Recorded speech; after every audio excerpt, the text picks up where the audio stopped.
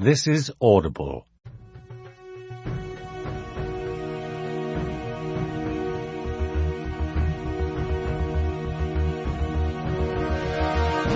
The History of the SAS by Chris Ryan. Read by Jamie Parker.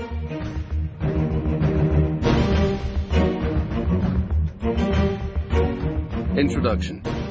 To dare is to win. 60 years ago, the modern SAS was fighting for its very survival.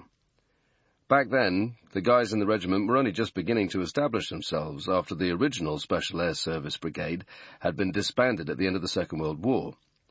Founded in 1941 by David Stirling, the men in L Detachment operated deep behind enemy lines in the desert of North Africa, attacking German airfields, carrying out port operations, and terrorizing Axis forces. They were phenomenally successful, destroying hundreds of aircraft on the ground. One legendary SAS soldier, Paddy Mayne, accounted for more planes than any single RAF fighter pilot. Stirling was captured in early 1943 and spent the rest of the war in prison. But under Mayne, the unit, now reduced in size and renamed the Special Raiding Squadron, saw action in Europe, taking part in the Allied landings in Italy. In 1944, they were dropping into France and linking up with various elements of the French resistance, gathering intelligence, harassing German forces, and disrupting lines of communication.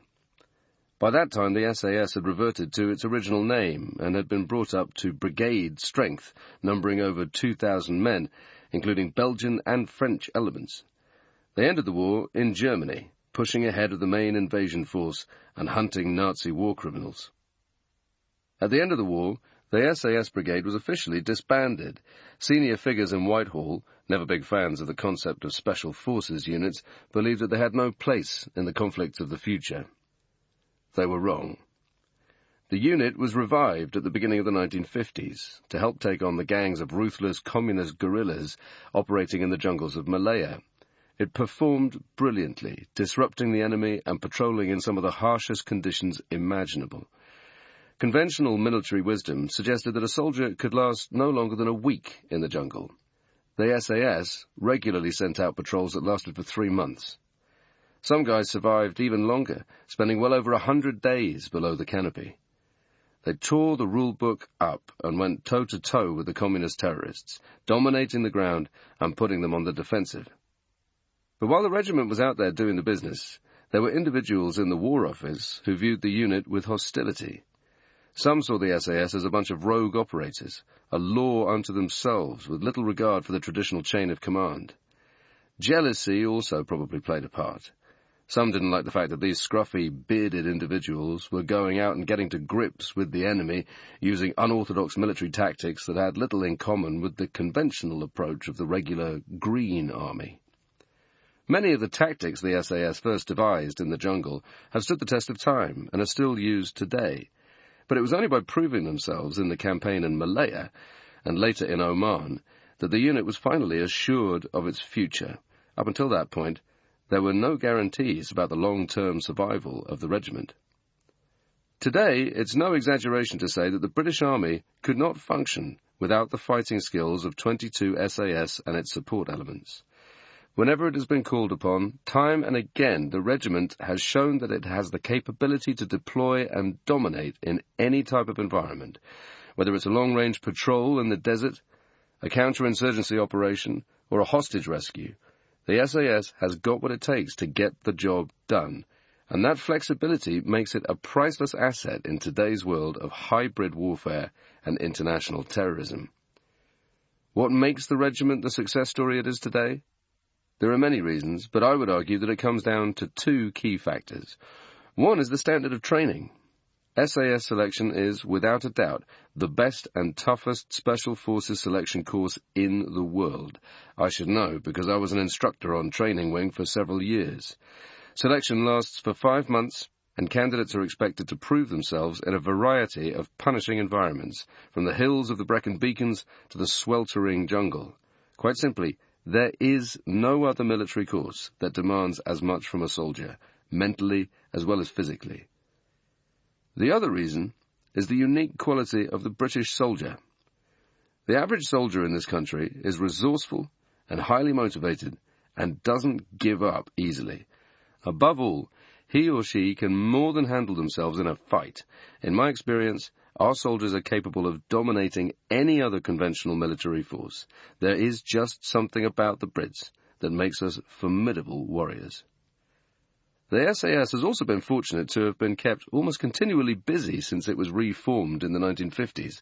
In late 1958, towards the end of the Malaya campaign, one of the squadrons went straight out to the Middle East to help put down a revolt against the Sultan of Oman. Some of the guys involved had little or no previous experience of fighting in the desert, and they had to learn everything from scratch: navigation skills, patrolling, and desert warfare. In January 1959, the second remaining Sabre squadron arrived in Oman, and the soldiers stormed the rebels' mountain stronghold, the Jebel Akhtar, a position that no military force had conquered since the Persians back in the 10th century. After a rare period of quiet, the guys were back in the jungle a few years later, operating in Borneo during the confrontation with Indonesia in the early 1960s. During this time, the SAS's resources were stretched to the limit, with the unit also taking part in a campaign in Aden. In one disastrous mission in the Radfan Mountains in 1964, 2 soldiers were killed after their patrol was compromised. The severed heads of the 2 dead men were later displayed on posts in a Yemeni town, a grisly reminder of what can happen when an operation goes badly wrong. The SAS also practiced counterinsurgency warfare in an urban environment for the first time in Aden, going out undercover on the streets to look for targets. In 1970, the guys were back in Oman, helping to combat a communist-backed insurgency against the Sultan. On 19th of July 1972, the regiment fought one of its most heroic engagements when a 9-man team, backed up by a force of Omani gendarmerie and Askari tribesmen, found itself under attack from a force of more than 200 determined rebels. Despite the overwhelming odds, the soldiers managed to hold off the enemy until airstrikes and reinforcements could come in and drive the rebels back. Victory came at a cost. 2 brave SAS men, Talayasi Labalaba and Tommy Tobin, lost their lives. In 1976, a few months after the final defeat of the Omani rebels, the guys were sent into a European theatre for the first time since 1945, when they deployed to Northern Ireland. They had to adapt yet again, learning a set of new tactics and operating within strict rules of engagement in their war against the terrorists of the Provisional IRA. In 1980, they stormed the Iranian Embassy at the end of a 6-day siege, a hostage rescue op that was, tactically, 1,000,000 miles away from anything they had done before. 2 years later, they went back to a more traditional type of warfare in the Falklands, using klepper canoes to run ashore and launch a nighttime raid on an enemy airfield. The regiment also suffered its largest single loss since the Second World War during the Falklands conflict, when a Sea King helicopter crashed into the ocean, killing 20 men. Despite this tragedy, the soldiers recovered to play an instrumental role in retaking the islands. In the late 1980s, during my time in the regiment, we were ordered to go to Colombia and train up the Jungla Commandos, the country's counter-narcotics unit, teaching them the skills they needed to take on Pablo Escobar and the Cali cartel. That was the big deal at that time. In 1991, we were off to the Middle East, targeting Scud missiles and military installations during the Gulf War. A lot has been written about what happened to our patrol, but what's less talked about is that the guys in A and D squadrons did an incredible amount of damage in the desert of western Iraq, directing airstrikes, blowing up communication towers, and ripping up convoys. Their actions took the Iraqis by surprise. They couldn't believe that British Special Forces teams were operating so far behind enemy lines. It got to the point where the High Command had to order the squadrons to go static because there was simply nothing left for them to destroy. A few years after we came back from Iraq, the Bosnian War kicked off, so some of the lads were sent out under the guise of UN inspectors, acting as the eyes and ears of the commanders. The regiment helped to map out the disputed territories, negotiating with all 3 warring sides and assessing the morale and strength of their respective forces. By the same token, they were ideally placed to carry out a forward observation role in the besieged Muslim enclaves, helping to bring in coalition aircraft to bomb various Serbian positions and providing cover so that vital UN food convoys could get through. In 2003, the regiment went back to the desert to take part in the Iraq War. The years after the invasion saw a revolution in counterinsurgency warfare, as the SAS took on a very different role from previous conflicts. Working in small strike teams as part of a joint US-UK task force, the guys were getting briefed on targets, going out to lift them, gathering intelligence, and sometimes doing multiple raids in a single evening.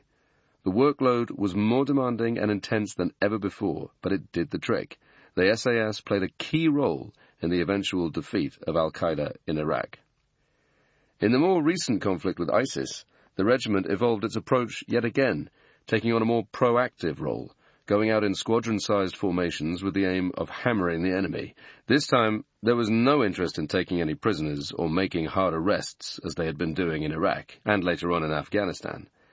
Now they were just going in hard and blasting targets, wiping out the insurgents. Some of the missions the regiment has pulled off in Iraq, Syria, and elsewhere are gobsmacking. If the general public knew even half of what the soldiers have achieved, they would be deeply impressed. This ability to constantly reinvent themselves is what it's all about for the lads in the SAS, adapting to whatever environment they're fighting in, changing their tactics, experimenting with new techniques and skill sets, doing whatever it takes to destroy the enemy. Today, the unit is in demand more than ever. In the fight against ISIS, they have been going out on constant rotations in Iraq, Afghanistan, and Syria, with barely time to catch their breath between operations. With their typical black humour, the guys refer to it as the circle of death. Even as the nature of war changes, there will always be a role for the SAS, because no one else can do what they do. Other SF units might have superior equipment or support, but their operators don't match up to the fighting capabilities of our lads. They have to go further and train harder than anyone else, and that makes them extremely resilient. After I came back from the Gulf War, I remember going over to Fort Bragg in North Carolina to brief the Americans on my escape. Arriving at the airport, I was greeted by a US Army Ranger, who was there to drive me to the base. As I climbed into his car, the Ranger turned to me, obviously having been briefed on the reason for my visit. "So, are you talking about your escape?" he asked. "Yeah," I said. The guy nodded. "How long were you on the run for, buddy?" 7, I replied. The Ranger said, "Oh, I did 17 with my patrol." I spun round in my seat and stared at the Ranger in disbelief. 17 days, I spluttered. The Ranger started shaking his head. "No, I meant 17 hours, he said. "Why, what the hell are you talking about?" So I told him what I'd done in Iraq. After I'd finished speaking, he looked at me and frowned. "I don't get it," he said. "Why didn't anyone come to pick you up when you were on the run?" "Because we didn't have any helicopters to spare at the time," I replied matter-of-factly. "How about yourself? Did you get picked up?" The Ranger nodded. It turned out that from the moment their patrol made contact with the Iraqis, and during their subsequent escape, the Ranger and his mates had 37 friendly aircraft circling in the air above. This guy could not get his head around the idea that we only had 3 Chinooks in the desert, and the head shed wouldn't send them for us immediately, so we had to make our own way back after our patrol was compromised. To him, it begged belief that we were effectively abandoned. But that's the situation. If there are no assets, then there are no assets. That's it. That's how the guys in the regiment work. Some Special Forces units become dangerously kit-reliant, which is fine when you have access to the best kit, until you don't. Then you suddenly realize that you've forgotten how to soldier. Whereas the guys in the SAS would simply shrug and go, "Okay, the situation isn't great, but we'll just get on with it." That's the attitude of the lads in a nutshell. They're very resourceful, driven, and excellent at solving problems. Ever since their first deployment in the Malayan emergency, the SAS has been reinventing the wheel in terms of military tactics. They're still doing it to this day, pushing the envelope whenever they're confronted by a dangerous new enemy, doing the unexpected. At the heart of the SAS are the soldiers themselves, the blades. More so than anyone, they are what make the unit what it is today. History is made of generals' accounts and war memoirs written by senior officers, but the unique nature of the regiment demands a different approach. For that reason, this history focuses on SAS operations from the ground up. The careers of various COs and the administrative life of the regiment have been told in other excellent military histories. The aim of this book is to tell the reader how it felt to be a soldier in the SAS, fighting in often testing circumstances against some of the most feared enemies in the world. Although the wartime SAS and the modern regiment share a common name and heritage, they are distinct entities. The originals primarily operated as raiders and shock troops in conventional theatres of war involving massive armed forces, the North African desert, the beaches of Italy, Nazi-occupied France. Whereas 22 SAS has developed into a much more diverse unit, often operating in places where it has been politically inconvenient to deploy regular forces. In terms of personnel and tactical principles, they have a shared DNA, but today's SAS works to a much broader remit than its wartime predecessor. Whether it's training up foreign militias, running OPs on terrorist camps, or snatching targets in the middle of the night in Baghdad, the guys have transformed their tactics to keep pace with their enemies. Today, the SAS is running very different operations from the type of raiding actions pioneered in the Second World War. As we have seen, this evolution can be traced right back to its origins in the jungle, when the unit was revived to deal with the threat of communist terrorists in Malaya. That is where the modern story of the regiment begins, and for that reason I have chosen to focus on the current SAS in this book. The history of the wartime unit is another story, one told brilliantly in many other popular titles. The story of 22 SAS is a great British success story. From its humble beginnings, the regiment is now a highly professional, well-oiled machine, one that the British Army simply cannot do without. It has survived, above all, because of the soldiers who have served and died in its ranks, fighting in the furthest flung corners of the world in the face of seemingly impossible odds. This is their story. Chapter 1. The Malayan Emergency. Malaya, 1950 to 59. The birthplace of the modern SAS was the Malayan jungle. For 9 years, the men of the reconstituted unit learned how to fight a new type of war, radically different from previous conflicts. Operating in deep jungle, they went out in small patrols for months at a time, hunting down bands of elusive communist guerrillas. Many of the regiment's current tactics can be traced back to those early days in Malaya, when a cadre of hard, committed men rewrote the rulebook on how to soldier. They formed the bedrock of the SAS as an elite fighting unit. The history of the Malaya campaign dates back to the Second World War, when Singapore and Malaya fell to the Japanese. In response, Britain sent over commandos and supplied equipment and weapons to the various guerrilla movements to fight against the occupiers. Among the most effective of these groups was the Malayan People's Anti-Japanese Army, MPAJA, the de facto military wing of the Malayan Communist Party. The MPAJA drew most of its support from the ethnic Chinese minority, which made up almost 40% of the population. 500,000 of them lived in shanty towns on the fringes of the jungle, providing the guerrillas with food, recruits, and intelligence, allowing them to wage a series of deadly offensives. With the defeat of the Japanese in 1945, the Communists were feted as heroes, but it wasn't long before trouble started brewing. At the end of the war, the Malayan economy was in tatters. Unemployment was high, there was crippling inflation, and food was increasingly scarce. After Mao's revolution in China, the Communists sensed an opportunity to exploit this discontent, wresting control of Malaya and its lucrative tin and rubber exports. The Malayan National Liberation Army, MNLA, the successor to the wartime communist guerrilla force, returned to the jungle and unearthed the thousands of weapons they had greased and cached at the end of the war. Supported by thousands of Chinese non-combatants, known as the Min Yun, in April 1948 they began a murderous offensive, burning villages to the ground, attacking police stations, and carrying out gruesome public executions. Communist gangs emerged from the forest and captured supervisors and foremen working at the plantations, shooting them dead in front of the rest of the terrified workforce before fleeing back into the forest. Such brutal tactics were designed to intimidate the local population, letting them know what would happen to anyone who dared to work with the Brits. The crisis came to a head on the morning of 16th of June 1948, when a gang of communist terrorists, CETs, raided a rubber plantation near Sungai Siput and killed the British manager A.E. Walker. Later that same morning, the manager of another nearby plantation and his assistant were tied up and executed by a gang of up to a dozen Chinese guerrillas. The murders of the 3 Europeans shocked the authorities. Up to that point, the guerrillas had restricted their attacks to local non-communists.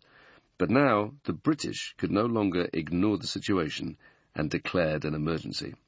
Whitehall officials deliberately avoided calling it a war for insurance purposes. The underwriters in London, who covered the country's tin and rubber manufacturers, would not have been liable for any losses that occurred as a result of war. To get around this problem, the government always referred to the conflict as the Malayan Emergency. But it was a war all the same. Early attempts to tackle the CETs were largely unsuccessful. About 80% of the Malay Peninsula is dense primary jungle, giving the enemy the ideal place to base itself and launch attacks. From the safety of their camps, the communists carried out ambushes on roadsides, railway lines and plantations, retreating back under the canopy before the Malay police or infantry could close with them. Led by Chin Peng, a communist fighter who had fought alongside the British during the war, the CET gangs terrorized the domestic population, murdering hundreds of civilians, police and soldiers. In 1950, more than 1,000 civilians were killed or injured during this campaign of terror. By now, it was abundantly clear that the security situation was rapidly deteriorating. Clearly, something needed to be done to restore order. In response, the military chiefs came up with a plan to seize the initiative from the CETs and put them on the back foot. Brigadier Mad Mike Calvert, a former CO of the wartime SAS brigade who had fought with the Chindits in Burma, was instructed to make a report on the situation. He spent 6 months travelling around Malaya and made a number of recommendations on how to deal with the insurgency. His findings became the basis of a plan to defeat the communists by cutting them off from their food supply. The CETs relied heavily on the hundreds of thousands of Chinese squatters living on the jungle edge for their supplies. By resettling these villages, the authorities could deprive the guerrillas of their support network, denying them much-needed food, recruits, and intelligence, and driving them deeper into the jungle. This program of food denial and resettlement became known as the Briggs Plan, after the Director of Operations, Lieutenant General Sir Harold Briggs. The second phase of the plan involved hunting down the enemy and forcing them out into the open, where the security forces could close with them.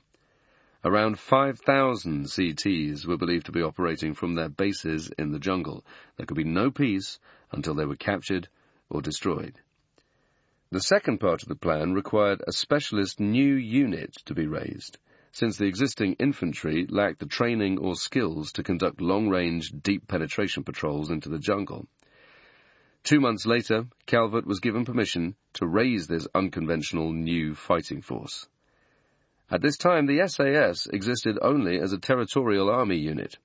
The SAS brigade had been disbanded at the end of the Second World War, stabbed in the back by cost-cutting Whitehall officials who were sceptical of its function as a peacetime unit and saw no role for special forces in the emerging conflict with the Soviet Union. By October 1945, the Belgian and French regiments had returned to their national militaries, and the brigade had been fully dissolved. That might well have been that. But fortunately, several far-sighted officers came to the forefront in the years immediately after the war. Among them were Calvert and Brian Franks, the former CO of 2 SAS. Perhaps inspired by the principles and heroics of the originals, such as David Stirling and Paddy Mayne, they fought to keep the idea of the SAS alive in one form or another. When the opportunity arose to form a specialist unit for the Malaya campaign, Calvert was determined to give it a name that forged a link between the new force and the exploits of the wartime brigade. It was against this background that the Malayan Scouts, SAS, was established in 1950, the unit that would later become 22 SAS. Calvert scoured the Far East for potential recruits. 100 volunteers initially came forward to bring the new force up to strength, drawn from other Green Army units. Some of these men were hardened veterans of the Burma campaign. Others had been part of the clandestine Special Operations Executive, SOE, during the Second World War. From these recruits, A Squadron was formed, along with an HQ element. There was no selection process for the first intake of SAS soldiers. Leaflets were sent out to every unit in the British Army asking for recruits.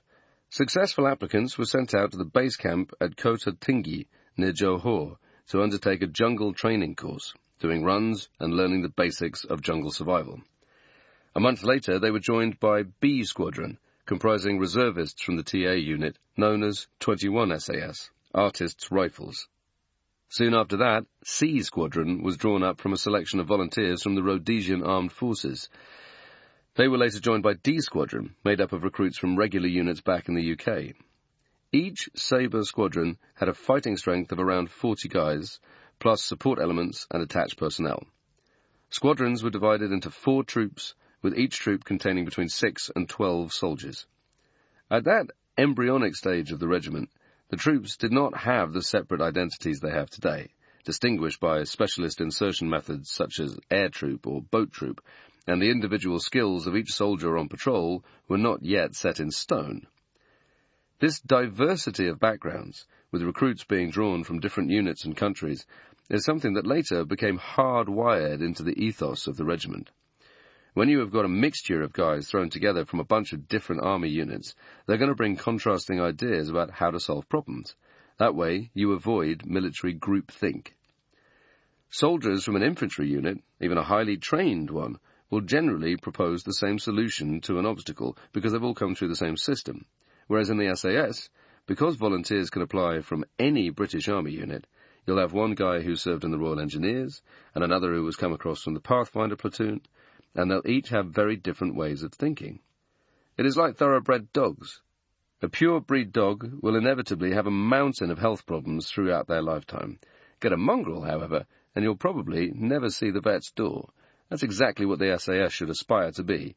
Mongrel squadrons, a mixture of guys from across the board who have come through differing systems and have contrasting mentalities. Some of the early pioneers in A Squadron gained a reputation as troublemakers, fighting and drinking heavily and lacking in professional discipline. There were lurid stories of guys coming out of the jungle and raising hell, going out and getting wrecked in the bars of Kuala Lumpur. It's undoubtedly true that there were a few wild characters in the first intake. The recruits didn't have to pass any rigorous selection process, and some of the officers in the regular army may have seen the formation of the Malayan Scouts as an opportunity to get rid of any bad apples in their own ranks. But in Calvert's defence, he was a man in a hurry, having to raise an elite force from scratch, much like David Stirling had done in the North African desert. There was no time to assess properly each and every volunteer. There were no stories of any problems with the men while they were out on operations. The trouble seems to have only begun when they emerged from the jungle at the end of a 3-month tour, having worked up a serious thirst. After several weeks in almost total isolation, living in a highly stressful environment, some of the soldiers couldn't resist the temptations of the outside world and allowed themselves to get carried away. The rest of the squadron ended up getting a bad rap as a result. Either way, the misfits didn't last long in Malaya. Those men who couldn't handle the demands and stress of long-range jungle operations were soon weeded out of A Squadron. The remainder proved to be highly skilled operators, and many went on to enjoy stellar careers with the regiment. The initial intake had to teach themselves everything. Before they went out, the soldiers undertook a brief training program at their base camp at Kota Tinggi. Soldiers were taught the principles of moving through the forest without alerting the enemy, moving stealthily and noiselessly. The men practiced these skills when they hunted one another in the jungle, armed with air rifles. At other times, Calvert had them train using live rounds and hand grenades. They also learned how to set booby traps and how to track the enemy through the jungle by reading signs. Other than that, they would have to learn on the job, literally making it up as they went along. The first patrols were undertaken in August 1950. Few contacts were made during those early operations. but they were vital in terms of getting to grips with the jungle itself. We have a saying in the regiment, if you can soldier in the jungle, you can soldier anywhere in the world. There's a common misconception that learning to operate in the jungle is all about tactics. That is wrong. Living in the jungle is very physically and mentally demanding. Anyone who survives in it must be made of strong stuff. There are 3 kinds of jungle: primary, secondary, and bamboo. Malaya has all 3 types. Primary means any area of forest that hasn't been logged or otherwise disturbed by humans. In primary jungle, the canopy can be anything up to 200 or 300 feet high, and the ground beneath it is relatively clear. It's airy and pleasant, and in places it can almost feel as though you're walking through an English forest. Secondary, or dirty jungle, is where the primary has been cut down at some point and the undergrowth has been opened up to the sunlight, allowing it to flourish. It can be very dark and damp in there, and it's much harder to move through secondary jungle because of the heavily tangled undergrowth. You also get a lot of bugs, ticks, and mosquitoes, especially near to the riverbeds. Bamboo jungle is the worst kind. It's awful stuff, solid as a wall and almost impossible to move through because of the way it grows in massive clumps. I once spent a day on a training patrol in Malaysia navigating through a patch of bamboo. We tried to push our way through, but it kept getting thicker and thicker. It ended up with each of us having to take off our Bergen rucksack, passing it to the next guy in line before picking our way through the growth. The next guy in line would slide the first man's Bergen through ahead of him and then follow the same route. Over the course of that day, we ended up covering about 200 meters. It's a nightmare. Whatever kind of jungle a soldier finds himself in, everything quickly begins falling to pieces. Your kit, your clothes, your belt, your boots. It's as if the jungle wants to fight you. Every living thing seemingly wants to bite you, attach itself to you, or bury itself in you. But there's no point in fighting back. You have to accept the jungle for what it is and deal with it. That's the only way to survive. The early SAS patrols faced a bewildering number of challenges. The average temperature in present-day Malaysia is in excess of 82 degrees Fahrenheit, or 28 degrees Celsius. Under the trees, it can feel hotter than that, because of the humidity and the lack of a breeze on the jungle floor. It is extremely difficult to move in that kind of heat. The guys were sweating constantly, even at night when lying down in their hammocks, and if they weren't careful, they could come down with heat exhaustion. Much of the terrain is broken and hilly, so they were either going uphill or downhill, or ploughing through swamps. The men lost a tremendous amount of weight on patrol. It rains nearly all the time, especially during the wet season, so they had to get used to the fact that they were living in soaking wet clothes and moving on slippery ground covered in leaf mold. After a while, some of the guys developed sores from the straps on their heavy rucksacks, which could get infected unless properly treated. Many others came down with fevers or diseases. Apart from the radio carried by the signaller, they were isolated from the outside world, far from the comforts of civilization. And then, of course, there's the vegetation. Wait-a-while creepers are a constant menace in the jungle. These are covered in sharp barbs that snag on your skin or clothes as you're passing through. When some soldiers get caught on a wait-a-while, they'll thrash about wildly, but that will only cause the thorns to snap off, giving you an infection. The trick is to be slow and deliberate, carefully unhooking the thorns before working your way around the obstacle. Even worse is the bastard tree, so called because of the vicious 6-inch spikes protruding from the bark. One of the first rules of the jungle is that if you're on patrol and you slip, you never reach out to grab anything. The reason for this is that you're likely to impale yourself on a bastard tree. I learned this the hard way during SAS selection. I was getting ready to jump over a gully, so I reached out and planted my hand against a nearby tree to support myself. An agonizing pain instantly flared up in my hand, and when I looked across, I saw a long spike jutting out of my palm. It had gone right through. I was able to plough on, but the wound later turned septic.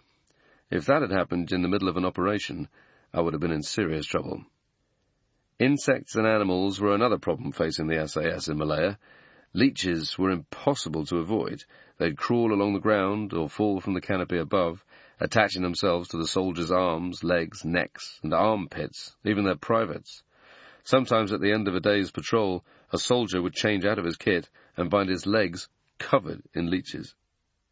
Some of the guys burned them with cigarettes or flicked them off.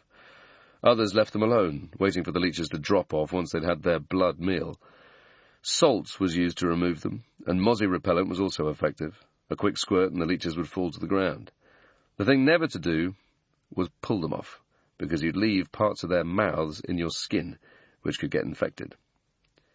Much more painful were the tiger leeches, also known as the painted leech. They caused a sharp, stinging sensation when they bit into your skin. You'd soon know about it when a tiger leech attached itself to you. There were other nasties to look out for in Malaya. Scorpions would find ways of crawling inside unattended rucksacks or soldiers' boots at night, even finding their way up shirt sleeves. The guys quickly learned to watch where they put their hands and took extra care to secure their kit at the end of each day. They also had to look out for bamboo snakes, a venomous pit viper native to the region. Mosquitoes were everywhere in Malaya, along with sand flies. The latter are nasty little creatures that suck your blood, leaving itchy red bumps on the skin. The only way to stop sand flies from biting you is to lather yourself in mozzie repellent. In later jungle campaigns, the men learned to keep their OG shirts, or olive greens, buttoned up to the neck, and they rolled their sleeves down, in spite of the stifling heat and humidity. When your sleeves are rolled up to your elbows, all you're doing is exposing more skin for the hordes of bugs and ticks to feast on. Malaria was a constant threat to the soldiers. So was leptospirosis. Lepto is transmitted through rat urine, although monkeys and dogs can also spread it. You can catch it by drinking water that has been contaminated with rat urine, or through contact with an exposed wound. A person suffering from severe leptospirosis will quickly come down with a high fever, muscle pains, and crippling headaches, and will start urinating blood. In the worst cases, it can lead to kidney failure, lung disease, and even death. Any soldier coming down with lepto needs urgent medical treatment. In the tribal villages, there was also the risk of contracting scrub typhus, also known as bush typhus. This is commonly found near areas of human waste, such as the communal toilets used by the villagers. These places attract bugs carrying all sorts of nasty diseases. If you get bitten, you'll come down with a fever, aches, and rashes.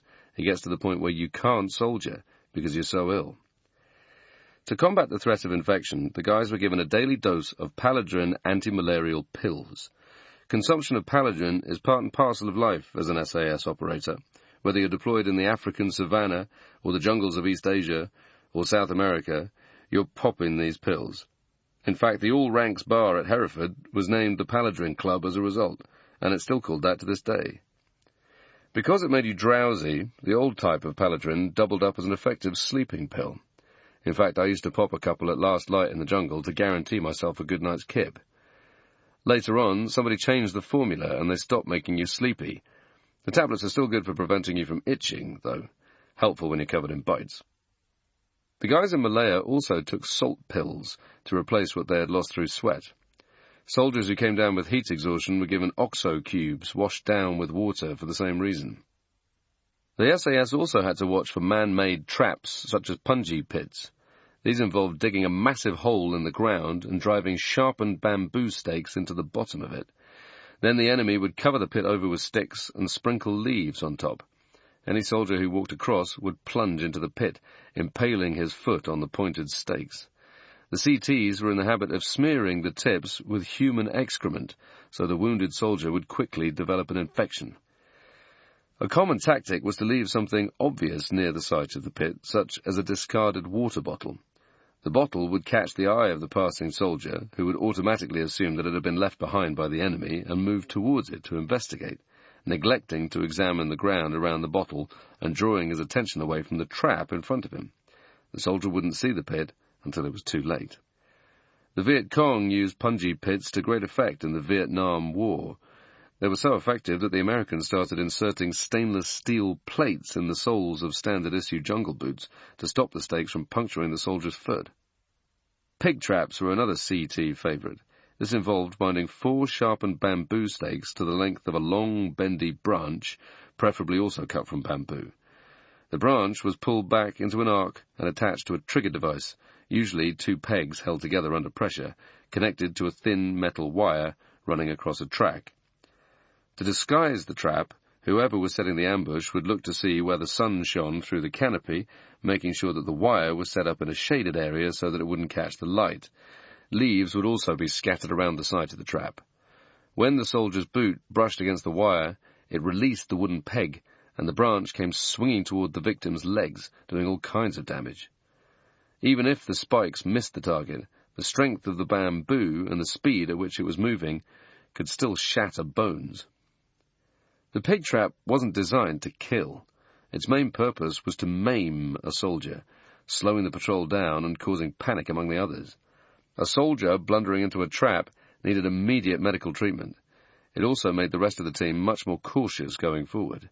If the CTs were really cunning, they would set more traps to the left and right of the first one, knowing that the soldier's first instinct would be to abandon their current route and head on a new bearing instead.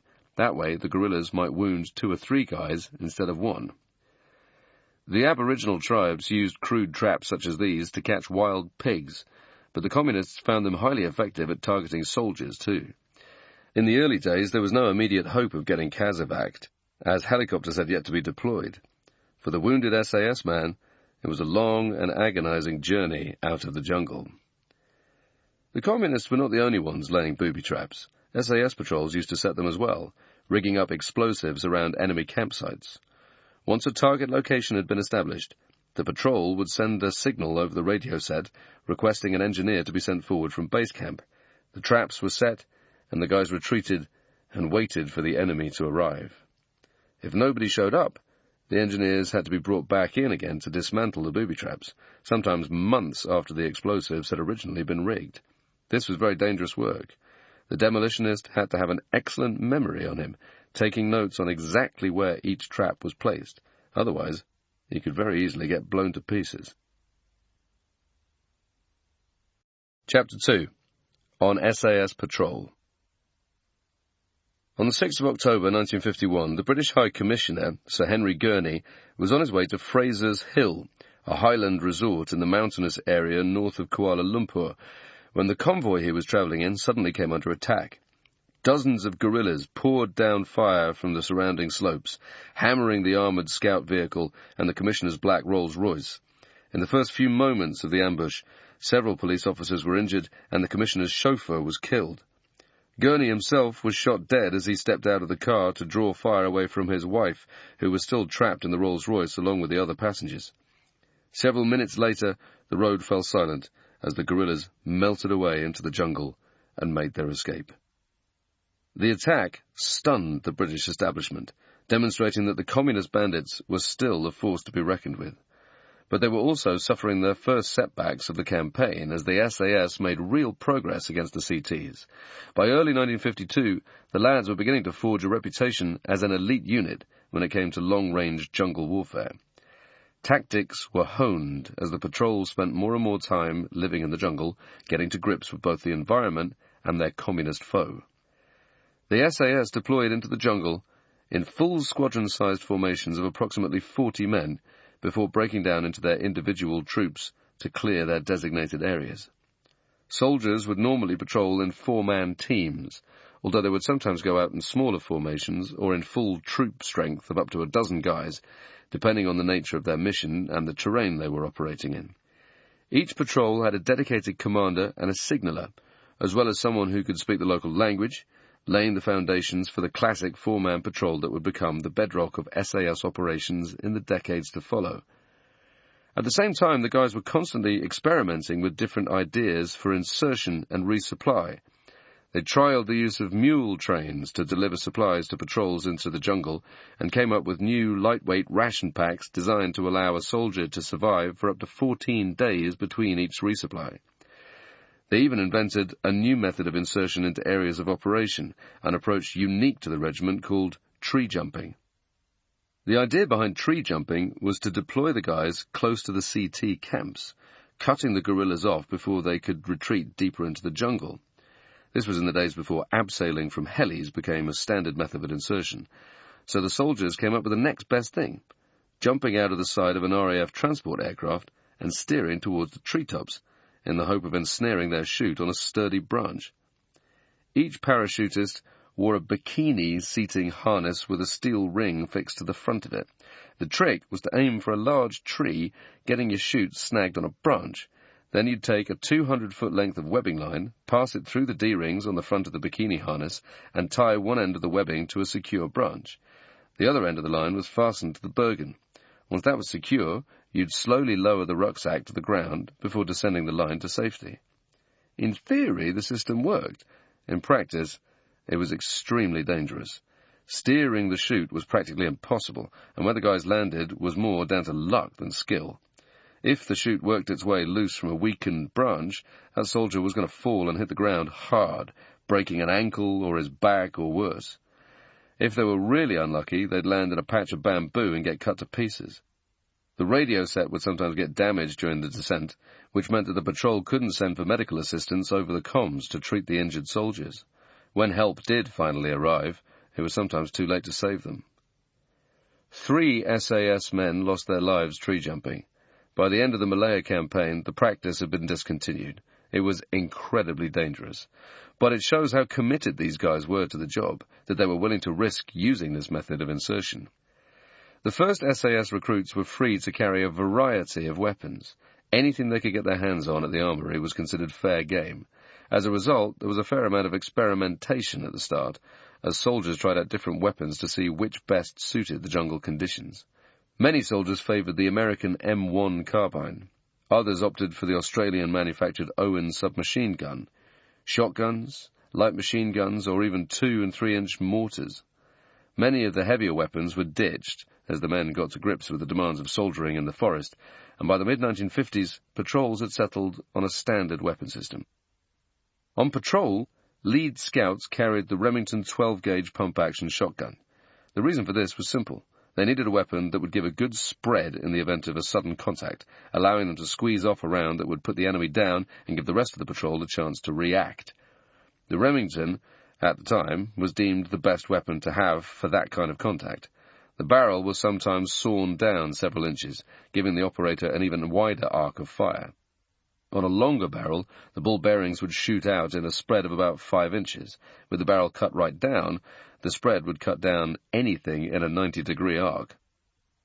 After a few years, the Remington was put to one side, and the scouts migrated to the SLR, self-loading rifle, the UK version of the FN-FAL battle rifle.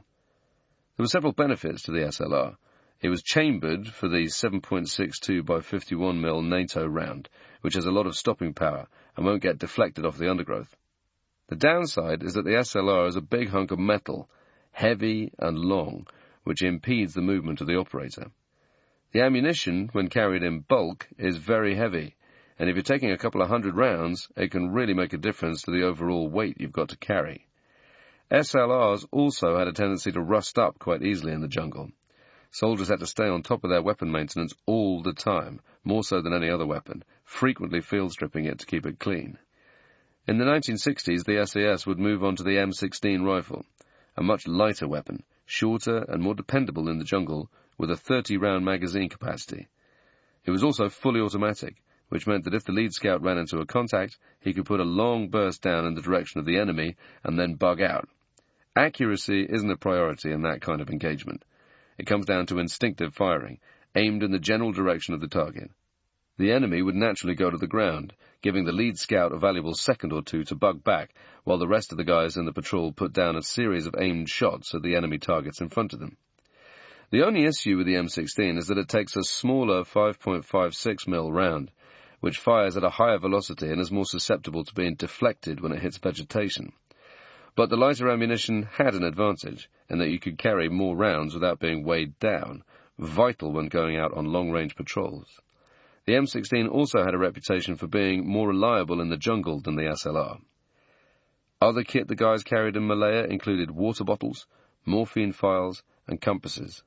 Their ration packs were designed to last 2 weeks and consisted of hard-tack biscuits, corned beef, rice and soup, as well as tea, condensed milk, OXO cubes, chocolate, matches, and hexamine blocks, solid fuel tablets used to cook food.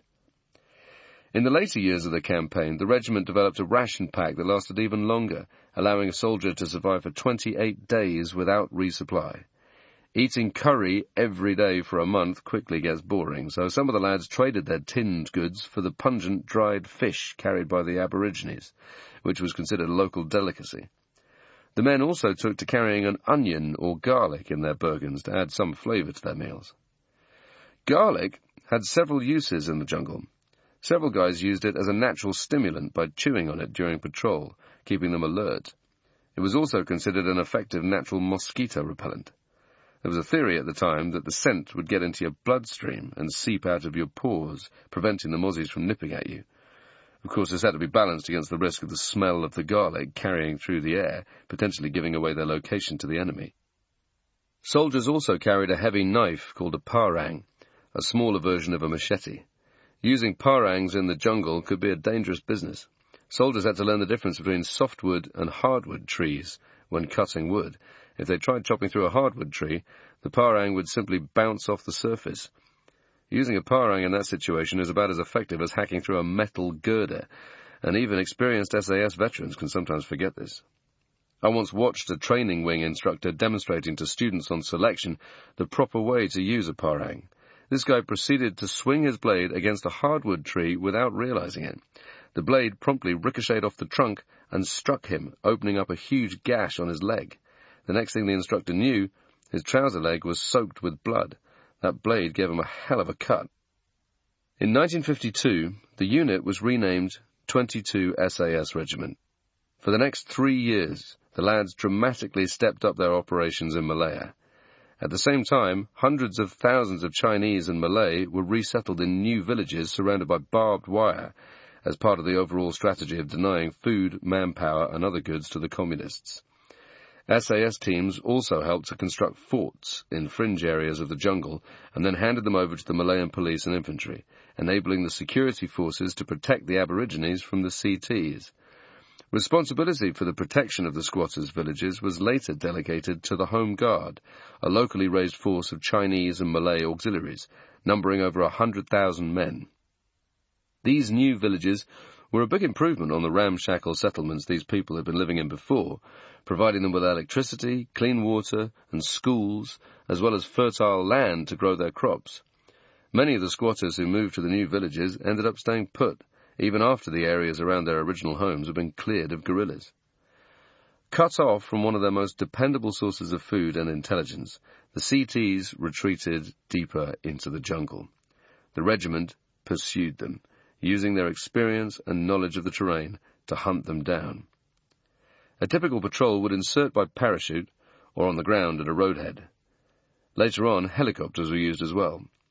Teams also inserted by train. The soldiers would ride open-top wagons from Kuala Lumpur station to the countryside, then debus from the train at a certain point on the tracks and slip stealthily into the tree line, waiting until dawn before moving on. The regiment was tasked with patrolling areas of black jungle. These were sections of the forest that had not yet been cleared by the security forces.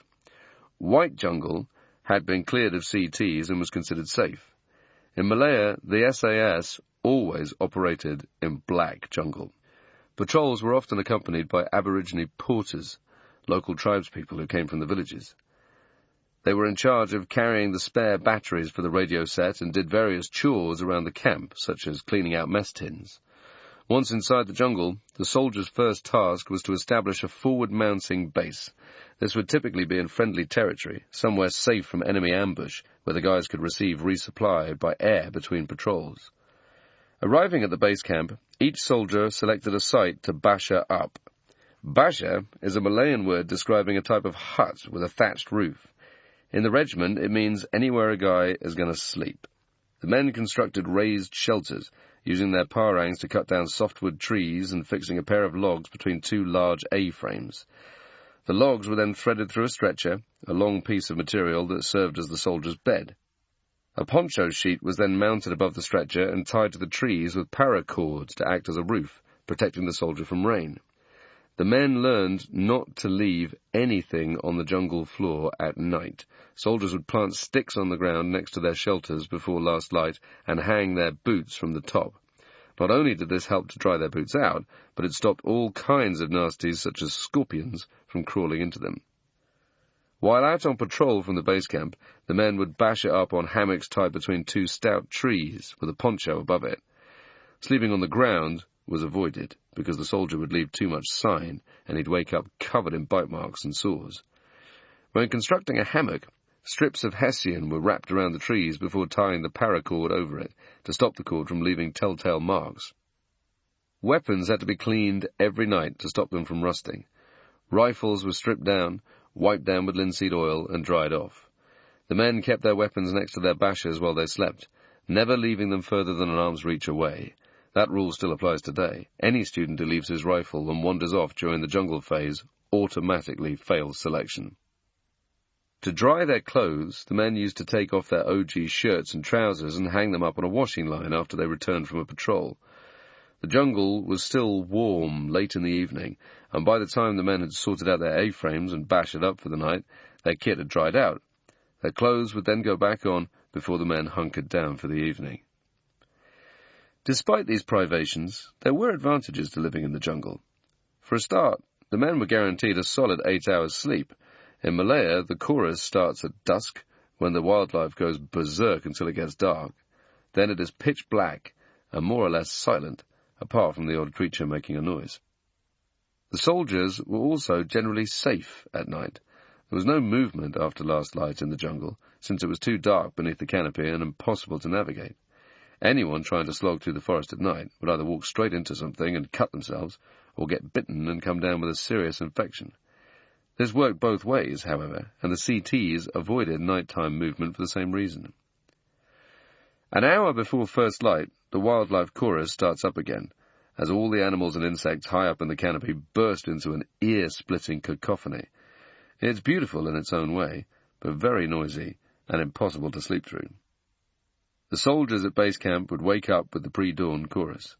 Each man did his stand to before first light, getting up in total darkness, putting his kit on, and waiting for daybreak with his Bergen packed and his rifle ready at his side.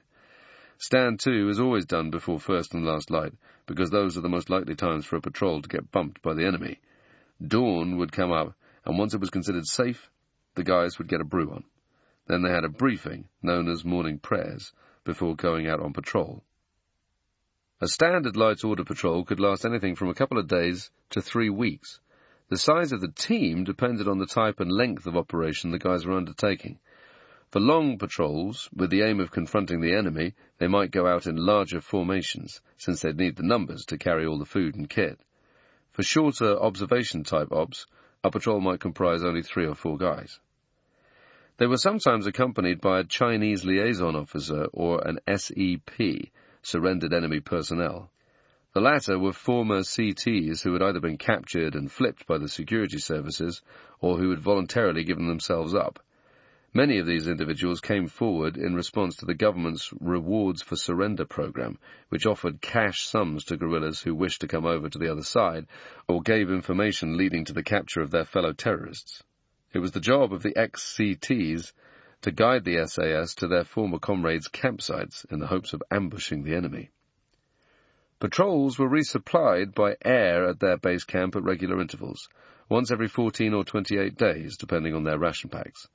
Setting up a DZ, drop zone, involved identifying a suitable location, usually on a ridge line, before cutting down the trees with their parangs.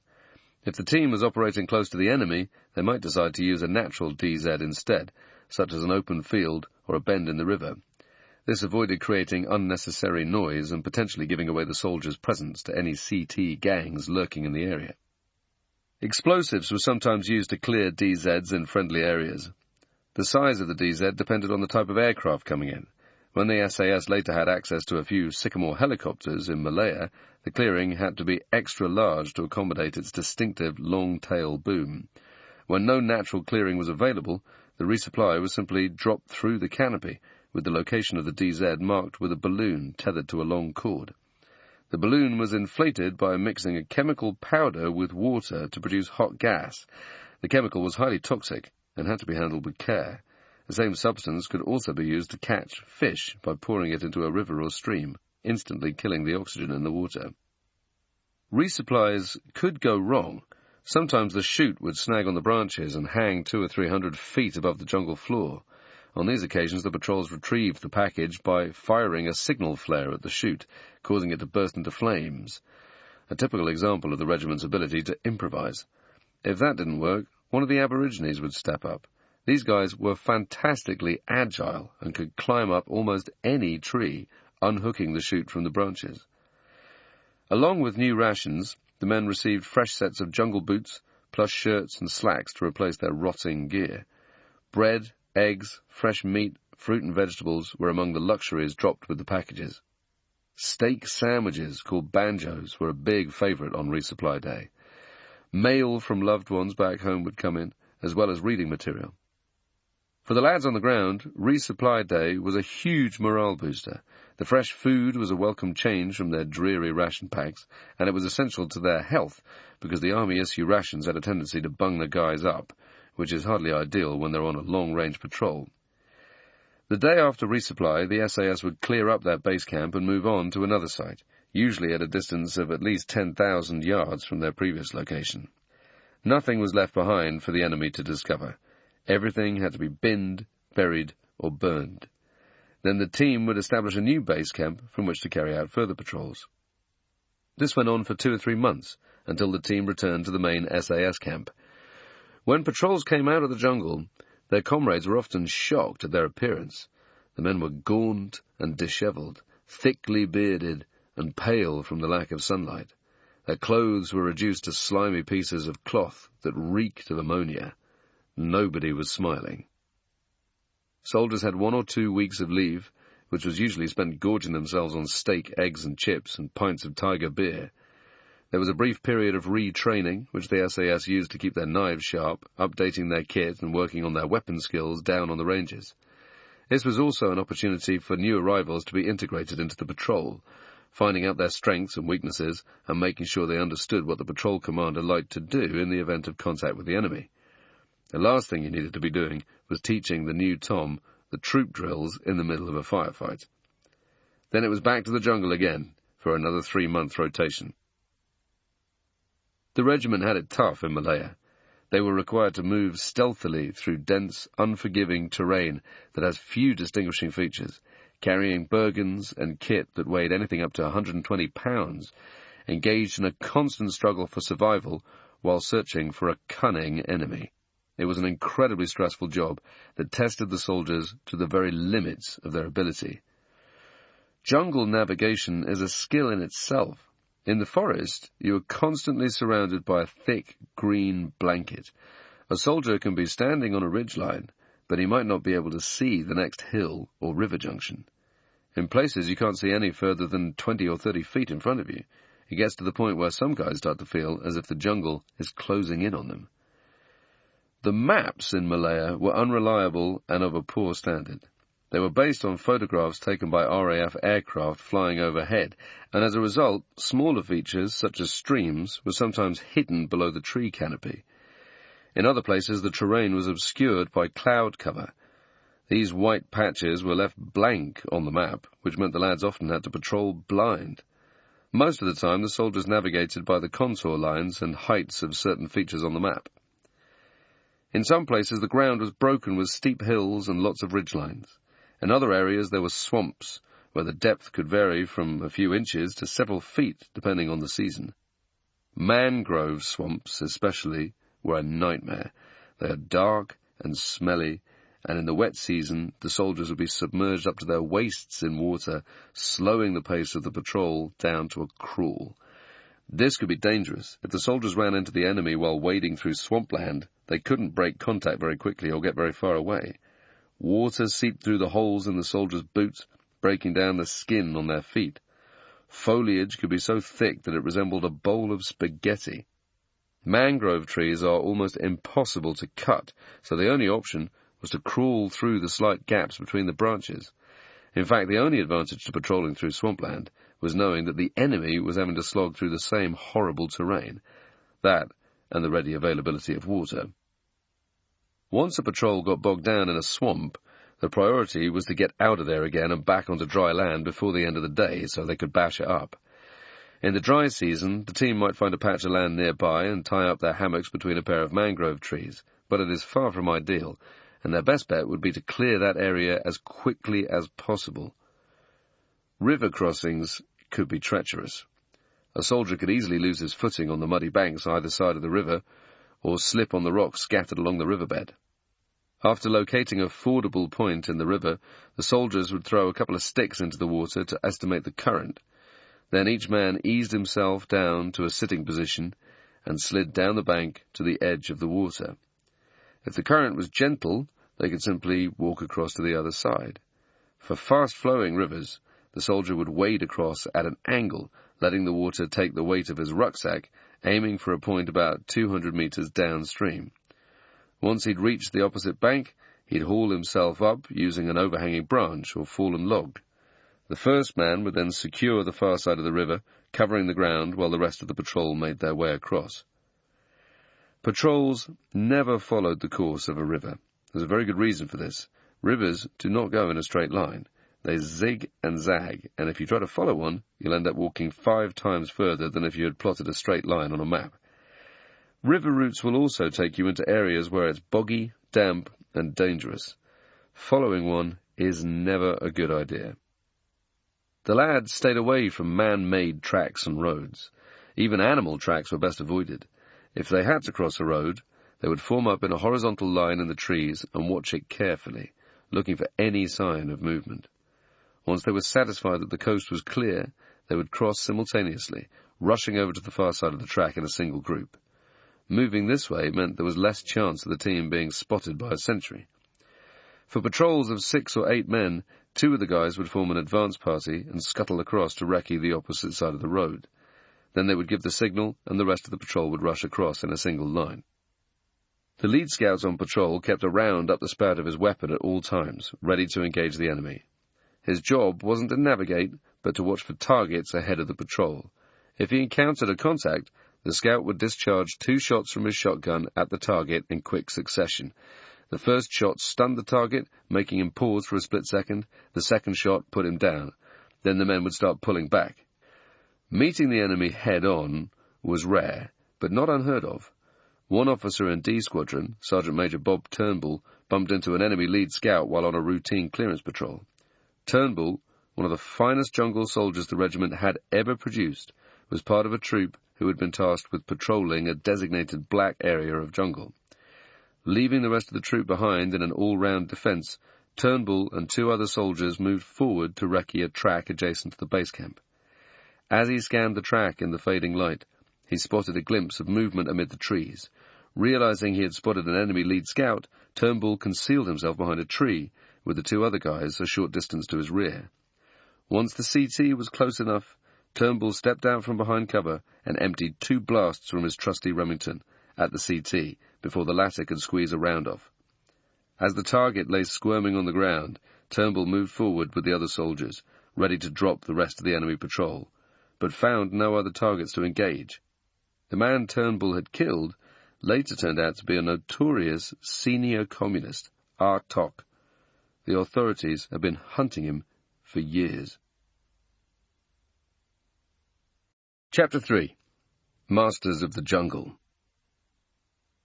On operations in Malaya, it was the job of the patrol commander and the rest of the team to direct the lead scout, watching for tracks and signs of CT presence.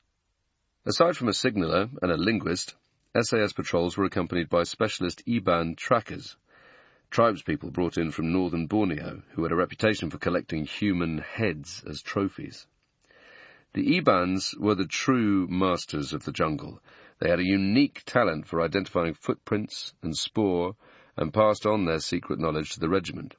From the Ibans, the SAS learned about vegetation, what to eat and what to avoid, how to distinguish different noises in the jungle, and what the various animals sounded like. They also taught the SAS how to look for signs. These could be anything from a cigarette butt to an overturned leaf. When, for example, someone walks through the jungle, their boots will inevitably disturb the undergrowth, flipping dead leaves over, crunching twigs and loose stones underfoot. The damp side of a leaf facing upward was a sure sign that someone had recently passed through that area. Likewise, the lighter side of the leaves on a bush or plant pointing upwards indicated that a stranger had brushed against it. Recent CT campsites could be identified by ground disturbance. A fire would leave marks on nearby trees, while scorch marks on the jungle floor were evidence of someone making a brew using a burner block. Toilet pits were another sign of habitation.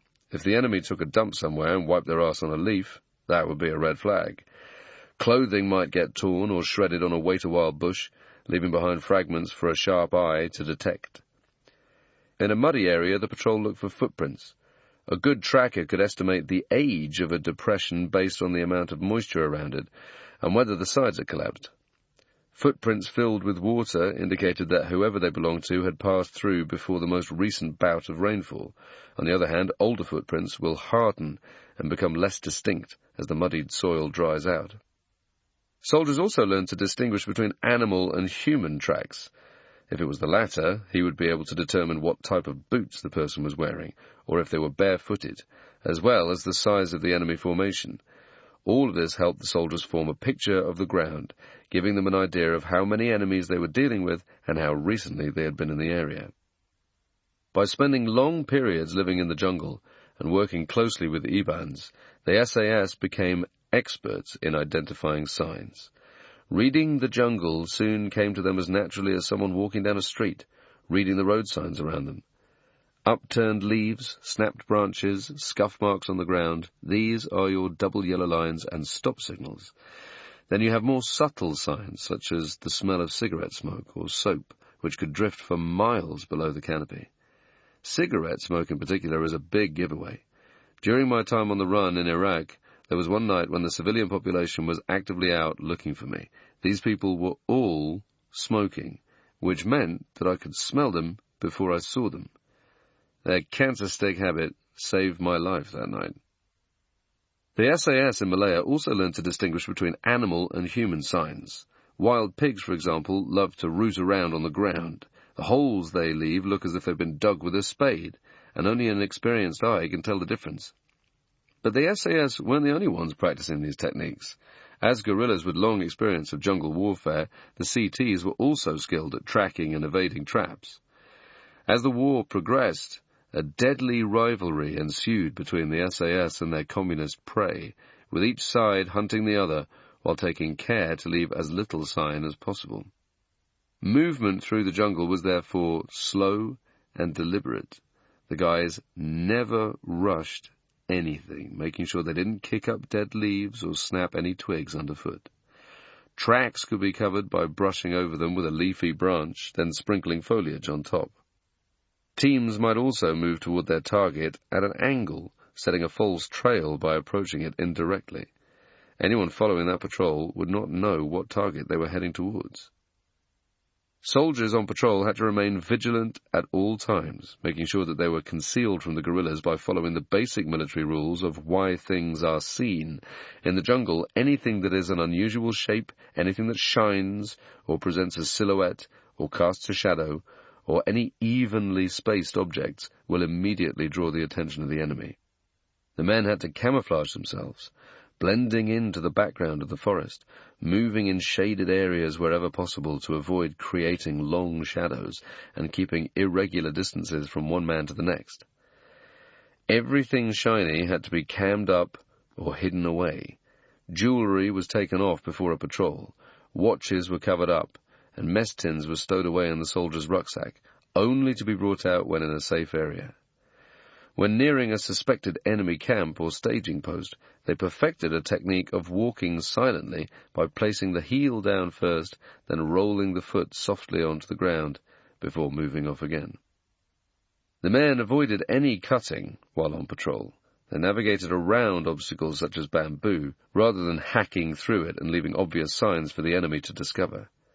If the soldiers thought that there was an enemy patrol in front of them, or if they encountered an open area they didn't want to cross, they would box the target by pulling back and moving on a new bearing at a 90-degree angle to the target area and then walking parallel to it for 200 meters. Once they had passed the target, they would box in again and resume their original bearing. The guys didn't shave or use soap. Washing was strictly limited to having a doby in a river or stream bed. A soldier with his wits about him would use this opportunity to give his clothes a good scrub as well. Sweat-stained clothing can get rough and starchy from the ammonia, chafing against the skin and causing painful sores. Use of toothpaste was forbidden. Teeth were cleaned by brushing them with a salt solution. Water was never taken from standing water because of the danger of contracting lepto. Instead, the men would locate a section of bamboo in a safe area, preferably close to the base camp, cut it, and drain the fluid trapped inside the stalk. This normally provided a soldier with enough water to fill his bottle. If there was no bamboo available, soldiers located a nearby river or stream, preferably one that was clear and fast-flowing. As long as there were no dead animals within 3 or 4 meters of the bank, it was probably safe. Fish in the river was another reliable indicator of clean water. Once he had located a source, the soldier filled up his millbank bag, a wartime canvas sack, designed by the British Army for use in the tropics. Water drips through the sack, which removes any debris. The water is then poured into the soldier's bottle. Once the bottle is full, the soldier can either boil the water for 5 to 10 minutes or put iodine or sterilization tabs in it and leave it for 30 minutes until it's safe to drink. The tabs give the liquid a horrid taste, but it kills anything nasty. The soldiers in Malaya could never rest. They were having to continually stay aware of their surroundings, making sure they didn't fumble about or disturb the ground. At night, they had to take meticulous care of their weapons and kit and their bashas, all while lugging a heavy burden around, wearing slimy clothing and covered in leeches and tick bites. It's a job that required total concentration, because the moment the guys switched off, they'd get walloped. Hunting down the CTs in Malaya required patience, skill, and discipline. Most of the time the regiment was looking for a handful of enemy guerrillas in an area of many hundreds of square miles. Targets were usually discovered by following tracks or footprints for days on end, by observing old enemy campsites for signs of activity, or through intelligence gleaned from captured CTs or friendly Aborigine tribes. The SAS would also target the dead letterboxes used by CT units to communicate with one another. Chinese couriers would stash messages and money near a river junction or inside the hollow of a tree. Patrols would then sit and watch the drop location, waiting for someone to come along and either collect or drop off a message.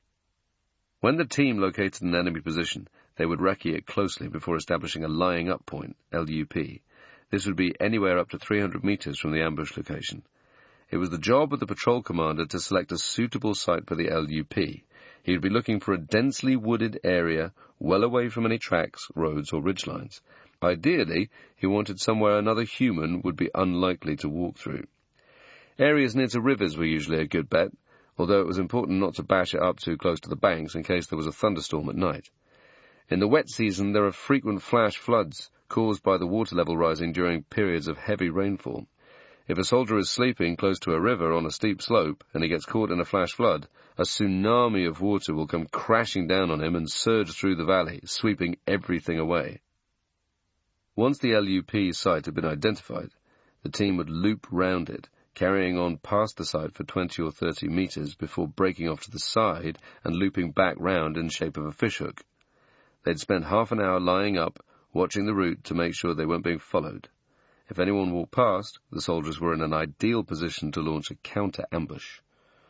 Once it was safe, the patrol went into the LUP and put up all-round defense to secure the area against possible ambush. The guys would set up according to points on a clock face, with the Bergens stashed in the middle. One man would position himself so that he was facing out to the 12 o'clock position, with the other members of the patrol looking out at their 3, 6, and 9 o'clock. This ensured that arcs of fire covered every approach to the LUP. The patrol commander and 1 or 2 others would then move forward to select the ambush site, before returning to brief the rest of the patrol.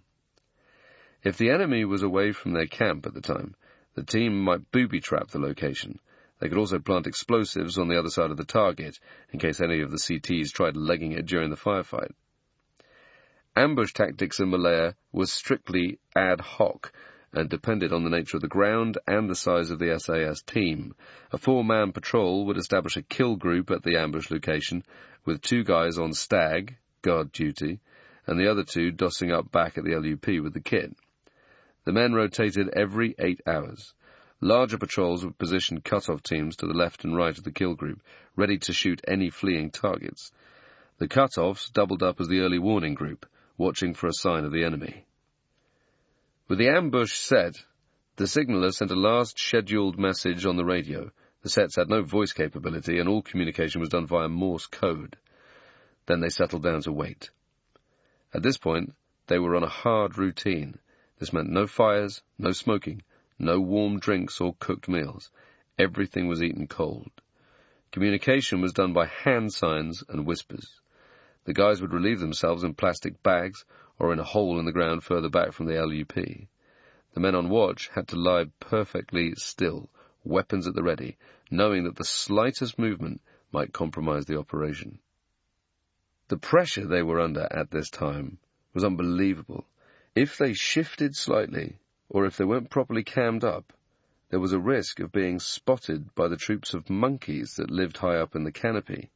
The larger monkeys tended to keep to themselves, but the smaller breeds would go wild if they caught sight of a human, screeching and chucking down sticks and clumps of their own excrement, blowing the op.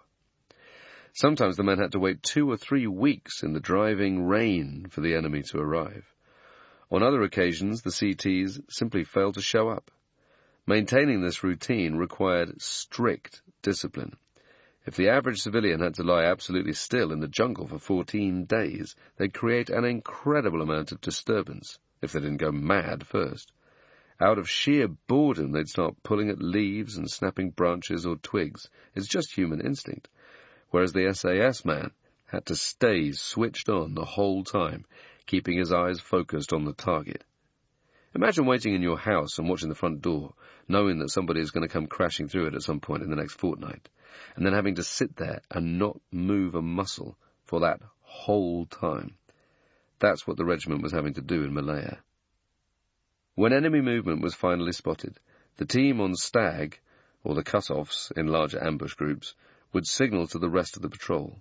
This was done either by crawling back to the LUP or by tugging on a length of string running between the guys in the main kill group, the men tasked with initiating the attack, and the smaller cut-off teams positioned to the left and right of the kill group in a linear ambush.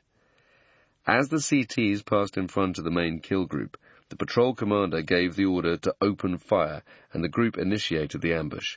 If explosives had previously been set, these were also detonated. As soon as it went noisy, the soldiers would start shouting at one another, pointing out targets in front of them, dropping anything that moved. Everything was over very quickly.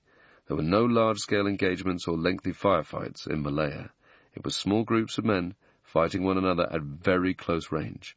From opening fire to the last round being loosed off was no more than 30 seconds, and often much less than that. Once the last targets were down, the patrol commander would wait a moment before shouting for his men to cease fire.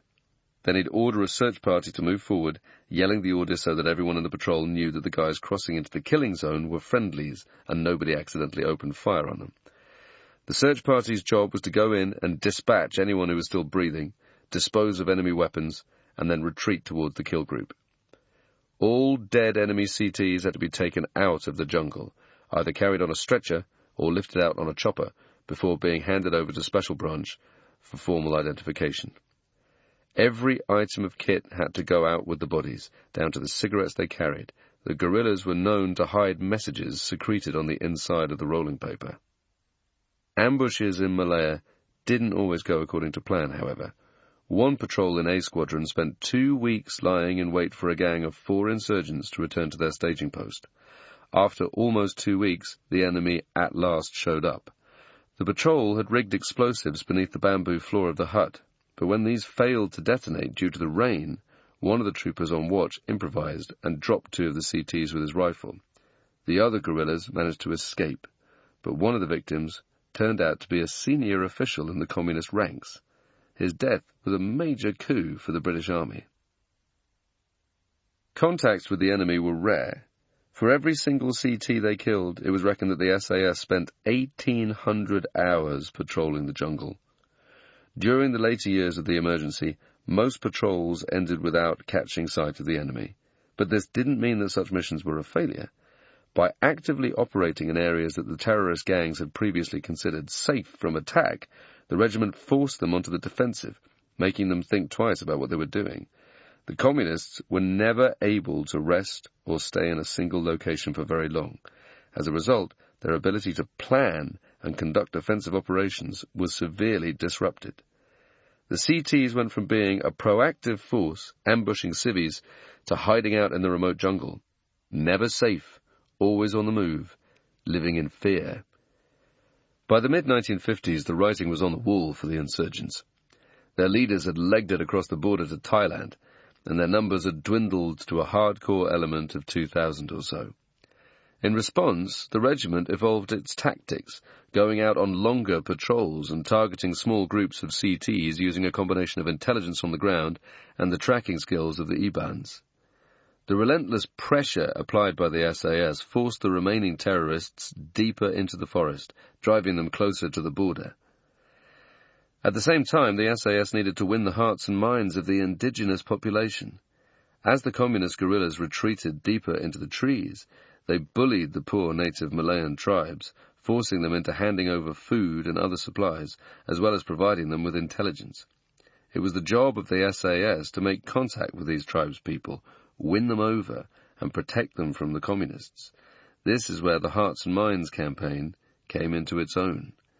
The SAS applied themselves to the idea of hearts and minds like no other fighting force had done before, laying down a template for future ops in Borneo and Oman. Soldiers with basic first aid training went out into their villages, known as kampongs, providing assistance to tribes who had never come into contact with Western medicine. Making contact with the tribespeople carried its own risk. Some of these tribes were lost or uncontacted peoples who had never seen a white face before. The soldiers had no way of knowing how they might react or where their loyalties lay. But in this case, their fears were unfounded. The soldiers shared meals with the tribespeople and studied their languages and their customs. Gradually, a sense of mutual respect began to develop between the regiment and the Aborigines. By the late 1950s, the emergency was all but over. The regiment's success in disrupting CT operations was beginning to have a real impact on the ground, and the number of civilian deaths from terrorist attacks had declined from a high of 344 to 60 or 70 a year. At this point, 22 SAS had 5 operational squadrons in Malaya, bringing its strength up to a total of 560 men, including HQ and support elements. One squadron from New Zealand had been raised to replace the Rhodesians and C Squadron, who had returned home in 1953. The 140-odd recruits from New Zealand included a number of Maoris.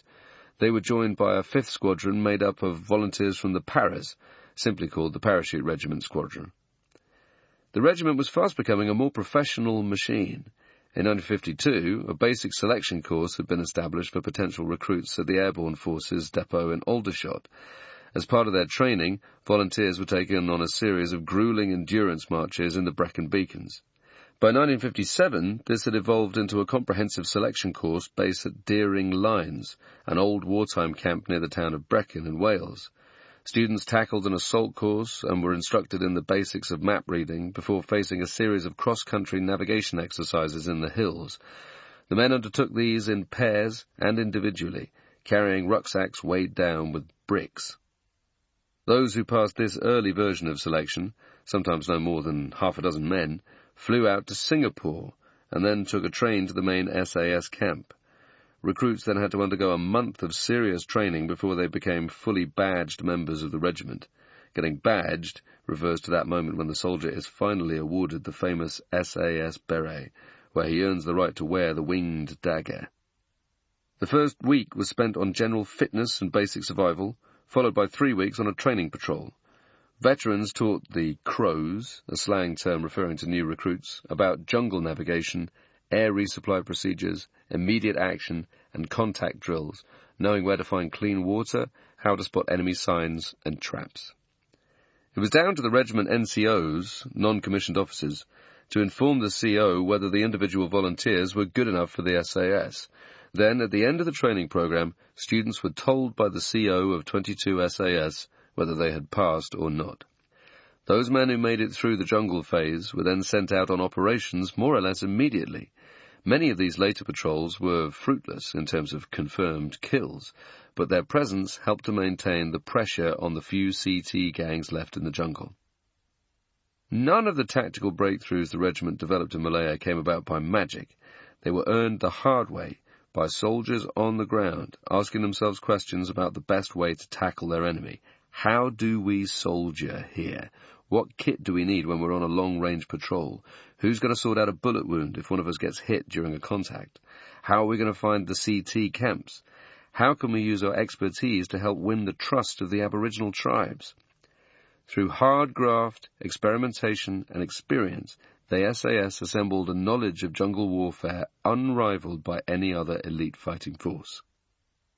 In their efforts to defeat the CTs, the soldiers left no stone unturned.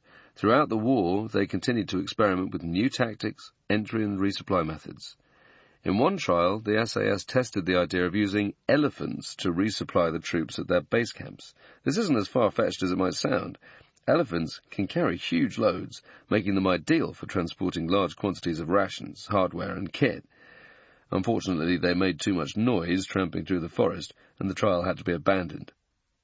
The SAS even tried patrolling with dogs at one point, taking Labradors out into the jungle with them. The idea was to use them to sniff out the enemy and to guard campsites against potential ambushes. This was many years before canine units became standard within SF units. The experiment failed, mostly because the soldiers lacked the veterinary knowledge and dog-handling skills needed to properly train the animals. The extra weight the guys were having to carry in pet food didn't help, but the concept itself was sound. This spirit of reinvention and experimentation still exists in the SAS today. I know of a training wing instructor who had the idea of taking nothing more than an umbrella and a belt kit with him into the jungle. Long-range patrols have to carry a hefty amount of kit on their backs, which can be debilitating. The instructor's reasoning was that instead of taking all the equipment needed to set up a basher each night, he could sleep against a tree, keeping the umbrella over him to stay dry. The instructor wouldn't need to carry a poncho or a hammock or lengths of paracord or plenty of other gear besides. He could, in theory, just live out of his belt kit, with no need to lug an 80-pound Birkin through the sweltering hot jungle. He managed to last 3 or 4 days before he came down with exhaustion. It turned out that he wasn't getting any proper rest, because sleeping against a tree isn't nearly as comfortable as a raised hammock. To make matters worse, he was getting stung and bitten by all the ticks and living things that live on the floor in the jungle. To soldier effectively in the jungle, you need to be dry at night and get a full 8 hours of kip. If you don't get that, you're going to struggle, as this guy found out. But the main thing was that he was willing to give it a try. This is what the SAS is all about. Dedication to the job, going further than the next guy, pushing yourself and redefining the art of what is possible. By late 1958, SAS operations in Malaya were beginning to wind down.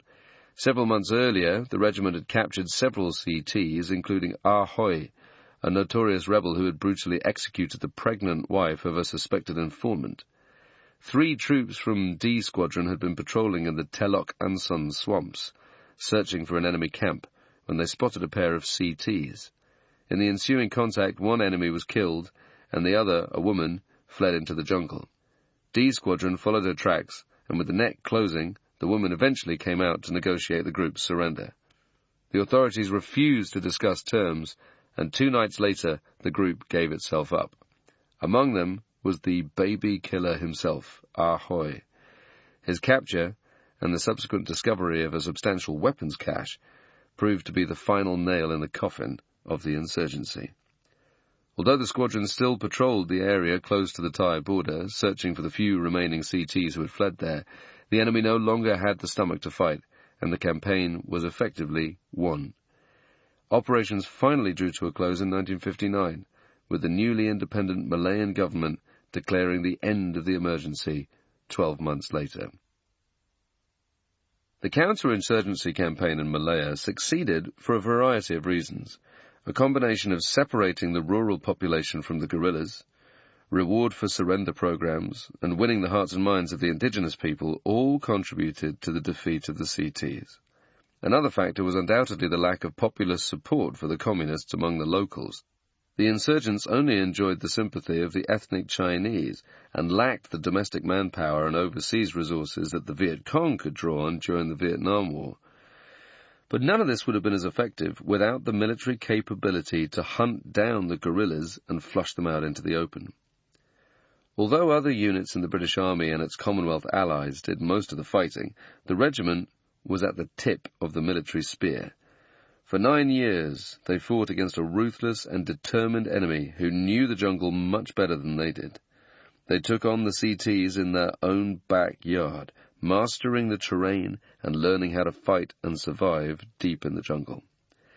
They used this knowledge to hunt down and destroy the terrorist gangs, ambushing them in their camps and cranking up the pressure with constant patrols, achieving a better contact-to-kill ratio than any other unit.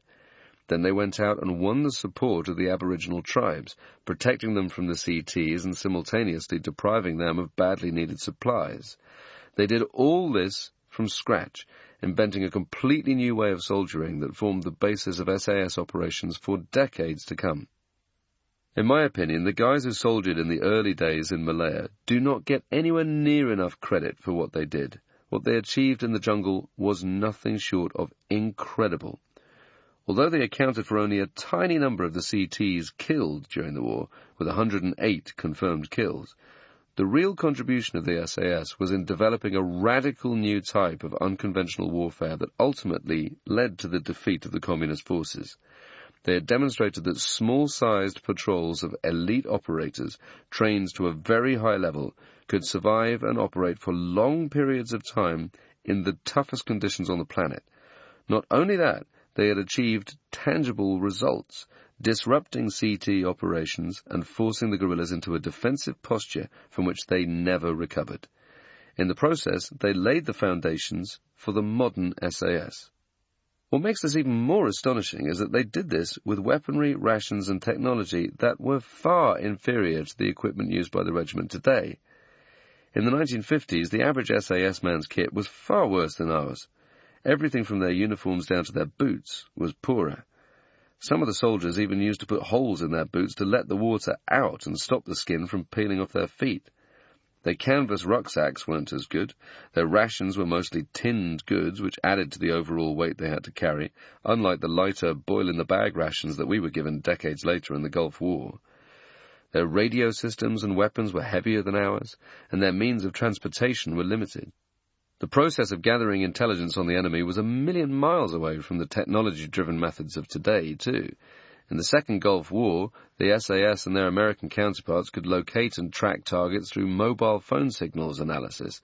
No such technology existed back in Malaya. Everything had to be done by guys on the ground, either by talking to the locals, questioning captured CTs, or tracking footprints and signs. Even their knowledge of the ground was limited to some poor-quality maps and aerial photographs. The end of the emergency ushered in a period of uncertainty for the SAS in Malaya. Despite its achievements, there were question marks over its long-term future. Skeptics at Whitehall viewed it as a specialist jungle warfare unit and were unsure about its ability to perform elsewhere. There was also an element of jealousy at work. The regiment's critics in the War Office hated the fact that a bunch of guys were going around wearing their winged daggers with pride, pioneering a new type of warfare while displaying scant regard for rank. Some officers from a conventional military background viewed the regiment as a threat, one that had to be stamped out. It was a bad time to be making enemies in Whitehall. After the disastrous Suez campaign, the government had started taking a scalpel to the army. In 1957, the SAS was cut down from 5 Sabre squadrons to just 2, A and D, and there were rumours of the entire regiment being disbanded once operations in Malaya had drawn to an end. The future of 22 SAS hung in the balance.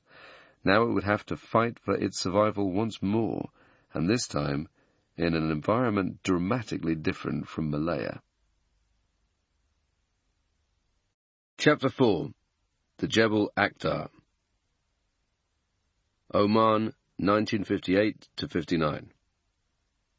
In November 1958, the 40-odd men of D Squadron, one of the 2 remaining SAS squadrons in Malaya, were urgently recalled from their patrols near the Thai border and ordered to assemble in Kuala Lumpur. From there, they were ferried across to Singapore, where they boarded a flight to Ceylon, present-day Sri Lanka, stopping briefly to refuel before heading on to the RAF base at Mazira, a small island located off the eastern coast of Oman. At this point, none of the lads knew exactly where they were going or what they would be doing. All they had been told was that they would be taking part in a top-secret operation somewhere in the Middle East. Shortly before they boarded the transport aircraft waiting for them on the runway at RAF Mazira, they finally learned of their destination, Muscat, the capital of Oman. D Squadron arrived in the country on the 18th of November 1958. In the space of less than 3 months, they would achieve something no fighting force in Oman had attempted since the Persians almost 1,000 years earlier, storming a virtually impregnable mountain fortress held by a well-armed enemy. It was to be the first of 2 legendary campaigns the regiment fought in Oman. There was a long-standing history between Great Britain and Oman. In 1798, the 2 countries had signed a treaty of friendship under which Britain guaranteed the Sultan's rule. Then in 1891, Oman had officially become a British protectorate, reliant on British military funding and support. In the 1950s, the Sultanate of Muscat and Oman was still a feudal backwater ruled by an autocratic despot, Said bin Taimur. By every measure, the country the Sultan presided over was stuck in the Dark Ages. Hospital services and schools were non-existent. Farming methods were primitive. There were no telephones, books, or radios. There were practically no cars or motorbikes, and only a few miles of paved road in the entire country. The justice system was medieval. Adulterers were stoned to death, and thieves had their hands cut off. Smoking and alcohol were forbidden, and nightly curfews were imposed across the country. When the SAS landed in Oman, the Sultan was struggling to put down a rebellion against his rule by the grizzled tribes that inhabited the remote interior of the country. In 1954, the long-standing enmity between the fiercely conservative mountain tribes and bin Taimur had reached a crisis point. The tribal representative, Imam Ghalib ibn Ali, revolted against the Sultan's rule and declared independence from Muscat. The Sultan's Armed Forces, SAF, a locally raised force staffed by British officers, managed to put down the rebellion, but Ghalib's brother Talib escaped to Saudi Arabia and raised a militia force of roughly 200 men drawn from the Omani expatriates living there. He returned to Oman 3 years later, and together with Ghalib and Sulayman ibn Himyar, the sheikh of one of the largest tribes in the mountains, launched another insurrection against the Sultan. Backed up by Saudi weapons and money, they had come close to defeating bin Taimur's troops, and in July 1957, the desperate Sultan turned to his British friends for help in crushing the rebel threat. Under its long-standing agreement with the Sultan, Britain was in no position to refuse. Oman was believed to be sitting on potentially vast oil deposits, and British companies wanted a piece of the action, which meant keeping the repressive Sultan on his throne. The introduction of RAF Venom and Shackleton aircraft and infantry soon had the rebels on the defensive, driving them back from the lowlands to their stronghold on the Jebel Akhtar, the Green Mountain. The Jebel is a steep-sloped mountain range that rises like a fist from the desert floor to over 6,000 feet above sea level, covering an area of around 30 square miles. In the summer, the terraced hills of the Jebel are covered in lush vegetation, but in the winter, the mountains are mostly barren. From the safety of their mountain hideout, the rebels carried out raids on the lowlands, ambushing army bases and mining the main routes used by civilian vehicles. Repeated RAF airstrikes failed to dislodge the rebels, and the Sultan's forces lacked the manpower to blockade all the routes up and down the Jebel. As long as they remained camped on top of the mountain, no one could lay a glove on the rebels. Moreover, any direct approach was out of the question. All the well-known tracks were heavily defended by machine gun emplacements, snipers, and mortars. The rebels, along with many other Omanis, fervently believed that the Jebel was impossible to conquer. As I say, the last attacking force to storm the defences successfully had been the Persians back in the 10th century. Any soldiers attempting to climb the main tracks would be exposed to the defenders on the higher ground and would be clobbered long before they could reach the summit. 2 previous attempts by the local military to seize the Jebel had ended in failure. Facing the prospect of a prolonged stalemate, the British commander of the Sultan's forces, Colonel David Smiley, turned to London for help in reclaiming the Jebel Akhdar and flushing the rebels out of their stronghold once and for all. But there was a problem. The government needed to keep its involvement in Oman a closely guarded secret. Whitehall was still reeling from the disastrous Suez affair of 1956, when British and French forces, colluding with the Israelis, had been compelled to withdraw from the Suez Canal zone in Egypt under intense diplomatic pressure from the US and the threat of economic sanctions. From that point on, it was clear that Britain could no longer carry out unilateral foreign interventions without coming in for heavy flak from the international community. Any suggestion of sending in a large force of Green Army troops to Oman was out of the question. The manpower needed to support an infantry unit is staggering. It's impossible to deploy that kind of firepower without creating a lot of attention and noise, and it costs a lot of money as well. What they needed was a small-sized force with the skills to take back the Jebel, a unit that was highly adaptable, able to deploy covertly, and at very short notice, which is where the SAS came in. From Muscat, D Squadron travelled to the SAF's headquarters at Bait al-Falaj, a few miles outside the city. After setting up shop, the men were given their briefing. The British government wanted the Jebel Akhdar retaken. They wanted it done speedily and with a minimum of casualties. The SAS was tasked with finding a way up the mountain and destroying the enemy strongholds. They had 3 months to get the job done. The regiment faced some formidable odds in Oman. The unit had been whittled down to just 2 squadrons, A and D, with a fighting strength of around 40 men each, plus a handful of support elements. Both squadrons were broken down into 4 individual troops, each numbering around a dozen soldiers, although some had less than that. Facing them was an enemy that owned the high ground, had the advantage of numbers, and had lived on the Jebel for generations. They knew the area like the backs of their hands, whereas the regiment would be fighting uphill against a much larger concentrated force in an environment that was a million miles away from Malaya. Aside from one basic sketch drawing that was lacking in detail, there were no maps of the Jebel. The enemy forces were well armed, with some of their fighters equipped with Lee Enfield bolt-action .303 rifles, capable of walloping a target from 600 meters away. The rest carried old .45 Martini Henry rifles dating back to the Boer War. They also had a number of light machine guns, LMGs, and several 50 caliber Browning machine guns, BMGs. The rounds on the 50 cal Browning are half an inch thick and can eat through concrete, walls, and sandbags. The guys in the regiment nicknamed the weapon the Relish after tomato relish, because that's what your insides look like if you're unlucky enough to get hit by one. The rebels even had a few 81mm mortars, which had a longer range than the standard British Army ML 3-inch mortar used by the SAS. Tactically, Oman was on the other side of the spectrum from the jungle.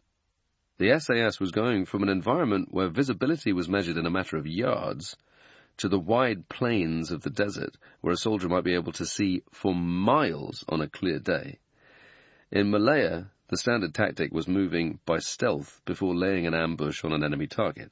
In Oman, they were fighting a classical type of warfare, storming enemy defenses and capturing the high ground. The only difference was that they were having to do it with stretched resources and far fewer men. Not for the last time, the regiment was being asked to pull a rabbit out of the hat. The men had only a few days to acclimatize before going out on patrol. Most of the time was spent on the ranges, putting down rounds at distance. Although they had some challenges to overcome, adapting to the conditions wasn't as difficult as learning how to survive in the jungle. A number of the soldiers in D Squadron had already gained valuable experience of the desert, serving with the parachute regiment in Egypt, which helped them to prepare for the terrain. Oman is a country of extreme temperatures, especially during the winter months. During the day, on the low ground, it is often scorching.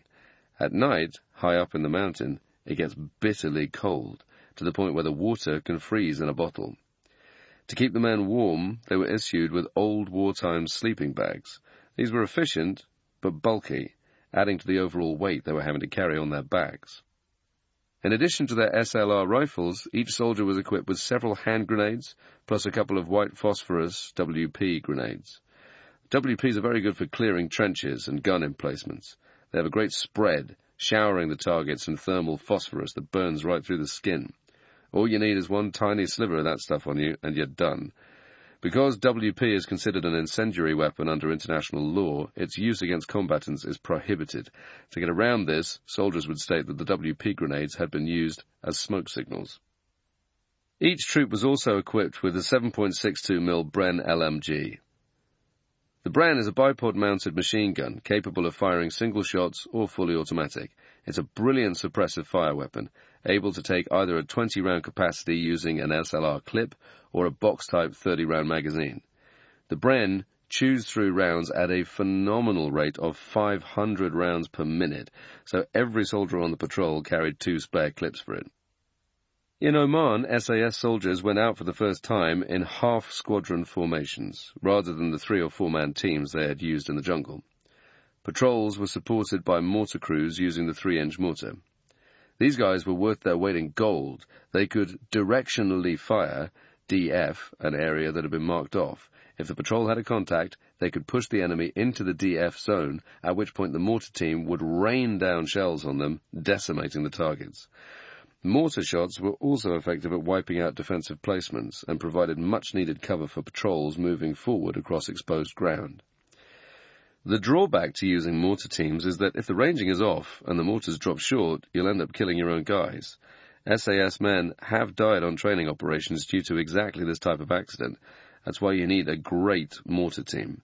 In Oman, they were fortunate to have one trooper, Geordie Doran, who had been an exemplary mortarman in the parachute regiment and was a qualified instructor. He was therefore able to train the other crews, getting them up to the required standard. In Oman, the SAS had to patrol aggressively across open ground against enemy forces armed with long-range weapons. It's a risky way of soldiering, and the nearest cover might be several hundred meters away from your position. Patrols relied on the Bren and mortar teams to put down suppressive fire whenever they came under attack. Troopers armed with the Bren LMG typically acted as the overwatch. If the patrol ran into a contact, the Bren gunner would open fire, giving the enemy a pasting of 7.62mm ammunition and forcing them to get down. This allowed the soldiers to either advance and close with the targets, retreat, or break to the left or right and find cover.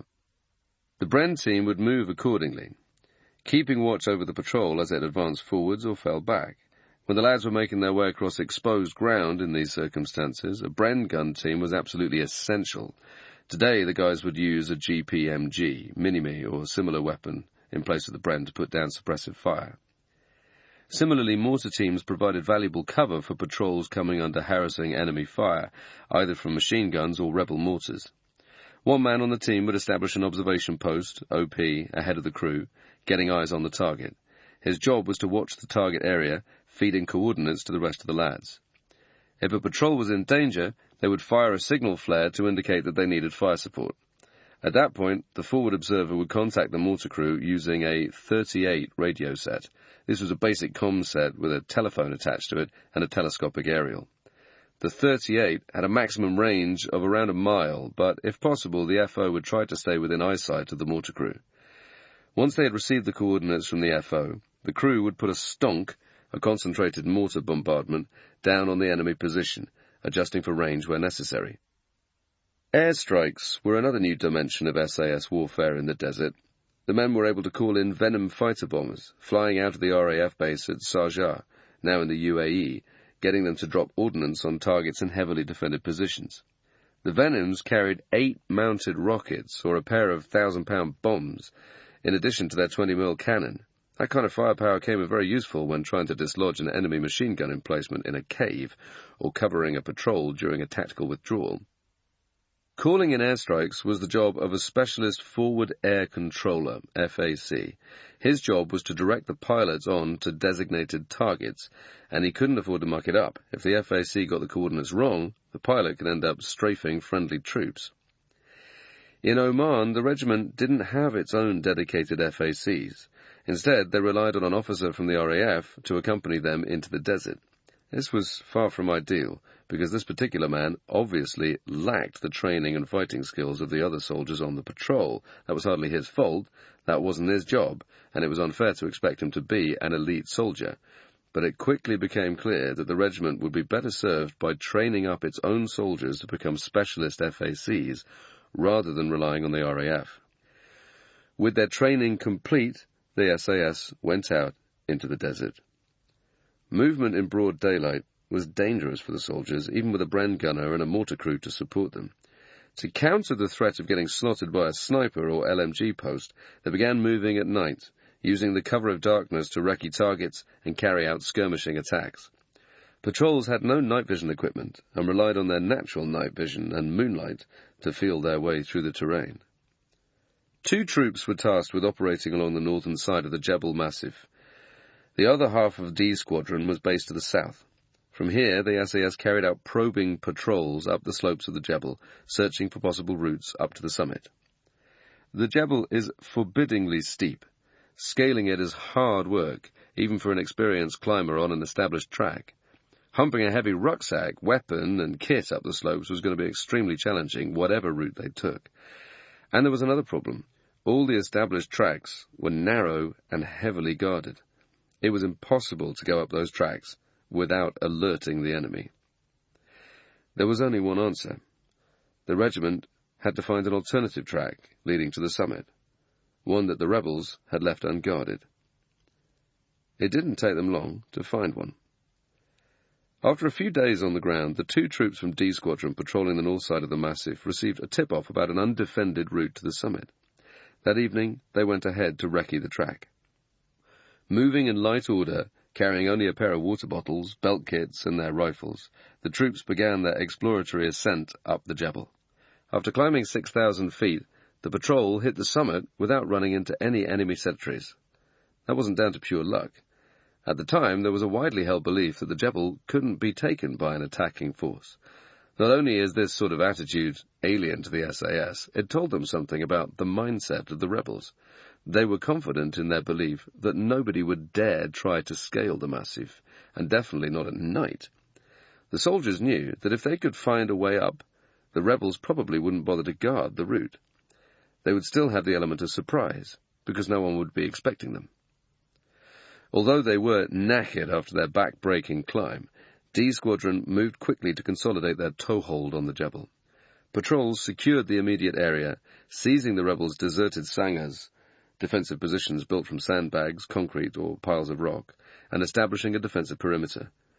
Half of the soldiers stayed up on the plateau, while the rest, fighting off their exhaustion, trudged back down the slopes to retrieve their kit and supplies.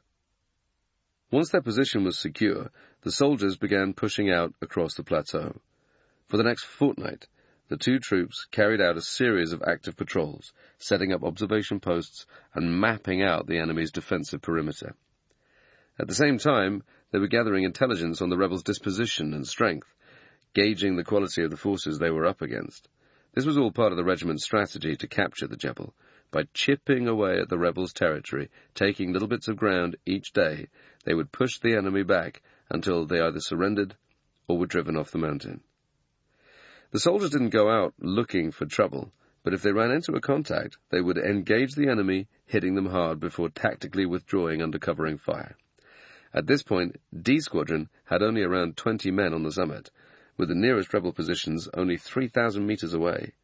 As a precaution, OPs were set up a short distance ahead of their defensive baseline, ready to put rounds down in case the rebels tried it on. The guys had an early contact when a group of rebels attacked one of these OPs at last light. Sergeant Herbie Hawkins and his 6-man patrol occupied an outcrop overlooking one of the rebel positions. An hour before dusk, they came under attack by an enemy force of between 30 and 40 men, apparently mistaking the Brits for SAF soldiers. The enemy were confident of an easy victory, but they didn't know who they were really up against. Hawkins and his men kept their cool, holding their fire until the rebels were no more than 150 meters away to give themselves the best chance of hitting their targets. Once the rebels were within range, the patrol opened fire, killing at least 9 of them. As darkness settled across the Jebel, the enemy retreated, having been given a bloody nose by Hawkins and his men. That outcrop became known as Herbie's Hump. Hawkins was later awarded the Distinguished Conduct Medal, DCM, for this contact. Another man, Scouse Cunningham, got the Military Medal, MM. Both awards were hard-earned. To hold your position in the teeth of a larger attacking force, allowing the enemy to get very close before opening up, requires nerves of steel. It's what elite soldiering is all about. Meanwhile, over on the other side of the mountain, the two troops in the other half of D Squadron kept the enemy busy, probing rebel positions and clearing out caves. The regiment also suffered its first fatality, when one veteran, Corporal Douglas Duke Swindles, was killed by a sniper round during a contact with a group of rebels. He was aged 31. Swindles was a real character, a popular figure in the regiment, and his death was keenly felt by all the other guys. He was later buried in a small secluded cove off the coast of Muscat. In the space of 2 weeks of patrolling, the SAS made rapid gains. They established a toehold on the top of the Jebel, extended their control of the ground, and destroyed several rebel positions on both sides of the Massif, killing between 30 and 40 rebels. The speed of their ascent and their aggressive patrolling had taken the enemy by surprise. Even the officers at Middle East Command were taken aback by what they achieved in such a short space of time. Aside from the occasional mortar rounds and small-scale attack, the rebels made no serious attempt to retake the plateau, despite the fact that they massively outnumbered the SAS. The only reasonable explanation for this is that they assumed they were up against a much larger attacking force. The SAS reinforced this impression by patrolling aggressively and responding with heavy fire whenever they got bumped by the enemy. By mid-December, D Squadron had firmly established itself on the mountain. Several airdrops were made, delivering items including mortar shells, but the drops didn't always go according to plan. Some of the parachute canopies failed to deploy, causing the cargoes to crash to the earth. On other occasions, the chutes were released too early, and the strong winds carried the packages away from the troops, dropping them near rebel positions or over the side of the Jebel. By now, the men in D Squadron had managed to locate the enemy's main defensive line, a twin-peaked feature called the Akubat al-Dufar, christened Sabrina in honor of a well-known British glamour model. A stretch of rocky ground ran like a saddle between the two summits, flanked by sheer cliffs, pockmarked with caves believed to be hiding up to 50 rebels. To reach the main stronghold at Saik, on the central plateau higher up the Jebel, the SAS would have to push through this heavily defended defile. In late December, reinforcements from the Sultan's forces and British troops from the Life Guards, LG, were brought up to the plateau, freeing up D Squadron to mount a series of nighttime attacks on the area in and around Sabrina. These skirmishes resulted in several rebel dead, but failed to dislodge the main body of fighters, confirming what the SAS had already suspected. To punch through the defences, they were going to need more manpower. With the deadline approaching for the withdrawal of British forces, there was no time to lose. The regiment had to get the job done fast. As a result, A Squadron was recalled from Malaya in early January to help break the deadlock and bring the operation to a swift, violent conclusion. They arrived in mid-January, and after spending a few days acclimatizing to the terrain, A Squadron went up to relieve the guys in D Squadron. Several days later, the two squadrons, numbering around 80 men, all ranks, were briefed on the plan for the major assault on the Jebel Akhtar. To defeat the rebels, the SAS would use a diversionary tactic. The men in A Squadron were tasked with assaulting the high ground on the position at Sabrina, leaving one troop behind to trick the rebels into thinking that the main assault would come from that direction. Meanwhile, D Squadron would carry out a second feinting maneuver to the south in the area of the Tanuf Plateau. To add to the deceit, false intelligence was leaked to the teams of local donkey handlers who had been transporting equipment and ammunition up the mountain. A number of these handlers were suspected of feeding information to the enemy. Diversions are part and parcel of SAS operations even today. They draw attention and bodies away from the target area, compelling the enemy to reinforce the point where they think the assault is going to come in from. Then they realize they're getting hit from another direction, spreading confusion and panic through their ranks, at which point the main killer group rocks up and rolls the enemy over, dropping everything in sight. It's a powerful tactic and one the SAS used brilliantly in Oman. 2 days before the main assault, A Squadron took ground overlooking the mountain pass. The following morning, the main element of the squadron moved back down the hill, leaving behind one troop at the Akubat, while the remaining soldiers headed south to the RV rendezvous point with D Squadron. D Squadron had also left one troop behind at its diversionary attack position on top of the Tanuf Plateau. The men spent a few hours checking weapons and kit, resting up and having a final brew. There were no signs of nerves or apprehension among the lads. They were confident in their abilities and itching to get started. At dusk, they boarded a convoy of trucks and, with their headlamps switched off, made the short drive around the foot of the Jebel to the starting point for the main ascent. The soldiers would be taking a steeply sloped, untested route up the mountain. To get to the summit, they would have to climb 8,000 feet, carrying total loads in excess of 120 pounds, everything they needed in the event of a heavy battle. They were expecting trouble when they reached the top. Even if the feinting attack succeeded in deceiving the rebels, they didn't know how many defenders would be diverted to the other side of the Jebel. A large number of guerrillas might still be waiting for them at the summit. Their targets were a pair of natural features on top of the plateau, codenamed Pyramid and Vincent. The second of those features, Vincent, would bring them to a causeway leading across open ground to the rebel strongholds at Saik and Bani Habib. The two SAS squadrons would lead the assault, supported by the Sultan's forces and the lifeguards. It was critical that the men in the advance party reached the top of the Jebel before first light and wiped out any defensive positions overlooking the approach. Otherwise, the rest of the soldiers would be caught out at dawn on the slopes of the Jebel, at the mercy of rebel fighters on the high ground. If that happened, the assault would turn into a bloodbath. Just before the main assault got underway, an element of A Squadron that had stayed on Sabrina launched its diversionary attack, drawing the enemy's attention to the other side of the Jebel. At 20:30 hours on the evening of 26 January 1959, the soldiers began their ascent. The climb was a relentless, grueling effort. Scaling 8,000 feet in the pitch black is an epic feat, even more so with the enormous weights the men were having to carry on their backs. The ground was broken, interspersed with steep cliffs and patches of scree. One wrong foot might result in loose rocks tumbling down the mountain, alerting the rebels. The men had no torches or lights, and had to remain completely silent, making no sound other than their own breathing. The slightest noise, such as two spare magazines knocking against one another, or a mess tin rattling around in a hastily packed Bergen, could compromise the entire operation. In spite of the sub-zero temperatures, the men began sweating freely, and several soldiers had to be left behind suffering from exhaustion. The others carried on, determined to make the top of the Jebel before the first hint of daylight tinged the horizon, leaving them exposed to enemy fire.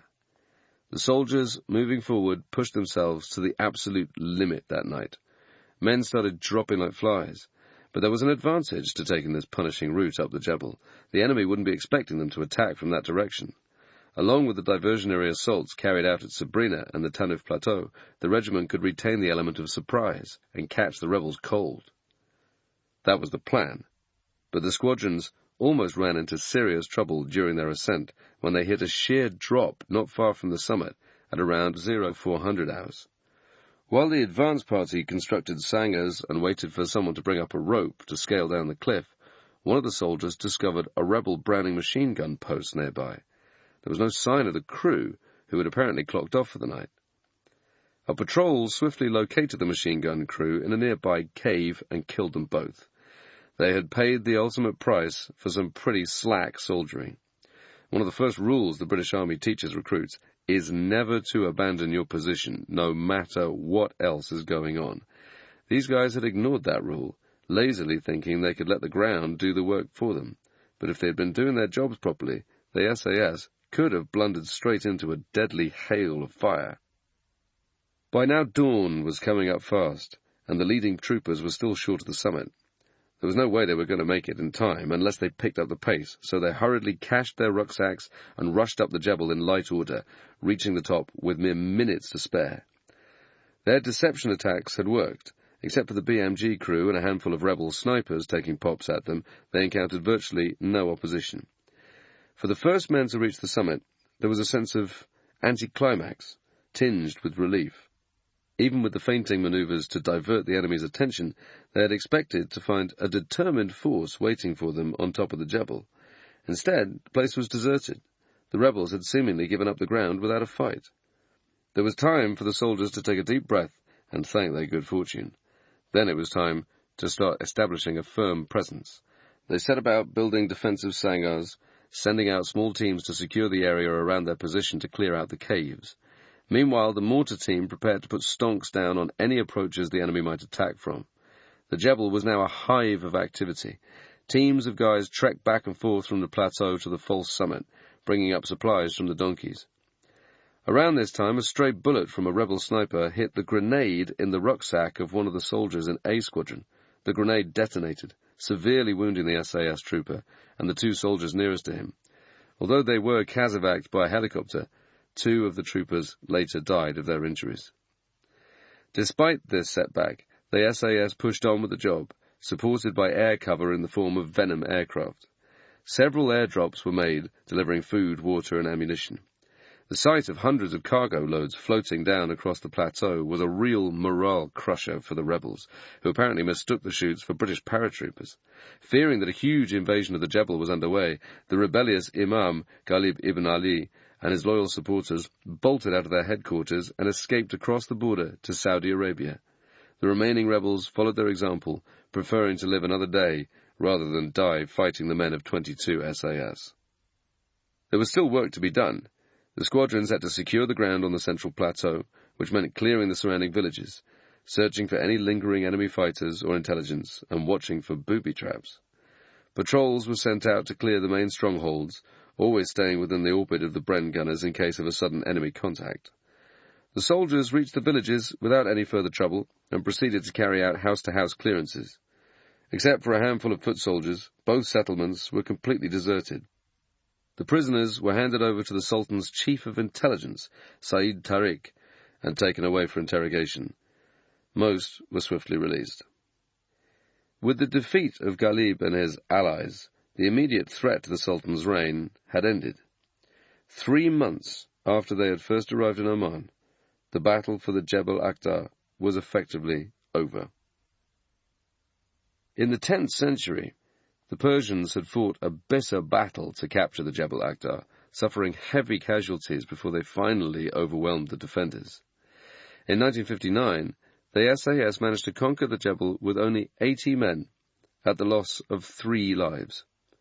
They had shown that a small group of determined men, using speed, aggression, and surprise, could achieve results that would otherwise require hundreds of infantry soldiers. Nobody believed an assault force could seize the Jebel, but to the SAS, that sort of thinking is simply negativity. As far as they're concerned, nothing is impossible until it's been attempted. The harder the challenge, the more obstacles that are thrown in their way, the less chance that the enemy will be expecting an attack. A lot of it comes down to mindset. Many of the guys in the regiment are gamblers, and I don't mean the type who go down the bookies and slap 20 quid on the horses.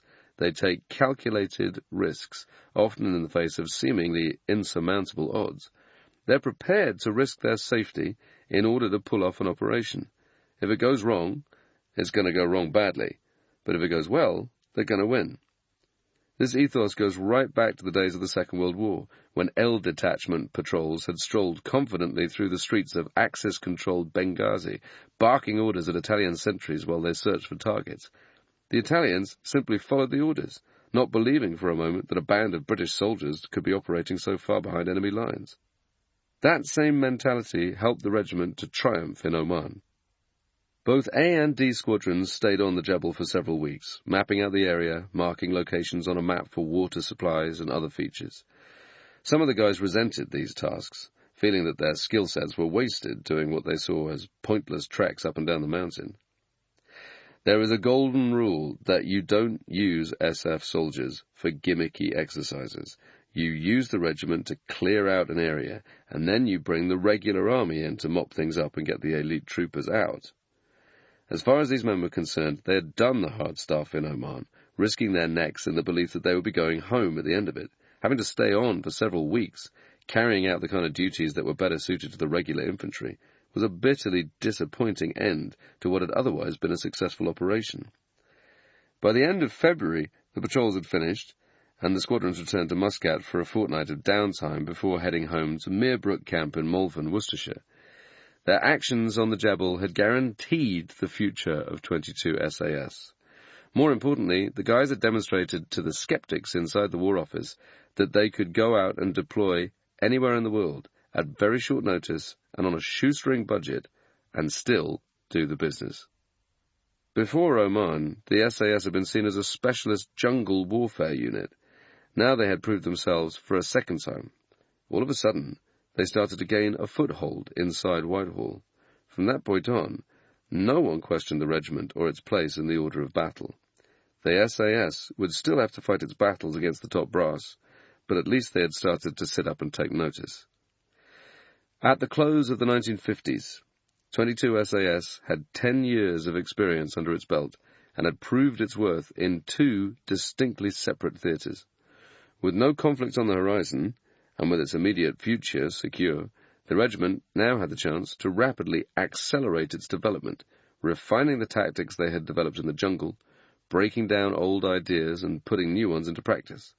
In the process, the SAS would transform itself into the finest elite fighting force in the world. Chapter 5. Hereford. Bradbury Lines, 1960 to 62. In 1960, the SAS moved from Malvern to its new home at Bradbury Lines on the outskirts of Hereford, a wartime camp recently vacated by an artillery unit. The camp was fairly basic. A few buildings and a scattering of wooden-hutted barracks called spiders, with rudimentary facilities for sleeping and ablutions. The gym was a big old shed. A series of brick buildings was later added, and in 1984 the camp was renamed Stirling Lines in honour of the regiment's founding father. With the Malayan emergency at an end, and the Sultan's position no longer under immediate threat in Oman, there was a rare period of quiet for the regiment. The soldiers had no intention of wasting this time by putting their feet up, and for the next 4 years they threw themselves into a cycle of near-continuous training missions, taking part in exercises in Malaya, Oman, Germany, Corsica, Denmark, and the USA. They trained in bush warfare on the slopes of Mount Kenya and practiced desert driving on the low plains of Oman. Parachutists took courses in free fall at RAF Abingdon. The base at Abingdon has since closed. The regiment now trains at Bryce Norton's No. 1 Parachute School and in Pau near the Pyrenees. Tactics they had used in the past were reworked or binned in favour of new approaches. In 1962, both A and D squadrons headed to Fort Bragg in North Carolina to take part in a series of training exercises with U.S. Special Forces. It was here that the SAS first experimented with HALO, high-altitude, low-opening descents. HALO is a highly skilled but effective method of entry. Parachutists have the capability of leaving an airplane at around 32,000 feet, deploying their chutes at just under 4,000 feet. At the higher altitude, a military aircraft can impersonate a commercial airliner, evading enemy detection. When the jumpers release their chutes, they will be too low for radar to pick up, allowing them to insert undetected. The HALO method had only recently been invented when the regiment started using it, but the guys are always keen to study new techniques, leaving no stone unturned in their pursuit of gaining an advantage. They look at what people are doing elsewhere in the world, civilian or military, and apply these principles to their own tactics. In that way, the SAS makes sure that it is consistently improving, never getting left behind. When they weren't training abroad, the men were beasting themselves on the peaks of Snowdonia and the Lake District. They practiced abseiling and mountain warfare techniques, advanced driving and navigation exercises. Soldiers took part in large-scale NATO exercises in Europe, studied languages, and started specialist bodyguard BG training. They even trained in early close-quarter battle CQB tactics, using 9mm pistols and submachine guns. Around this time, a primitive version of the killing house was constructed. This was a windowless, sandbagged structure built next to one of the ranges in Hereford. The men spent countless hours in this first killing house, practicing room clearances and entry techniques. In the 1970s, the house was dismantled, and a new building was constructed next to the regimental chapel, near to the Paladin Club. The training these guys were undertaking was hard and dangerous. Accidents did happen, sometimes with fatal consequences. After the death of Corporal Keith Norrie during a freefall exercise on Salisbury Plain, when his chute failed to deploy, the SAS decided to build a three-faced clock tower at the camp, creating a permanent memorial for all those blades who have lost their lives on training and operations. The names of men from C Squadron, the Rhodesian element, are also engraved on the tower. Years later, when the SAS moved to its new base at Cretan Hill, the clock tower went with them. If a soldier makes it through to the end of his career in the SAS, he can say he's beaten the clock. Alongside the training exercises, 22 SAS underwent a radical transformation in terms of its structure. Following the Jebel Akhdar operation, the decision was taken to abandon regiment-sized formations. From that point on, the guys would deploy at Sabre Squadron level or below. That meant each squadron had to be self-sufficient, able to function entirely on its own. Within each of the 4 Sabre squadrons, troops were organized into 4-man patrols, with 16 men to a troop. Squadrons also had a small command element run by an OC, with a sergeant major and a squadron quartermaster sergeant, plus a couple of clerks for admin. The main regimental HQ was run by a CO, a 2IC, an adjutant, an RSM, and an ops officer, their job being to oversee the 4 squadrons.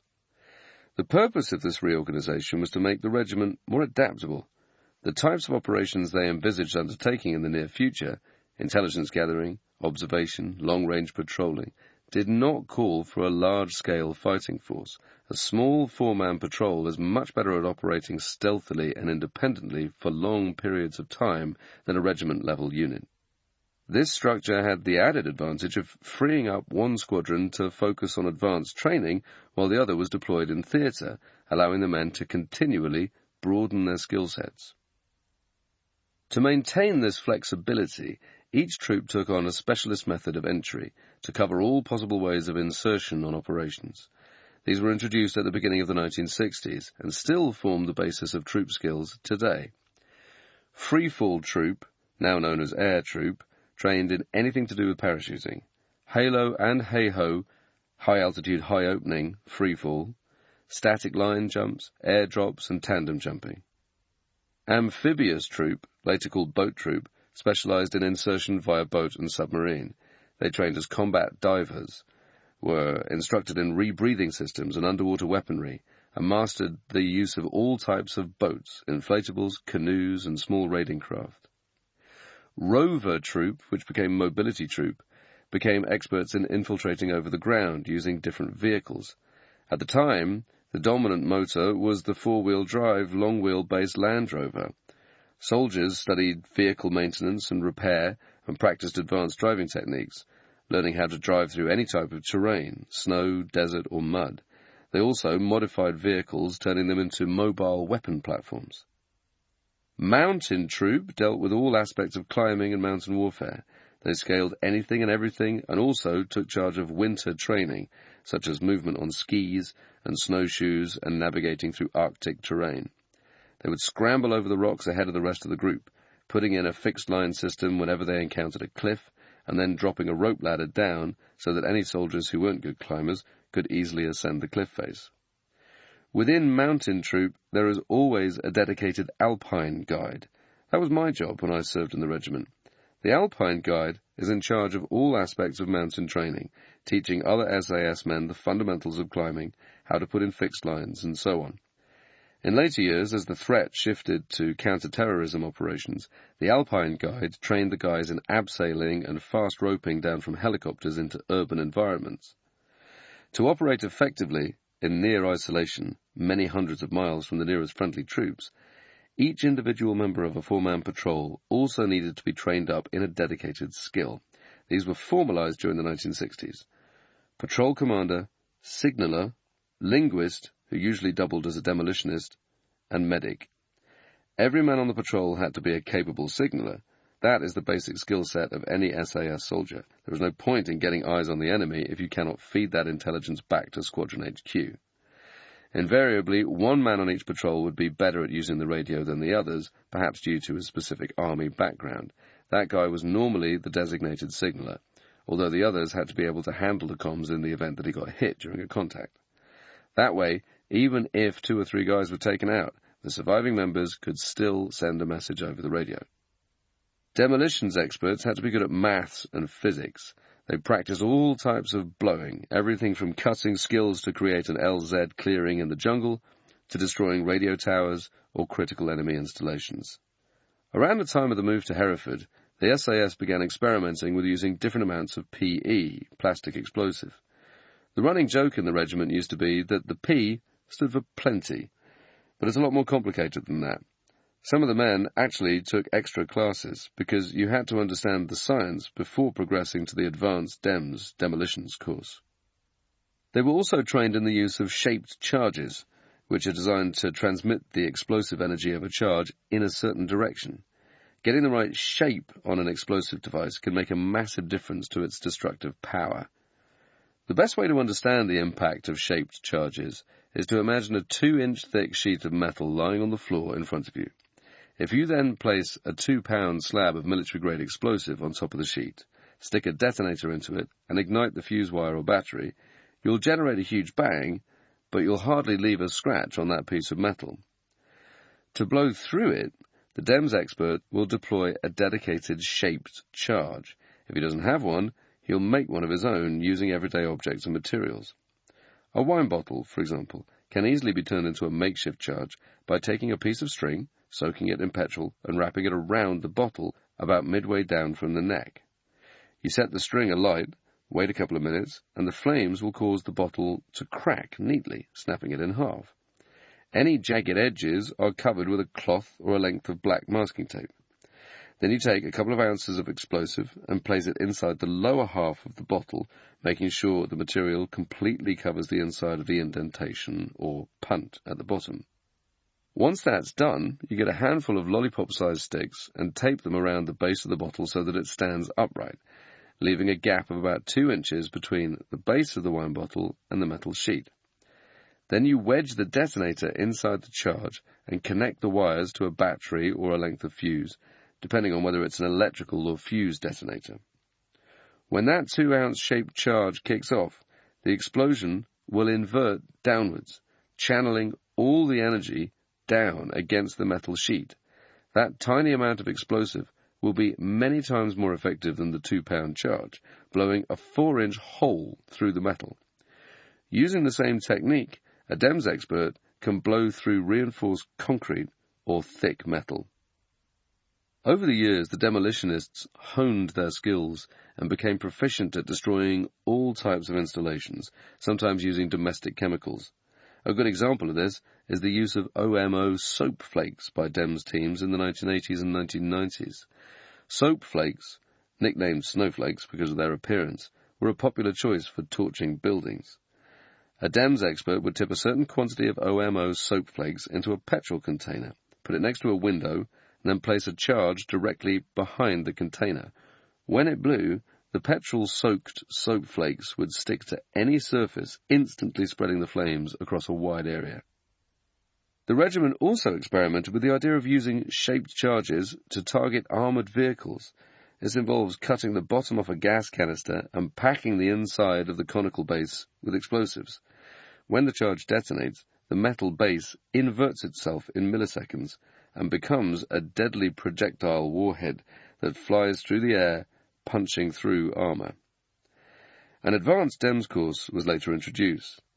The guys studied homemade bombs made from fertilizers, booby traps, other types of shaped charge, IEDs, improvised explosive devices, and foreign landmines.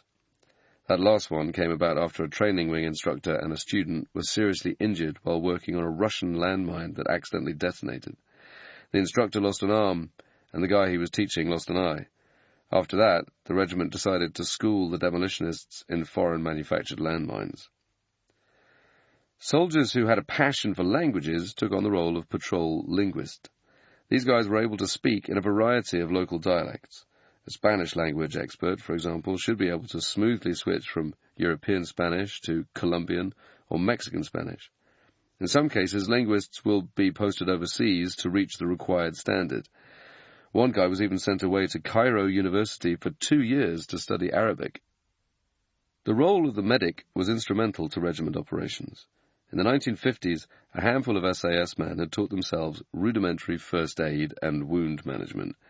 Trained medics from the Army Medical Corps also accompanied the SAS on operations, but it soon became apparent that rather than relying on guys from another unit, the SAS should be training up its own specialists. The patrol medic course was created by one of the AMC officers who had gone out on ops with the regiment, a great guy and a tremendously skilled medic who had done a lot of hands-on training. Since the 1960s, the course has followed roughly the same format. It lasts for 12 weeks, with 6 weeks of intense studying, followed by an attachment with the A&E department of a major hospital. The job of the medic is to keep an injured colleague alive, stabilizing them until the helicopter can come in to exfiltrate them to a specialist medical facility. This critical period is known as the golden hour. If the wounded soldier arrives at the field hospital within 60 minutes of being shot, his chances of survival are drastically improved. Treating wounded men in the field requires a much higher standard of training than a standard Army medic, which is why the course is so intense. Patrol medics have to pass an initial test, learning a drugs list as long as your arm, advanced first aid, and trauma management. This knowledge is also vital for Hearts and Minds campaigns, giving them the expertise to administer penicillin, check for gunshot wounds, and assist in childbirth. Once he passes this test, the medic then goes to work in a casualty department, dealing with everything from car crashes and knife wounds to less serious injuries such as broken fingers. In my time in the regiment, we were introduced as registrars. Patients would discuss their ailment, and the doctor would then ask us, "What would you do with this?" At which point we offered up our assessment. If you were right, the doctor would tell you to go ahead and treat it. If you were barking up the wrong tree, the doctor would question you, pointing out where you'd gone wrong. SAS medics were often attached to doctors at the John Radcliffe Infirmary in Oxford. Nowadays they go out to a hospital in Washington, D.C. to study gunshot wounds. Wherever they do it, the student is usually thrown in at the deep end. I did my secondment at Oxford, and on my first morning on the job, I was shown into the crash theatre to attend the victim of a serious RTA, road traffic accident. I can remember going in and seeing this guy lying on the operating table with compound fractures in both his arms and legs. His chest had been opened up, so had his head. The surgeon looked up at me. "Have you done a cut-down before?" he asked. "Aye," I said, "I have." I was invited to do the cut-down on the patient's leg. When someone suffers a trauma, the veins in their body begin to shut down. A cut-down is an emergency procedure where the medic cuts through the layers of skin to expose a deep vein, usually in the leg. A cannula is inserted into the vein, and then you can start pumping fluids into that person. As I began doing the cut-down, the patient started screaming. "You're hurting my leg," he cried. "You're hurting me." I started going into shock. I could feel the colour draining from my face and sensed that I was on the verge of either passing out or throwing up. The theatre sister saw my face and said to me in an undertone, "Do you need to go to the bathroom?" "Yes," I said. I hurried out of the theatre, made it to the toilet, and looked in the mirror. I was pale, ghostly grey, and sweating profusely. Somehow I managed to pull myself together and went back into the theatre. Things improved after that, and we worked on the patient for several hours. By the time we'd finished, he was stabilized, although I later learned that he had died. When I asked the surgeon what had happened, he said, "It's the trauma to the brain. Sometimes you can fix a person physically, but the brain just gives up."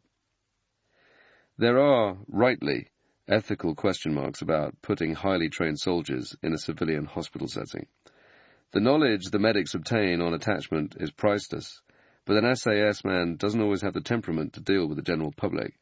I had one patient in particular who was a real gobby piece of work. A big bloke, he had dislocated his finger playing basketball and started running his mouth off from the moment he came into A&E. His attitude stank. I did the examination and recommended to the doctor that we should X-ray the finger and put a ring block in. This involves injecting lignocaine, an anesthetic, into either side of the injured finger. Once the finger is numb, you can reset it. "Sounds good," the doctor said. "Do you want to do this one?" The previous day, I'd refused to sew up a young girl who had come in after cutting her knee on broken glass. The wound had needed suturing, but given her age, I didn't want to take the risk of sewing her up and making a mistake, so I'd left it to the doc. "No worries," I said. "I'll do it." By now, the patient was giving it to me with both barrels, tearing into me, shouting abuse. Where have you been? Why have you taken so long? What are you going to do about my finger? All of that. Gritting my teeth, I looked at him and calmly explained the ring block procedure to him. Now listen, I added. When I put the lignocaine in, I'm going to have to be very quick. I'll grab your finger as soon as I've done the injection and reset it. Which was a lie. Lignocaine normally needs about 5 minutes before taking effect, but this guy had been acting like a real clown, so I injected the anesthetic, and without waiting for the lignocaine to kick in, I grabbed his finger and yanked it, hard. The bloke squealed his head off. Not my finest moment, but he had it coming. Despite incidents like these, my personal opinion is that the hospital attachments are an essential part of the course. Medics in the regiment know how to perform cut-downs on guys who have been shot. They can get fluids into them and stabilize them, saving lives. You can't learn how to do all this from a book. You need hands-on experience in a theatre. Alongside the attachments, SAS medics would sit in on post-mortems, practice chest drains and tracheostomies on cadavers, and went out with paramedic crews responding to emergency calls, dealing with everything from car accidents to people going into anaphylactic shock. Each of these patrol skills has been honed and updated over the decades to reflect new practices.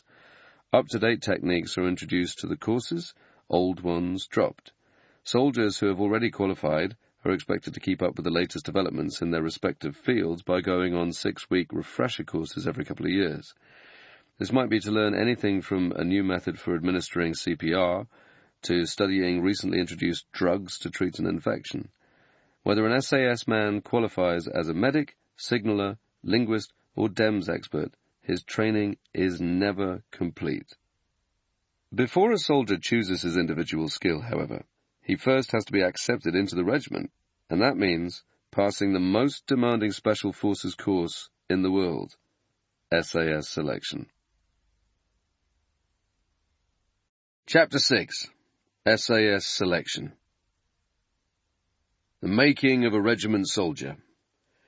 A lot of the credit for the creation and development of selection has to go to John Woodhouse, CO of 22 SAS in the early 1960s, and one of the Malaya veterans originally recruited by Mike Calvert. A fearsomely determined soldier who had seen action in North Africa and Italy during the Second World War, Woodhouse had a huge influence on the regiment, setting up the original selection course in 1952. He also pioneered many of the tactics later used on operations, such as the shoot-and-scoot approach employed by the regiment in Borneo. All the guys who served under him had a lot of respect for John Woodhouse. He was universally admired and liked by the troopers, which is quite rare for a CO at Hereford. He did as much as anyone to make the SAS what it is today, setting the standards for others to aspire to. The key to selection is that it is continually growing and changing over time, reflecting the changing nature of the regiment. The SAS has maintained its position by utilizing different skill sets, and selection has to keep up with those demands by supplying the raw material, men, who are capable of carrying out those roles. Having said that, the core principles of the course remain the same as they were in the 1960s. The individual is still tested to his limit on the hills and in the jungle, even though the details of selection have changed over time. Selection courses are held twice a year, once in the summer and once in winter. In the early days of the regiment, about 100 soldiers took part in each course. Sometimes it was less than half that number. There was no centralized recruitment policy, and many volunteers applied only after hearing about the SAS through friends who had passed selection. This meant that very few guys were getting through selection, and the regiment was constantly having to deal with a shortage in manpower. By the late 1990s, the number of students per course had swollen to about 200, partly as a result of the increased public exposure of the SAS after the Iranian Embassy siege and the Gulf War. The original training wing setup, or selection troop as it was then known, was fairly rudimentary. A handful of instructors, NCOs and admin staff worked under a captain who was usually a veteran of the Malaya campaign. Nowadays, Training Wing has grown massively in size in order to keep up with the increased number of students applying for selection. On the first Monday, candidates report to Hereford to book in. They are then given a short briefing from the officer in charge of training. He'll introduce himself and tell the lads what to expect, what the instructors will be looking for, and what will get them sacked. The students are then issued with kit from the regimental stores: standard army compass, webbed belt, poncho, burgan, 2 water bottles, and maps. In the early years of selection, students were given the A-frame canvas rucksack, which was much smaller and less comfortable to carry than the current burgan. Soldiers are also issued with the standard British Army weapon of the time. In the early 1960s, that was the Lee Enfield No. 4 bolt-action rifle. Later, it was the L1A1 SLR. Weapons are issued without slings, forcing the soldiers to physically hold them at all times on the marches. In John Woodhouse's day, the men were put up in the old Spider Barracks at Hereford. As the numbers taking selection gradually increased, however, the regiment took over the hutted barracks at the nearby Sennybridge training area, Centre. This prevented the students from choking up the base at Hereford, bunging up the junior ranks cookhouse for weeks at a time with a couple of hundred extra mouths to feed. It also stopped the Green Army recruits from wandering around the camp and seeing or hearing things they shouldn't, listening into conversations between SAS troopers. The following morning, the hill phase begins. Until recently, the first week of SAS selection was spent breaking the students in. Soldiers would do all the basic army tests: the Battle Fitness Test, BFT, and Combat Fitness Test, CFT. The BFT is a 3-mile run, with the first 1.5 miles as a group and the second half done individually, at best times. The CFT is a speed march, carrying a weighted rucksack, rifle belt and kit, moving at a jogging pace. Technically speaking, anyone in the armed forces should be able to pass the BFT and CFT. There was also a swim test and a beep test. These were done for health and safety purposes to make sure the students were capable of tackling the longer marches. Then they progressed to a 10-mile run as a group up and down steep rolling hills with the directing staff, DS, periodically stopping the students and beasting them with repetitions of push-ups or sit-ups. In the evenings, the men worked on their basic map reading and navigation skills. This exercise used to take place up on the high point of Dindor Hill overlooking Hereford. The locations of each march on selection vary. One week the guys might be in the Elan Valley, another week they'll be training in the Black Mountains or Radnor Forest. The final week of the hill phase, however, is always held on the Brecon Beacons. For many years, the first week was all about whittling the numbers down, getting rid of any dead wood that should never have attempted selection in the first place, the ones who haven't trained properly, and the Walter Mitties who think they're superheroes but can't even pass the BFT. Some idiots used to deliberately game the system. They'd apply for selection and fly over from a British Army base in Germany or elsewhere, knowing that they were guaranteed 2 weeks' leave in the UK. All they had to do was show up at Hereford, stick their hand up at the first opportunity, and they could spend the rest of their time on leave at home, going out on the town with their mates or seeing their wives or girlfriends. That used to frustrate everyone in the training wing, because these clowns were taking up spaces that could otherwise have gone to a serviceman who had been eagerly waiting to take selection. The problem of weeding out the waltz and the dead wood from SAS selection eventually led to the introduction of a pre-selection phase, which candidates must take at some point before the main course begins. This cleverly gets rid of all the dross that shouldn't have applied in the first place, so that by the time selection starts, all the unsuitable soldiers have already been cleared out and the guys can go straight into the hard work on the hills. This meant that the hills phase could be shortened from 4 weeks to 3. One of the big early tests for the students is the fan dance. This is a timed march up and down the slopes of Pen y Fan in the Brecon Beacons. Soldiers are divided into 2 groups and set off from their respective starting points, either at the Story Arms Outdoor Education Centre or the old Torpentow railway station. Each man carries his weapon, kit and burgan weighing 55 pounds. A soldier carries 3 pints of water, divided equally between his 2 bottles. If he needs to top up, there are jerry cans at each rendezvous point, RV, filled with fresh water. If his rucksack is found to be underweight at the start of the exercise, the DS will present him with a rock or wall brick to bring it up to the required weight. Candidates must complete the course in 4 hours or less. Anyone who doesn't make the time is out. The fan dance is a great test for stamina. You usually lose quite a few guys during the march, either due to injury or lack of fitness. Out of a total of 200 students, the fan course might account for anything up to 80 men. Students who put their hand up return to camp and are given a mop and bucket to clean out their space in the barracks. Quitting selection became known as getting the bucket. For the first 2 weeks, The students build up their training ahead of the challenges waiting for them at the end of the hill phase. The men are divided into small groups and taken out on a series of marches with an instructor.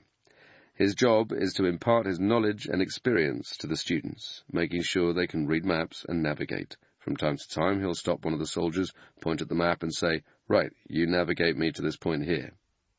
The instructors also give the brief talks on how to get from A to B, how to find the best route across a particular feature, and how to cross-grain, where they learn how to walk across ridges. The best way to think of this is to imagine a soldier marching up a pair of steep ridgelines. Instead of going straight up and down the second hill, it might be worth his while cutting round the first ridgeline at a 45-degree angle and moving around the second ridgeline. Although the student would have to walk a greater distance, he'll save himself the effort of a steep climb, and he'll be able to maintain a steadier pace during the march. If any of the guys are unclear on anything, now is the time to ask for help. At the outset, the instructors tell them, "Listen carefully. We are going to teach you everything you need to know, but it's up to the individual to have the guts to put his hand up and say, 'I don't understand, staff. Can you please explain it again?' One thing's for sure. If the soldier tries to bluff his way through, he'll get caught out." Learning how to read a map, for example, might not sound like the most difficult test in the world, but in fact this is a crucial skill for anyone attempting selection. In the Brecon Beacons, the weather is often rainy and blustery. You're walking through areas of low cloud with visibility reduced to a few feet in front of you, and it's easy to get lost, even for an experienced SAS instructor. If a student doesn't know where he is on the map and how to orientate himself, he's in serious trouble. In the second week, the men will set off individually on brutal marches through the hills with increasingly heavy loads and distances. This part of selection has essentially remained unchanged. Each morning the guys get up, get dressed, grab their rifle from the camp armory and scoff down the grub being served up by the slop jockeys at the cookhouse. After morning roll call, they pile aboard a series of Bedford 4-ton trucks and are ferried to their individual starting points for the day's exercise. At certain points, the 4-tonner stops. The instructor calls out a student's name and gives him a verbal grid reference for his first RV. Then the truck roars off again, and the soldier is on his own. From that point on, he must hurry from checkpoint to checkpoint until he reaches the final RV.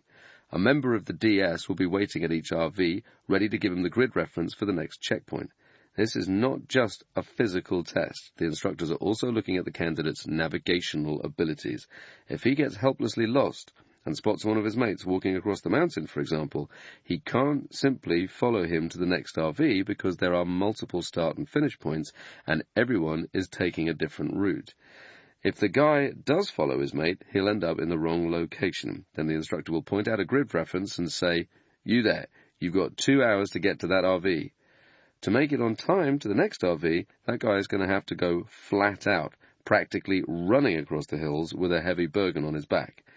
If he makes it, he'll be shattered, but at least he'll live to fight another day. If he doesn't, he'll get the bucket. To increase the psychological pressure, soldiers are never told how long the march is or how much further they have to go. It's a mental trick designed to sow confusion in the mind of the student. If a guy sets off that morning knowing he has to cover 30 kilometers, it gives him something to aim for when he's struggling. Then he gets to 25 kilometers and he starts to flag. He tells himself, "Keep going, it's only another 5 kilometers. It's easier to push through the pain when you know exactly how much further you have to go. But if the student doesn't know when the course ends, he has to tackle it with an element of uncertainty. It's that much harder to plough on. Once the lads are out on the hills, the instructors are looking for individuals who are self-motivated. That is the key to SAS selection, and it always has been since its inception. It's also why the students tackle these marches themselves rather than in teams or pairs. If someone is having a bad day on selection and he's going up the mountains with his mate or as part of a group, they will naturally help each other out, one man spurring the other on. But when the soldier is isolated, there is no one to help him when he's feeling down. In that situation, the self-motivated individual will push himself and carry on. Those are the men that the regiment is interested in. From time to time, the instructors will put in sickeners. These are extra tests at the end of the march, designed to catch the lads out and test their mental determination. A well-known trick involved the 4-tonners waiting for the candidates at the final RV. As they approached the finish point, the trucks would suddenly pull away into the distance. The instructor then bluffs the students and says, "Right, lads, we've got another leg of the march to do. Get moving." Hearing that, some of the students will put their hands up and tell the instructor that they've had enough. A few minutes later, the trucks then turned back around. The men who had said they couldn't continue would be taken off the course. The ones who were prepared to go on for another 10 or 20 miles would survive. Over time, students began getting wise to the sickeners. What happened was that guys who were thinking of attempting selection would talk to their mates who had passed, pressing them for information. The friend would warn the prospective candidate about a sickener happening after a particular route. To keep the guys on their toes, the instructors started to move the sickeners around so that nobody knew when they were coming. By this point, the students are dropping like flies as the physical effort required to complete the marches begins to take its toll. The ground in the Brecon Beacons is bogged and covered in big clumps of grass called moon grass, which are difficult to walk over and slow the pace right down. Soldiers will be struggling with various ailments, such as Bergen rashes, where the straps on the rucksack rub against the back during the marches, causing painful welts and sores to open up.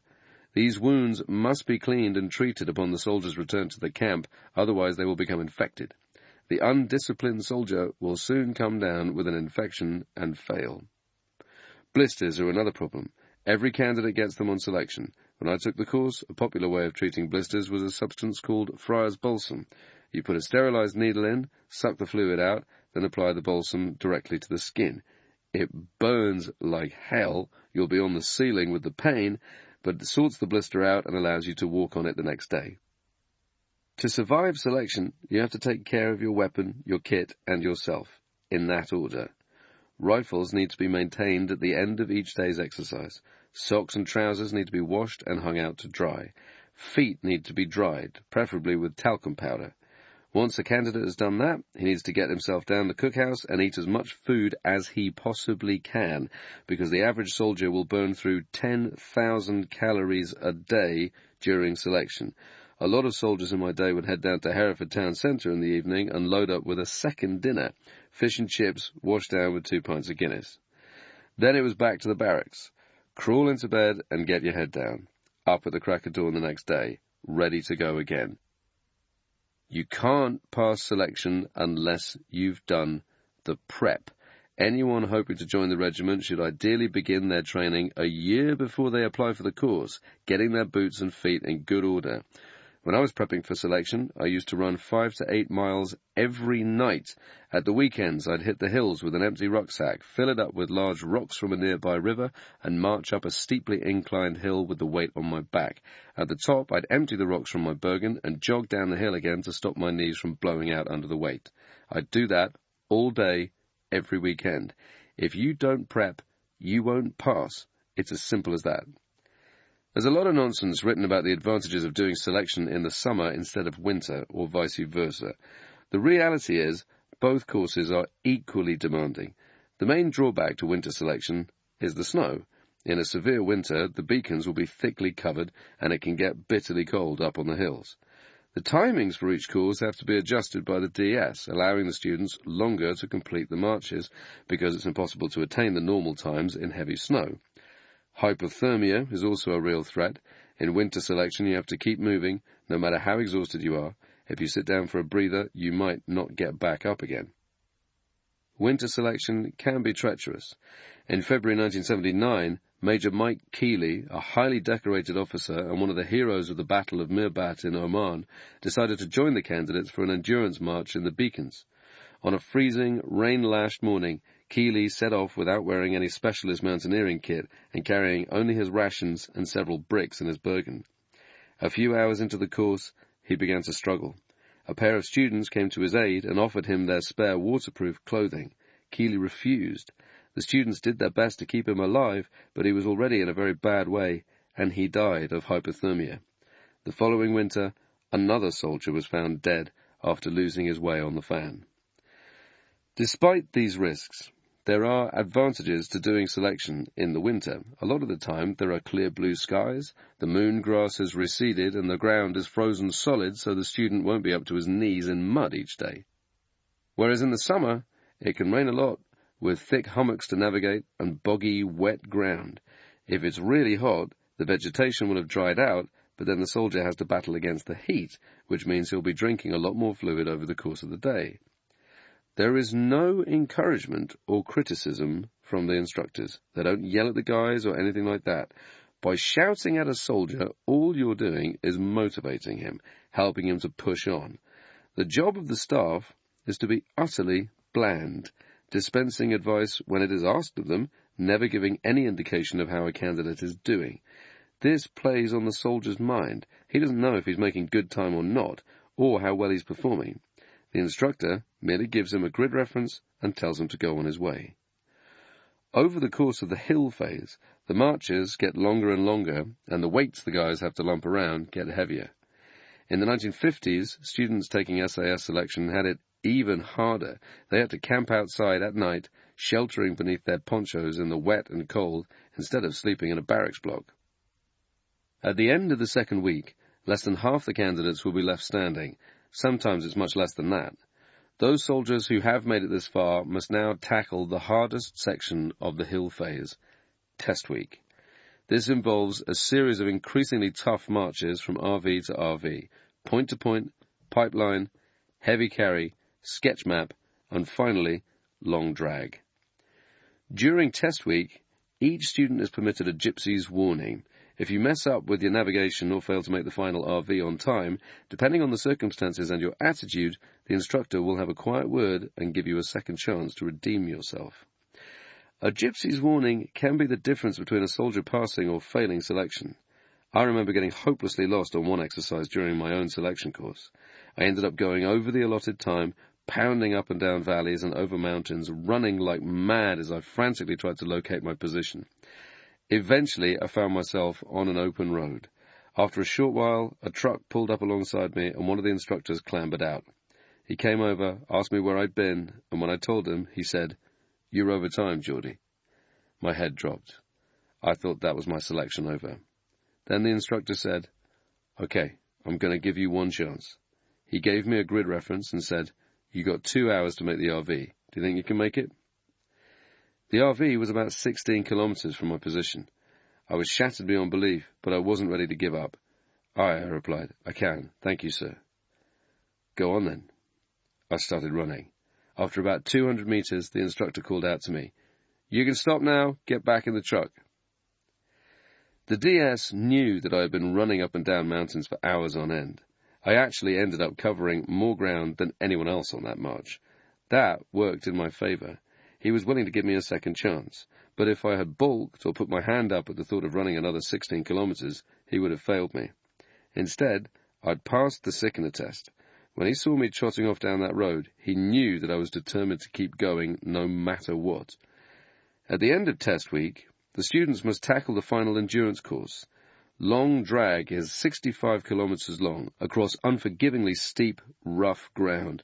Soldiers carry a burden weighing 55 pounds, plus rifle, food, and water bottles. And when you're carrying that kind of weight, you can't rush it. To cover that distance, you have to go at a steady, consistent pace. Students are dropped off at the starting point at the bottom of Pen y Fan in the darkness, and are given 24 hours to complete the route. The long drag is a test of pure stamina and endurance. After 3 weeks of hard marching, a lack of sleep, blisters, and excruciating pain, the soldiers will be miserable and tired. Only the toughest minds can push through. The instructors aren't bothered about map reading ability at this point. They're just looking to see how far each student is willing to go, how hard they're willing to push themselves. Generally speaking, anyone who has made it this far and isn't carrying an injury should be able to make it through the exercise. Anyone who has been nursing a sprain or has neglected to treat their Bergen rash will probably fail. By the end of test week, out of 200 students, perhaps 20 or 30 might be left. For those who narrowly fail to make the grade, either due to injury or because they had finished over the time, a handful used to be invited to join Holding Troop, otherwise known as Demo Troop or Goon Troop. Instead of returning to their parent units, these guys stayed on at Hereford for the duration of the selection process, doing all the menial tasks around the camp, such as changing the bedding or various admin duties, and in their spare time they focused on getting ready for the next selection course. This was a way of retaining those men who had the potential to pass but had been undermined by injuries or bad luck. The downside was that this created a situation where soldiers who had yet to earn their beret were eating in the junior ranks cookhouse, socializing with mates who had passed selection and were now on ops. This obviously carried a threat of sensitive information being shared with men who were not actually in the regiment. Eventually, they put a stop to the holding troop, and by the 1980s, it had been phased out. Soldiers who fail selection are RTU'd, returned to unit. Each student has 2 attempts at selection. If he fails to complete the course due to injury, he must obtain a medical discharge, supervised by a trained doctor. If the doctor agrees that his injury is genuine, that attempt on selection doesn't count. Some guys feign or exaggerate injuries to give themselves another shot at passing, or more often to try and save face when they return to their units. Rather than have to admit, I wasn't good enough, they can turn around to their mates and say, I got medically discharged because I twisted my ankle. It sounds better than admitting you weren't up to scratch. One student approached me at the end of an exercise claiming to have done his back in. As an instructor and patrol medic, I had my doubts, but the doctor present was convinced that this guy's injury was for real and signed off his medical discharge. A few nights later, I went out for a pint in Hereford. There was a disco event on that evening, and the crowd was in full swing. As I looked over, I caught sight of a familiar face moving around on the dance floor. It was the guy with the dodgy back. He was showing off his skills, pulling all these fancy moves, not moving awkwardly at all. The next day, his medical discharge was cancelled. There is nothing wrong with that guy's back, that's for sure. His spine was another matter. On selection, everyone thinks the march they've just done is the hardest one. The students will get through the fan dance and think, Christ, that was tough. Then they go and do another march on test week and think, that was bloody hard. And they've still got to get through the long drag. Then they reach the end of test week and think, that's the hill phase done, it can't get more knackering than that. Until they get out to the jungle and find that it gets even more difficult. Even if they make it through the jungle phase, the instructors can still just turn around and say, we don't want you. The SAS man is continually being tested by himself and his peers. New troopers are supposed to be on probation for a year, but the truth is that you are on probation for your entire career in the regiment. If you screw up, you'll be RTU'd. It's that simple. That is why the guys in 22 SAS are so disciplined, because it's very easy to get sacked. One wrong move or drop in standards, and your career is over. Following test week, the students have several days of pre-jungle training. Most of this time is spent working on the ranges, learning weapons handling, basic contact, and immediate action drills. The purpose of this is to familiarize the students with SAS patrol tactics and weapons skills ahead of the next phase of selection. Students come from very different parts of the army. Some are from the parachute regiment, others are engineers, signallers, or even chefs. There might be one guy who is an extremely capable soldier and a good prospect for the SAS, but due to his background he hasn't done much in the way of contact drills in his army career. This week is an opportunity for the instructors to work with such students, bringing them up to speed to give them the best possible chance of passing.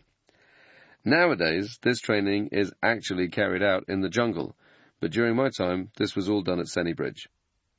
Officers must undertake a separate part of selection known as Officers' Week. This is designed to test their grasp of military tactics and their ability to think while sleep-deprived and under pressure.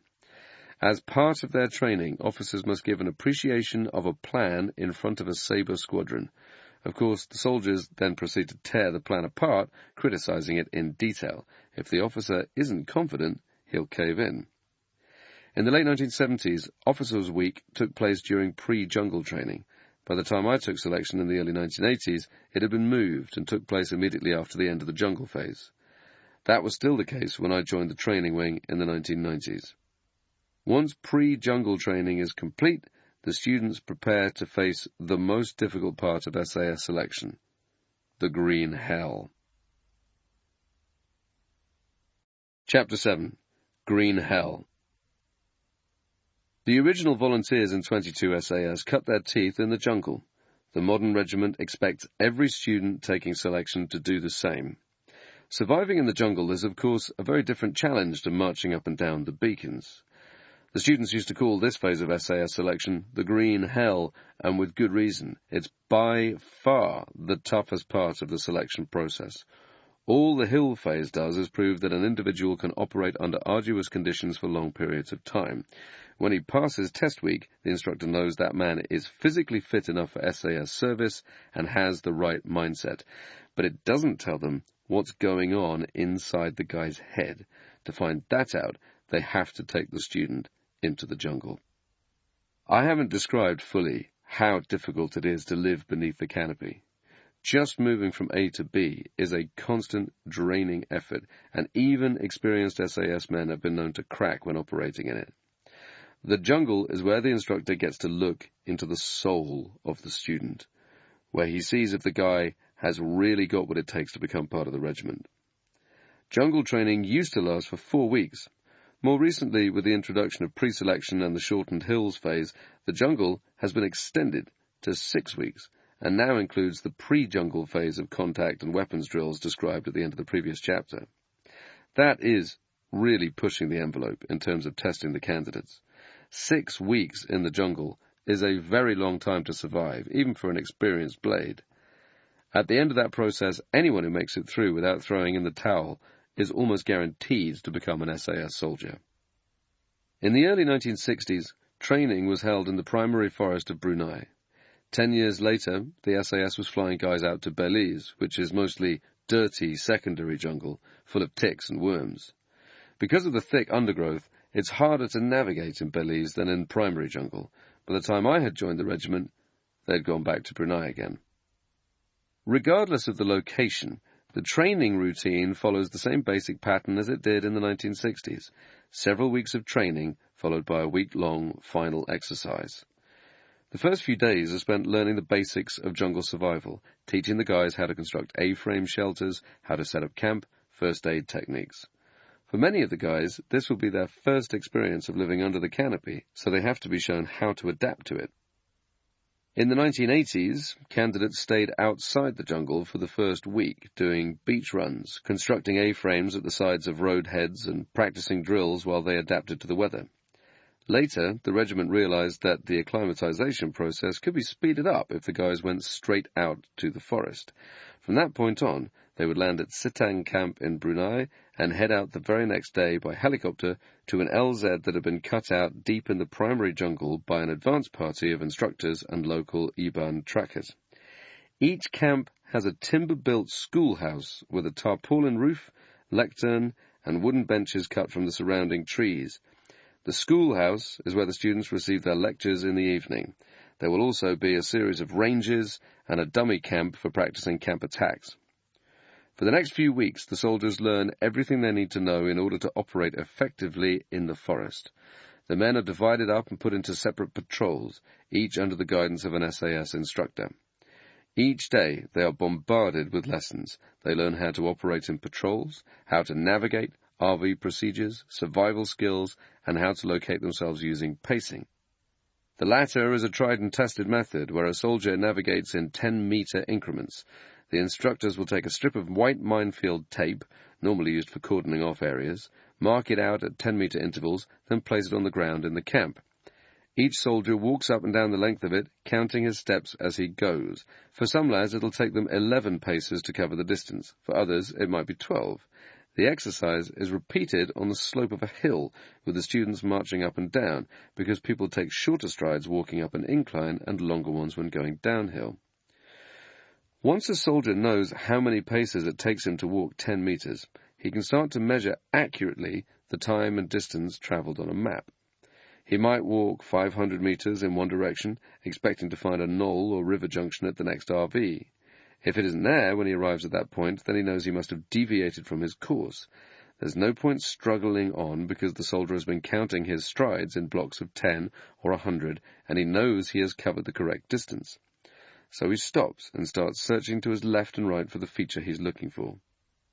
Students are also taught how to see things in layers. This is essential when moving through thick jungle, where visibility is sometimes no more than 5 or 10 feet in front of you.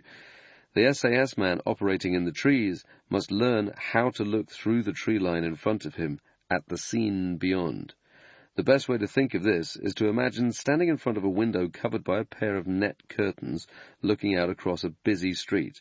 To see what's going on outside, you don't look at the curtain, you have to see through it. Then you keep looking further and further, picking up certain details, seeing things that aren't there at first sight. To master this skill, a soldier is taught to focus on something 5 or 6 feet from his position. This could be anything from a bush or tree trunk to a patch of dead leaves on the ground. He concentrates on that particular bush or tree trunk, draws an invisible line, and scans through the immediate area from left to right. Then he moves his line of sight on another 5 feet and focuses on something else amid the foliage. Once he's cleared that area, he moves his eyes on again. Before he knows it, he's looking 30 or 40 feet ahead of him. After a while, things begin to stand out from that thick green mass. Seeing things in layers is critical when operating in the jungle. To patrol effectively, a soldier needs to subconsciously know where his next 3 steps are going to be. That frees him up mentally to concentrate on the ground 20 or 30 feet ahead, breaking it down into separate layers. If he fails to do that, he'll never know what's in front of him and blunder into an ambush or a trap. I've seen students on selection who have wandered right past an enemy target without even realizing it. In a real operation, that kind of mistake would be fatal. Once he learns how to look at things in layers, it becomes part of a soldier's everyday life. Even now, I find myself constantly layering the terrain without realizing that I'm doing it. I'll be walking down a street, looking ahead 20 or 30 meters down the road, scanning across the other side of the street, looking for reflections of people behind me in the shop window. It's just automatic. Students are also taught the importance of looking after their weapons, their kit, and themselves. Maintenance of all 3 is critical when living in the trees. The instructors will show them all the little tricks they need in order to survive, many of them learned by previous SAS patrols operating in Malaya or Borneo. This could be something as simple as teaching them how to attach drip lines to their shelters each night. These are small rags that are tied to the end of the length of paracord running between the roof of the student's shelter and the tree trunk. When it rains during the night, water flows down the tree, and instead of running down the paracord and onto the sleeping soldier, it drips off the rags onto the ground. Any soldier who forgets to fix a drip line to his poncho will end up sleeping beneath a leaky roof. He'll wake up the next day soaking wet, shattered, and irritable. From then on, he'll be sleeping in wet kit each night, which will make him more susceptible to crotch rot and all kinds of sores. Eventually, his skin will start peeling off and he won't be able to continue. That's ENDEX, end of exercise, for him. There are other little tricks too, such as wrapping the wooden handle of your parang in tape. If a soldier doesn't do this, the handle will become slippery and the blade will fly out of his grip like a boomerang when he swings it. Throughout this process, the instructors will be watching the men like hawks. They'll assess a guy's site selection for his shelter, for example. If he builds his A-frame near to a stream and the instructor has already explained that in the rainy season the streams can overflow and rise to at least 6 feet, he knows that the soldier is either lazy or hasn't been listening. Either way, he won't last long. Students must also pay attention to camp cleanliness. Each patrol will have a designated toilet tree, which is located a certain distance from the sleeping area to keep it free from the various bugs and nasties attracted to urine. The switched-on candidates will learn to walk from their basha to the toilet tree in the middle of the night so they know the route blindfolded. The slack ones won't bother. They'll just relieve themselves near their shelter, thinking they can get away with it, but they won't. These things might sound trivial, but they are essential for any patrol operating in the jungle for long periods. You can't survive in that environment if you're not extremely self-disciplined. From the moment you go into the trees until the moment you emerge, you have to remain constantly switched on, even when you're tired. If you aren't on top of your game, or you lose your focus even for an instant, you can end up in serious trouble. I learned this the hard way as an instructor with the training wing. During one course in Brunei, I was taking a patrol through the jungle, following behind the tail-end Charlie, watching the guys in front of me to see how they were patrolling. Suddenly, a deafening cry went up at the front of the patrol. A moment later, 2 of the lads at the front of the patrol suddenly came racing down the line, sprinting past their mates at top speed, shouting an alarm. Neither man was wearing his burgan. I cornered one of the guys and started shouting at him, demanding to know why he'd ditched his rucksack. "There's a hornet's nest up there, Saf," the student replied frantically. "We've disturbed it." "So what?" I growled impatiently. "Where's your Bergen?" The student pointed at a spot ahead of the patrol. "Down there, Stuff." Gritting my teeth, I went stomping up the line, marched past the rest of the patrol, and found the student's Bergen dumped on the ground. Then I wheeled around and shouted back at the student, who was still keeping his distance. "Get your ass over here and pick this up." To emphasize my point, I carelessly kicked his Bergen, which must have disturbed the hornets, because one of them buzzed up from the rucksack and came right at my face. Suddenly, my head exploded with pain. The hornet had stung me above the right eye, just below the eyebrow. It was like getting kicked in the face by a horse. A few moments later, the same student hobbled over and said, "I think I've broken my ankle, Staff." "Don't be stupid," I snapped, assuming that he was faking it. "Get that bloody Bergen on and get moving." The student clamped his mouth shut and did as he was told. He got on with it. I forced him to march on for several more hours that day. By that time, my right eye had swollen up to about the size of a tennis ball. We found a site to bash it up for the evening, and at first light the next day, one of the other students approached me wearing a look of concern. "Can you come over and have a look at Pete's ankle, Stuff?" "Yeah, okay." I went over to Pete's basher to inspect his injury for myself. When I got there, I saw that the other lads had cut this guy's boot off because the ankle had swollen up so badly overnight. The skin around the joint was black as tar, and the first thought that entered my head was, "Christ, I've really messed up here. I've made this poor kid walk miles on a broken ankle." He clearly couldn't continue. There was only one thing to do. We put him on a stretcher and carried him all the way back to the base camp, plus his weapon and rucksack. When we arrived back at the camp, the officer in charge of training wing was there to greet us. He came over, looked at me with my badly swollen, purpled eye, looked at the soldier with his busted ankle, frowned heavily, looked back to me and said, "What the hell have you lot been up to?" That was just a training exercise. If that had happened on an operation, we would have been in real difficulty. There's an old saying that the jungle is neutral. Well, it isn't. But with the right training and mindset, it can be your ally. To survive this phase of selection, you must get on the jungle's side. When the soldier first goes into the trees, knowing he will be in there for several weeks, it can seem a real slog. Like a kid waiting for Christmas, it often feels as if the day he gets to leave will never come. Some soldiers get impatient and try to fight the jungle, but that's a mistake. You can't fight the jungle, and if you do, you will soon wear yourself out. Then suddenly you're being RTU'd. Instead, the student has to train his mind to accept his situation and look at it positively. He has to ignore the hardships and tiredness and tell himself, "This is actually quite nice. I'm learning new skills, the weather is warm, and I'm getting 8 hours sleep each night. It could be a lot worse." If the candidate learns to stop fighting the jungle, it will look out for him. Personally, I always felt very safe operating in the trees. You can hide in the forest, you can make all kinds of things from bamboo, and again, you're guaranteed a good rest. It can be dangerous and hard work, but I also knew that if I stepped off a track, I would instantly disappear. There's never any shortage of water, the weather is usually pleasant, and at times it can be a place of striking beauty. Once a soldier stops trying to resist the jungle, he can operate effectively in it. When the students go into the forest with their patrols, they frump around for the first couple of weeks, making loads of noise. They don't see any monkeys or snakes, scorpions or civet cats. Then slowly, they become stealthier. They learn to move at a more deliberate pace, rather than crashing through the undergrowth and leaving signs behind for the enemy to detect. Suddenly, they start to notice the different creatures that roam beneath the treetops. When a soldier sees and hears the wildlife, that's when he knows that he is moving correctly through that theatre. There is no time to rest in the jungle. Students are continually tested and can never switch off. Countless hours are spent on the ranges, firing weapons, doing contact drills and ambushes using live ammunition. In the evening, they take lessons in the schoolhouse, learning how to put a weapons cache in, how to do camp attacks, using explosives to cut out an LZ for air resupply, and ambush tactics.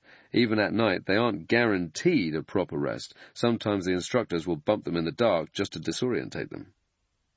They must also do a full day of contact drills with blank-firing rounds. This is probably the hardest day of SAS selection and takes place halfway through the jungle phase. This usually takes place on a knoll or hill near the camp. The training staff will direct the students down a track that has been previously cut into the undergrowth and initiate a sequence of contacts once the patrol approaches a pre-designated ambush position. They'll get a contact front and have to sprint backwards. Then they'll get hit from the right, so they'll have to fall back from that position. All day long they'll be getting contacted. It's like doing the speed test, but with full kit on and in the heat of the jungle. By the end of it, the soldiers are hardly able to stand up. At that stage, a lot of lads put their hands up and say they've had enough. Perhaps half the students will fail jungle selection. Many times it will be far more than that. Some of the guys can't tolerate the conditions. They don't like being dirty and unshaven, having to move around in slimy wet clothes that stink of ammonia, knowing that they don't have a comfortable bed to crawl into at the end of the day. The students are having to live in almost complete isolation from the outside world, which can get to a few people.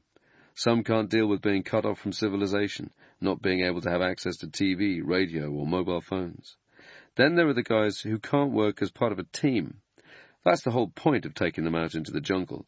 In the beacons, the student proves that he can operate as an individual, but when he gets out to the forest, he has to demonstrate to the instructors that he can gel as part of a small unit. In a 4-man patrol, you can't afford to have one guy who's a loner, because you're working in close proximity for weeks or months on end. An SAS man has to be able to get on with other people with contrasting personalities, or he won't work. Anyone who can't integrate with the group or blames others when things go wrong isn't going to last the distance. As the days pass, more and more volunteers get RTU'd, shrinking the size of each patrol. A 6-man patrol might be whittled down to only 2 or 3 soldiers by the 3rd week of training. When a group gets too small to operate on its own, the instructors will merge it with the soldiers from another patrol. This constant chopping and changing poses another test for the men, forcing them repeatedly to adapt to a new team and a new set of faces. Each night the instructors will have evening prayers and talk about the individuals in each group. They'll compare notes and ask one another, who's going to pass, who's going to fail. If one of the staff has a guy on their patrol that they aren't sure about, they might ask to swap him for a student from another group, allowing another instructor to have a look at him. Putting a second pair of eyes on the student makes sure that nobody fails due to a personality clash. A few unlucky guys will get injured during jungle training. That's the nature of the environment you're living in. We had one soldier on my selection course who got bitten by a spider and went into anaphylactic shock.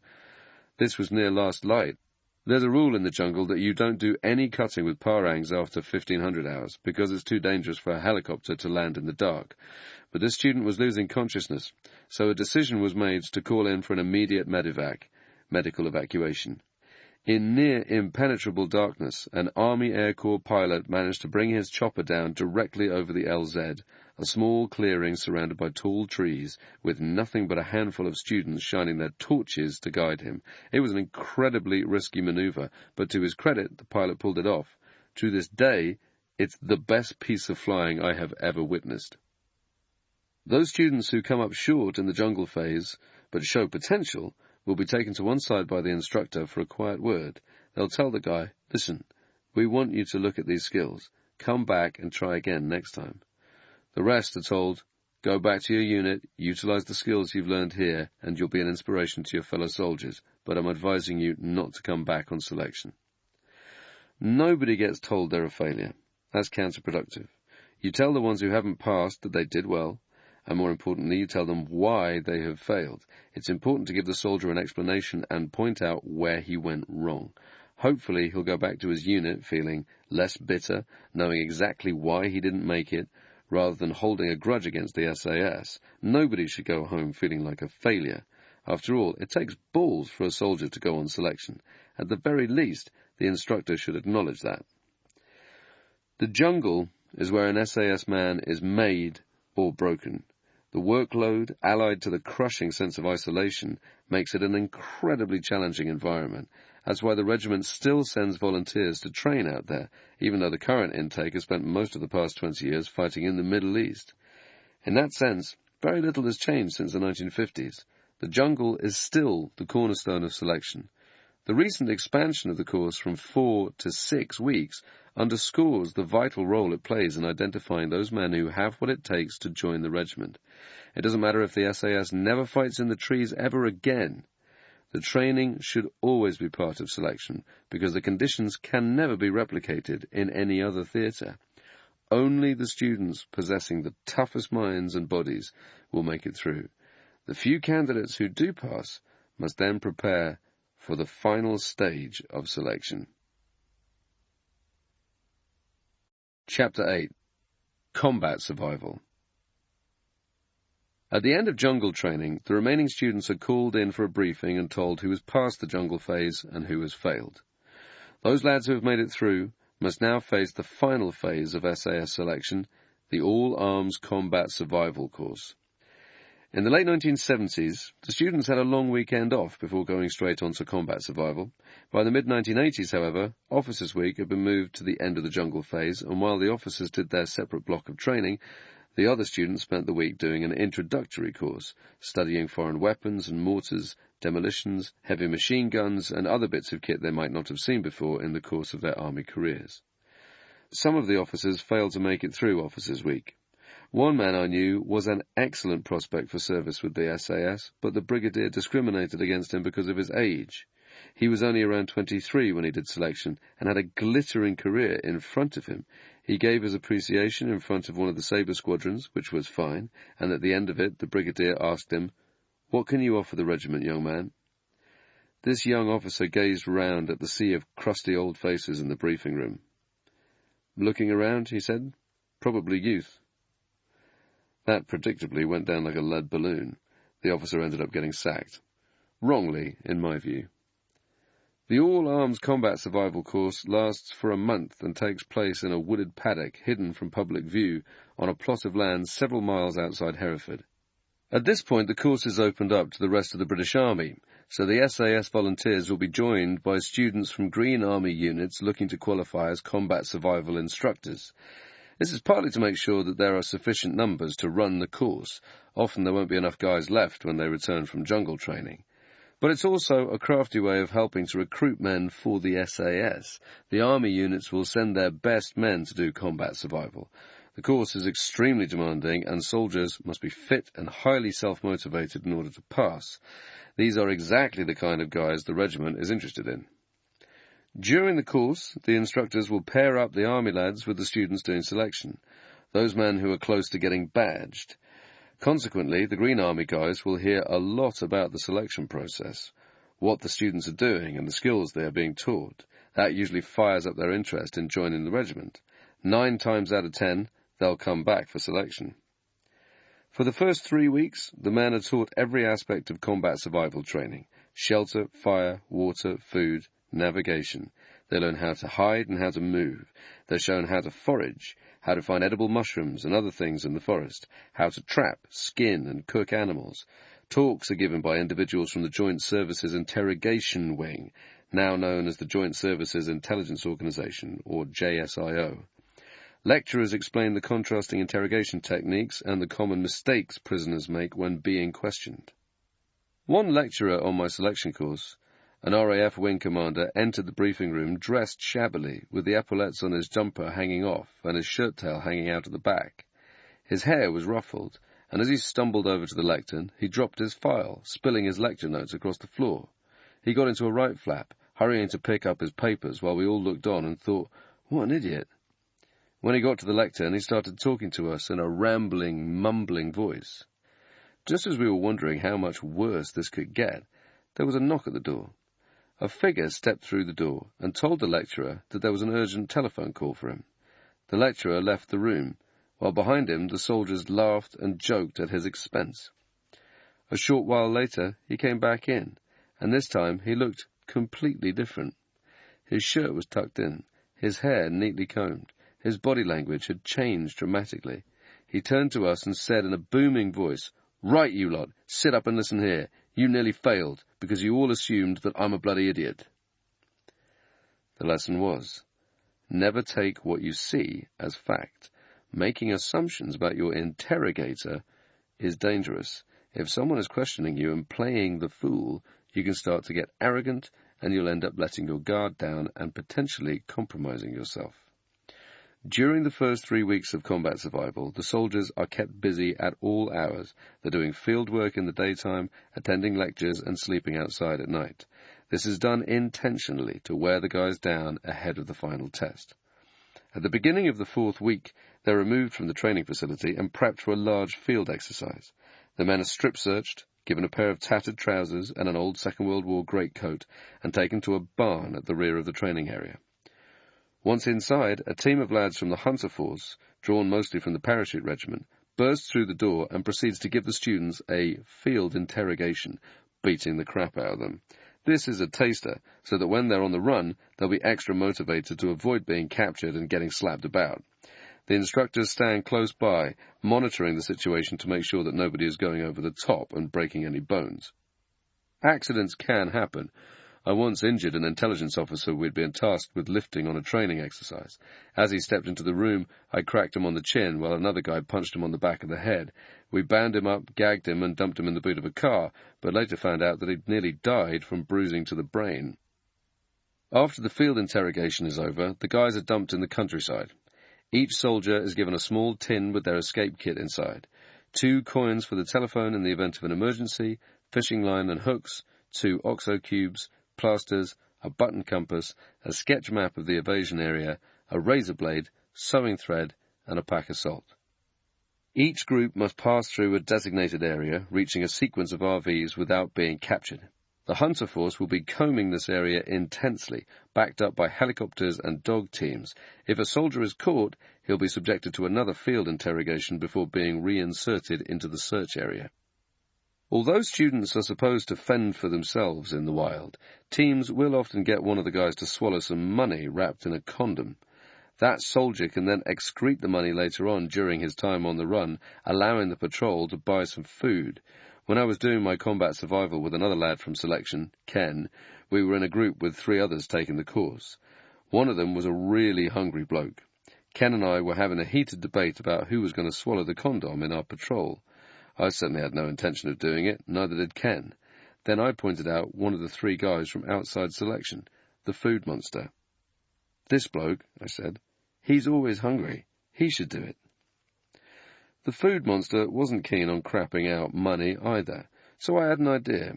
Before being dumped in the hills, each patrol had been given a live chicken to kill, skin, and cook. This was to be our last meal before we were to go on the run. I stashed a £5 note and a cheap latex condom, tied it up at the end, and strolled over to the food monster. "Here," I said, handing him the rubber. "Will you swallow this?" "No way," he replied, shaking his head. "Okay," I said. "How about this? If you eat the condom, you can have our share of the chicken. The whole thing is yours." The food monster eyed the chicken hungrily as he weighed up the offer. "Yeah," he said after a beat. "All right, I'll do it." I gave him the condom. Down his gullet it went. That evening, the food monster tucked into a fat chicken while the rest of the patrol made do with thin soup. But it was a fair trade. We'd need the food later on during the evasion exercise. Every day on the run, we kept asking the food monster if he felt a turd coming on yet.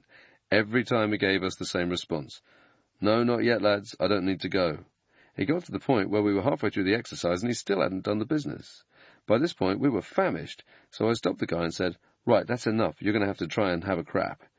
The food monster trudged off into the woods, dropped his pants and bent over, straining and grunting noisily. Eventually, he did the business and the note came out. We spent hours looking for a building or village we could sneak into en route to the next RV to spend our £5. After a while, we stumbled upon an isolated farmhouse. Ken and I looked at one another, wondering whether we should risk it. Prior to the exercise, the instructors will invite all the locals to the village hall, lay on sandwiches, crisps, and beer, and tell them about the exercise. Photos of the students are circulated, and the locals are asked to call a number if they see any of them around. The villagers nod along, but they usually take the side of the poor, hungry lads on the run, and most of the time they won't comply. There is a risk that this farmer might shop us if we knocked on his door, but we had to weigh that up against our need for food. By now, we were starving. We scoped the farmhouse out for a while, searching the high ground for any sign of the Hunter Force. After a while, we decided that it was safe to approach. We knocked on the door and were greeted by a farmer's wife. As soon as she laid eyes on us in our grubby clothes with our messy hair and unshaven faces, she said, "I know exactly who you are. Go in the barn and hide. My husband's not home, but he'll be back soon." We hunkered down in the hay, gorging ourselves on the sandwiches and mugs of steaming hot tea the farmer's wife brought us. A short while later, the husband returned and came into the barn. We explained what we were doing and asked if he knew of a shop nearby where we could purchase some food. "There is a place," he said. "It's not far from here. I can take you there, fellas. Wait 2 minutes." We waited. He came back armed with a 12-bore shotgun, put 2 shells in his weapon, and cocked it. "This way, fellas." Then he led us outside the barn to his Land Rover, covering us as we raced across the open ground. I dived inside the vehicle next to Ken, thinking, "Christ, I hope there's no hunter force around here, because he's going to start putting rounds down." The farmer drove us down to the local village, pulled up outside a small shop, and turned in his seat to face us. "It's clear, lads. Go inside. I'll be waiting out here." We piled out of the Land Rover, ran into the shop, and made a beeline straight for the counter. This little old lady greeted us with a friendly smile as I said, "How many Mars bars can we have for £5? She worked it out, gave us a whole box of them, and we handed over the £5 note.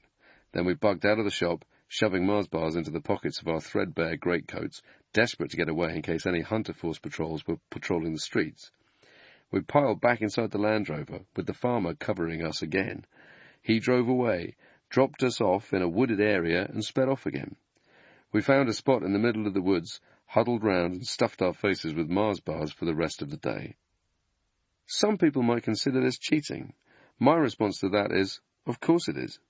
But as I always told guys doing combat survival, if you're going to cheat, that's fine. Just make sure you don't get caught. A soldier on the run, if he's got his wits about him, will cheat if and when he has the opportunity. You shouldn't punish someone for being resourceful. That is part of what the SAS is about, after all. But if he does get caught, one thing is for sure, he'll be sacked. It's up to the individual soldier to weigh up the risk. Once the patrols reach the last RV, the students on selection are separated from the other participants and told to go over to a patch of ground at the side of the road. They lie face down on the ground, with their hands placed over their head. Then a cattle truck comes roaring over. A bunch of big, hairy soldiers come charging out of the truck and grab hold of the students, throwing them around a bit before blindfolding them and tying them up. The students are then bundled into the back of the cattle truck and driven to a facility at Hereford for a 36-hour interrogation. Upon arrival, the men are taken to a processing facility, stripped down and forced to wear overalls.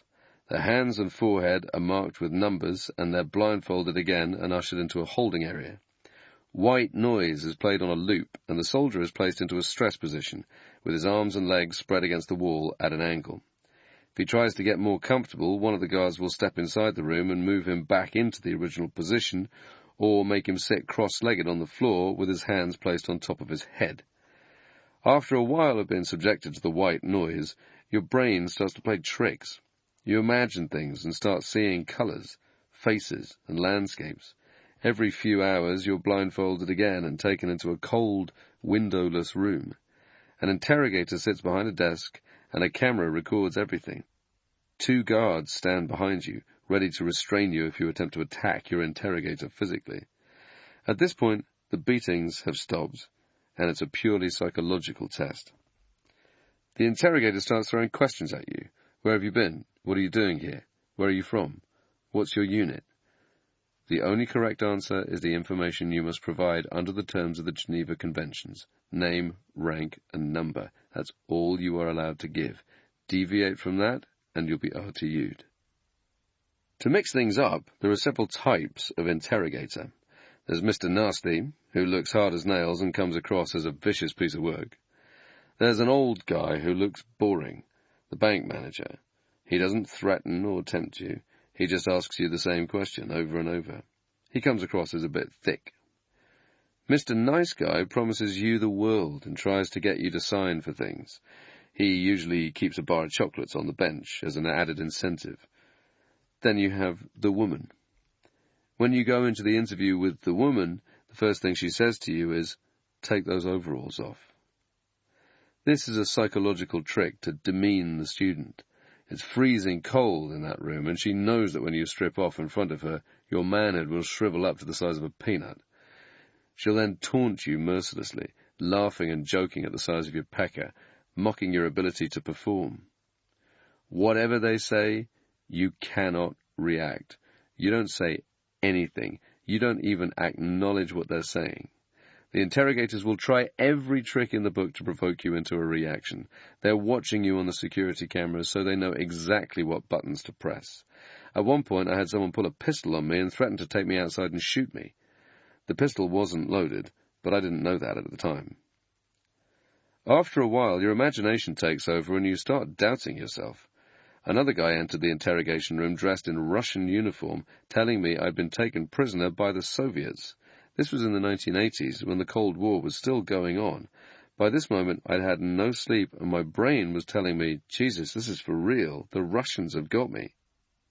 Some students will crack under this pressure. It's disorientating. You're sleep-deprived, and as time goes on, it becomes increasingly hard to remind yourself that this is a training exercise. I was lucky. I'd done interrogation training at 18 and again at 21, so I had more experience than any of the other guys. I knew exactly what I had to do, how I had to act, and I knew it was going to be a long, long 36 hours. The key is to put a moronic look on your face and answer every question by stating your name and rank in a monosyllabic tone. It irritates the interrogator, but they can't show that. You don't laugh, you don't smile. You don't get angry and lash out at them when they insult you. You sit there, looking like a gimp. That really messes with them. After 36 hours, the interrogation phase is over. The student is led out and taken to a separate room. His blindfold is removed, and he's greeted by the sergeant major of the regiment training wing, wearing a white armband around his bicep. Before a soldier goes into the interrogation phase, he will be told, anybody who has a white armband is an adjudicator and will not mess with you. You are to do exactly as they say. The sergeant major on my selection course was Don Wilson, an outstanding soldier, tall and very quiet, but with a dry sense of humour. As I stepped into the room, I had no idea what time of day it was, and I didn't know my arse from my elbow. The blindfold came off, and I squinted at the SM for a long beat, adjusting to the harsh lights. Don nodded at me and said, "Right, Geordie, it's over. Are you all right?"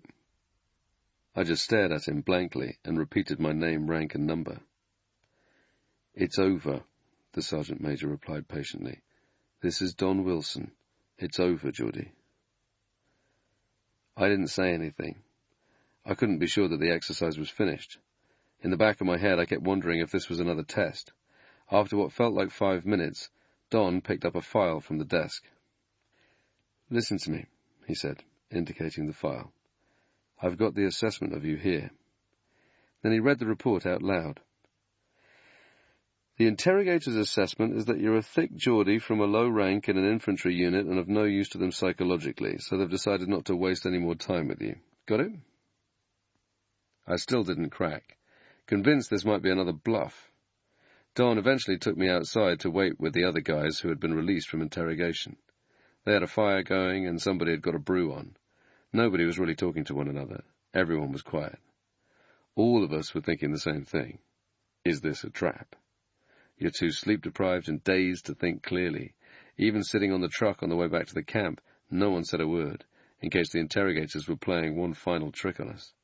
It was only when we got back to the camp and into our rooms that we finally realized it was over.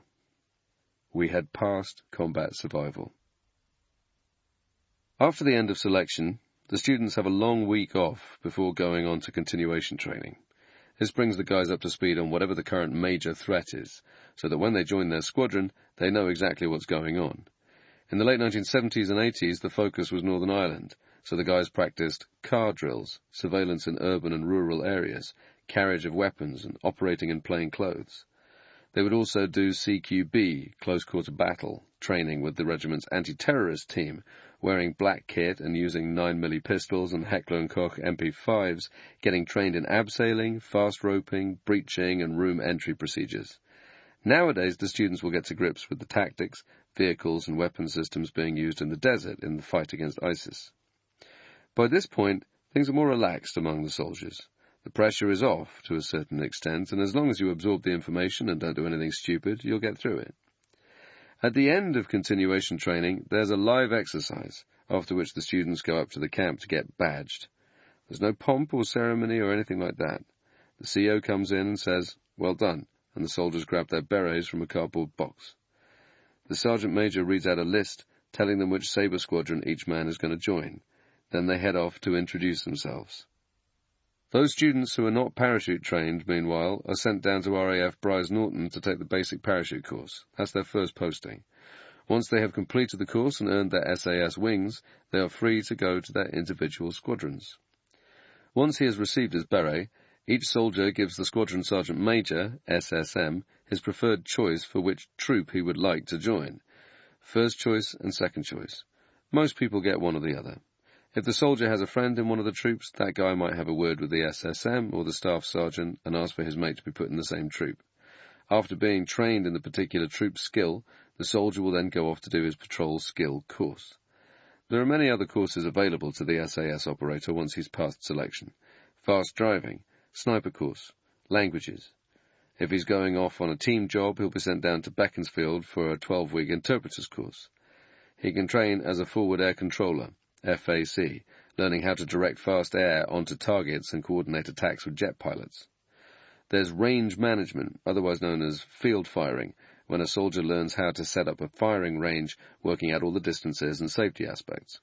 This is useful if you're going overseas to train a foreign infantry or guerrilla force, bringing their shooting skills up to scratch. Any SAS man needs to do these courses to make himself indispensable to the regiment. When you pass selection, you drop down to the rank of trooper, and progressing up the ladder isn't easy. To get to the rank of sergeant, you've got to do your junior Brecon course at the infantry battle school, and you can't get promoted to staff sergeant without your senior Brecon. When I joined the regiment, a pecking order existed in each troop. There was an unwritten rule that the other guys wouldn't speak to the crow for the first year.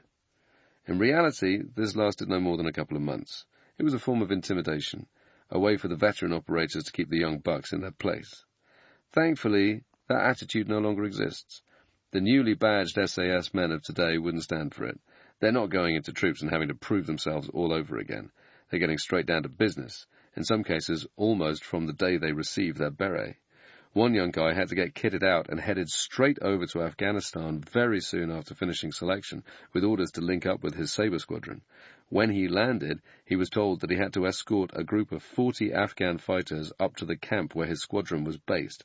While en route, the party was caught in an ambush, and the SAS soldier spent his first day in a heavy contact on the ground. A guy getting tested like that in the field has already proved himself. He isn't going to put up with a veteran sergeant trying to bully him. It just won't work. Although the details of selection may have changed over the years, the demands of the course and the qualities the instructors look for in volunteers have remained the same as they did in the 1960s. During those first years in Hereford, the SAS also established many of the principles that are still used today: the four-man patrol, the troop and patrol skills, the killing house. It was a critical time in the regiment's history. 4 years after they conquered the Jebel Akhtar, the men of 22 SAS were experts in different types of unorthodox warfare, with experience in the desert and the jungle. They had trained around the world, were in peak physical condition, and specialized in an incredible variety of skills, and they had established a supremely demanding selection process for potential new recruits. They were ready for whatever came next. They didn't have to wait long. Chapter 9. Back in the Jungle. Borneo, 1963. The background to the conflict in Borneo was rooted in the twin threats of Chinese communism and the grandiose ambitions of the Indonesian President Ahmed Sukarno. In 1962, the island of Borneo was divided between the Indonesian-controlled territory of Kalimantan to the south and 3 smaller former British colonies to the north, Sabah, Sarawak, and the Sultanate of Brunei. All 3 colonies were slated to join the new Federation of Malaysia, along with Malaya and Singapore. Brunei later opted to remain a British protectorate. However, President Sukarno had other ideas. He had long dreamt of taking over those territories for himself, along with the Philippines, as part of a deluded plan to transform Indonesia into an Asian superpower, with Sukarno lording it over the whole lot. He opposed the Federation and plotted to undermine it whenever possible. In December 1962, a rebellion broke out in Brunei against the Sultan's rule. The revolt was led by guerrillas in the North Kalimantan National Army, TNKU, a pro-Sukarno force whose insurgents had been trained and equipped by Indonesia. Government facilities were attacked, Europeans were taken hostage, and police officers were killed. A force of Gurkha rifles and the Queen's Own Highlanders was brought in to sort out the trouble and quickly restored order, with the surviving rebels legging it across the border to Kalimantan. Brunei was sitting on a lot of oil and gas, which undoubtedly influenced the UK's decision to intervene. But the presence of British troops in northern Borneo gave Sukarno the perfect excuse to stir up trouble, and he publicly declared his support for the insurgents. While this was going on, the clandestine communist organization, CCO, an ethnic Chinese movement based largely in the towns of Sarawak, was also becoming increasingly active. Sukarno was not a communist, but the Communist Party in Indonesia was strong, and there was a suspicion that he might form a strategic alliance with the CCO. The situation posed a major problem for the top brass. They lacked the manpower to fight on two fronts and had to figure out a way of dealing with a potential internal uprising while also patrolling the 970-mile border with Kalimantan, plugging any gaps and stopping any Indonesian troops from sneaking across. What was needed was a specialist reconnaissance unit, one that was capable of operating deep in the jungle, patrolling the border with Kalimantan, and keeping an eye on any possible enemy activity. Alongside this, such a force could disrupt cross-border activity, denying the movement of support and supplies to the communist insurgents inside Borneo, and helping to keep the lid on any internal revolt. After some hard lobbying by John Woodhouse, now the CO of the regiment, the SAS was given an intelligence-gathering role in Borneo. Their orders were to penetrate the remote jungle and run surveillance on the border, feeding any information back to the commanders and helping them to build up a much clearer picture of Indonesian activity along the frontier. At the same time, they were also tasked with winning the hearts and minds of the tribespeople who lived there. The men of A Squadron headed out at the beginning of 1963. Their involvement was a closely guarded secret, and they flew out on a civilian aircraft from Heathrow, spending a week in transit before arriving in Brunei.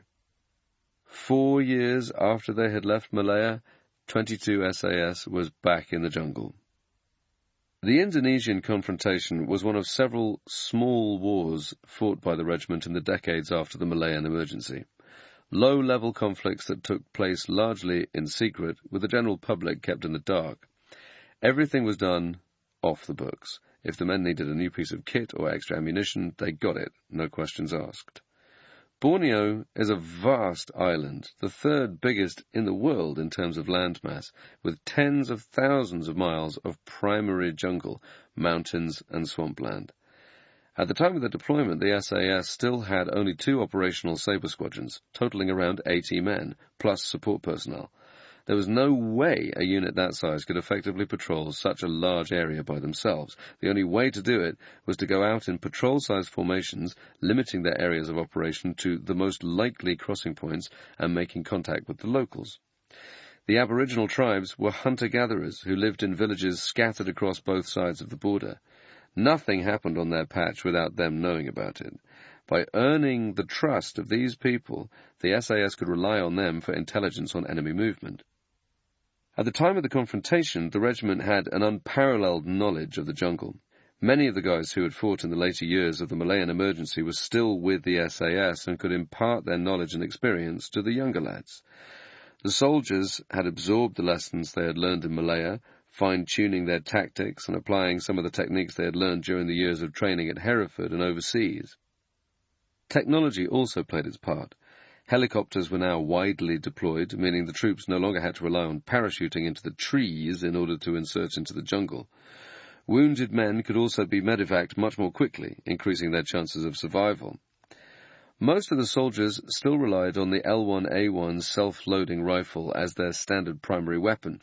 The preferred tool for the lead scout was now the American Armalite, developed by Eugene Stoner in the 1950s. The design was licensed to Colt and went into service in the US military as the M16. The weapon was favoured for its lightweight feel and full automatic setting, which made it perfect for sudden contacts at close range. The downside was that the stopping power on the smaller 5.56mm round wasn't great. Targets have been known to stay on their feet despite taking 3 or 4 bullets. Upon arrival in Brunei, the SAS set themselves up at a private property owned by the Sultan of Brunei, known locally as the Haunted House, which had been the headquarters of the Japanese security forces, the Kempeitai, during the Second World War. Once they had established their base, the guys in A Squadron kitted up and went to work. To begin with, SAS operations focused on patrolling the border, filling in details on the maps and befriending the locals. The Kelabits and the other tribes in the interior of the country were fearsome warriors. During the Second World War, they had collected the severed heads of Japanese soldiers they had killed, putting them on display outside their homes. These tribespeople lived off the land, raising livestock and growing their own crops of rice, fruit, and vegetables. What they could not grow, they caught by setting traps or going out on hunting expeditions, armed with spears, knives, and blowpipes. Families lived and slept in longhouses, long timber-framed structures built on raised stilts with thatch roofs made from atap palm fronds. Pigs and chickens sheltered in the gaps below the longhouses, feasting on the scraps, excrement, and bits of rubbish that dropped down from several holes cut into the floor. To a large degree, the tribes in Borneo had been sheltered from the worst excesses of Western civilization and religion, and there was no corruption or greed among the villagers. In addition, they had an incredible knowledge of the jungle. They could track anything, knew all the wildlife and vegetation and the main routes through the forest.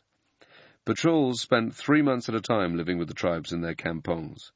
Small-sized groups of between 2 and 4 SAS men would initiate contact by approaching the village bearing gifts and introduce themselves to the head man. Over the next few days, a degree of trust would be established between the soldiers and the tribe. Eventually, they would be invited into the longhouse for a communal feast of meat and rice, washed down with jars of tuak, a potent drink made from rice and tapioca. The SAS continued to work hard to earn their hosts' confidence. They shared meals together and provided basic medical aid, treating open wounds and dispensing penicillin.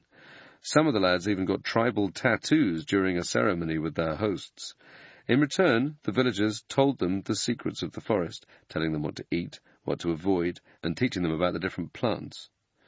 The soldiers were generally very strict and disciplined, careful not to show any sign of disrespect towards the tribespeople or their way of life. There was one story of a headman's daughter lying down next to one of the guys in the village one night. Among the tribes, that gesture is almost equivalent to a marriage proposal in a Christian country. Nothing untoward was going on, but it was deemed that the soldier and the woman were getting too friendly. That kind of situation had to be avoided at all costs, because it would upset the menfolk and cause them to lose face. Such incidents were rare. In most cases, the soldiers' behavior was exemplary, and they struck up genuine, lasting friendships with the tribes they were living with. In one village, a pair of SAS men, Geordie Doran, one of the heroes of the Jebel Akhtar operation, and Stan Jenks, a signaller, forged a close relationship with the locals. In his memoir, Geordie recalls, "About a week before we were due to leave Barrio, the headman made Stan and me his honorary sons and planted 2 orange trees near the school in our honour."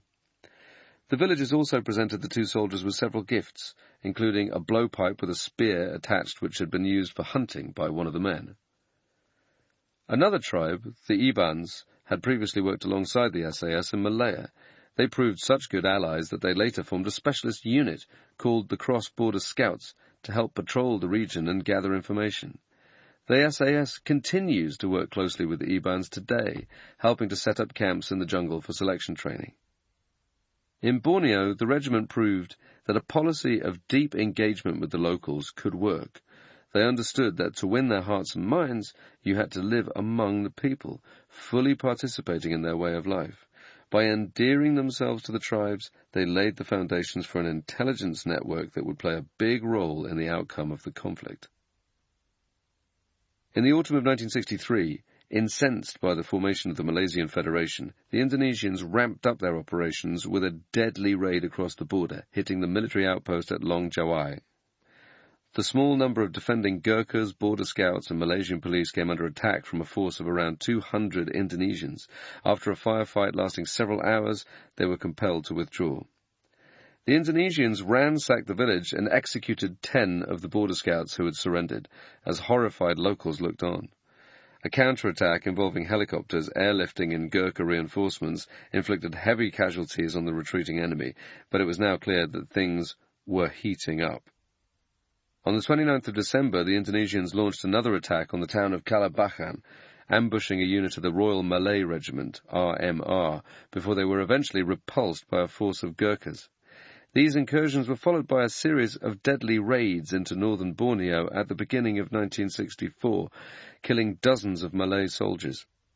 The regiment also suffered its first losses of the campaign after a 4-man patrol accidentally crossed the border and stumbled into an enemy position. During the firefight, the patrol signaller, Harry Paddy Condon, got hit and became separated from the other soldiers. He was captured by the Indonesians and later tortured and killed. 2 other troopers, Buddha Bexton and Billy White, were also killed in separate contacts with the enemy.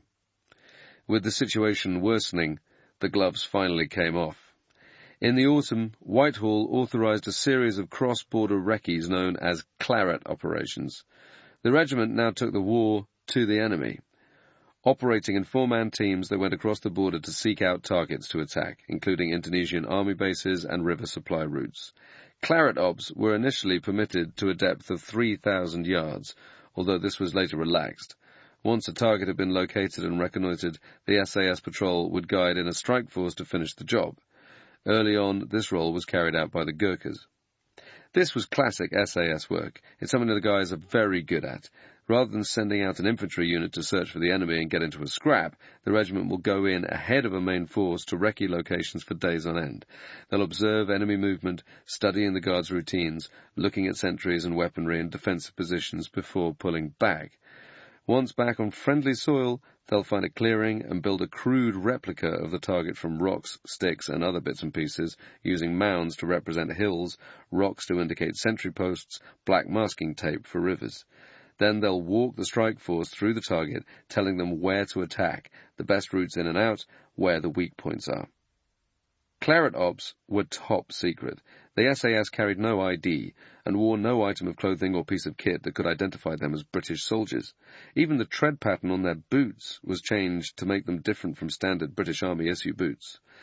Each man carried morphine syringes, flexible tubes, each containing a single dose of morphine, with a needle attached to the end of it, allowing a medic or a soldier to inject the drug, usually in the meaty part of the thigh. Escape money was also carried in case the guys were compromised. If they were captured, they would tell the Indonesians that they had accidentally crossed the border due to a map-reading error. Cross-border patrols operated for a maximum of 14 days. The men were on their own the entire time, with no possibility of air resupply, so everything they needed had to be carried on their backs. In addition to their SLRs, ammunition, and survival kits, they carried a sleeping bag, first aid kit, water bottles, and a Sabi, search and rescue beacon. Bergen weights were restricted to 35 pounds. Any heavier and the guys would have been too weighed down to operate effectively. The only way of making the weight was to whittle down the ration packs, keeping the bare essentials and throwing away everything else. That lightened the load, but it meant that the guys were getting only around half their daily calorie intake while in the jungle.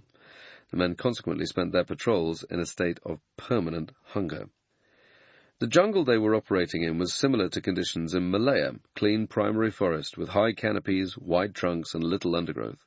In Borneo, the jungle floor is clear in most places, and it isn't until you get down to the rivers, where the light breaks through, that the undergrowth thickens. There's plenty of water, lots of high ground and lowlands, although visibility can vary. A soldier might be in an area with a lot of saplings and growth, where he can see no more than 10 or 15 feet ahead. Then he'd climb a ridgeline, away from all the vegetation, and the jungle would suddenly open up, allowing him to see a lot further, sometimes up to 200 meters. Much of the jungle in Borneo is relatively undisturbed by logging. There are fewer roadheads and railheads, making it harder to find an insertion point for a patrol. Once they found a way across the border into enemy territory, the soldiers went into an ultra-hard routine. The men were under strict instructions not to leave any sign of their presence behind, which meant moving at a slow and deliberate pace, replacing every disturbed leaf and picking up every scrap of waste. Tinned food containers were crushed once empty and put back in the guy's rucksack. Everything they took in was brought out again, including their own excrement. It's difficult to imagine the strain these guys were under. They were going in with no backup or air support, with choppers only deployed across the border in an emergency. If they became sick or sustained an injury, they had to make their own way back to friendly territory. Then there was the constant stress of moving stealthily through enemy territory. If the soldiers were caught, it would have triggered a lethal and political nightmare back home. The effect on the morale of the regiment would have been devastating, not to mention the PR boost the Indonesians would have gained from parading captured British soldiers in front of the press. The pressure proved too much for a few of the men. One of the survivors from Harry Condon's patrol had a breakdown during an incursion into enemy territory. He left the regiment soon after, citing a pre-existing injury. The SAS tried to avoid engaging the enemy on the early Claret operations. The Indonesians patrolled in larger numbers, sometimes in platoon strength of between 20 and 30 men, and the four-man patrols didn't have the manpower or ammunition to take on such a large force.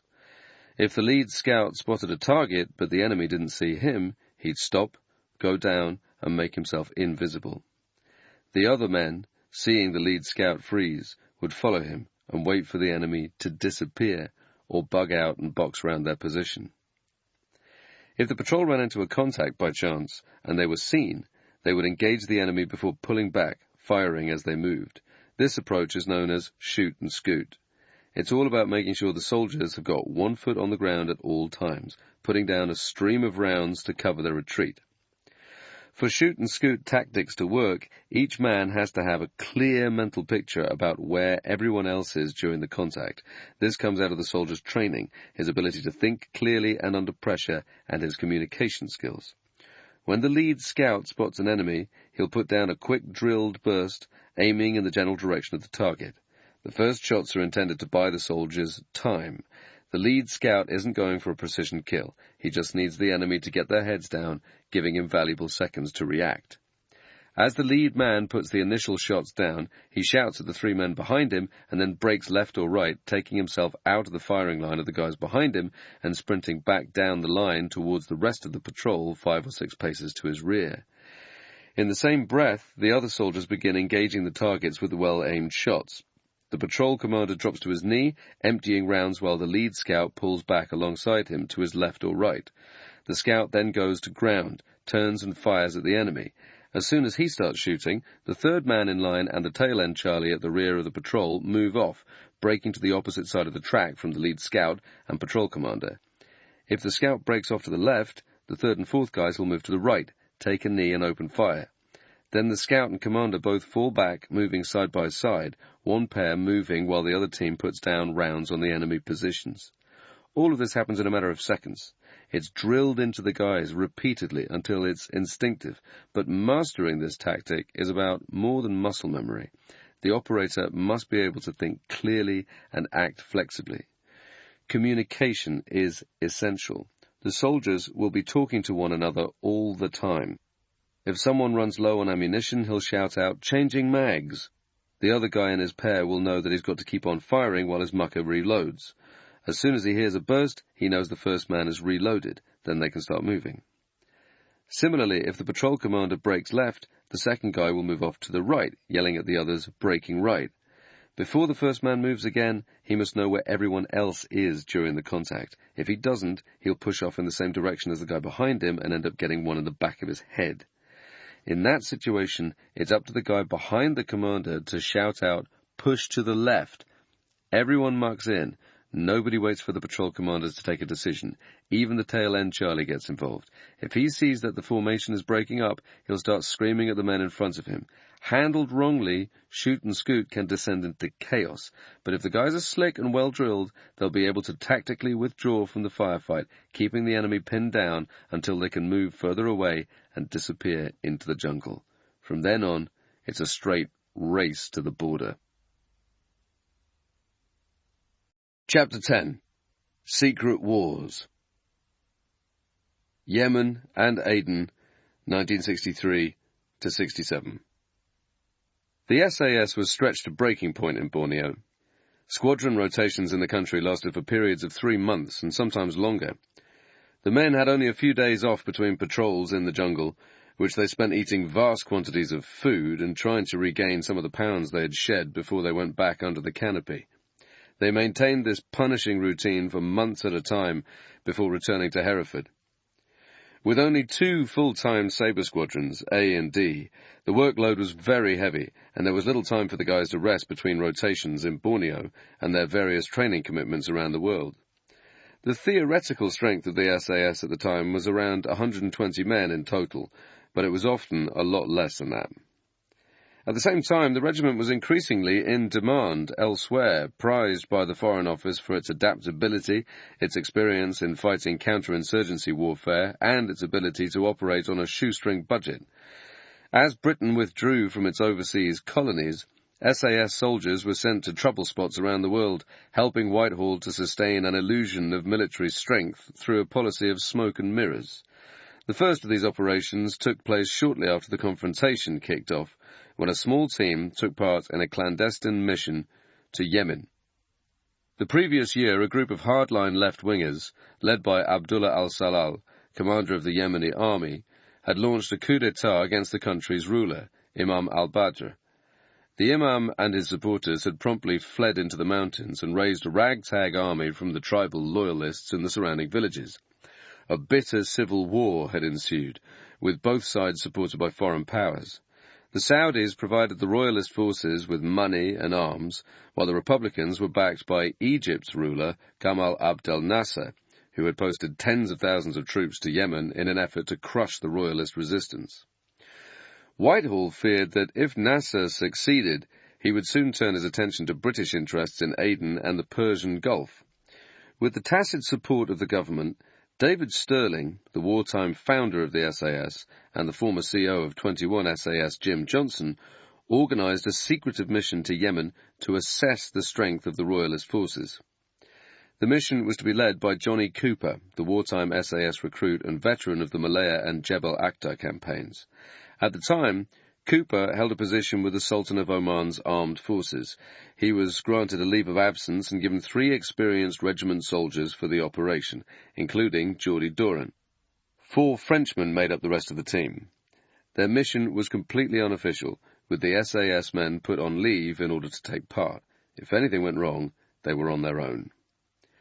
Armed with foreign weapons and dressed in civilian clothing, the small party flew to Baihan, part of the Federation of South Arabia, and crossed the border into Yemen with a camel train bearing supplies, ammunition, and guns for the royalists.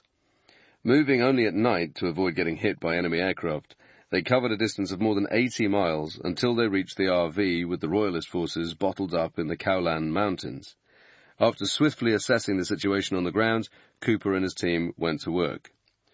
A plan was hatched to lure the Egyptian forces into a narrow wadi where several gun teams were hidden. As the enemy crossed into the killing ground, the royalist soldiers opened up, pouring down a torrent of machine gun fire on the Egyptians. The battered soldiers finally withdrew at last light, leaving behind more than 80 bullet-riddled corpses. Cooper and his men followed this up with a spectacular dawn assault on an enemy camp, shelling the unsuspected soldiers with round after round of HE ammunition before melting away. Having given Nasser's troops a bloody nose, the 3 serving SAS men were sent home to rejoin the regiment. Although their involvement was short-lived, several former Hereford men were sent out over the next few years to train and assist the royalists. Their presence helped to keep the Egyptians bogged down in the country for several years at a considerable cost in terms of manpower and morale. A year after the Yemen op, the SAS was called out to the Middle East again, this time to assist in Aden, now part of Yemen. The port city of Aden and the immediate surrounding area had been a British colony in one form or another since the mid-19th century. While the city was a key trading post with bars and restaurants and an oil refinery, the desolate, impoverished hinterland, known as the Protectorate, was a series of backward states ruled by a gaggle of sultans and tribal chiefs. In 1959, a number of these states were cobbled together to form a federation. More states from both the Western and Eastern protectorates joined over the next 3 years, eventually becoming what was known as the Federation of South Arabia. In 1963, Aden also joined the federation. These administrative changes failed to address the underlying troubles of Aden, however, and when General Salal seized power in neighbouring Yemen, it didn't take long for trouble to spill over into the protectorate.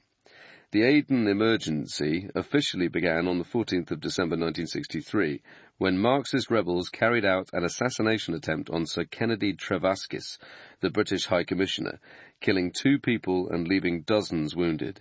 Shortly afterwards, a state of emergency was declared. To put down the insurgency, the government realized it had to cut off the flow of weapons, supplies, and men pouring across the border. A plan was drawn up to send in a large military force of Royal Marine Commandos, men from the Parachute Regiment, artillery, engineers, and armoured vehicles, plus RAF support and local soldiers from the Federal Regular Army, FRA. Their mission was to go in and put down a tribal uprising in the forbidding Radfan Mountains. The SAS's role was to secure a patch of high ground and establish a drop zone, DZ, for the Paras. A 10-man patrol from A Squadron was given the job. As darkness descended over the mountains, the soldiers began their trek up the slopes of the Jebel towards their RV.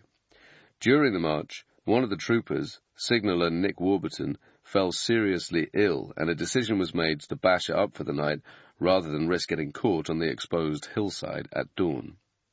The next morning, things went from bad to worse for the patrol when a goat herd stumbled upon their position. One of the guys shot the villager dead before he could sound the alarm, but at that point, the mission was blown. A large number of rebels quickly began to converge on the stone sangars occupied by the patrol. In a firefight lasting several hours, the soldiers managed to hold the rebels off with a combination of LMG fire and airstrikes from RAF Hunter jets, but as dusk gathered, they were in serious danger of getting overrun. Knowing that they would have no more air support once it grew dark, the patrol commander took a decision to bug out, using the cover of an artillery barrage to make their escape on foot. As night fell across the land, the patrol prepared to make a run for it. The guys decided to move out in light order in 2 groups, one team putting down suppressive fire while the other broke for cover. Before they could set off, however, Warburton was shot in the head by a sniper. A second soldier, Patrol Commander Captain Robin Edwards, was killed as he made a run for it with the rest of the group from behind one of the sangars. The other 8 soldiers managed to slip away, but were forced to leave the bodies of the 2 dead men behind. The survivors marched on through the night, exhausted and dehydrated, pursued by the enemy. They finally reached safety the following morning. Later on, the severed heads of Warburton and Edwards were exhibited on poles by the enemy in the town of Taiz, an act that provoked outrage among the men of 22 SAS. The regiment continued to operate in Aden for the next 3 years, carrying out a series of covert patrol operations on the Radfan. The men laid up by day in their concealed OPs, watching for signs of rebel movement, ready to call in airstrikes or warn of imminent attacks on friendly bases. At night, they moved out to recce potential ambush locations. It was hard work, carried out in savagely hot conditions, with limited scope for contacts. Alongside this, the regiment conducted its first urban counter-terrorism operations in Aden town. Nicknamed Keeny-meeny jobs, after the Swahili word to describe a hidden snake slithering through the grass, SAS men went undercover dressed as Arabs, looking for opportune targets in the city streets. These were small-scale ops, using fewer than 24 guys, with mixed results, but they did give the SAS a first taste of the kind of work they would later be doing in Northern Ireland. By now, the British government had publicly announced its intention to withdraw from Aden, emboldening the rebels, and the protectorate soon descended into bloody chaos, as rival factions jostled for power. In the midst of all this, the regiment continued to do its job, but many of the guys privately wondered why they were being asked to defend a place they would soon be leaving for good. The Union Jack was lowered for the last time in Aden in November 1967, and the SAS's involvement in the Middle East was over, at least for the time being. Borneo, 1965 to 66. The result of these extra commitments was that manpower became a serious problem for the regiment. Soldiers were coming back to Hereford from a rotation in Borneo and barely had time to unwind before prepping for another tour in Aden. By the time the men started going out on claret operations in 1964, B Squadron had been reformed to help ease the workload, having been originally disbanded at the end of the Malaya campaign.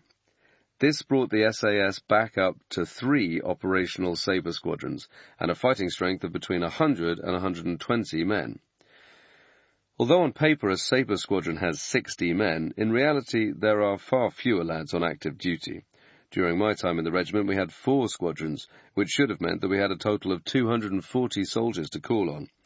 In fact, our total strength never exceeded 150 men, and was routinely many fewer than that, with roughly a quarter of the guys on external postings. Some of these guys would be serving as permanent staff instructors, PSIs, with one of the 2 territorial army units, 21 and 23 SAS. Others were attached to the counter-terrorism team or posted to friendly SF units. At one point, B Squadron had less than 30 blades, half its supposed strength. Further reinforcements would arrive in Borneo the following year in the form of a squadron from the Australian SAS and an element of the New Zealand SAS, but resources remained stretched until the formation of G Squadron in 1966, drawn from the ranks of the Guards Independent Parachute Company. The decision to fully badge a group of guys who hadn't passed selection and who carried over their existing ranks into the regiment sparked anger among the other guys, which was understandable. But there's an argument that the fast tracking of the Guards was necessary for the short-term survival of the SAS. They desperately needed the manpower to operate effectively. The Guards were better trained than the regular infantry units. They were highly motivated and had been working alongside the regiment in Borneo, so they already had experience of fighting in the jungle. Once the ball was rolling and G Squadron was operational, anyone else who wanted to join would have to pass selection.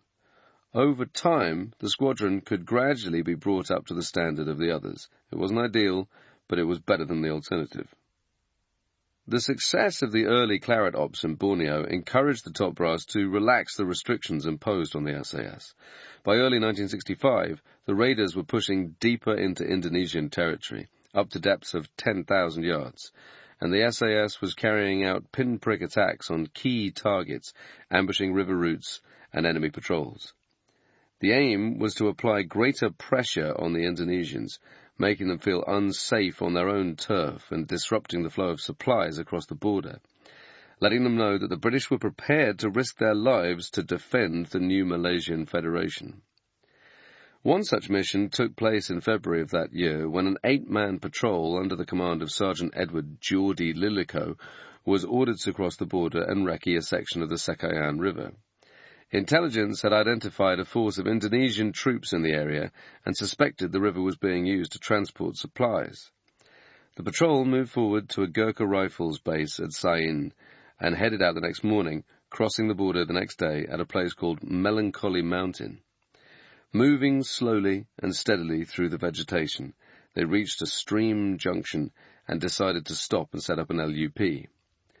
The men cached their rucksacks and 4 guys stayed behind while Lillico, signaller Ian Jock Thompson and 2 others moved forward to do an area recce. This is basic jungle SOP, standard operating procedure.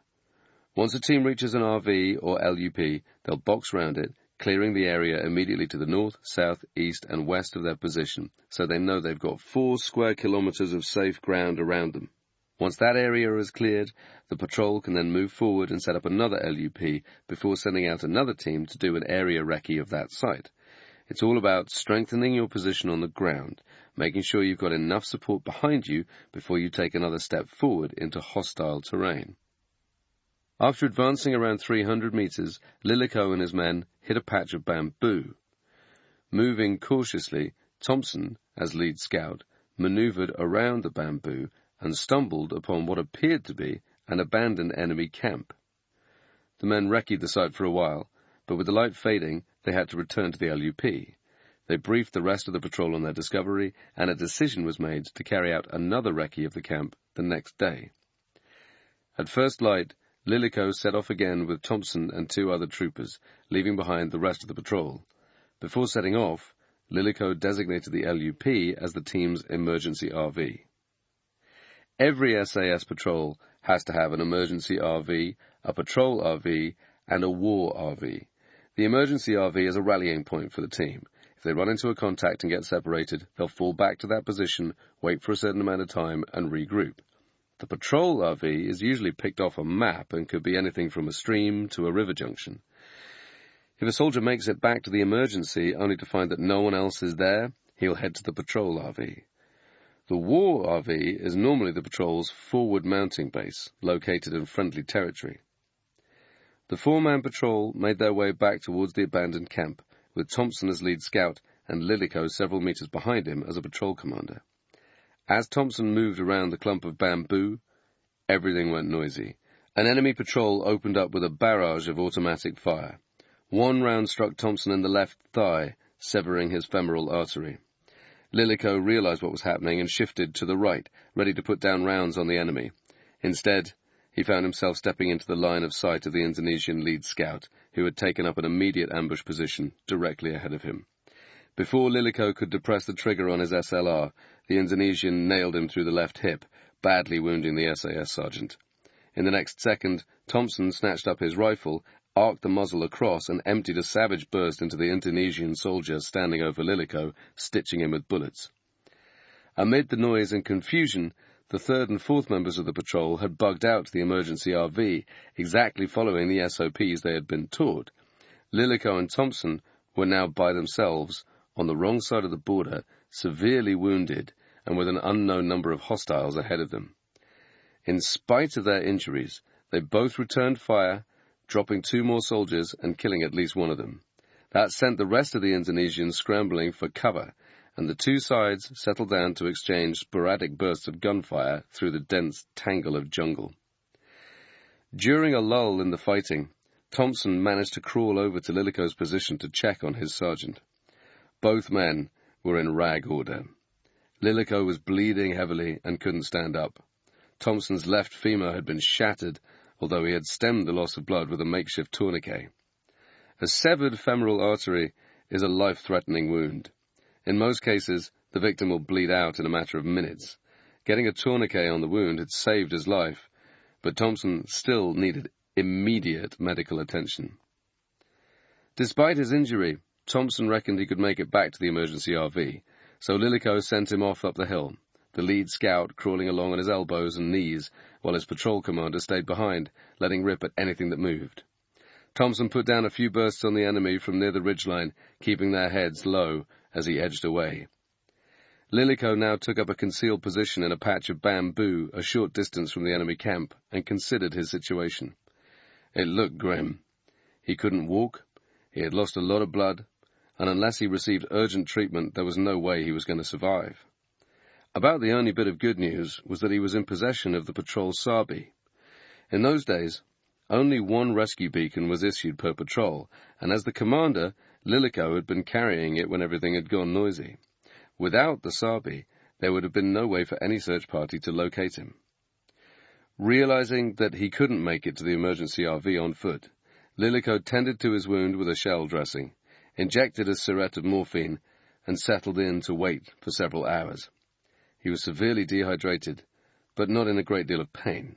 The effects of the morphine, combined with a large amount of blood Lilico had lost, had left him light-headed, in a state of near bliss.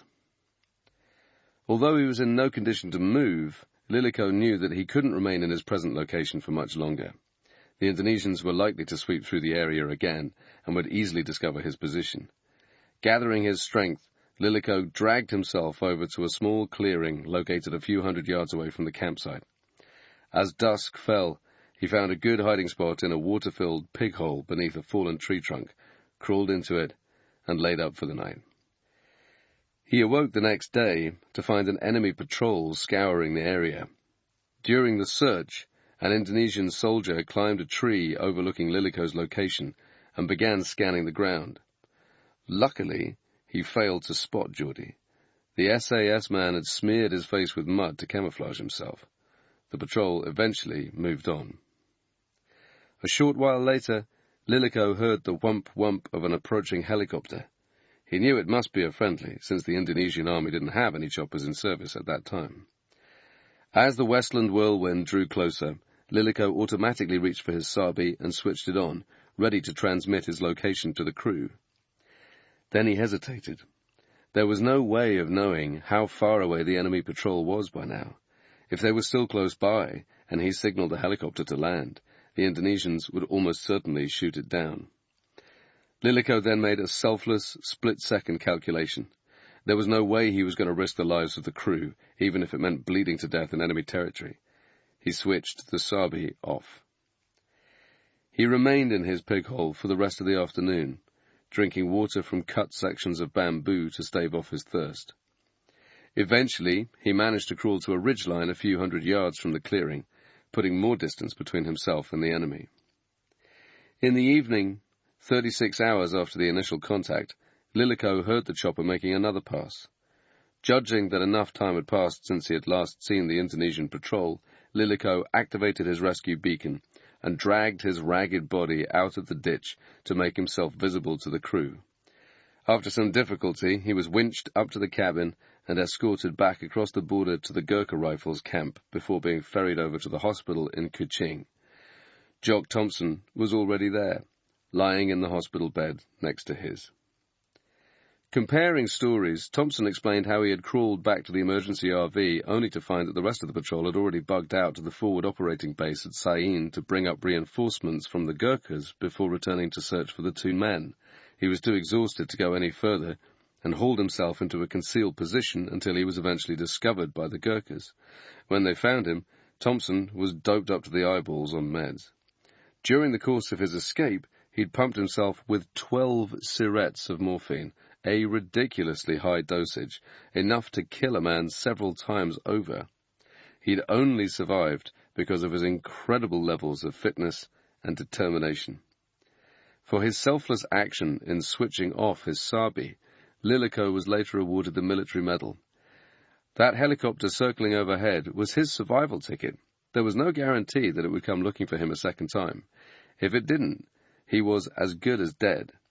With his Sabi turned off, there was also a risk that HQ would assume he was dead and call off the search. For his part in the operation, Jock Thompson was given a mention in dispatches.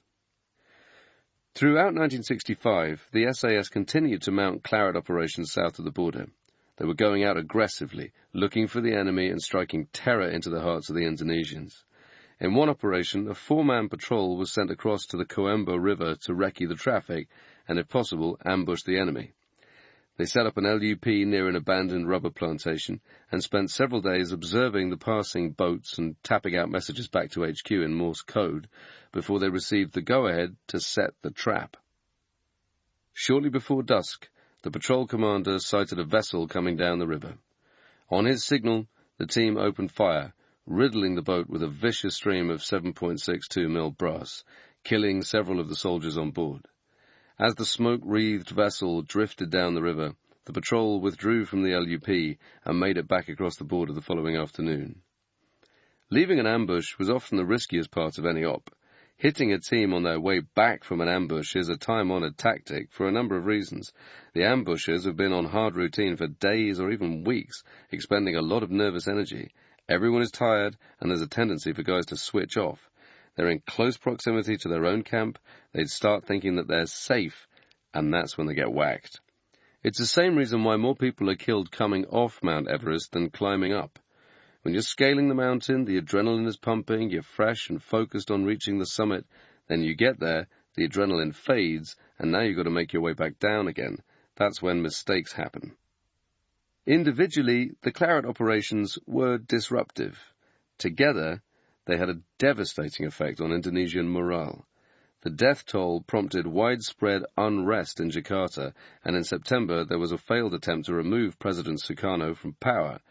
This was followed by a murderous purge, resulting in the deaths of hundreds of thousands or possibly millions of suspected communists. The SAS was now going across the border in full squadron formation, hitting the enemy hard and continuing to inflict heavy losses. The following year, Sukarno was forced to hand over much of his authority to General Suharto. The general had no intention of plunging Indonesia into all-out war, and in the summer of 1966, the country finally ended the conflict with Malaysia. The SAS continued to patrol the northern side of the border for several months, but there was no real trouble to speak of. In Borneo, the regiment had played a small but hugely significant role in one of the most successful small wars fought by Britain. Perfecting the skills and tactics they had first learned in Malaya, they had patrolled deep into the jungle, gathering vital intelligence, wrecking targets, and disrupting enemy supplies and movement with covert raids. In 3 years of conflict, the SAS had lost 3 men, while the total number of Indonesian casualties numbered in the thousands. More than that, the guys had been instrumental in winning the respect and friendship of the Ibans, the Kelabits, and the other tribes. Without their support and the information they supplied, patrolling the border effectively would have been an impossible job. The hearts and minds experience the regiment had gained in Borneo would become a vital component of their next major operation 3 years later, a campaign that would see the SAS fight one of their most famous battles against incredible odds. Chapter 11. Operation Storm. Oman, 1970-76. In the summer of 1970, Oman became the focus of a secret war, fought between the Sultanate's British allies and a communist-led uprising in the south, and the regiment was in the thick of the action. The prize was control of one of the most strategic pieces of real estate anywhere in the world, the Strait of Hormuz. The strait is a deep-water shipping channel, 21 miles across at its narrowest point, linking the oil-rich states of the Persian Gulf with the Gulf of Oman and the Arabian Sea. It's also one of the most critical choke points in the world. Roughly a third of all seaborne oil passes through the waterway each year, amounting to 1/5 of the global oil trade, along with a significant portion of natural gas. Whoever owns the Strait of Hormuz controls a massive chunk of the world's energy supply. In 1970, the security of the strait came under serious threat. The source of the problem was the Sultan of Oman, bin Taimur, the same guy the regiment had helped to keep his grip on power 11 years earlier. Despite the fact that Oman was sitting on vast oil deposits, the country still looked like something ripped from the pages of the Bible. The average Omani lived a bleak existence of crushing poverty and political repression. After surviving 2 assassination attempts, the Sultan had retreated to his palace in Salalah, surrounded by his coterie of African slaves and bodyguards, rarely venturing outside while maintaining a vice-like grip on power. The Sultan ruthlessly punished his enemies, blocked journalists from entering his country, and even insisted on personally approving all foreign visa applications himself. Predictably, the Omanis grew exasperated with the Sultan's oppressive policies and started rebelling. For several years, trouble had been brewing among the tribes in the mountainous Dhofar region in the south. The Dhofaris despised the Sultan and were demanding improvements to their way of life. Supported and trained by the Soviets, the Chinese, and the communist authorities in neighbouring Yemen, the rebels, known as the Adu, had slowly driven back the Sultan's armed forces, SAF, and by 1970 they had taken almost complete control of the region, putting the capital of Salalah under threat. Suddenly, a full-scale communist takeover of Oman was a very real possibility. If that happened, Beijing and Moscow would have de facto control of the Strait of Hormuz. This was a nightmare scenario, one that Britain couldn't allow to happen. Oman was still a British protectorate, with British officers in command of the Sultanate's armed forces. The UK maintained RAF bases at Salalah and Mazira, and British companies were heavily involved in the burgeoning oil industry. The country was of vital strategic importance to London at a time when it was losing influence elsewhere in the Middle East. It was time to act. The first thing to do was get rid of the old Sultan. Aside from the mercenaries and lackeys on his payroll, bin Taimur was almost universally hated and had refused to heed calls to speed up civil development. Nothing could be done until he was out of the way. Fortunately, an ideal replacement was waiting in the wings. Qaboos was the Sultan's only son. He had been privately educated in the UK, studying at Sandhurst, and serving with a British regiment in Germany before returning to Oman after finishing his studies. His father had promptly placed him under virtual house arrest, holed up in a wing of the palace at Salalah. From London's point of view, Qaboos ticked all the boxes. He was young, charismatic, and open to the idea of reform. The fact that he was seen as a good friend of the British didn't hurt his chances either. On the 23rd of July 1970, bin Taimur was deposed in a nearly bloodless coup d'etat engineered by Whitehall. The Sultan initially refused to abdicate, drawing a pistol when one of his governors arrived at the palace to give him the bad news, shooting himself in the foot and accidentally killing a manservant. Once it became clear that Britain had abandoned him, however, the Sultan realized the game was up. He was whisked out of the country on a waiting aircraft and flown to England, never to return. He spent the last years of his life in a suite at the Dorchester Hotel in London, living in exile.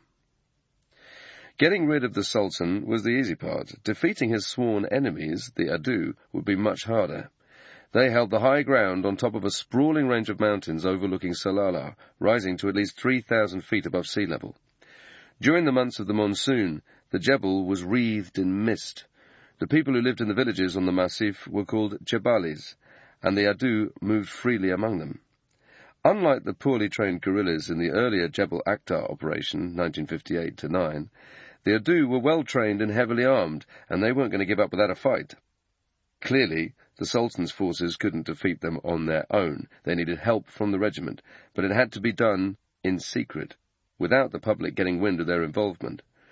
Although British support in the form of officers and advisers was well known, the deployment of special forces teams in the Sultanate was kept out of the public eye to avoid drawing attention to a conflict that might go disastrously wrong, as had happened in Aden and elsewhere.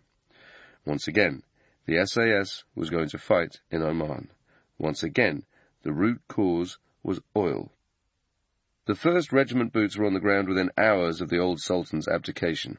Their first job was to safeguard Qaboos while he was bedded into the role. A small BG bodyguard team was assigned to protect him while the main effort was concentrated on a counter-insurgency campaign, drawing on the lessons the regiment had learned in Borneo and Malaya. Their first job was actually an operation in the Musandam Peninsula, a pocket of land belonging to Oman but physically cut off from the rest of the country. A detachment of men from the SAS and the SBS had been sent in, acting on intelligence about Iraqi rebels operating in the area. After initially inserting by boat, the SAS subsequently inserted by freefall and helicopter. Tragedy struck when one of the soldiers, Paul Rip Reddy, died after his parachute failed to properly deploy. Several weeks later, having befriended the local tribespeople, the guys returned to Hereford. The approach the SAS took in Oman was very different to the one they had pursued on the Jebel Akhtar. Back then, they had stormed the rebel stronghold in a matter of months, driving the enemy off their mountain fortress. In Dhofar, the guys didn't have the manpower to go in and seize the hills straight away. At least 2,000 Adu were believed to be camped out on top of the Jebel, more than enough to defend it from 1 or even 2 squadrons of SAS men. From the beginning, it was clear that this was going to be a more protracted campaign than the lightning assault on the Green Mountain. The Adu were kitted out with the latest Soviet weaponry, AK-47 and AKM assault rifles, Semenov SKS semi-automatic carbines chambered for the 7.62 by 39mm round, 82mm mortars, and Russian-manufactured RPD light machine guns. They also had an arsenal of grenades, rocket launchers, landmines, and RCL recoilless rifles. Lightweight anti-tank weapons that looked like a bazooka mounted on a tripod, with a range of more than 4 miles. Their fighters had been trained in Beijing and Moscow, and they knew how to use their tools properly. The firepower they had was more than a match for anything the Sultan's armed forces, SAF, could throw at them. The Adu were also formidable fighters. Many of them had been trained in Yemen, China, and the Soviet Union in the art of guerrilla warfare, while others were deserters from the Trucial Oman Scouts, an internal security force run by the British. Their communist advisers, meanwhile, sought to indoctrinate the local population in Marxism, banning prayers and ruthlessly executing all those who refused to reject Islam, including young children. Any tribal leaders who defied them were brutally put to death. In the long run, this attempt to impose an alien ideology on the conservative tribespeople was counterproductive and simply drove more of them off the mountain and into the welcoming arms of the Sultan's forces. Clearly, however, attacking the Adu on day one was not an option. Even if the regiment had wanted to, the mandarins in the Foreign Office initially refused to let the guys go out on patrols in rebel-held areas, fearing the political fallout if they started taking casualties. Common sense later prevailed, but to begin with, it was the usual story of the SAS being sent out to do a job with one hand tied behind its back. A plan was drawn up to win the hearts and minds of the Dofaris. Codenamed Operation Storm, it utilized some of the tactics the soldiers had perfected in the forests of Borneo. SAS medics set up mobile clinics, using the expertise they had learned on their courses to treat the sick and wounded. Veterinary services, civil aid projects, intelligence-gathering missions, and psychological operations, PSYOPs, were also instigated, with varying degrees of success. It wasn't long before the first rebels started coming down the hills to switch sides. Many were persuaded by the removal of the old Sultan, others by the amnesty on offer for any Adu who chose to surrender, with the promise of a cash reward for every weapon they handed in. In the autumn, the number of rebel defectors increased when the uneasy alliance between the traditional Dofari rebels and the communist guerrillas in the People's Front for the Liberation of the Occupied Arabian Gulf, PFLOAG, began to crack. The alliance had always been more of a marriage of convenience than anything else, and the PLFOAG's clumsy attempts to indoctrinate the Jabalis in Marxism prompted more and more of the Adu to switch sides. These surrendered enemy personnel, SEPs, were given a soft interrogation and then put on the government payroll, trained up into militia units known as Furkats. The regiment took charge of training up the Furkats, working under the cover of the British Army Training Teams, BATT. The Furkat were tough fighters, unquestionably brave, but they lacked the motivation and discipline of professional soldiers. There was also the risk of them switching sides again and turning their weapons on their SAS instructors. By themselves, they were not an effective fighting force, but with direction from small groups of SAS men, they were able to overcome their deficiencies and play a vital, dominating role in the campaign. Training up foreign troops has become a staple of regiment activities around the world. This can serve a variety of functions. The most obvious one is to provide a key ally with a fighting force capable of tackling potential threats to the regime. They can also act as an extension of PSYOPs, bolstering the credentials of a particular leader by actively recruiting fighters from the other side and turning them against their old comrades. As word spreads about the good treatment, well-paid job and training the surrendered rebels receive, more guys cross the divide, weakening the enemy's hand as well as strengthening your own. The Furkats also played an important propaganda role in Oman, which meant that their instructors had to be careful not to disrespect the recruits, ignoring some of their more frustrating customs and quirks. When you're trying to pull guys over to your side, there's no point raking them over the coals or berating them for slack timekeeping. It doesn't work. You have to let certain things slide and focus on the big picture, making the best of what you've got, bringing the fighters up to a basic level.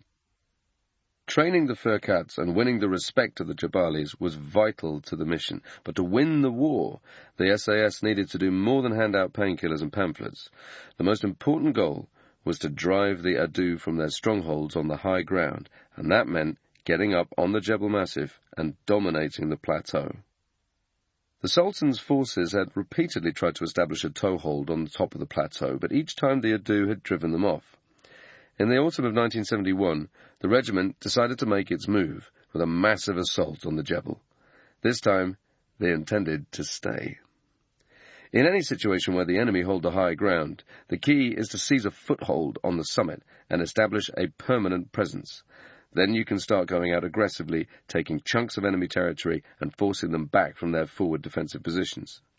This denies the other side freedom of movement and chips away at their morale. A bunch of guys who have been used to moving freely up and down the hill to carry out attacks are suddenly having to watch their backs for contacts.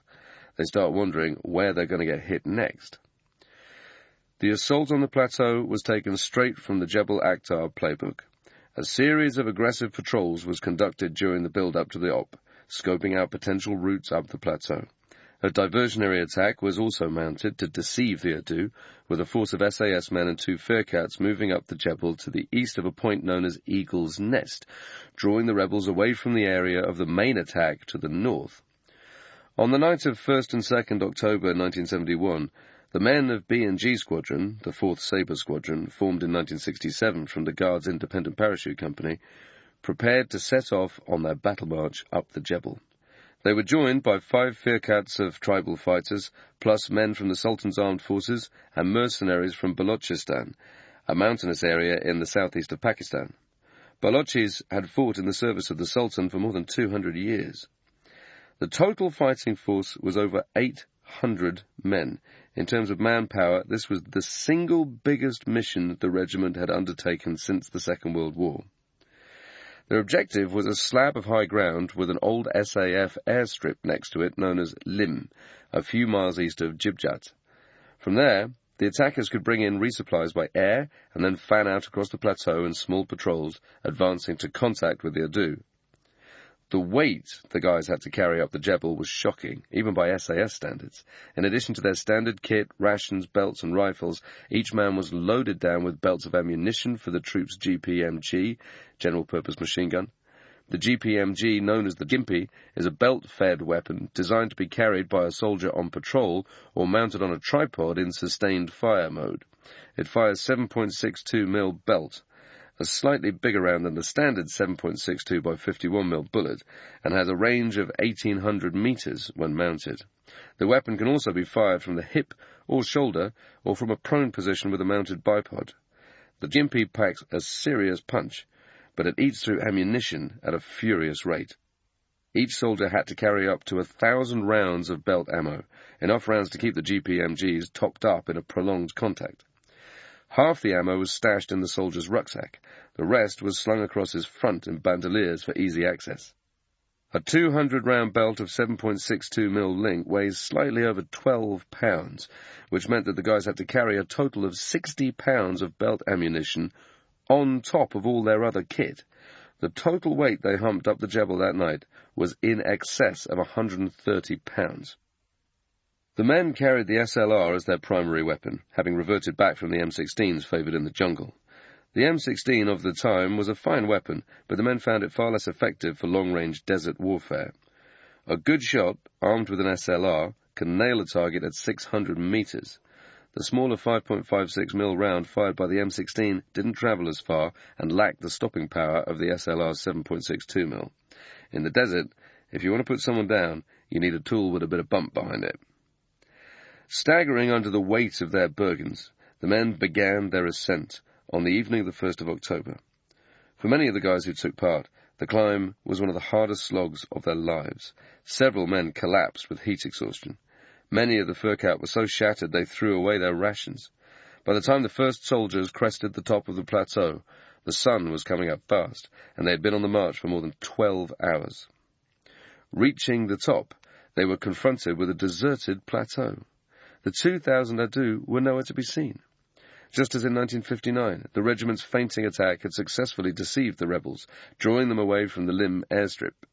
Battling severe dehydration and tiredness, the SAS moved swiftly to consolidate their position, securing the ground so that the first air resupply drops could come in, delivering much-needed food, water, and ammunition. Capturing that airhead was critical to the success of the mission. Without that facility, there's no way the soldiers would have been able to carry up all the supplies and equipment they needed to conduct further patrols across the Jebel. At dawn the next day, the men set off across the plateau to clear the surrounding area of Adu. They went out in small patrols, tooled up to the eyeballs with 7.62mm rifles, spoiling for a fight and backed up by Overwatch teams equipped with GPMGs. When used in a support role, the Gympie is usually operated by a two-man team. One guy to feed the belt and direct the shooter onto targets, while the number one guy puts down the rounds, firing in short bursts of 3 or 4 rounds to prevent the barrel from heating up. If there's a stoppage, the number 2 guy will clear it. Every 5th round in the GPMG belt is a tracer, allowing the shooter to see where he's directing his fire. The most important thing is selecting the right ground, so that the support team has got eyes on the action group and vice versa. It's pointless locating the Gympie team on dead ground in front of a hill while the rest of the patrol moves over it. They must have a visual on the team at all times. By mid-October, the patrols had established a new base at a place called White City, just a few miles from the main enemy stronghold at Wadi Darbat. Buildings were erected and a permanent airstrip was constructed, allowing a regular flow of supplies to come in from RAF helicopters and short SC-7 Skyvan transport aircraft. To disrupt the enemy's communications and supply lines, a defensive position called the Leopard Line was constructed, reinforced with barbed wire and guarded by soldiers from the Sultan's armed forces. Throughout this time, the men encountered fierce opposition from the Urdu, running into heavy contact on a daily basis. The rebels were testing the regiment's strength, looking to see whether they'd stand and fight or fall back as the SAF had done in the past. Several men were clipped during these skirmishes. One soldier was shot in the stomach when on patrol as lead scout. He survived, but others weren't as fortunate. An SAS sergeant, Steve Moores, was mortally wounded after getting hit during a contact. Despite their stiff resistance, the Urdu's grip on the plateau steadily weakened. They were stubborn, but they weren't military tacticians and had failed to grasp one of the first lessons of warfare. Always hold on to the high ground. Once you let the other side establish themselves on the top, you're in serious trouble. The Urdu made a fatal mistake in failing to properly defend the Lim airstrip. If they had caught the SAS on the hills, it's likely that they would have been too exhausted to put up a fight. Caught cold, the guys would have had no choice but to withdraw back down the slopes. As soon as they allowed the attackers through the front door and up onto the Jebel, it was game over. These gains gave the SAS breathing space to focus on the hearts and minds aspect of Operation Storm. Villagers were treated for basic ailments, supplies were distributed, and civil aid projects were undertaken. More Urdu came forward, swelling the ranks of the Firkats. An attempt to drive the rebels out of their refuge at Wadi Darbat failed, but this did nothing to alter the momentum of the war, which was now firmly behind the Sultan and his British allies. By the summer of 1972, the SAS had pushed out across the plateau, winning over the local tribes and driving the rebels further back. It was now a question of when, not if, the Urdu were finally defeated. Backed into a corner, their ranks depleted by a steady flow of defectors to the other side, the rebels desperately needed a victory. By inflicting a crushing defeat on Qaboos and his British allies, the Urdu might yet reassert their authority over Dhofar, winning back the fear and respect of the Jabalis and demonstrating their superiority over the Sultan's forces. To guarantee victory, they would attack the Sultan's forces at one of their weakest points, at a small military outpost on the southern coast. The place was called Mirbat. The tiny fishing village of Mirbat lies on the south fringes of Dhofar, on the shores of the Arabian Sea, 40 miles to the east of Salalah and a few miles due south of the Jebel Massif. The SAS had set up a training area at Mirbat the previous year, basing themselves in a 2-story mud and brick dwelling known as the Bat House, while they trained up a unit of approximately 40 Firkat. On July 1970, the training team from B Squadron was coming to the end of their rotation at Mirbat, and they were looking forward to going home. There were 8 men on the training team: Peter Snapper Warne, Roger Cole, Bob Bennett, Austin Fuzz Hussey, Tommy Tobin, the patrol medic, Captain Mike Keeley, their young troop commander, and a pair of tough, stocky Fijians, Sekonaya Tak Takavesi and Talayasi Laba Laba Laba. Fijians were first enlisted into the British Army ranks during a recruitment drive in the 1960s, when Fiji was still a crown colony. More than 200 men and a few women came forward, joining units such as the Royal Green Jackets, now amalgamated with several other units into the Rifles Regiment, the King's Own Royal Borders, and the Royal Ulster Rifles. Several then applied for and passed SAS selection. The Fijians were big, tough, and immensely capable, with a real presence. They liked to drink and joke around when not on ops, but in the heat of battle they were world-class soldiers. A 9th soldier was at the Bat House on that fateful day, Jeff Taylor, an Irishman from G Squadron.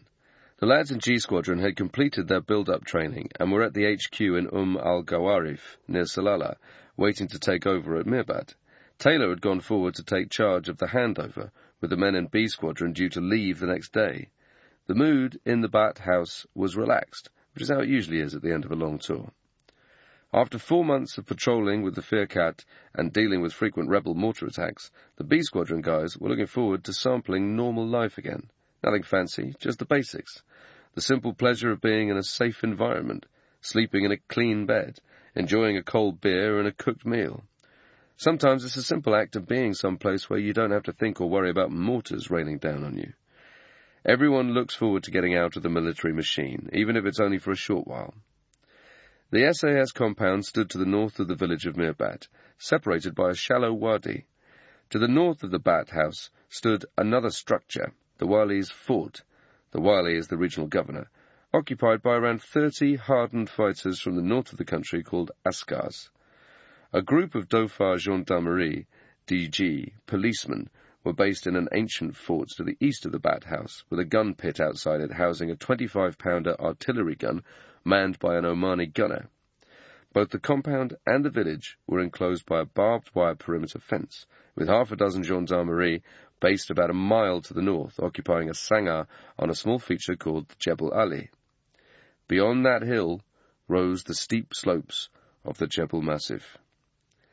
The Askars were armed with old .303 Lee Enfield bolt-action rifles. The regiment's firepower amounted to a 50-cal Browning, the Relish, a GPMG, an 81mm mortar, and the 25-pounder, plus the soldiers' individual SLR rifles.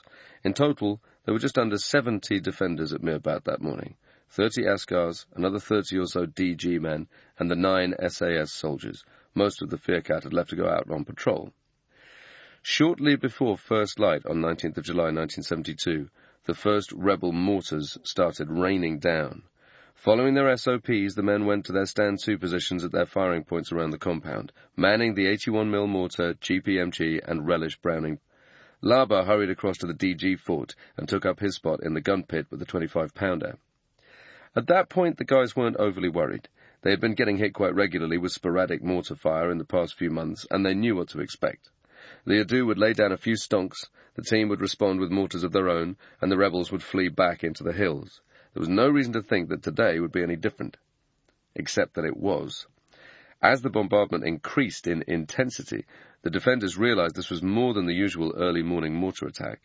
The team responded with a barrage of 81mm mortar fire, while the guys in the Bat House banged out an urgent message over the radio. A short while later, as the first streaks of daylight fringed the horizon, the Adu began their advance. Unbeknown to the garrison, a force of about 250 Adu had gathered on the Jebel, moving into position under cover of darkness.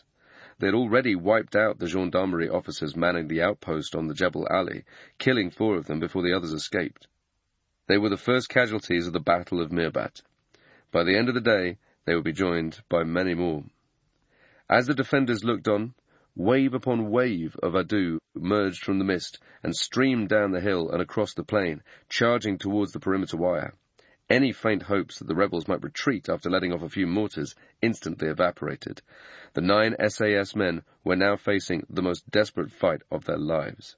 They opened up with everything they had, cutting the charging rebels down with savage bursts of gunfire and mortar rounds. The Adu kept coming. Soon they had breached the perimeter wire, and although they were hitting Mirbat from different angles, they appeared to be concentrating their fire on the DG forts to the east of the Bat House. Their initial plan was apparently to overrun the DG fort and seize the 25-pounder in the nearby gun pit, turning it onto the defenders elsewhere in the compound. If that happened, the SAS were done. As the Adu advanced towards the gun pit, Laba and the Omani gunner frantically worked the field gun, firing horizontally, obliterating targets at almost point-blank range. The 25-pounder is a Second World War-era artillery piece that usually requires a 5- or 6-man crew to operate it. 1 guy to traverse the weapon, a 2nd man to work the breech, 1 or 2 men to prepare the shells, another guy to carry the shell over, ram it into the breech and close it, plus someone to aim and fire. It's nearly impossible for 1 or 2 men to fire such a massive weapon. But through a combination of aggression, fighting madness, and strength, Laba and his gunner managed to keep the Adu at bay. During a lull in the firefight, Laba's voice crackled over the radio, reporting that he had been hit in the jaw.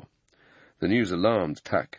The 2 Fijians were like brothers, and Tak, sensing that Laba was in trouble, now raced over to the gun pit, braving a hail of Adu gunfire. He reached the 25-pounder unscathed and found Laba in a bad way, with his jawline shot to pieces. The Omani gunner was also seriously wounded.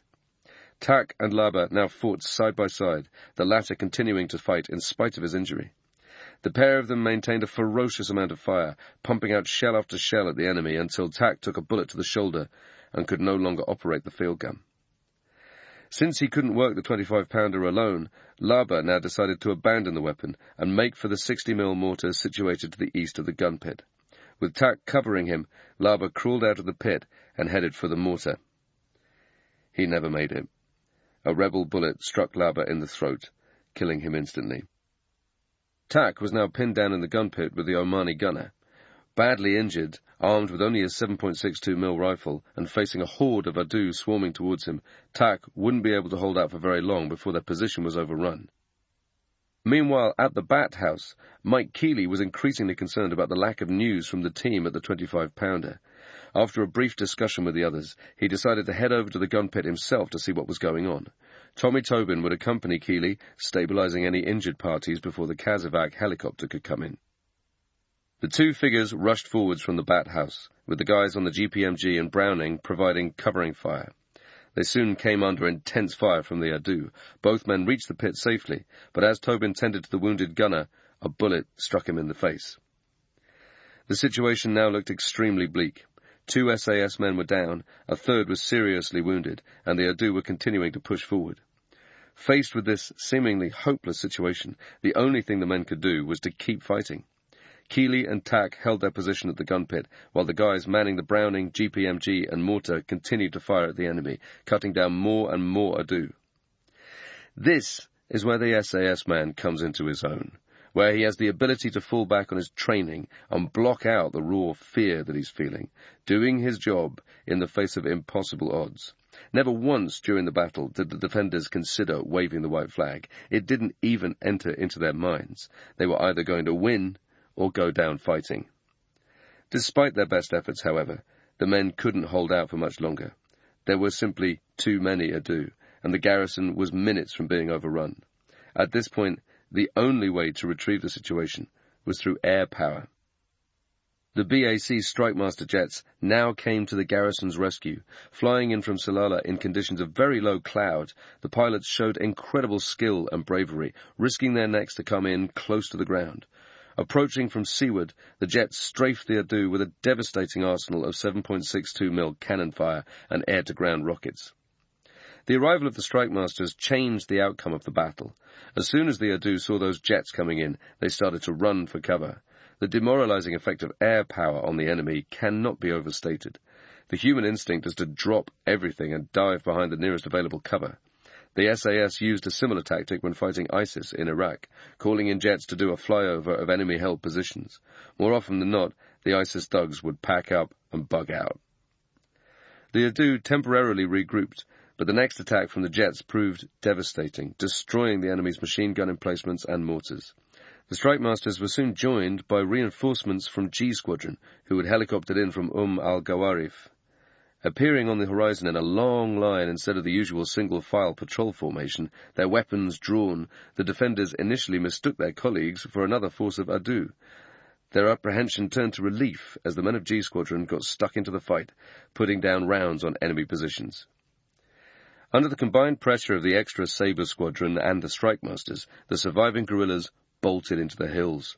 They left behind at least 80 dead, although their total casualties were believed to be much higher. Half a dozen members of the DG had lost their lives in the battle. Laba was killed at Mirbat. Tobin died several weeks later in hospital. Tak had been seriously wounded, along with the Omani gunner. The Battle of Mirbat proved to be the turning point in the Dhofar War. The Adu had suffered a catastrophic defeat, losing half their strength. Perhaps just as damagingly, they had lost face among the tribes of the Jebel. Anyone who had been sitting on the fence, unsure of which side to back, now knew the truth. The SAS had the measure of the Adu. Although the conflict dragged on for another 4 years, the rebels' defeat was inevitable. The Sultan's forces, backed up by the Furkats, the SAS and brigades of Iranian troops, continued to push the Adu back towards the border. In October 1975, The Urdu supply lines were finally cut off. A plan had been drawn up to capture a piece of high ground near the Yemeni border, with a small SAS team launching a diversionary raid from a mountain top believed to be encircled by rebel positions. But when the guys discovered that the route had been left unguarded, the plan was ditched, and reinforcements were swiftly brought forward. A heavy firefight ensued before the SAS drove the enemy back across the border. 2 months later, the rebels' final remaining stronghold was seized. The Sultan was now free to concentrate on delivering a massive program of civil development, building schools and hospitals, laying roads and improving the water supply. The last regiment training team left Oman the following September. The transformation of the country in the years since has been astonishing. Today, Oman is a thriving modern state, unrecognizable from the Old Testament backwater of the 1960s. In 2010, a UN development report ranked Oman as the most improved country in the world over the past 40 years. None of this would have been possible without the actions of the SAS at Mirbat. Some casual observers may question why the training team didn't plant claymores on the dead ground surrounding the compound. Rigging the area with explosives would have surely inflicted a high number of casualties on the Urdu. It might even have stopped them from coming perilously close to overrunning the defenders. It's an interesting thought, but it's possible the garrison didn't have access to claymore mines during the campaign. Even if they did, they may have been understandably reluctant to use them. They were operating in an area with civilians, and there's always the risk that someone will wander into a rigged area and blow themselves up, undermining the team's painstaking hearts and minds efforts. Whatever the explanation, they would have had a very good reason. The heroism of the Storm veterans has never been fully recognized. Mike Keeley was awarded the DSO, Tack received the DCM, Bob Bennett got the MM, while Laba was only given a posthumous mention in dispatches, the lowest form of gallantry medal that a soldier can receive. The others were never decorated. Ken Connor, in his excellent history of the regiment, Ghost Force, makes the point that, although many of the guys who took part in Operation Storm received medals, none was gazetted until the campaign was over. We weren't even given the General Service Medal, the campaign medal, until well into the conflict. The award was then devalued when the RAF-based personnel were given the same medal. This policy of devaluing medals has continued throughout the regiment's history. When I made it out of Iraq, I was sent down to Abu Dhabi to recover. A team of guys from the regiment was based there at the time, training up an anti-terrorist group. The justification for this was that the Emirates had provided the SAS with a facility with a runway for the Gulf War, and to pay them back, a 12-man team had been tasked with schooling their guys in counter-terrorism tactics. These men were later awarded the same campaign medal as the guys who were out in Iraq on patrol. That's not to say that the Abu Dhabi team didn't deserve some recognition for their efforts. I've no doubt that they were doing an important job. But to give them the same medal as the lads who were fighting behind enemy lines didn't seem right. It devalues the achievements of others. This is further undermined by the naked enthusiasm with which a small number of officers pursue medals during their careers in the regiment. One SAS officer attended a briefing not long after I'd escaped from Iraq. His first question was, "Will I get the campaign medal because I'm down here?" This was at a time when a lot of blokes on the patrols were still missing. Every guy in the regiment knows someone who has been awarded a medal they didn't deserve. I personally know of one officer who was awarded a Queen's Gallantry Medal for a successful operation that involved the killing of a high-value target overseas. That particular officer wasn't even in the country in question when the operation went down. He was back in Hereford at the time, enjoying a drink in a local pub. The professional soldier has no interest in gong hunting. That isn't why you join the regiment, and if it is, you won't last very long. But there is a minority of individuals who have one eye on their future careers and know the weight that decorations carry. Medals open doors. They lead to promotions and potentially well-paid jobs on Civvy Street once that person's military service comes to an end. I never once thought on the job, how can I get a medal out of this? No SAS man worth his salt thinks like that. But a clever few think differently. In my opinion, the medals system in the British Army is broken. It is too easy for officers to scoop up gongs, in some cases even writing up their own citations, while the efforts of the other rankers often go unrecognised. Men like Talayasi Labalaba. There has been an active campaign to get Laba a posthumous Victoria Cross for his actions at Mirbat. To my mind, there's no question that he fully deserves the medal. To operate that 25-pounder field gun almost single-handedly, knowing that he was probably going to die, took exceptional bravery, even more so when you consider that he continued to fire the gun even after getting his jaw blown off. The fact that he was only given a mention in dispatches is a travesty. In its own small way, the SAS has tried to recognize Labalaba's actions. Some years ago, the sergeant's mess voted to build a statue of Laba outside the mess at Hereford, commemorating his actions at Mirbat. Several years later, a second memorial was unveiled by Prince Harry at the international airport in Nadi, Western Fiji. Whether or not Laba ever receives the VC, his actions will never be forgotten by all those who have served in the regiment. Chapter 12. Rules of Engagement. Northern Ireland, 1969-82. A month after the Sultan of Oman declared the end of the rebellion in Dhofar, the regiment was being committed to a dangerous new conflict much closer to home. At the end of 1975 and the beginning of 1976, a spate of sectarian violence had swept through the fiercely nationalist area of South Armagh in Northern Ireland. This culminated in an attack on the evening of the 5th of January 1976, when gunmen flagged down a minibus near the village of Kingsmill and opened fire on the passengers. 10 Protestants were killed, and another was severely wounded. The attackers spared the life of the only Catholic after telling him to run away. In London, pressure grew on the government to take control of the deteriorating security situation. 2 days after the Kingsmill massacre, the Prime Minister, Harold Wilson, publicly declared that an element of 22 SAS would be deployed to the area.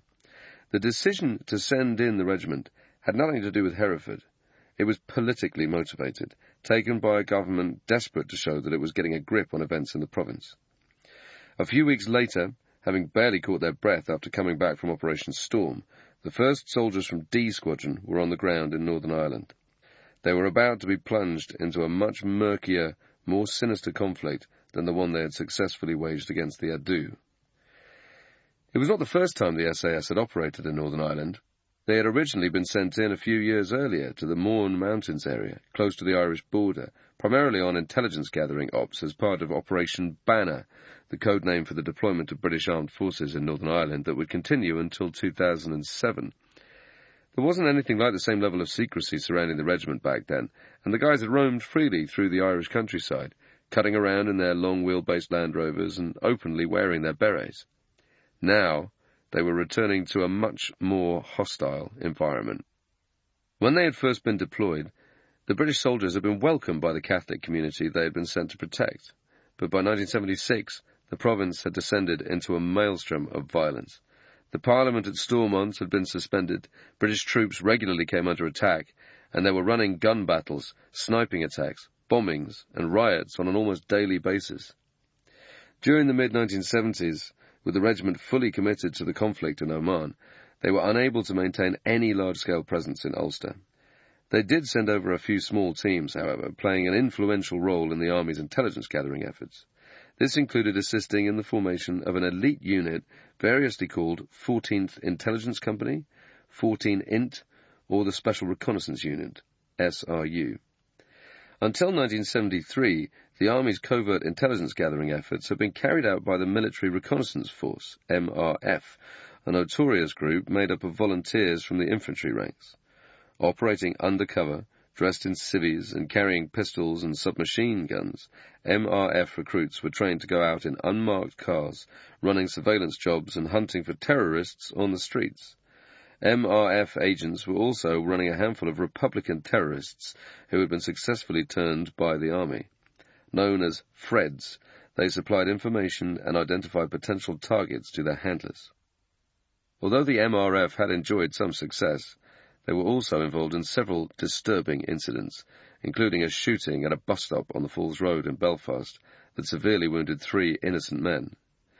The MRF was disbanded in 1973 and succeeded the following year by a brand new surveillance unit which would later become known as 14th Intelligence Company. With the new unit came a shift in tactics.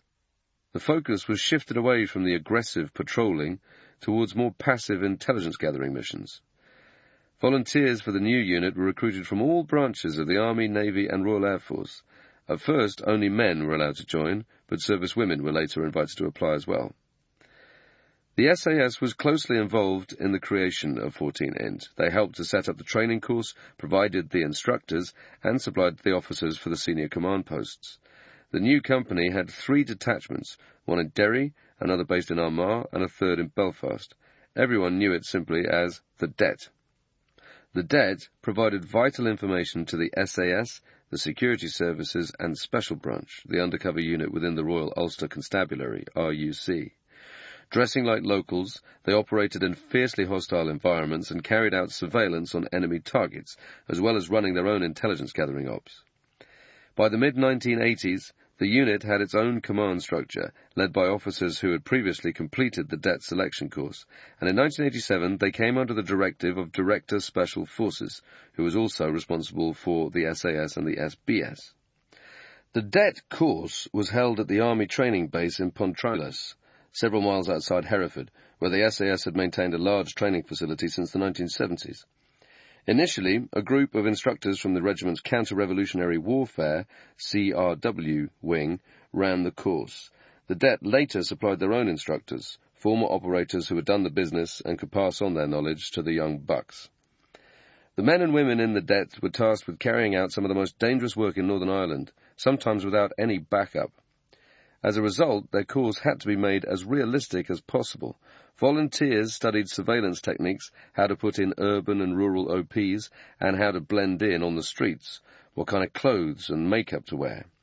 A lot of work was done on close-quarter CQB training, unarmed combat and resistance to interrogation, along with advanced vehicle drills such as doing J-turns and driving at high speeds through built-up urban areas. Det operators had to be highly perceptive, with razor-sharp memory recall, and the ability to disappear into the background at a moment's notice. Students were subjected to a number of mind games and tests, such as Kim's Game, named after a test in the Rudyard Kipling novel Kim. This exercise involves taking a cluster of unusual items and placing them under a blanket. The blanket is pulled back, and the individual has a limited amount of time to take in everything in front of them. Then the objects are covered over again, and the student must remember everything they have just seen. Other skills were taught as well. Students learned to memorize car number plates by observing their wing mirrors, how to remember what someone they passed in the street was wearing. They were schooled in the arts of covert photography and how to move without drawing attention to themselves, which isn't easy when you're carrying around a radio, weapons, and tracking devices.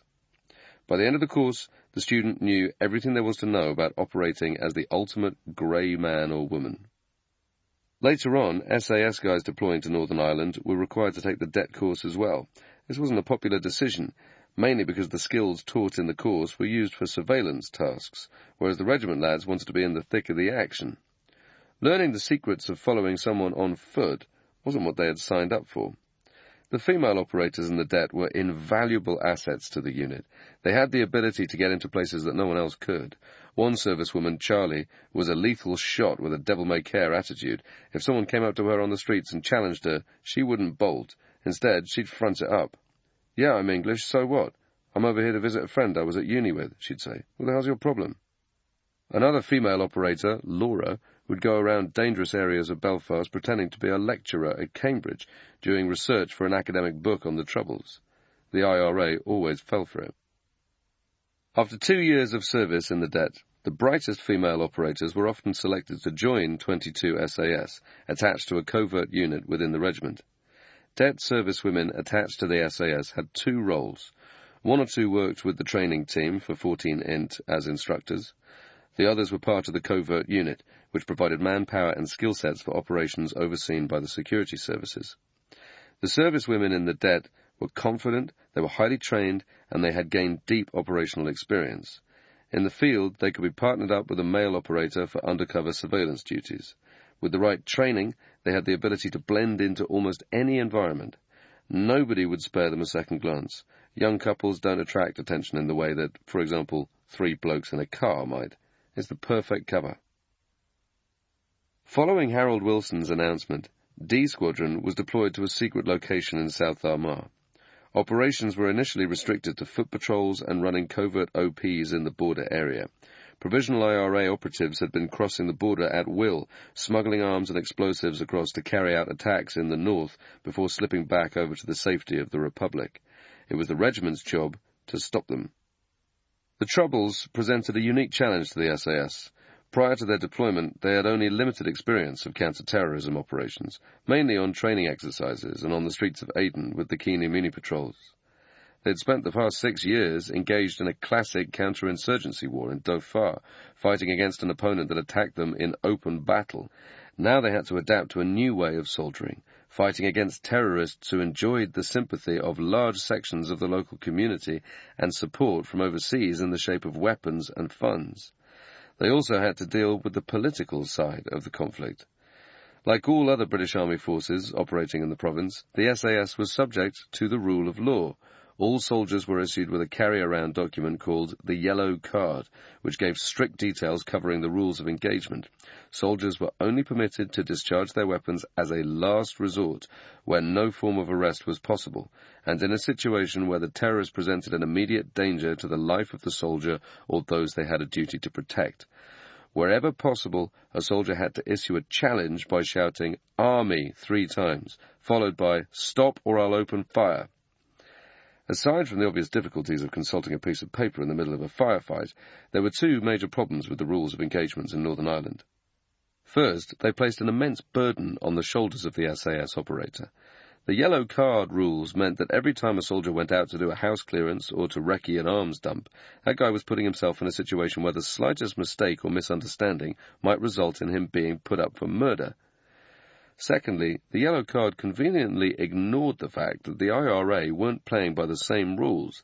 The terrorists were able to operate freely, planting bombs and ambushing targets without having to consult a list of rules as long as they're armed. In many ways, the regiment was engaged in 2 conflicts in the province. One was against the terrorists, the other was a political war, waged against the SAS by politicians and sections of the media, ready to pounce on the slightest infraction and portray the soldiers as an out-of-control band of remorseless killers. The guys had to learn to tread very carefully, operating under the strictest controls, conforming not only to the rule of law, but to public opinion. It was a world away from the battles they had fought in Dhofar. There was also a degree of hostility, especially early on, towards the regiment from the RUC's special branch.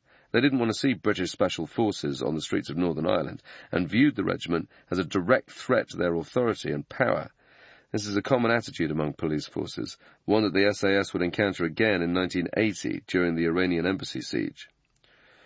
Not long after their arrival, the difficulties faced by the SAS in the province were brought sharply into focus by an incident that would threaten relations between London and Dublin. On the 5th of May 1976, in an incident recounted by Tony Geraghty in Who Dares Wins, 2 plainclothes SAS men driving a civilian car were apprehended by the Irish police force at a checkpoint a few hundred yards into the Republic. The 2 men claimed that they had crossed the border by mistake after getting lost on the map and expected to be sent back to the north. The affair now escalated into political farce, Geraghty writes. A few hours later, half a dozen other SAS soldiers were stopped at the same checkpoint, driving in 2 vehicles and carrying several personal weapons. They had set out to look for their muckers after they had failed to radio in. The 6 men were placed under arrest, and along with the others were taken down to Dublin for questioning. The Irish authorities now had their hands on 8 regiment operators, plus a number of weapons. The incident soon turned into an international crisis. Amid speculation about what the men had really been up to across the border, the soldiers were released on bail and returned the next year to Ireland to stand trial. All 8 men were cleared of the charge of taking weapons into the country with the intent to endanger life. The soldiers were fined £100 apiece for bringing weapons into the Republic without the proper licenses. This was an embarrassing episode for the regiment, but it also illustrated the problems they were facing in Ulster. Operating in a complex environment where they had to deal with various elements of the police and the rule of law, their ability to engage the terrorists was severely restricted. Whitehall had sent in the SAS to get to grips with the IRA and had promptly clipped their wings by binding them tightly to the rules of engagement. Every time they went out on operations, they were wearing a political straitjacket. In 1977, SAS operations were expanded to cover the rest of the province.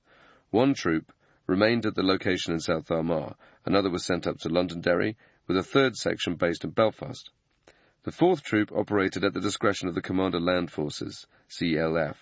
Throughout this time, the regiment continued to disrupt the IRA, carrying out active patrols and covert OPs. Rural OPs lasted for days or even weeks. The men were on hard routine, usually working in pairs in 24-hour shifts. Food was boil-in-the-bag rations, eaten cold. They urinated in plastic bags and wrapped excrement in cling film. All comms was done through coded voice, with locations referred to by code names. This was to prevent the operation being compromised. The IRA was known to monitor traffic over the airwaves. At the end of his shift, the soldier would walk back several miles to a prearranged RV at the side of a road. A car would bowl along, he'd jump in, and another man would get out and take over OP duties. The fresh guy would then get briefed by the second man at the OP, telling him what had happened, what the routine was, and what to look out for. In another 24 hours, that second guy rotated out of the OP and was replaced by another bloke, who'd get briefed by the man who came in the previous day. That meant there was always someone on the ground who had been there for a length of time, so the new guy could quickly be brought up to speed.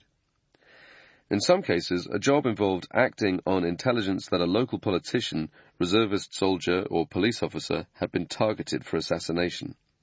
The SAS would approach the individual's house at night so that they weren't spotted by any nosy neighbours or terrorists wrecking the property. A routine was then established inside and around the house, with OPs positioned according to the layout, covering vantage points and the most likely approaches for the hit team. The guys would work out where to keep the family safe, take up their respective positions, and wait for the enemy to attack. Soldiers carried a variety of weapons. In the late 1970s, they were equipped with Browning 9mm pistols, Ingram Mac-10 machine pistols, and M16 rifles. In the 1980s, the guys switched to the Heckler & Koch G3 7.62mm assault rifle. They also used the compact variant, the HK-53, which has a shorter barrel. Shotguns were deployed, but only if they were doing a house bust and they needed to blow the hinges off a door. Action was very much the exception to the rule in Northern Ireland. In many cases, the SAS might be waiting for days or weeks in a particular location without any sign of the enemy. This wasn't always down to bad intel. The IRA's active service units, ASUs, were extremely cautious by nature, and if they had a sniff that something was amiss, they'd pull out of the job. It might be something as simple as the terrorists not liking the look of a civilian in a passing car. They would get spooked and think, not tonight. On other occasions, the attackers might have stopped at a bar on the way to the attack for a quick pint. If it was nasty weather outside, they'd maybe decide to leave the job for another night and get drunk instead. Meanwhile, the SAS soldiers were lying in position at the OP, waiting to make an arrest, only for the terrorist to fail to show up. Naturally, this was a source of great frustration among the lads. But the regiment is very patient. It's ingrained into the nature of the guys. They're prepared to wait. That persistence helped them to bring down a number of high-level players, but it wasn't long before the SAS found itself in the headlines for the wrong reasons. In July 1978, a teenage boy, John Boyle, stumbled upon an IRA arms dump in a graveyard in County Antrim. Mark Urban recounts the story in his excellent history of the SAS in Northern Ireland, Big Boy's Rules. Secreted beneath the slab of a fallen headstone was an Armalite rifle, a pistol, and other terrorist paraphernalia. John rushed home to his father, Con Boyle, who immediately phoned the police. An SAS team was duly sent in to stake out the cemetery. The following morning, John Boyle returned to the site, unaware that the SAS soldiers were concealed in an OP. Urban notes that the police had called the boy's parents, warning them to stay away from the cache, but it was too late. As he went to take a closer look, perhaps gripped by a teenage boy's natural inquisitiveness, he picked up one of the rifles. Two of the soldiers then opened fire, killing Boyle. Both men were arrested and went on trial for murder. Although they were later acquitted, one of the soldiers was criticized by the judge as an unreliable witness. Around this time, there was a strategic rethink over the SAS's role in the province. The regiment now took a step back from offensive operations. Going forward, they would adopt a more reactive approach, geared towards gathering information. Instead of rotating sabre squadrons in and out of the country, a specialized military unit, SMU, would be deployed in Northern Ireland. If there was a big job on and the SMU needed more guys, they could call on reinforcements from Hereford in the shape of the counter-terrorism team, which will be discussed in more detail in Chapter 14. In 1980, this new SMU was brought together with the DET under the Intelligence and Security Group, Northern Ireland, otherwise known as the Group, led by a single commanding officer. The creation of the Group ushered in a period of closer cooperation between the SAS and the DET, although the latter still ran their own ops alongside their work with the regiment and the various security services. This was to mark a major turning point in the way the regiment operated in Northern Ireland. The plan was for the guys in the SMU to spend an extended period of time in the province and receive specialist training before deployment to Northern Ireland, giving them the tools they needed to hit the ground running. This was a great opportunity to brush up on their skill sets, doing exercises involving OP tactics, surveillance drills, and advanced driving. For the next few years, the guys in the SMU were essentially restricted to intelligence-gathering duties. This involved running OPs on suspected locations, finding out who the IRA's main players were, where they lived, what cars they drove, who they associated with, and what jobs they were planning. The aim was to prosecute terrorists in the courts through the painstaking collection of evidence. Throughout this time, 14th Intelligence Company and the SAS worked hand in glove. When doing operations together, the DET would act as the forward observation team on the ground, following terrorists and running surveillance, building up a comprehensive picture of the situation before handing over to the soldiers to make a hard arrest. The regiment also suffered its first loss in the Troubles at this time, when an 8-man patrol was ordered to investigate a suspected weapons cache at a property on the Antrim Road in North Belfast. The patrol arrived at the address and stormed inside, unaware that the terrorists were in fact holed up in the house next door. As they went in, one of the gunmen opened fire with an M60 7.62mm machine gun, killing the patrol's commander, Captain Herbert Westmacott, as he stepped out from behind the patrol vehicle. The shooter and the other 7 members of the terrorist gang eventually surrendered to the security forces. Chapter 13. The Group. Northern Ireland, 1983 to 97. In 1983, the regiment finally went proactive in Ulster. A combination of the IRA carrying out larger attacks and several controversial operations involving the police had resulted in Whitehall realising what every guy in the regiment had known all along. The SAS was better placed to take on the provisional IRA than any of the less highly trained Green Army units or police officers. Based on high-grade intelligence and working with their colleagues in the DET, the guys were now given the freedom to take on a more active role in Northern Ireland. This did not mean that the SAS had license to operate outside the law, far from it. They knew that everything had to be done cleanly, with no room for error. Every time they went out on a job, they were fully aware that they were putting their necks on the line, and the reputation of the regiment. They were under almost constant pressure from all sides, sections of the media, special branch investigators, and from their own government. The soldiers never felt the top brass had their backs, and knew they would be hung out to dry if they found themselves in trouble. Whenever they were involved in a shooting, no matter how justifiable, the SAS invariably took the blame. It meant that on any operation, everything had to be in perfect order. Even the number of shots fired was a matter of intense debate. The politicians did not like to hear that a terrorist had been shot 20 or 30 times in a contact. If a fatal shooting was unavoidable, they preferred clean kills, with terrorists shot with 1 or 2 precisely aimed rounds. From the soldier's perspective, it made no difference whether you put 2 rounds into a target or 20. The end result is the same. That person is no longer an immediate threat to the safety of yourself or those you have a duty to protect. But officials were concerned about briefing the media and stating that so-and-so was shot 24 times.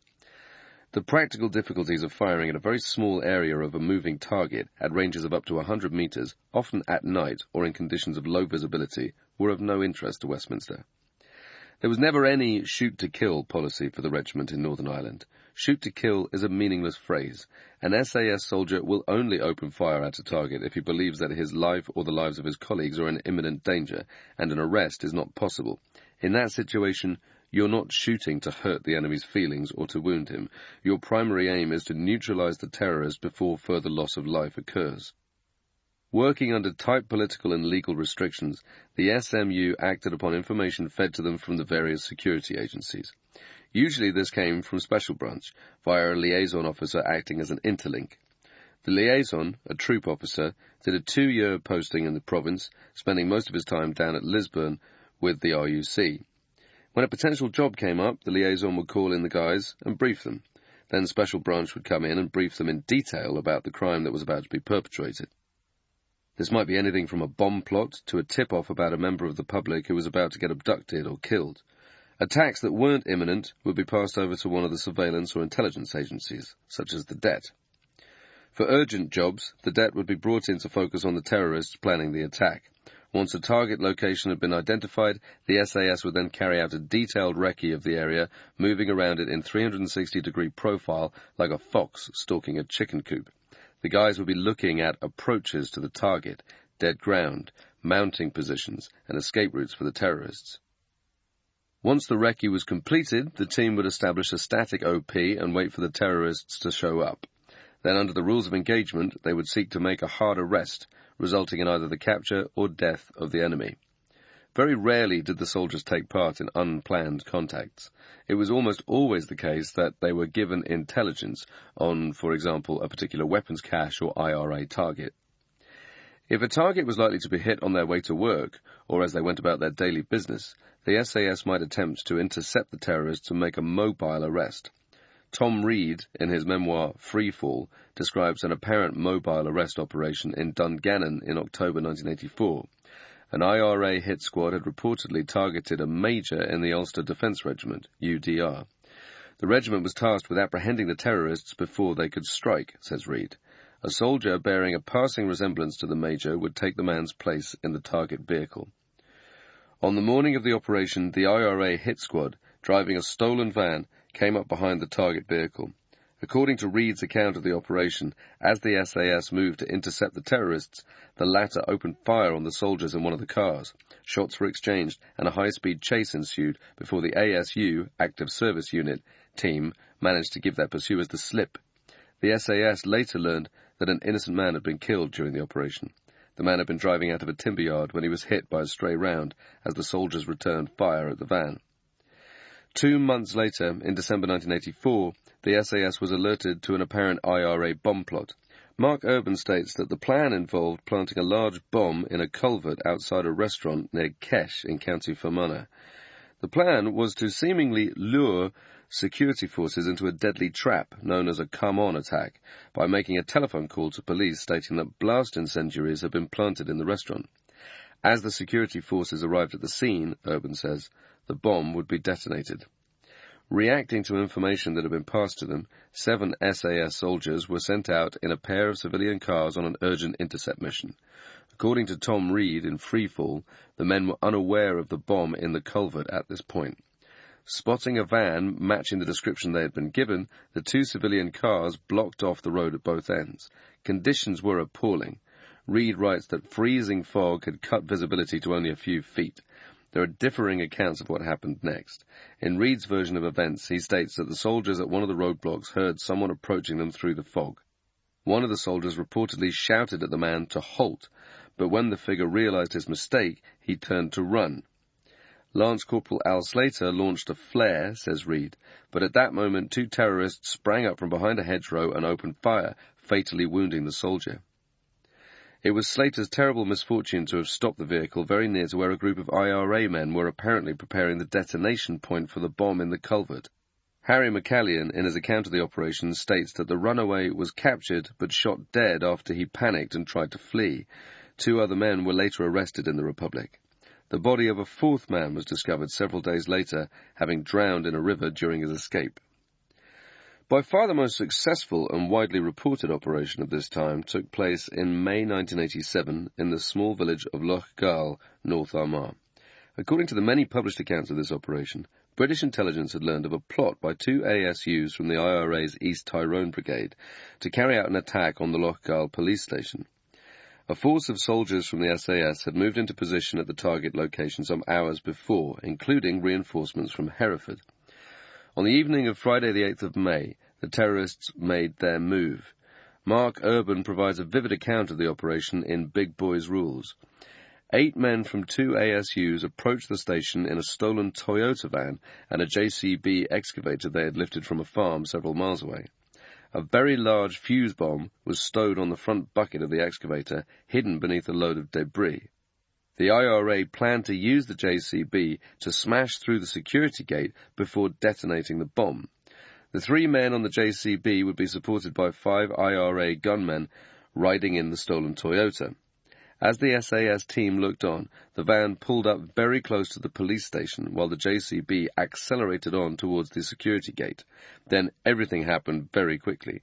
The rear doors on the van flew open and 3 IRA gunmen piled out, putting down rounds on the station with their assault rifles while the crew on the JCB crashed through the gate. At that moment, the soldiers opened up. The IRA men around the van were caught in a withering deluge of rounds, Urban writes. At the same time, the 3 men riding on the JCB, having lit the fuse wire attached to the bomb, ditched the excavator and sprinted back towards the van. Moments later, the bomb kicked off. The deafening shockwave tore apart one end of the building, reducing it to a smouldering mass of rubble and twisted metal. In total, 8 terrorists were killed. The Lochgarl operation demonstrated that the regiment was capable of giving the IRA a bloody nose, but it again highlighted the dangers of using hardware around civilians. 2 brothers had been driving home from work when the firefight erupted.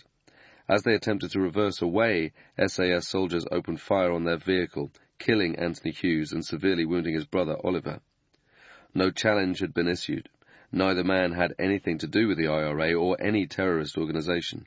They were completely innocent bystanders who had been tragically caught up in events at the police station. It seems likely that the soldiers had wrongly identified the brothers as IRA men. They had been fixing up a lorry and were both dressed in boiler suits like the terrorists. The shooting of the 2 innocent brothers cast a shadow over what was otherwise a successful operation. For the men in the SMU, life could be stressful and frustrating at times. They could never truly relax or let their guard down. There were safe areas where soldiers were free to go out for a drink, but even then they had to exercise caution. There were rules for dating local women, for example. If a lad met someone, he'd get their details, go to Special Branch, and get them to do a background check. If that person checked out, the soldier was authorized to see her again. The cities were in many ways more difficult for a soldier to operate in than the countryside. In the sticks, there was always plenty of cover available.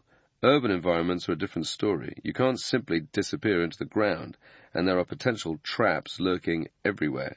You might be driving around following a target, and they could lead you into a dead end, or other cars might block you in. It's a much harder place to soldier. That's where the det men and women came into their own. They had an amazing ability to get around and track people in a densely populated area without getting spotted. The guys were never under any illusions about the risks they were taking, but one horrifying incident served as a grim reminder of the fate awaiting any SAS soldier or det operative unlucky enough to be taken alive.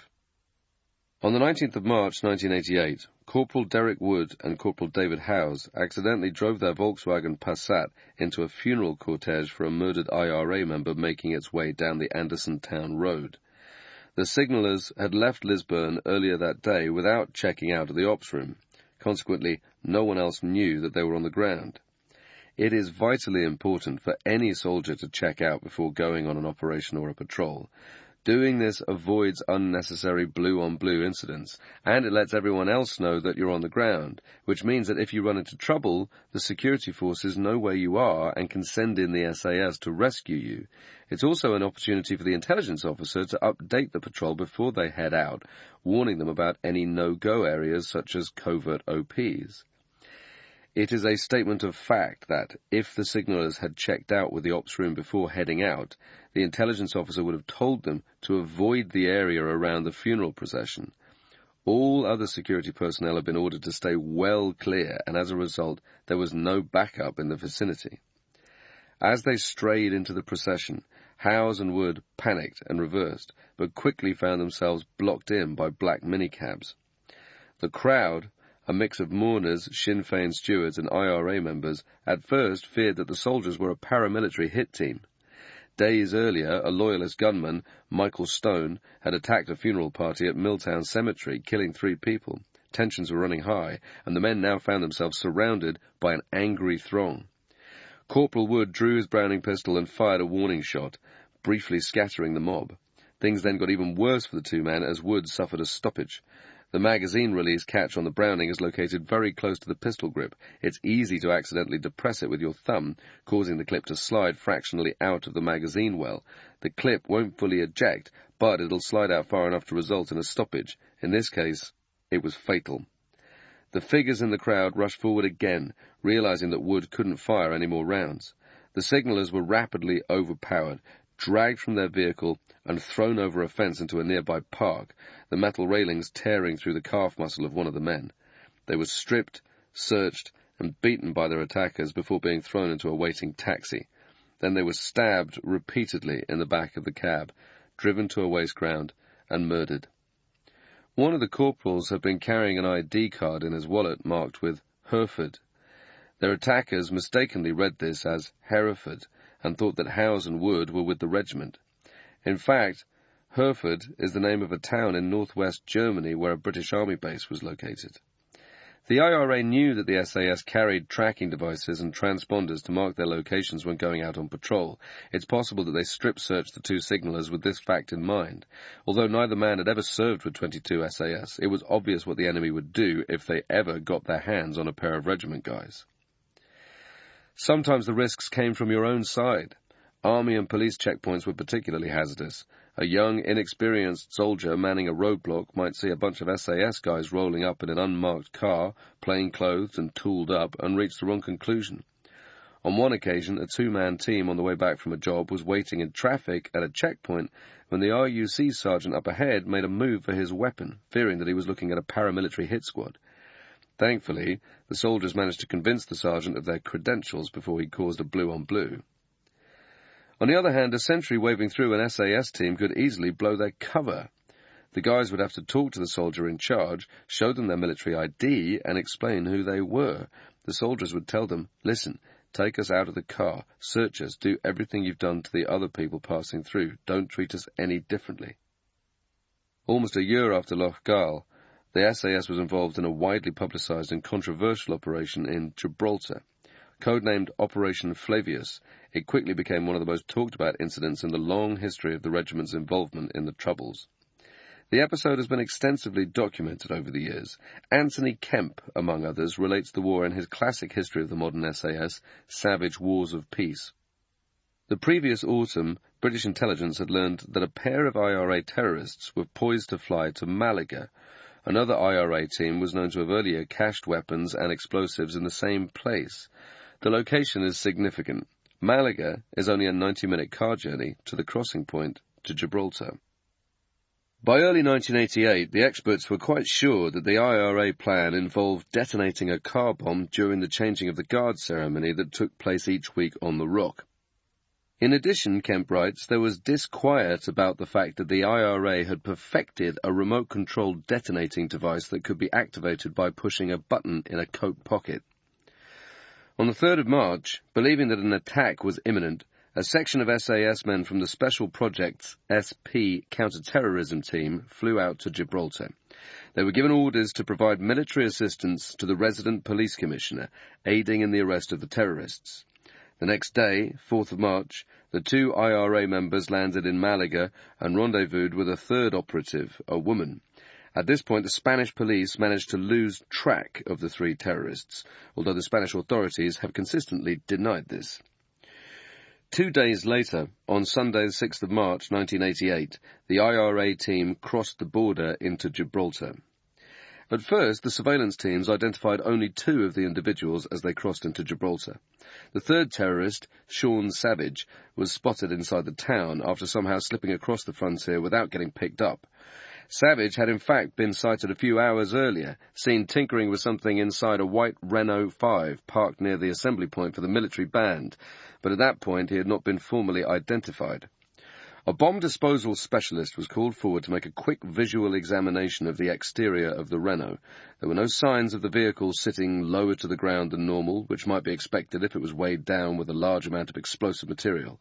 But, as Ken Connor points out, 50 or 60 pounds of Semtex, enough to devastate a huge area, would have little or no visible effect on a car's springs. The presence of a rusted aerial fitted to the otherwise new Renault did arouse suspicion, however. On that basis, writes Anthony Kemp, it was felt that the car could contain a remote-controlled bomb. At 15:40 hours, Joseph Canepa, the Gibraltar Police Commissioner, signed an authorization officially handing control over to the SAS. 4 SAS soldiers now moved in to arrest the terrorists, following the 3 of them as they headed towards the border crossing. At that point, Savage unexpectedly turned and started heading back towards town. The soldiers split up into pairs, with one team sticking with Daniel McCann and Mairead Farrell, while the other 2 soldiers tracked Savage. The SAS had been briefed beforehand that there was a high probability that all 3 suspects were armed and, in all likelihood, would use their weapons if they were confronted. They'd also been told that any of the suspects might be carrying a remotely controlled detonator that would enable them to trigger the device. All the SAS men involved, writes Kemp, stated that it was stressed to them most emphatically that it would be a push-button detonator. These factors played a part in the split-second calculations the soldiers made in the moments that followed. As Farrell and McCann made for the border, the latter abruptly spun round, startled by the wail of a nearby police siren, turned on by a local inspector who was unaware of the operation to apprehend the terrorists. According to a transcript of evidence later given by the soldiers at the inquest, McCann made eye contact with one of the men following him and dropped his smile. As the soldier drew his weapon and went to issue a challenge, he stated in evidence that McCann moved his right arm across his body. Fearing that McCann was reaching for a remote detonator, the SAS man fired a single round from his pistol, hitting the terrorist in the back. The same soldier described Farrell reached for a bag she was carrying. He fired once, shooting Farrell in the back. He fired another 3 rounds at McCann, hitting him in the body and head.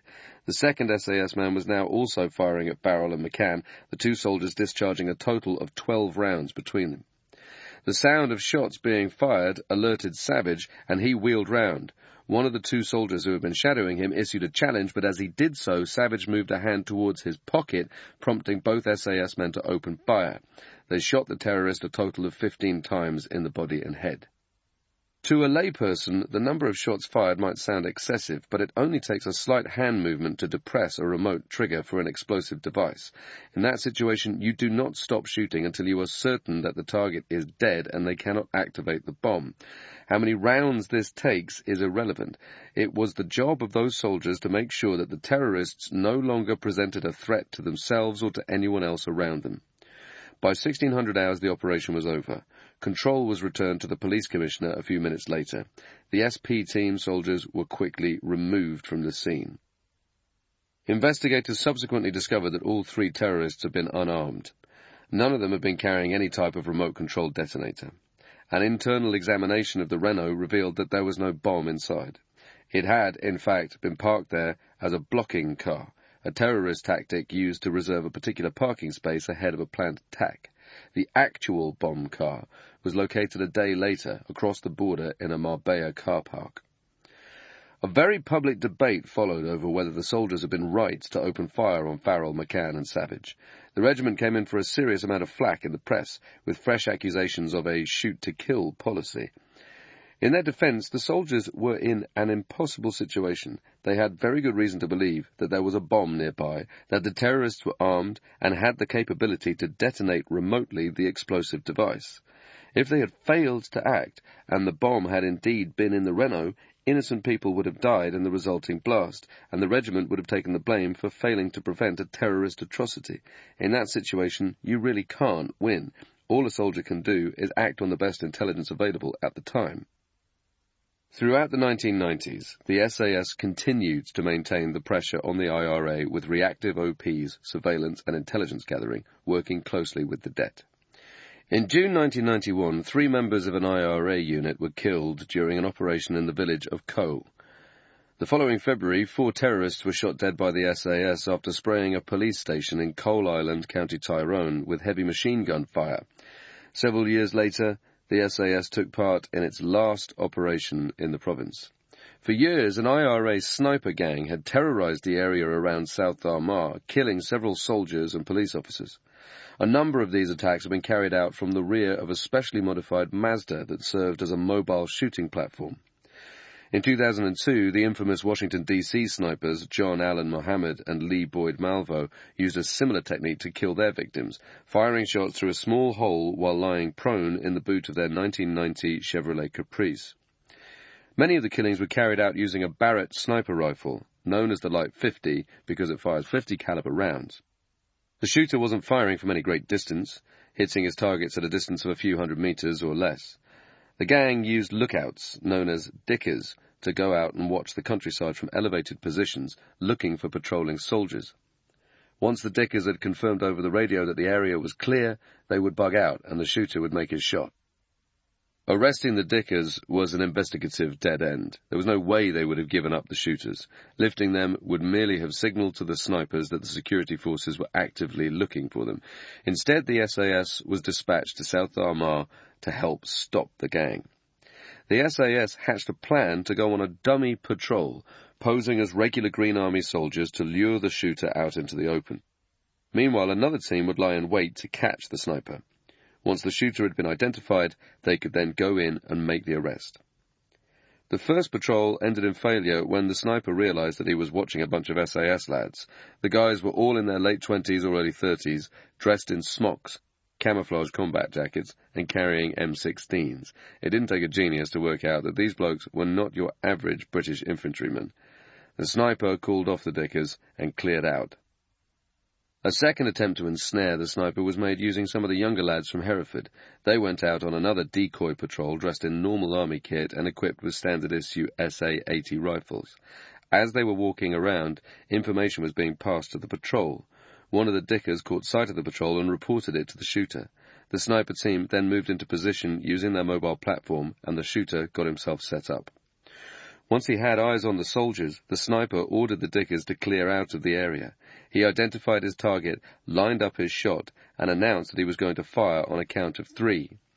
When he reached 1, the SAS man in his sights promptly threw himself into the nearest ditch. Again, the shooter realized that it was a trap and bolted out of the area. The sniper team evaded the regiment on that occasion, but they eventually closed in on them with the help of the Det. The gang was finally captured in April during an SAS raid on a farmhouse close to the border. The signing of the Good Friday Agreement in April 1998 brought a formal end to the Troubles, although Operation Banner, the British Army's campaign in Northern Ireland, would last for much longer, officially ending on the 31st of July 2007. It had been the longest-running operation in the history of the British Army.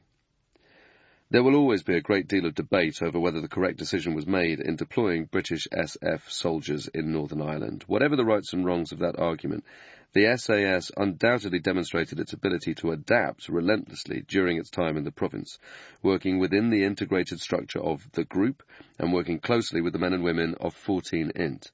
Even more remarkably, it achieved this in an atmosphere of intense public scrutiny and political restraint.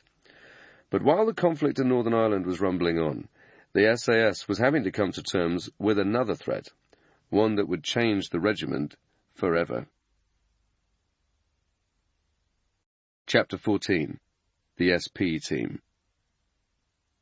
Counter-terrorism, 1972 to 87. On the 5th of September 1972, after years of burying their collective heads in the sand, Western governments had finally woken up to the menace of global terrorism.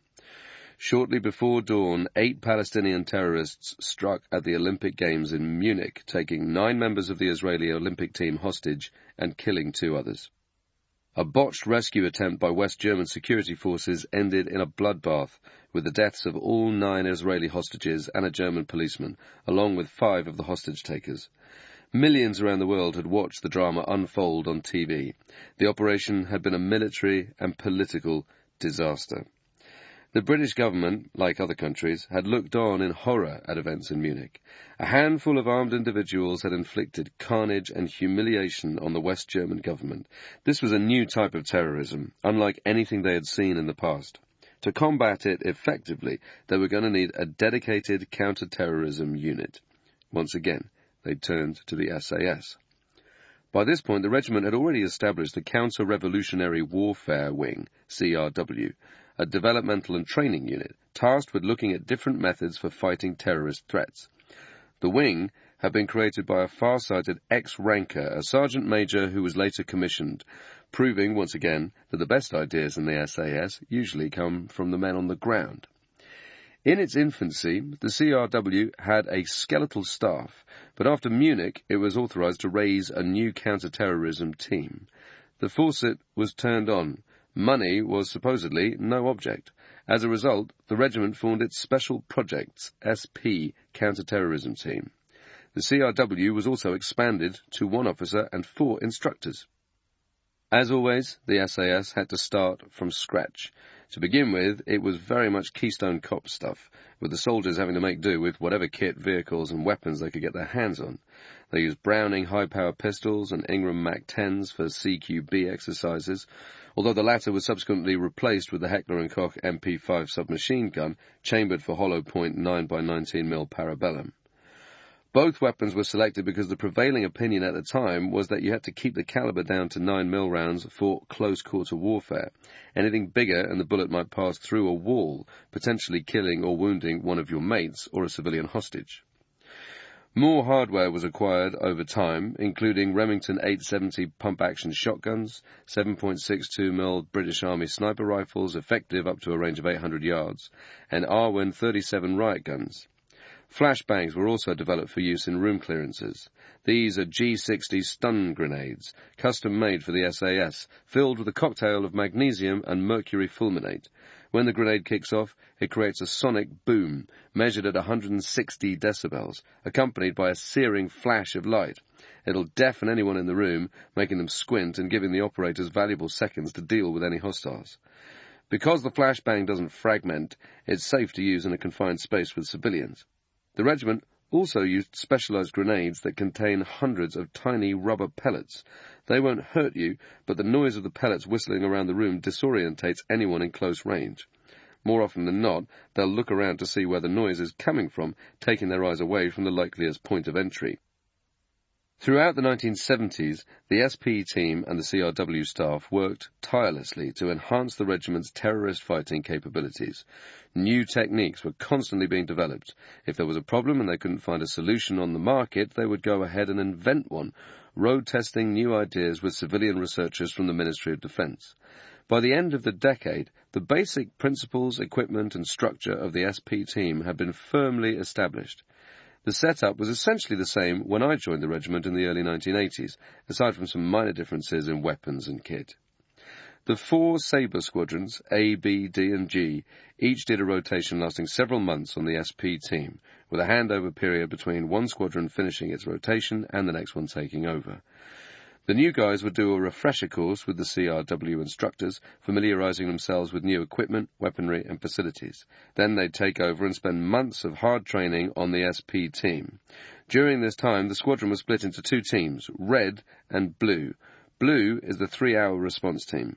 Red is on a 30-minute response, which means that those guys have to be rolling through the gates at Hereford within half an hour of an incident going down.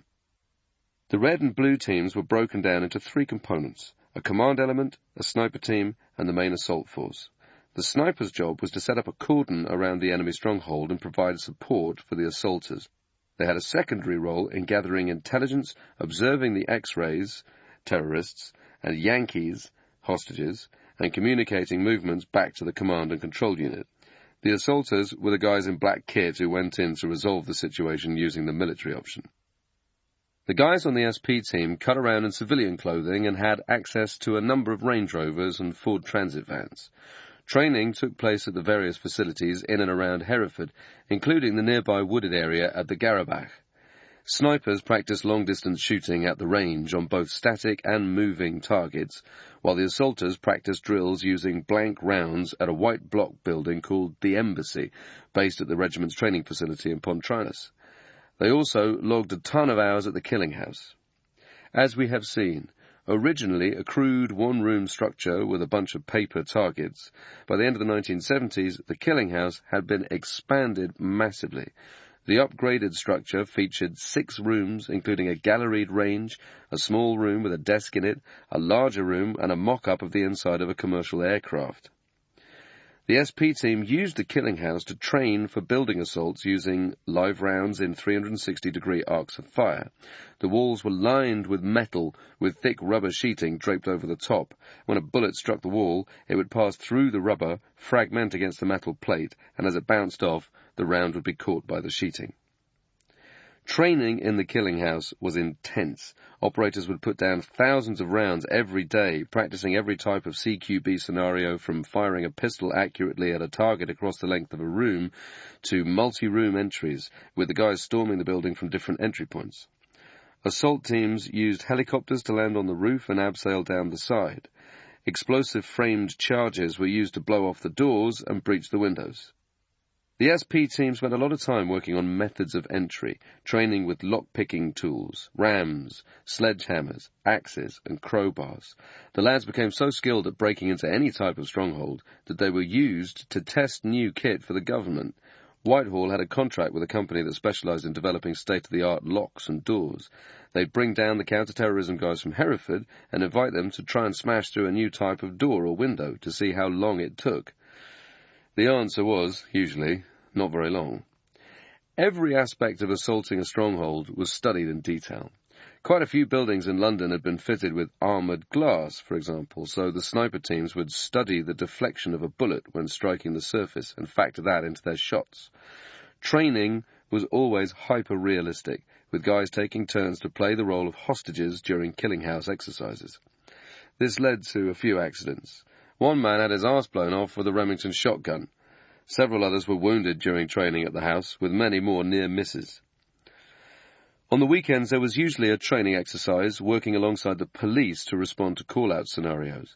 This was an opportunity for the team to test their rapid response skills, driving at high speeds to reach the scene of the terrorist incident as quickly as possible. Nowadays, the SP team has access to Blue Thunder Dauphin helicopters, but in the 1970s they had to rely on the Range Rovers and Transits to get about. Exercises were made as close to real life as possible. The scenario usually went along the lines of a group of terrorists holding a number of hostages inside a stronghold. Snipers would disperse around the perimeter, lying prone on the backs of trucks, the rooftops of nearby buildings, or concealing themselves in ghillie suits in the surrounding ditches or woods. Local police took part, along with trained ambulance crews and hostage negotiators. Once it had been established that the terrorists had begun executing the hostages and there was no way of resolving the situation peacefully, the police commander would hand control of the situation over to the SP team and the assault would begin. The SP team also took part in demonstration jobs, putting on a show for VIPs, politicians and members of the royal family down at the killing house. These jobs were seen as a way of selling the brand of the regiment, winning friends and promoting ourselves to people with influence. More often than not, you'd feel like a performing seal, but you had to grit your teeth and get on with it. Away from the killing house, the SP team trained for assaults on every imaginable type of target, including buses, oil rigs, trains, tall buildings, civilian aircraft, and ships. During my time on the team, we even rehearsed a potential terrorist attack on the London Underground, running exercises at a couple of disused tube stations closed to the public. We also practiced aircraft assault drills using aircraft borrowed from British Airways. The regiment had a contact at BA, their chief engineer. Whenever a 747 was taken in for servicing, it would be parked inside a large hangar called a cathedral. The engineer would ring up Hereford and say, "We've got a 747 here for 8 hours. Do you guys want to come down and use it?" This was ideal training because it was behind closed doors. When we needed to make it even more realistic, we'd rehearse a hostage scenario using students from a local university.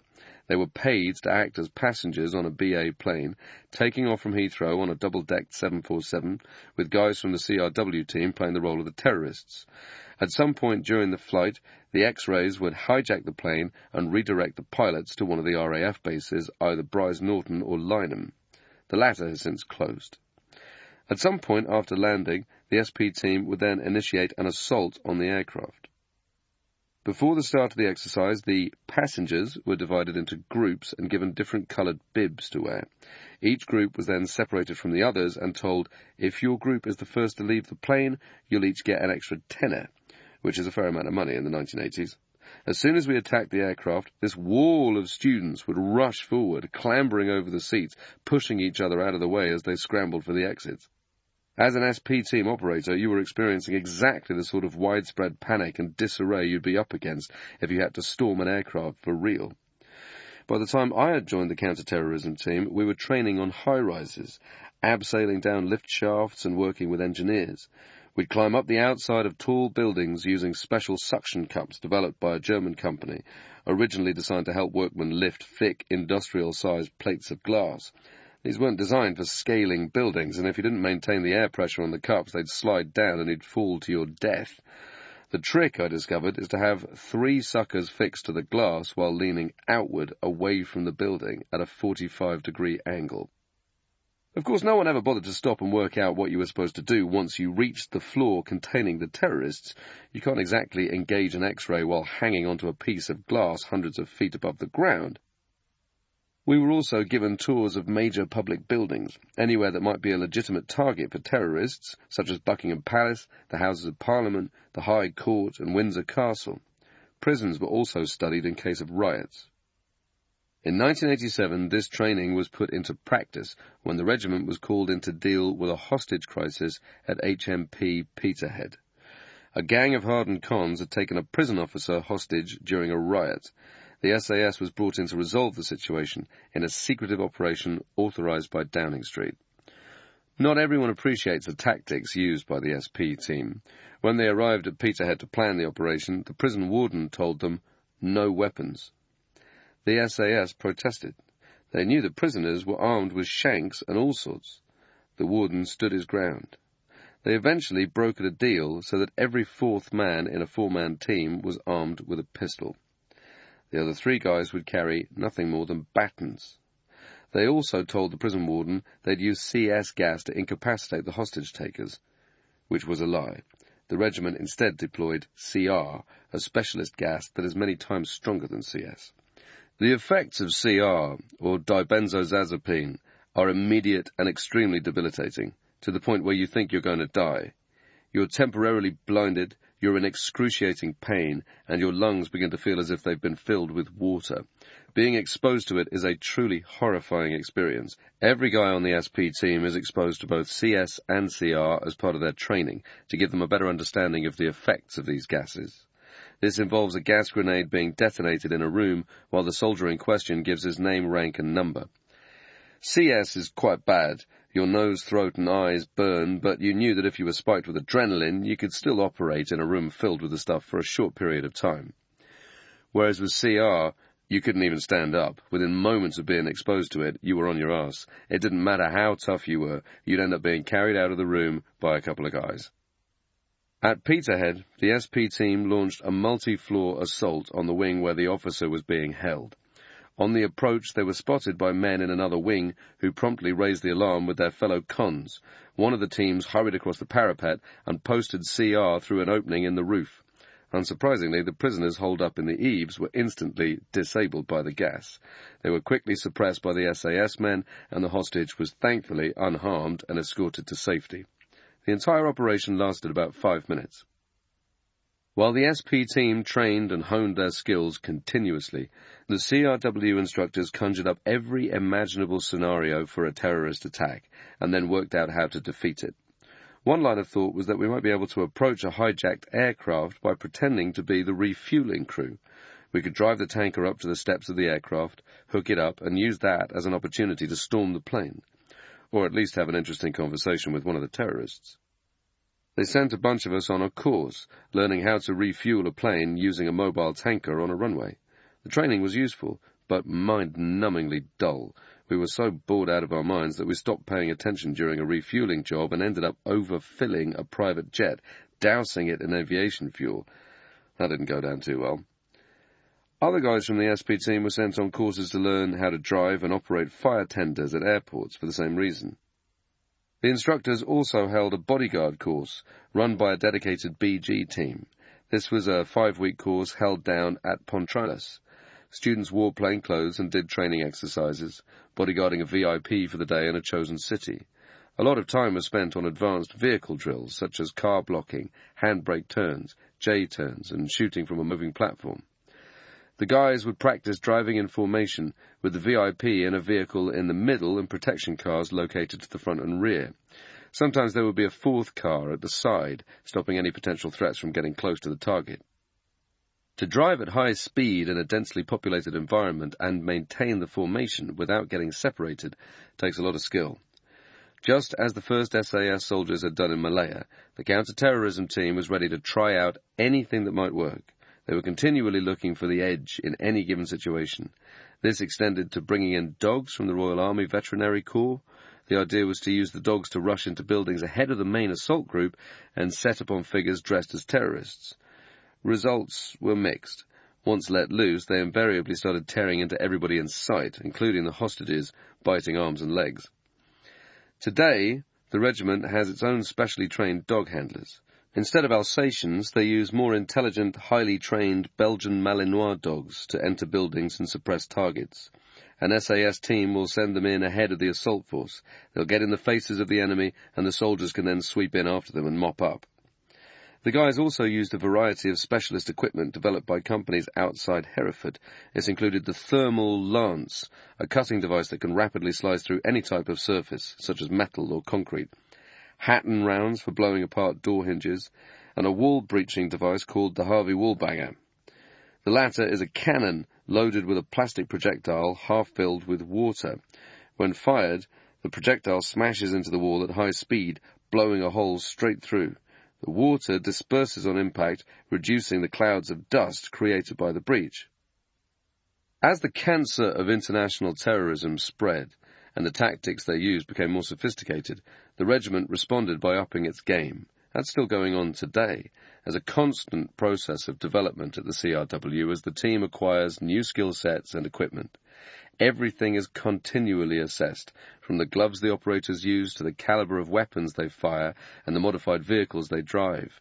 In the fight against terrorism, you cannot afford to stand still. By the beginning of 1980, the SP team had been tested to destruction. It had sharpened its skills in the killing house and trained for every possible type of terrorist attack.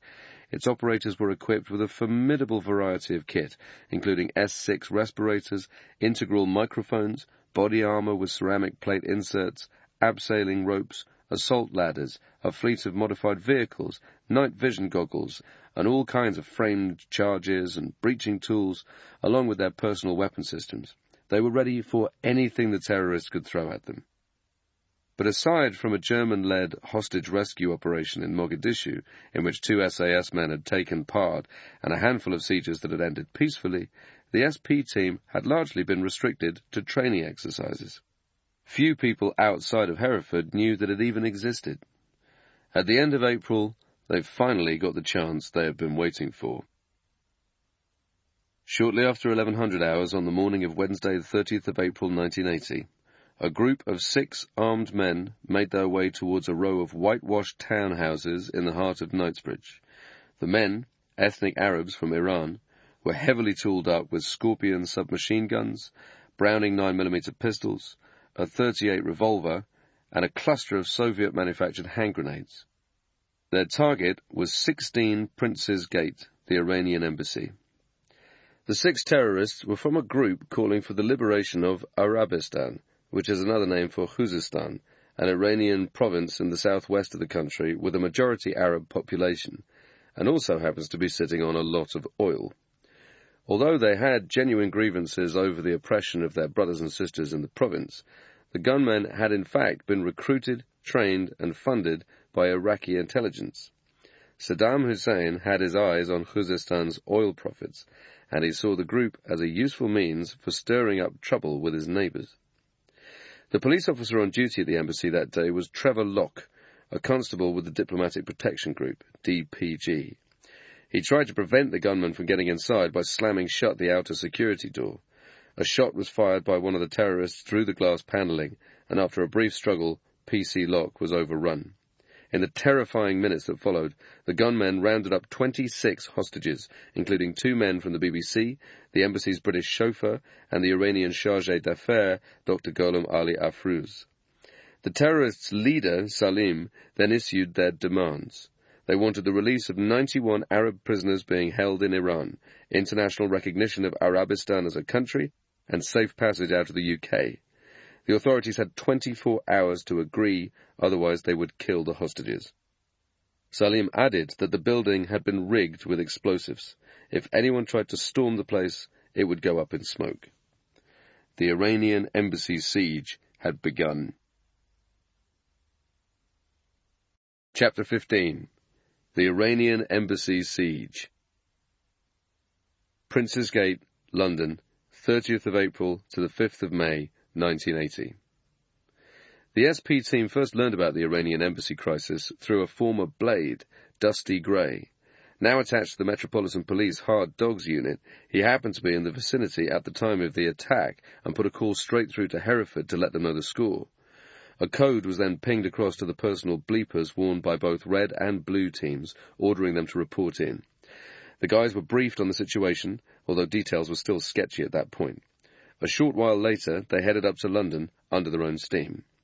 This is often the way the regiment works. We don't sit around waiting for the phone to ring. We go out to where the action is, introduce ourselves, make sure we're part of the conversation.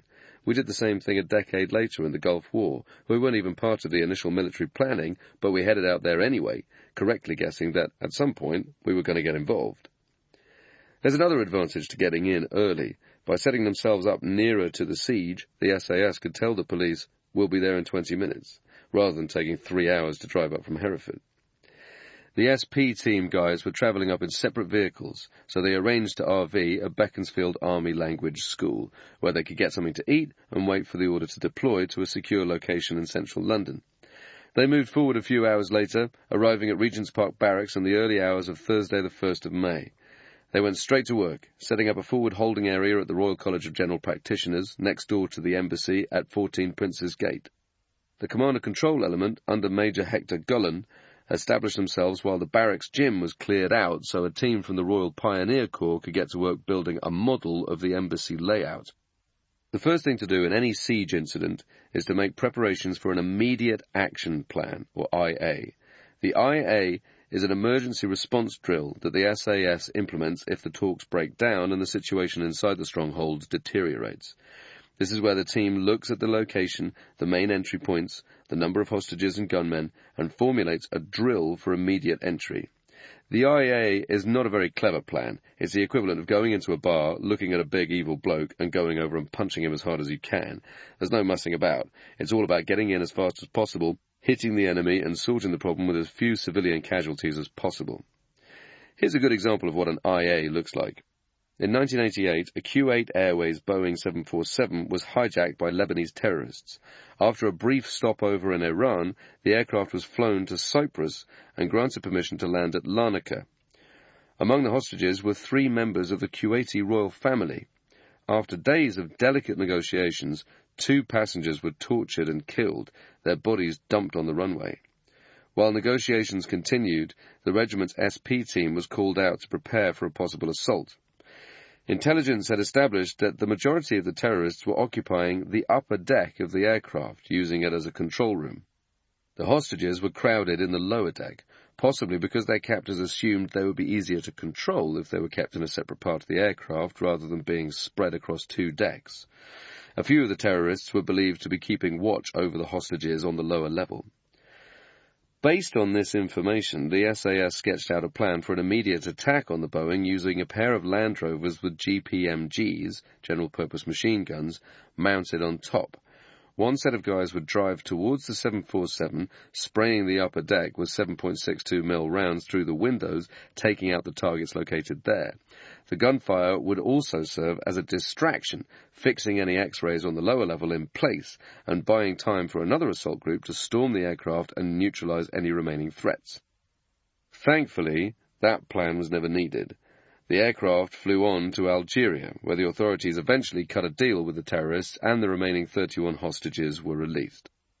At the time, the involvement of the SAS in the Larnaca hijacking was never reported, but the truth is that the guys were out there, on the ground in Cyprus, ready to go in. At the embassy siege, the IA involved a frontal assault on the stronghold, with the SAS blasting their way inside with shotguns and sledgehammers, while a second group battled their way down from the rooftop. It wasn't ideal. If it had been done, it would have undoubtedly resulted in a number of civilian fatalities, but it was better than no plan. We have a rule in the regiment. If the team is discussing an assault and somebody sticks up their hand and says, "Oh, that's a crap plan," but they don't put forward an alternative suggestion, that's frowned upon. If you think the plan is terrible, come up with something better. If you can't, then we're going ahead with it. The soldiers now settled into a routine. One team waited on standby, in their black kit, one up the spout, with their respirators on to protect their faces from debris and to guard against smoke inhalation and gas attacks in the event the terrorists had access to certain types of gas. They waited in the IA position while the other team rested, checking and cleaning their kit. Every 12 hours the teams would rotate. This helped to keep the standby team fresh in case the gunmen started killing hostages and they needed to go in. At the same time, police negotiators continued to maintain a dialogue with the terrorists. While all this was going on, a vast intelligence gathering and surveillance effort was already underway. On Thursday the 1st of May, specialists from the security services were brought in to drill through the walls of the buildings either side of the embassy, inserting state-of-the-art listening devices through the holes. To mask the sound of the drilling, gas workers started digging up the road outside. Commercial aircraft were requested to pass low overhead, creating a near-constant racket. SAS and police sniper teams also contributed to the overall intelligence effort, observing the stronghold from their perimeter positions and feeding everything back to the control room. Each time they spotted an X-ray or Yankee on the move, they'd report it over the radio, identifying the terrorists and helping to build up a detailed picture of what was going on inside. Blueprints of the embassy were delivered, and the caretaker was located and brought in to brief the team. By a stroke of good fortune, he had been off work on the day the gunmen had stormed the place. It was extremely good luck for the regiment, too. The caretaker turned out to be an intelligence goldmine, revealing crucial details about the building's layout and updating some of the information they had pulled from the architectural plans. Thanks to the caretaker, the regiment discovered that a number of the windows had been heavily reinforced. If they had tried smashing through them with the sledgehammers, they would have run into serious problems. The team received another boost with the release of one of the hostages on the same day. Chris Kramer, a producer with the BBC, had come down with severe stomach pains early that morning. With his condition worsening, the terrorists had agreed to release him shortly before noon. He was then questioned by detectives, providing them with several important details.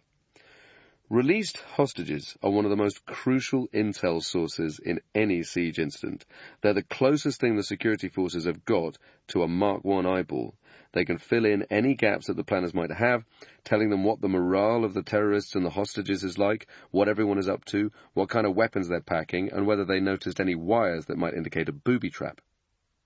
By now, the police negotiators had opened a secure line with the terrorists. The negotiators' primary objective is always to secure the safe release of the hostages and bring a peaceful end to the siege. But they also have a secondary goal, calming the nerves of the gunmen, diffusing the situation while buying time for their colleagues to build up a detailed intelligence picture. The negotiators did this brilliantly, using every trick in the book to keep Salim on the line.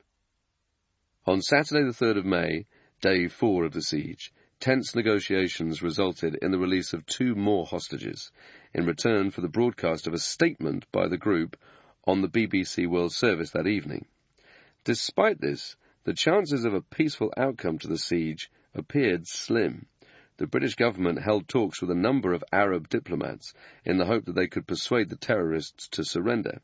The talks ended up going nowhere, with the Arab ambassadors insisting that the government should grant Salim and the others safe passage out of the country, something that Downing Street would not agree to. Their position had been clear from the outset. They would not buckle to the terrorists' demands. Since there was no chance of the Iranians agreeing either to recognize Arabistan or release the political prisoners, it soon became clear that the siege was going to end in one of 2 ways. Either the gunmen would come out of the building with their hands up and surrender to the police, or they were going to come out in a load of body bags.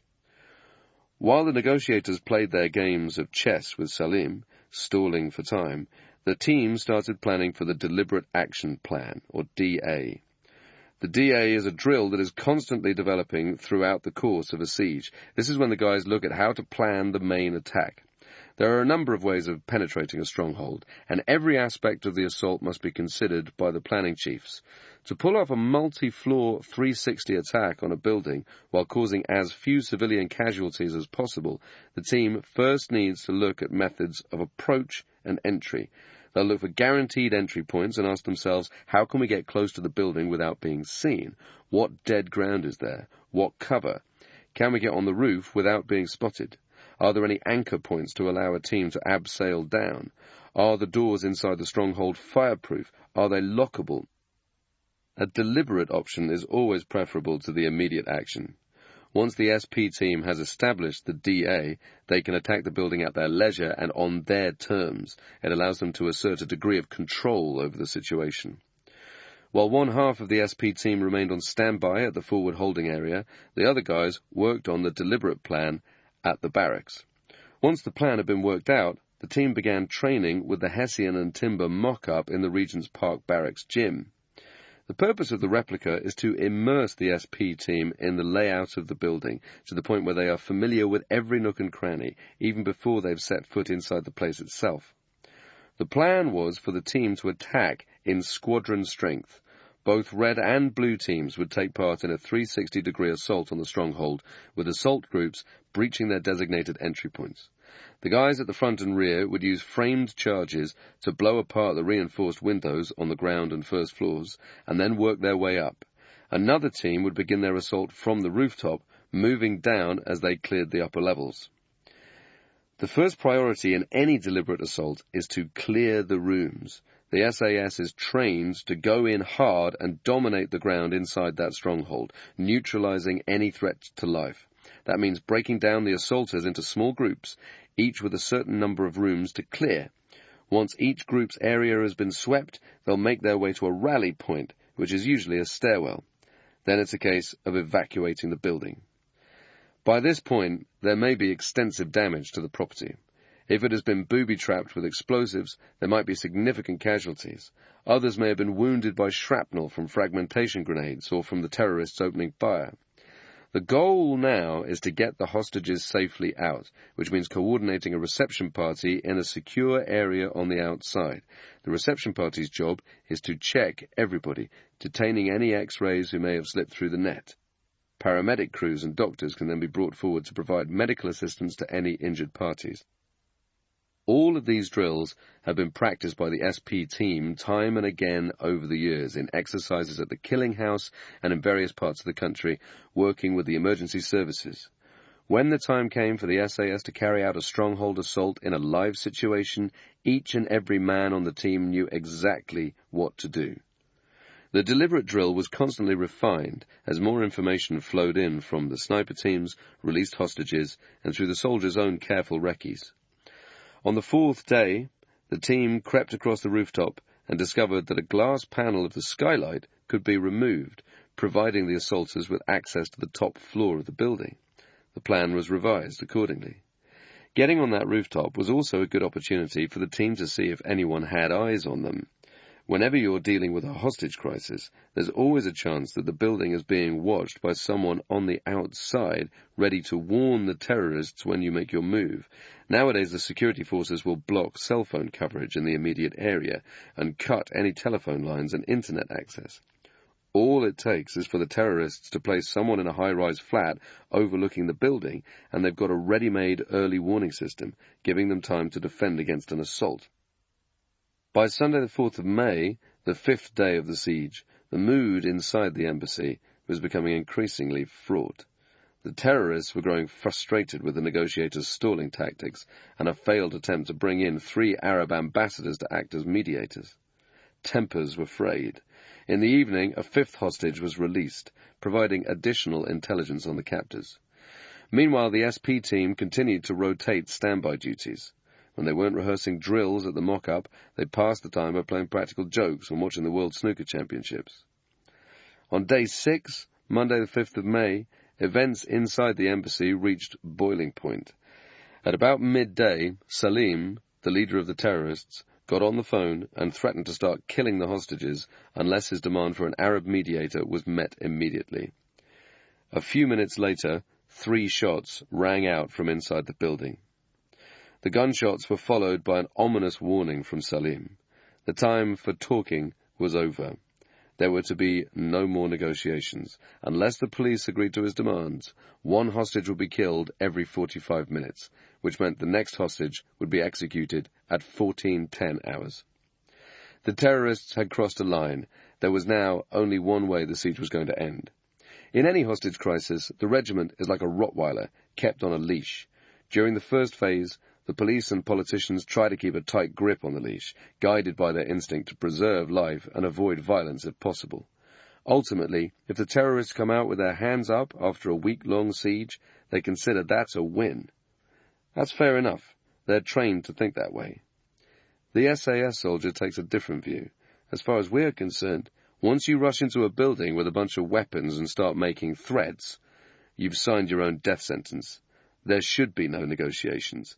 They should send us in straight away and let us get on with it. But when negotiations collapse, the leash comes off.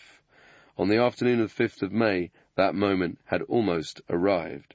The SAS did not get the green light to go in immediately after the shots had been fired.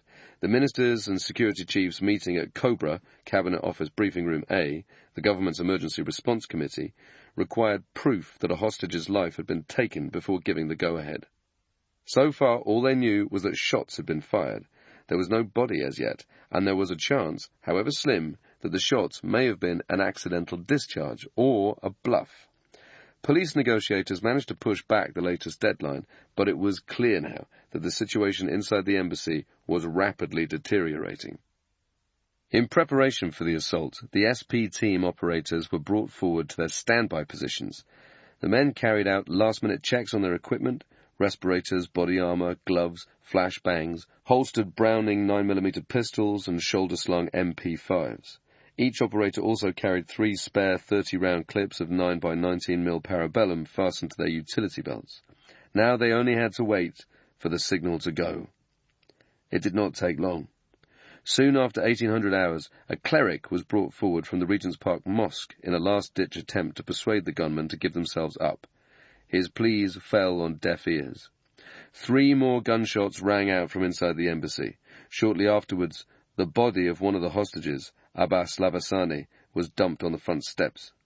The corpse was placed on a stretcher and removed by police, covered by marksmen. A brief examination confirmed that Lavasani had been killed several hours earlier when the first set of gunshots had been heard, which meant that the most recent shots could indicate the murder of a second hostage. It was now clear that the criteria for a military option had been met. The police requested clarification from William Whitelaw, the Home Secretary, who in turn consulted with Prime Minister Margaret Thatcher. At exactly 1907 hours, the Assistant Commissioner of the Metropolitan Police, John Dello, handed over control to the CO of 22 SAS, Lieutenant Colonel Mike Rose. A scrap of paper, signed by Dello and confirming the action was being passed to the regiment, was then countersigned by Rose. With the legal formalities out of the way, it was time to send the guys in. Once a decision had been made to invoke the military option, codenamed Operation Nimrod, the job of the police negotiator changed. His task was now to buy the operators time while they moved from the forward holding area into their assault positions. The negotiator on duty at the time did his job perfectly, keeping Salim on the line right up to the final few moments before the attack began.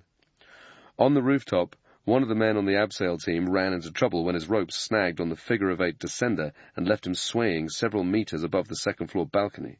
Another trooper accidentally put his boot through one of the windows on the in-swing as he descended his abseil line. The sound of shattering glass alerted Salim, who was still on the phone with the negotiator. "We are listening to some suspicious movements," the terrorist leader said. Ignoring the negotiator's pleas to stay on the line, he added, "I'll come back. I am going to check." The assault commander, Major Hector Gullen, had been listening into the conversation. He now gave the famous order for the SAS to begin their assault, grabbing the microphone and shouting, "Go, go, go!" In the next instant, a thunderous boom erupted through central London as the rooftop team triggered a distraction charge that they had lowered down the central light well. That charge momentarily disorientated the terrorists, giving the assaulters valuable seconds to gain entry to the front and rear of the stronghold. As the rooftop teams entered through the embassy skylight and the upper floor windows, the rest of the assaulters simultaneously breached their entry points on the lower levels. There was a second trembling explosion as a frame charge planted on the front balcony by one of the entry teams detonated, engulfing the balustrade in a plume of smoke and debris. To the rear of the embassy, the rest of the abseiling team, having already dropped down to the balcony, smashed the windows and tossed in flashbangs before sweeping inside. At the same time, the two assault groups tasked with clearing the ground floor and basement abandoned plans to blow the rear doors, fearing the explosion might kill the man dangling from his jammed abseil rope. Instead, a sledgehammer was brought forward and one of the ground floor windows was broken. The assaulters posted stun grenades and then stepped through the opening. By now, the curtains on one of the second-floor windows were wreathed in flames, roasting the legs of the SAS soldier hanging from his rope. His situation was doubly serious because back then the guys didn't have access to flame-retardant clothing. They were wearing standard black tank regiment overalls, which meant the man had no protection against the fire raging just beneath him. Several minutes later, two of the men on the rooftop came to his rescue, cutting his rope before he burned alive. Meanwhile, the other groups pushed on, clearing the rooms on each floor with precision, aggression, and speed. In any assault, momentum is paramount. If anything goes wrong, you carry on regardless. Once you start attacking, it doesn't matter whether one of your mates gets winged or killed, you've got to keep up the momentum. If you stall, you're going to lose the elements of surprise and aggression. To some people, the idea of leaving a colleague to bleed out might sound heartless, but you have to keep going. When you get that signal to go, you move through that door and you don't stop until your area is clear and the threat is over. That's the risk that every SAS soldier takes. If you go down, the rest of the team will carry on clearing the rooms. If you're still alive when the fighting is over, a medic will be brought forward to help you. If you get one in the head, that's too bad. The life of the SAS man is secondary at this point. Momentum and the safety of the hostages is everything. In the confusion of the attack, Trevor Locke, the DPG constable, tackled Salim to the ground, knocking the scorpion out of the latter's hand. As the two men wrestled on the floor, a team of assaulters crashed through the door. The terrorist leader was shot dead as he reached for his fallen weapon. Another X-ray was killed in a room off the main corridor after he attempted to open fire on a group of SAS men. 2 X-rays were now down, which left 4 terrorists to neutralize. 3 of them had fled to the telex room on the second floor, where the SAS knew the majority of the hostages had been corralled. The gunmen guarding them trained their weapons on the defenseless figures in front of them and opened fire, killing 1 man and wounding several others. With the assaulters closing in fast, the terrorists realized the game was up and started ditching their weapons, throwing themselves down next to the hostages they had just tried to massacre. A 4th gunman, who had been attempting to set fire to the carpets, was shot in the head as he rushed into the room armed with a fragmentation grenade. Another terrorist was identified and killed before he could reach for his hand grenade. While the hunt continued for the remaining terrorists, the team moved on to the next phase of the plan, the safe evacuation of the hostages. A chain was formed, and the men and women were manhandled down the stairs and forcefully marched outside to the reception party waiting for them in the embassy's rear garden. At this point, the assaulters were keeping a sharp eye on the hostages, looking for any X-rays hiding among them. It's a common tactic for terrorists to pass themselves off as hostages. Once the SAS starts crashing through the windows, the gunmen know that their best hope for survival is to try and get outside, using the confusion and chaos of the assault to slip away unnoticed. A shout suddenly went up from one of the assaulters as he spotted one of the terrorists on the stairs, the primer on his Russian-made grenade clearly identifiable.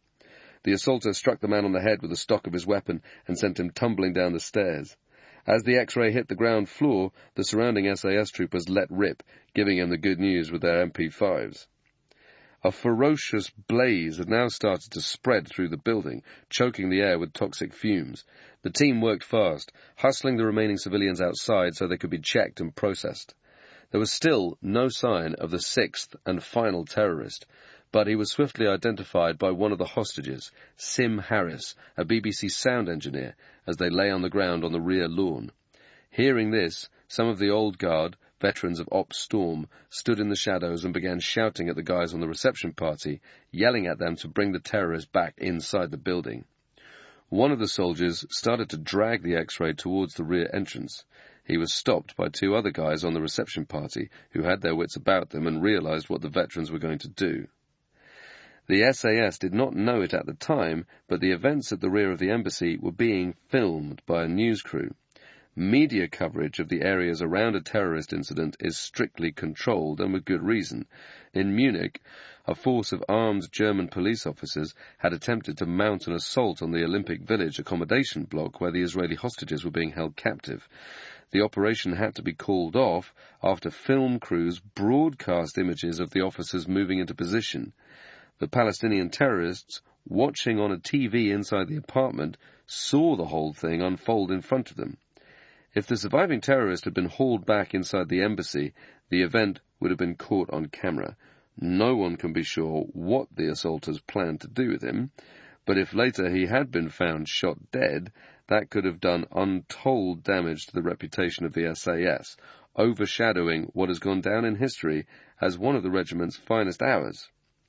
The troopers in the reception party, one of whom had only recently passed selection, may well have saved the terrorist's life that day, but they may also have saved the reputation of the SAS. Sadly, that young trooper's career suffered afterwards. He was punished by some of the older guys for doing things by the book.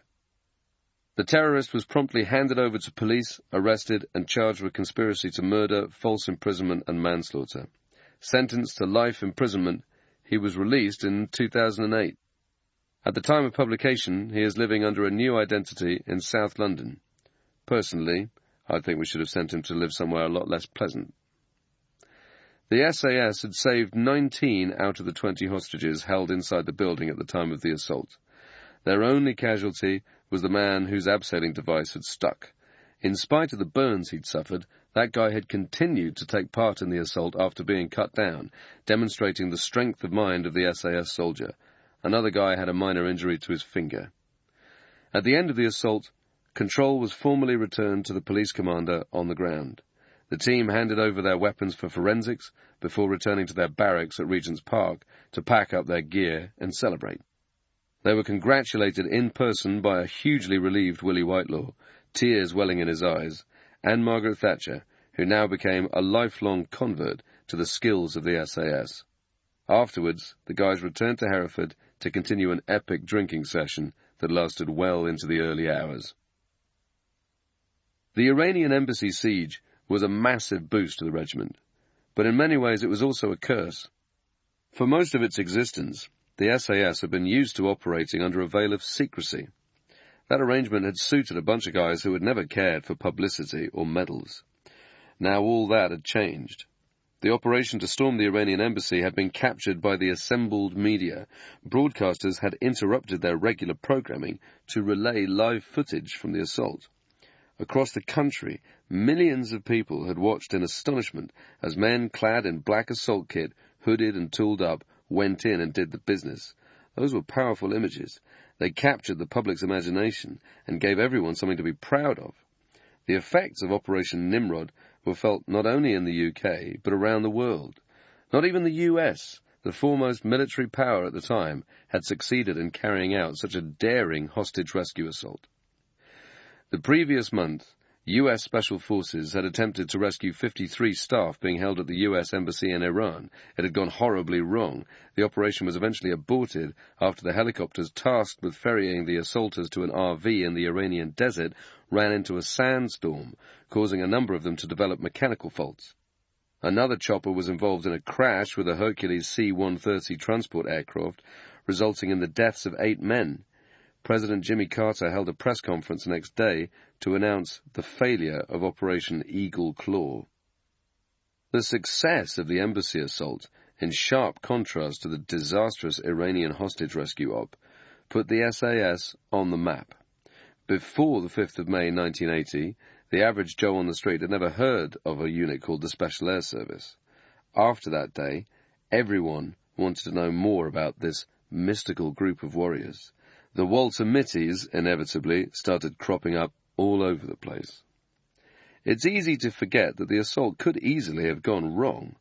Up until the moment that the men crashed through the windows and doors, no one really knew for sure whether the embassy had been wired with explosives, as the terrorists had repeatedly claimed.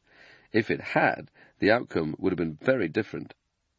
Similarly, if the surviving terrorist had been marched back inside the embassy in full view of the world's media, the credibility of the SAS could have been permanently damaged. The SAS would never have worked on British soil again. The politicians and media, from the Prime Minister down, would have no doubt distanced themselves from the unit. Instead of a wildly successful op, it would have turned into a public scandal. The upside to the regiment's newfound fame was that the lingering sceptics in Whitehall had been permanently silenced. The British government and the general public now understood that they had this powerful professional asset at their disposal. Suddenly the SAS found themselves in demand all around the world. They were able to trade on their prestige to sell their services abroad, sending small training teams to foreign states to teach them tactics.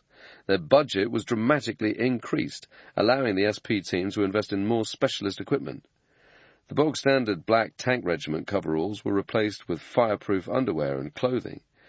Extra modifications were made to the team's Range Rovers, adding side rails with footstands and mounting roof racks with ladders attached to them for rapid entry assaults, allowing the team to drive straight up to a stronghold and breach the higher floors. Special Forces pay was also introduced, giving the troopers a much-needed increase on their modest salary. More importantly, the success of the operation served as a warning to aspiring terrorists. It was a way of letting them know, if you come to the UK and try anything, this is what is going to happen. For many years, that message was a powerful deterrent. More recently, as global terrorism has mutated, the security forces have had to adapt once more. Since 9/11, terrorist groups have increasingly used suicide bombers to carry out devastating attacks on Western targets. In the past few years, terrorists have also weaponized vehicles to kill civilians, as seen in the truck attacks in 2016 in Nice and Berlin. The religiously motivated terrorists of today cannot be negotiated with. You can't establish a rapport with someone who believes God is on their side. Such individuals are generally not planning on surviving their ordeal, but instead wish to die as martyrs to their cause. Their objective is to spread fear by killing as many people as possible. They have no interest in negotiating with police, except to buy themselves time to kill more victims or to prepare for an assault. The aim of the security services in such incidents is to bring an end to the siege or shooting as quickly as possible, averting the loss of further life, using deadly force if necessary. But while the tactics used by terrorists have changed, one thing remains constant: the readiness of the SP team to confront them. Wherever and whenever extremists strike against British citizens, they can be certain that the regiment will be there, ready to take them on. Chapter 16. Raiders from the Sea. The Falklands War, April to June 1982. By the start of the 1980s, in the 30 years since it had been reformed, the SAS had fought in secret wars, mastered warfare in the desert and the jungle, and had pioneered a bold new approach to counter-terrorism. But in the last decades of the 20th century, they would take part in two more orthodox conflicts, squaring up against large-scale conventional military forces for the first time since the Second World War. The first of these was to be fought 8,000 miles from Hereford over a wind-swept archipelago in a remote corner of the South Atlantic. The Falkland Islands, located 300 miles off the eastern coast of South America, have been a British colony in one form or another since 1833.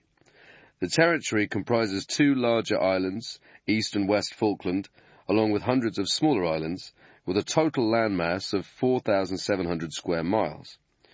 The 3,000-odd inhabitants speak English and are mainly of British descent, but that hasn't stopped successive Argentine governments from laying claim to Las Malvinas.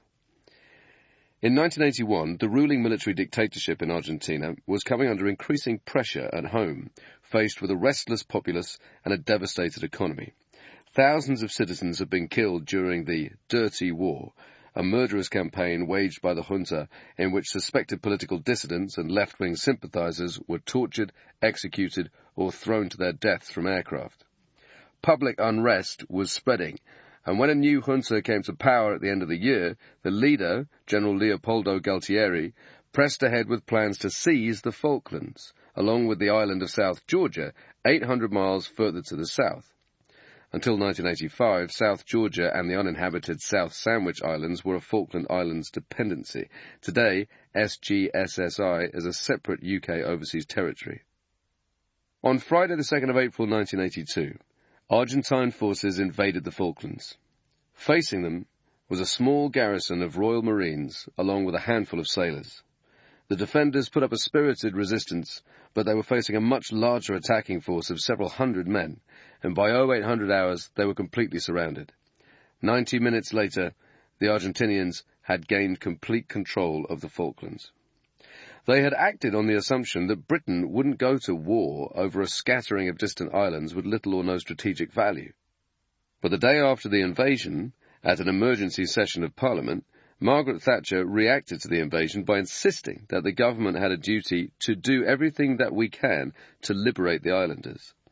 A task force, including the aircraft carriers Hermes and Invincible, was hastily assembled and set sail from Portsmouth 2 days later. Vast crowds lined the docks to wave off the fleet before its long journey south. By that point, the regiment was already making its move, mobilizing as soon as the head shed learned of the Falklands invasion. Not for the first time, the SAS was getting itself involved from the outset rather than sitting around and waiting for someone to call Hereford. On the 4th of April, the men of D Squadron were the first to be deployed, flying out from RAF Brize Norton on Vickers V-10 aircraft. Their destination was the forward staging post on Ascension Island, a tiny volcanic speck in the middle of the Atlantic, 4,000 miles from the Falklands. The squadron based themselves at a place called Two Boats, a small settlement located in the centre of the island.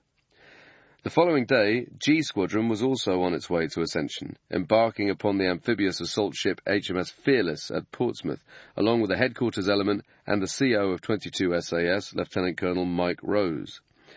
The guys settled into their new home while they made their way south on a journey that would take several weeks, training on the deck as they prepared for whatever task was put in front of them. Meanwhile, after a few days on Ascension Island, D Squadron embarked upon the Royal Fleet auxiliary vessel Fort Austin and set off to rendezvous with ships from the South Georgia Task Group, SGTG. Their mission was to recapture the territory of South Georgia, a rugged, rocky island situated to the south of the Antarctic convergence. Much of its expanse is permanently covered in snow and ice. The island is mostly uninhabited, except for a handful of scientists from the British Antarctic Survey Team, BAS, based at a research station on the northeastern coast. South Georgia was very much on the periphery of the war. The island had no real strategic value, but having been caught off guard by the Argentine invasion, the British government was desperate for a morale-boosting win and made the recapture of the island a priority. D Squadron's job was to carry out reconnaissance on South Georgia and gather intelligence on the enemy forces. It was a mission that very nearly ended in disaster. On the 21st of April, the guys from Mountain Troop inserted onto South Georgia by 3 Westland Wessex helicopters landing on Fortuna Glacier. The patrol soon ran into trouble. The conditions were atrocious, with the men having to struggle through snowstorms, high winds, and sub-zero temperatures. By last light, the patrol had covered less than a kilometre. The next morning, with their weapons rendered useless in the freezing cold and a number of guys showing signs of hypothermia, they finally admitted defeat. It was clear that they would not last another night, and after requesting evacuation, the helicopters were sent out again during a patch of clearer weather to pick them up. As the helicopters took off, a fierce blizzard suddenly swept over the glacier, causing one of the pilots to lose his horizons after suffering a whiteout. His helicopter crashed into the glacier, thankfully without any loss of life or major injuries to the men on board. The survivors were distributed between the other 2 choppers, but at this point the pilot of another Wessex also crashed, with only minor injuries to the passenger and crew. There was now only one remaining helicopter. The pilot returned to the task force with his passengers before heading back out to collect the stranded patrol.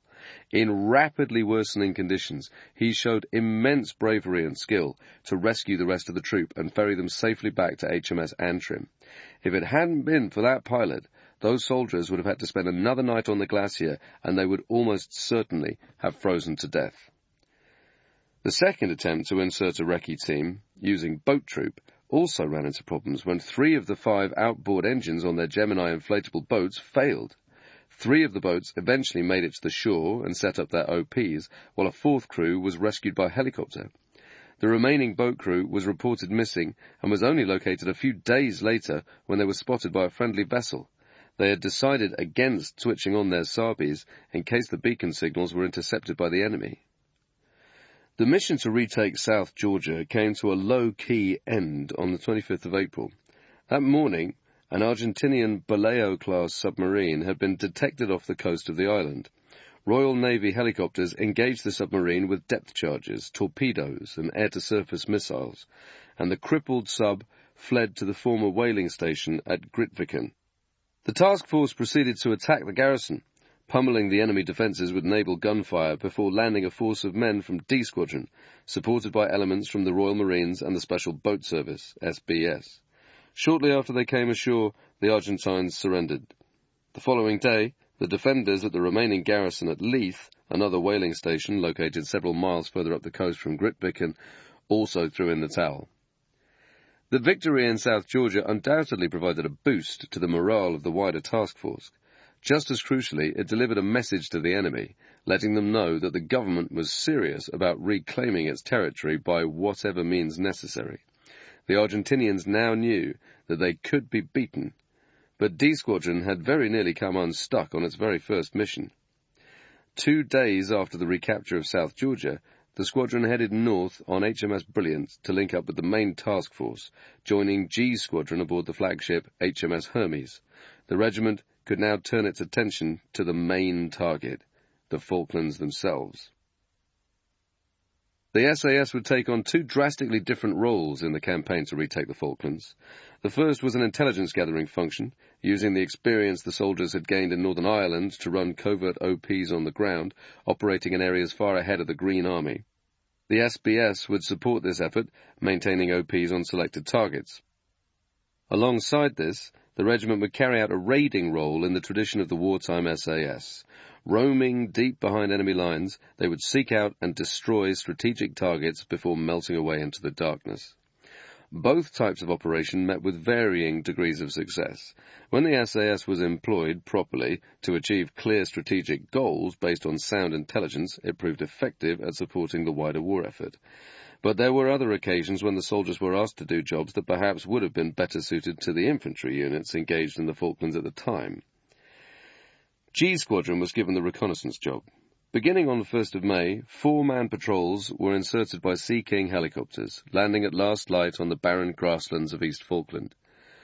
Moving through the night, they reached their LUPs and then set up forward OPs, going into an ultra-hard routine. No hot brews, no cigarettes, rations eaten cold. They maintained a watch on the enemy for periods of up to 4 weeks at a time, observing troop numbers, dispositions, weapons, movements, and air support, while also looking out for possible Argentine patrols. Conditions on the ground were miserable. The land was boggy and damp, strewn with rocks and coursed with inlets. The men were always wet, their clothes and skin chilled by the cold weather and the constant wind. Trench foot was a common problem. So was hypothermia. The standard of equipment the guys had in the Falklands was poor. The standard-issue British Army boots and clothing weren't up to scratch. The fact that the Argentines were suffering as well was scant consolation. Whatever side you're on, it's much harder to soldier when you're shivering cold and soaked through. The guys also had to deal with the stress of being compromised at any moment. The almost total lack of ground cover meant that the patrols had to be extremely careful to avoid being detected. They were operating on an island crawling with Argentinian troops and with the nearest reinforcements several thousand miles away. If they were discovered, they were on their own. While the G Squadron patrols were getting set up on East Falkland, the guys in D Squadron were preparing to launch a mission of their own, one that would deliver a serious blow to the enemy's defensive capabilities, recalling the classic SAS raids of the Second World War. On the night of the 11th of May, an 8-man recce team from Boat Troop inserted into a secluded bay on the shores of West Falkland. A few days earlier, British fighter jets on patrol had picked up emissions that suggested the presence of an enemy radar installation on a small landmass off the north coast of the mainland called Pebble Island. Information on the island was thin on the ground. The intelligence cell knew that there was a garrison there, numbering about 100 men, plus an airstrip, and possibly some type of radar equipment, but not much more than that. The men in boat troop had been tasked with taking a closer look. Moving stealthily, they rowed across the calm water using foldable klepper canoes. Once they reached the southern shore, 4 of the men waited with the kayaks, while the others advanced across the island towards their objective. Leaving their burgans in a shallow LUP so they wouldn't be visible to the enemy, the 4 men moved into their OP and scanned the airfield. They couldn't find any sign of a radar site, which was disappointing, but they did find something else very interesting. Scattered across the airfield were 11 aircraft, including 1 Shorts Skyvan, 4 Beechcraft T-34 Mentors, and half a dozen FMA IA-58 Pucaras. The Pucara was one of the most feared aircraft in the Argentinian fleet. A counter-insurgency, or COIN, jet fighter, it was designed to attack ground forces. With 4 FN Browning 7.62mm machine guns mounted on the wings, a pair of 20mm cannons, and a variety of rocket pods and bombs, the Pucara packed a devastating punch. It was quick and maneuverable, with armor plating to protect it from small arms fire. It had the capacity to make mincemeat out of the guys on the ground. The main landings were scheduled to take place towards the end of May at San Carlos Water, on the western side of East Falkland. The Pucaras posed a serious threat to the planned invasion. Flying out of Pebble Island, the jets could easily hammer the ground troops as they moved forward from the bridgehead towards Port Stanley, potentially inflicting heavy casualties. They needed to be destroyed. As a result, D Squadron was authorized to launch a precision raid on Pebble Island. Going in under cover of darkness, the raiders would RV with the recce patrol and stealthily approach the airfield in a squadron-sized formation. Mobility Troop would launch the attack on the airfield, hitting the planes with a mixture of explosives, rockets, and small arms fire. Another troop would concentrate on the nearby garrison, slotting the pilots and the rest of the Argentine forces. The attack would be preceded by a stonking from an SAS mortar crew, forcing the enemy to hug the ground while the assault group went forward. A naval officer would accompany the raiding party, ready to direct supporting gunfire from HMS Glamorgan. The men were heavily tooled up. As well as their personal M16 rifles and Browning pistols, they were equipped with a number of 66mm LAW light anti-tank weapon rocket launchers and 7.62mm GPMGs. Some of the guys had M203 40mm grenade launchers fitted to the underside of their M16s. Others carried demolition charges. Between them, the raiders had enough firepower to reduce the aircraft at Pebble Island to scrap metal. It was intended to be a lightning raid. The regiment would hit the Argentines hard, destroy everything, and then bug out before the enemy knew what had hit them. On the evening of 14th of May, Operation Prelim began. The mission didn't get off to the smoothest of starts. Foul, windy weather meant that the warship had to move to a new position further to the west to compensate for the extra fuel the helicopters would have to carry. By the time the 3 remaining troops from D Squadron, Mobility, Air, and Mountain Troop, finally boarded the Sea Kings, they were running behind schedule. This was a big problem, because the raiders needed to be back on the deck of Hermes before daybreak left the ships dangerously exposed to enemy aircraft. They decided to ditch the plan to eliminate the garrison, concentrating their efforts on the attack on the airfield. In bright moonlit conditions, the raiding party inserted at a prearranged LZ several miles from the target. The 3 troops met up with the recce patrol from Boat Troop, unloaded their kit from the helicopter, and the reunited squadron, numbering some 50-odd men, then set off for their target. A while later, they arrived at their forward mounting position at the firing site for the 81mm mortar. The guys now had to deal with a second problem when they realized that Mobility Troop, which had been tasked with leading the attack on the airfield, was missing. That troop had no one to guide them, and in trying to navigate on their own at night, they had fallen behind the rest of the column before getting lost. There was no time to wait for them to catch up. The attack would have to go ahead with 3 troops instead of 4. Mountain Troop, under the command of Captain John Hamilton, now took on the job of wrecking the planes. Once the men were in position, the attack began. Under covering fire and illuminant rounds from the warship and the mortar crew, Hamilton's assault group fanned out across the open ground. They met minimal resistance and quickly set about planting their charges on the parked aircraft. Simultaneously, the 4.5-inch guns on HMS Glamorgan pounded targets in and around the airfield, smashing into the garrison's communications tower and fuel stores. For almost half an hour, the assaulters continued to let rip, pulverizing the remaining aircraft with a furious stream of rockets and machine gun fire. The other soldiers covered the garrison, but no Argentines attempted to counterattack the assault force. As the sky was lit up by the flickering glow of burning airplanes, Hamilton and his men pulled back from the airfield and RV'd with the rest of the squadron. Mobility Troop, by now having caught up with the others, had taken up a reserve role during the assault. The men made their way to the pickup point, where they were picked up by the Sea Kings and returned to a hero's welcome on Hermes. All 11 Argentine aircraft had been destroyed in the raid. The SAS had devastated their main target with no loss of life on their own side and with only 2 light casualties. One man was hit in the leg by shrapnel during the attack. Another was slightly injured when a mine was remotely detonated by the garrison as the raiders were bugging out. The Pebble Island raid was a huge success, severely reducing the enemy's air attack threat. There was also the damage to the morale of the Argentine forces, knowing that the SAS had the means and ability to operate ahead of the front line, hitting targets almost at will. It demonstrated exactly what the soldiers were capable of when they were used as strategic assets, launching precision strikes, acting on the solid intelligence gathered by the Recce Patrol. But not every operation in the Falklands was as well planned and executed as Pebble Island. On the 4th of May, 10 days before D Squadron's attack on Pebble Island, HMS Sheffield, a Royal Navy destroyer, came under attack from a pair of Super Étendards strike fighters. Flying out of Rio Grande Air Base, the aircraft waited until they were 30 miles from their target before launching 2 AM-39 Exocet sea-skimming missiles. One missile missed. The second struck Sheffield a few feet above the waterline. The warhead failed to detonate, but punched through the hull as far as the galley, killing 8 cooks and causing several fires to break out. Within seconds, the vessel was engulfed in thick smoke and flames. In total, 20 soldiers died, and another 26 were injured, many with serious burns. The destroyer was abandoned and later sunk. The attack on HMS Sheffield was a massive wake-up call for the task force commanders. It was obvious to everyone concerned that the Exocet posed a major threat to the main landings at San Carlos Water. The British task force in the Falklands had 2 aircraft carriers, Hermes and Invincible.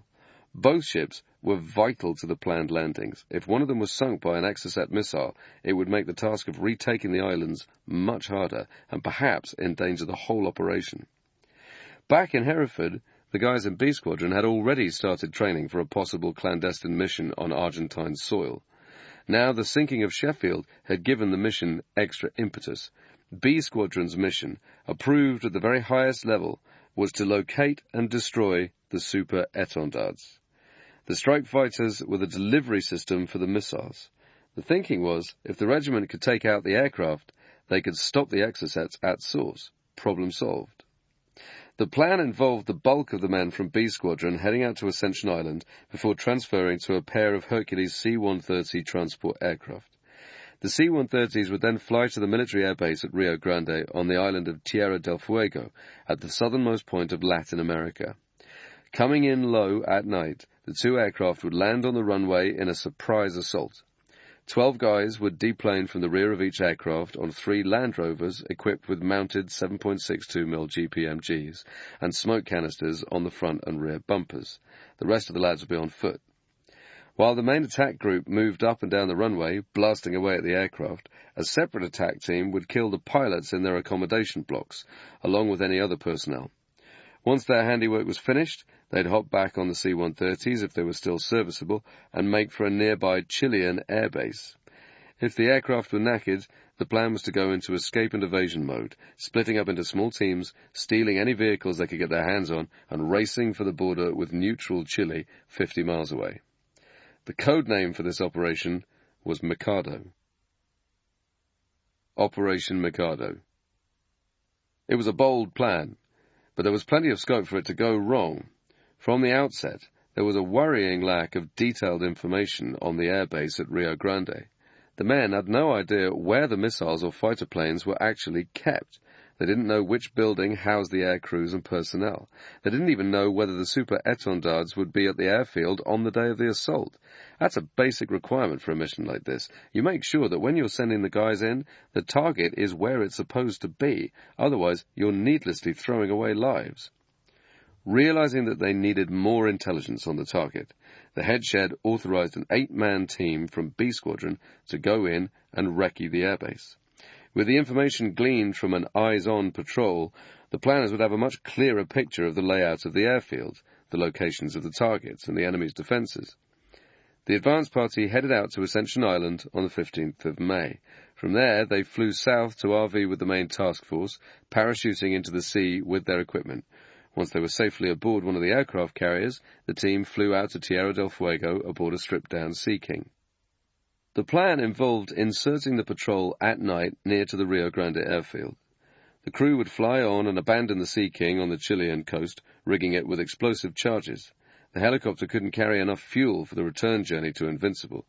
Deliberately wrecking it was the only realistic alternative.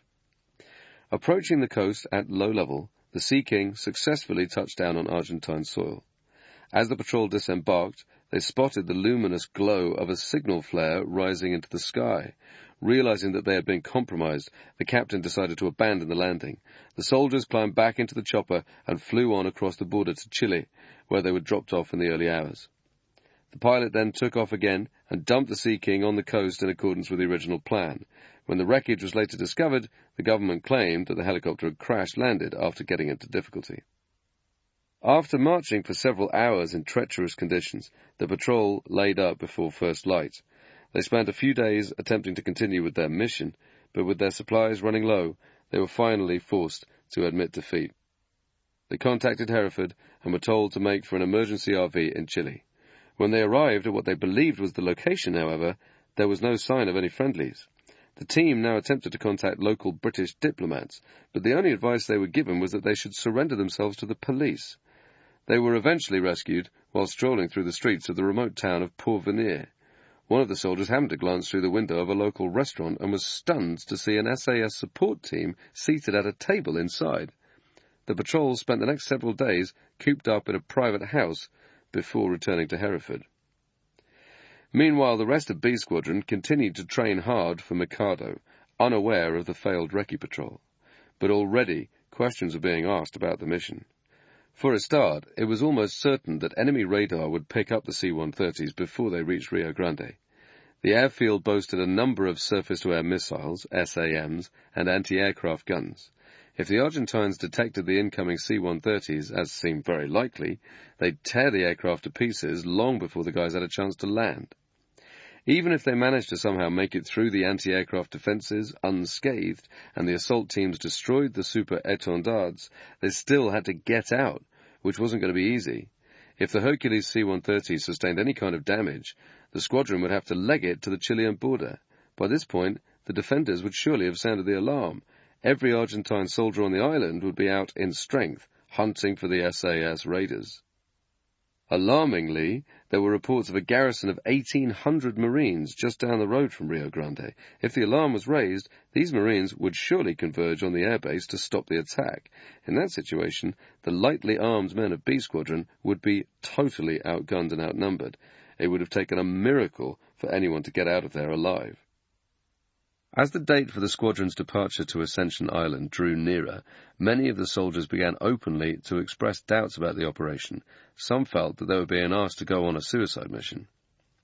Matters came to a head at a briefing led by the director SAS, hours before the squadron was due to fly out. A lot of the guys, hardened veterans who had taken part in numerous campaigns, simply could not believe that the operation was still going ahead in the face of a potentially high casualty rate and the lack of solid intelligence. The squadron OC was promptly sacked after voicing his concerns to the director. One of the troop staff sergeants also RTU'd himself in protest at the decision to go ahead with the proposed mission.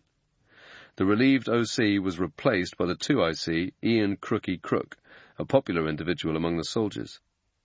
The news filtered through to the squadron as they were preparing to leave Bradbury Lines for the RAF base at Lynham. A heated debate took place, with one or two suggesting they should all show their support for the two relieved men. Others were more pragmatic. They didn't like the odds, and they knew there was a good chance that they wouldn't be coming home, but they were special forces, and they had a job to do. Talk of a mutiny quickly fizzled out. The squadron got on with the job, loaded up their kit, and headed out on the buses. That's a testament to the character of those men. No one can question their commitment. The fact that they chose to get on that plane, despite knowing that they were probably going to their deaths, tells you everything you need to know. SAS soldiers are prepared to gamble with their lives if the circumstances call for it. And in its favour, the plan was certainly ballsy. The Argentines would never have expected the regiment to pull off something as daring as a direct assault on Rio Grande. On the other hand, all it would have taken is for some switched-on radar operator to spot the C-130s, and the whole of B Squadron would have been annihilated. There's being brave, and then there's being reckless. You have to respect the bravery of the two men who had left the regiment. It takes a lot of courage to stand up and say, "Sod this, I'm not going to lead my men to their deaths. I've got to take a stand here." Especially when you know that doing so is probably going to end your career. Both those men paid a high price for their honesty.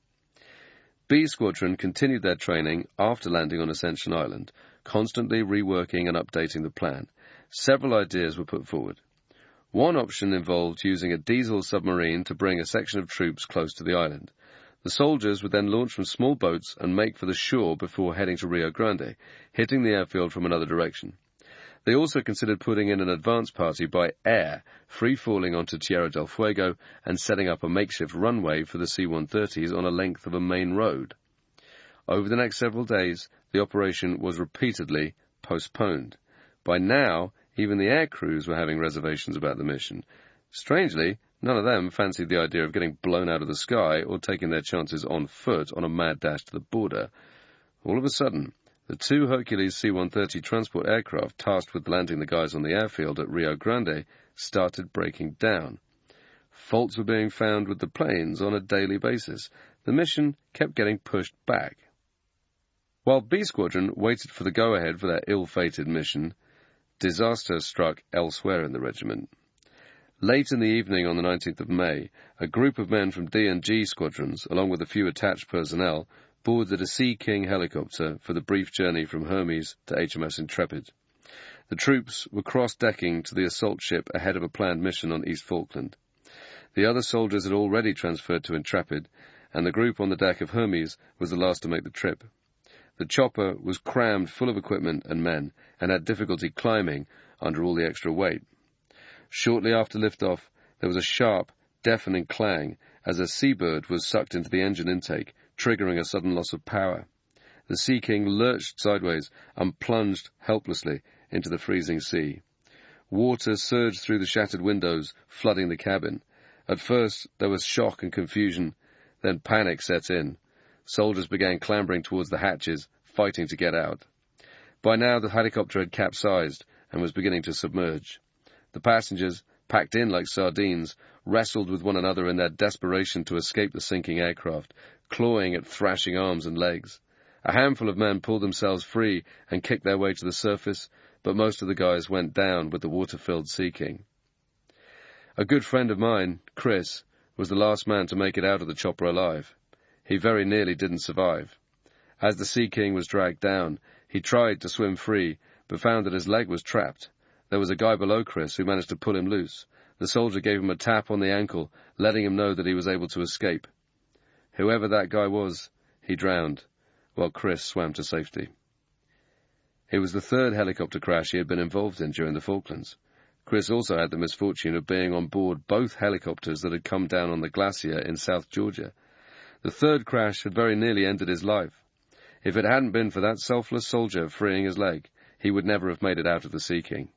The image of that soldier sacrificing his own life to save Chris haunted him for many years afterwards. The few survivors spent 30 minutes in the icy water before they were rescued. Without their immersion suits to keep them warm, it is a miracle they didn't freeze to death.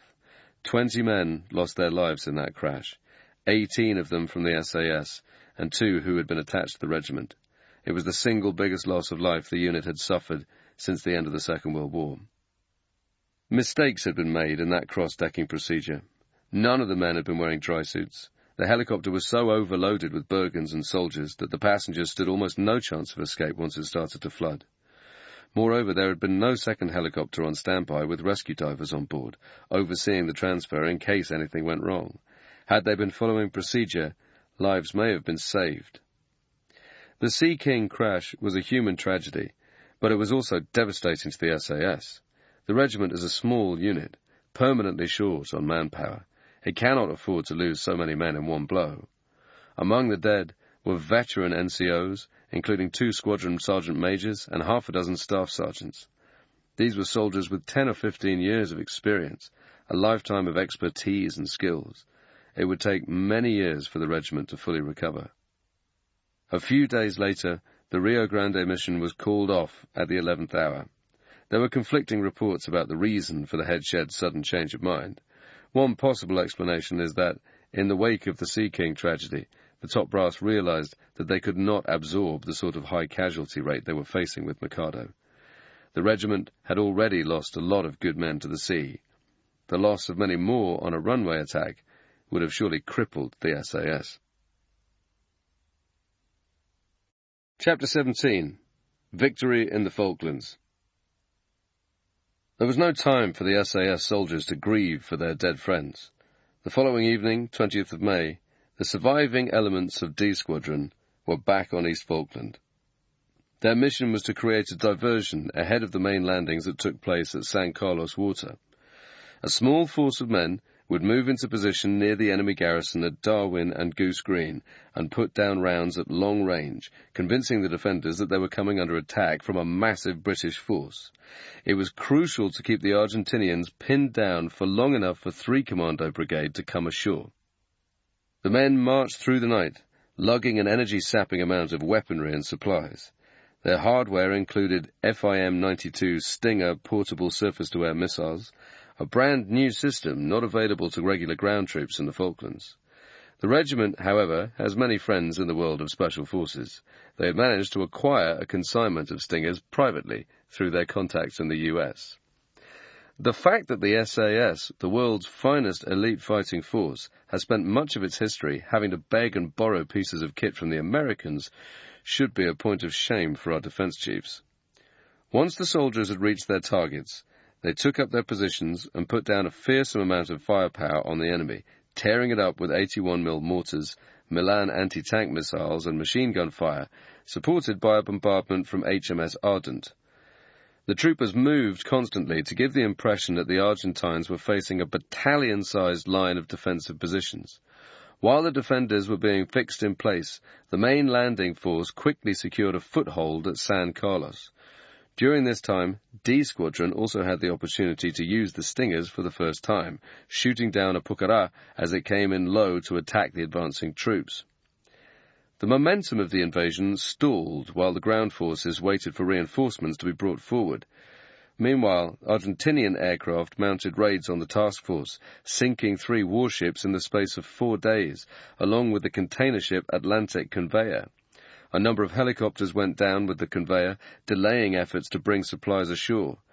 Under pressure from the government, and with winter about to set in, the task force went on the offensive on the 28th of May. They chose to attack at Goose Green.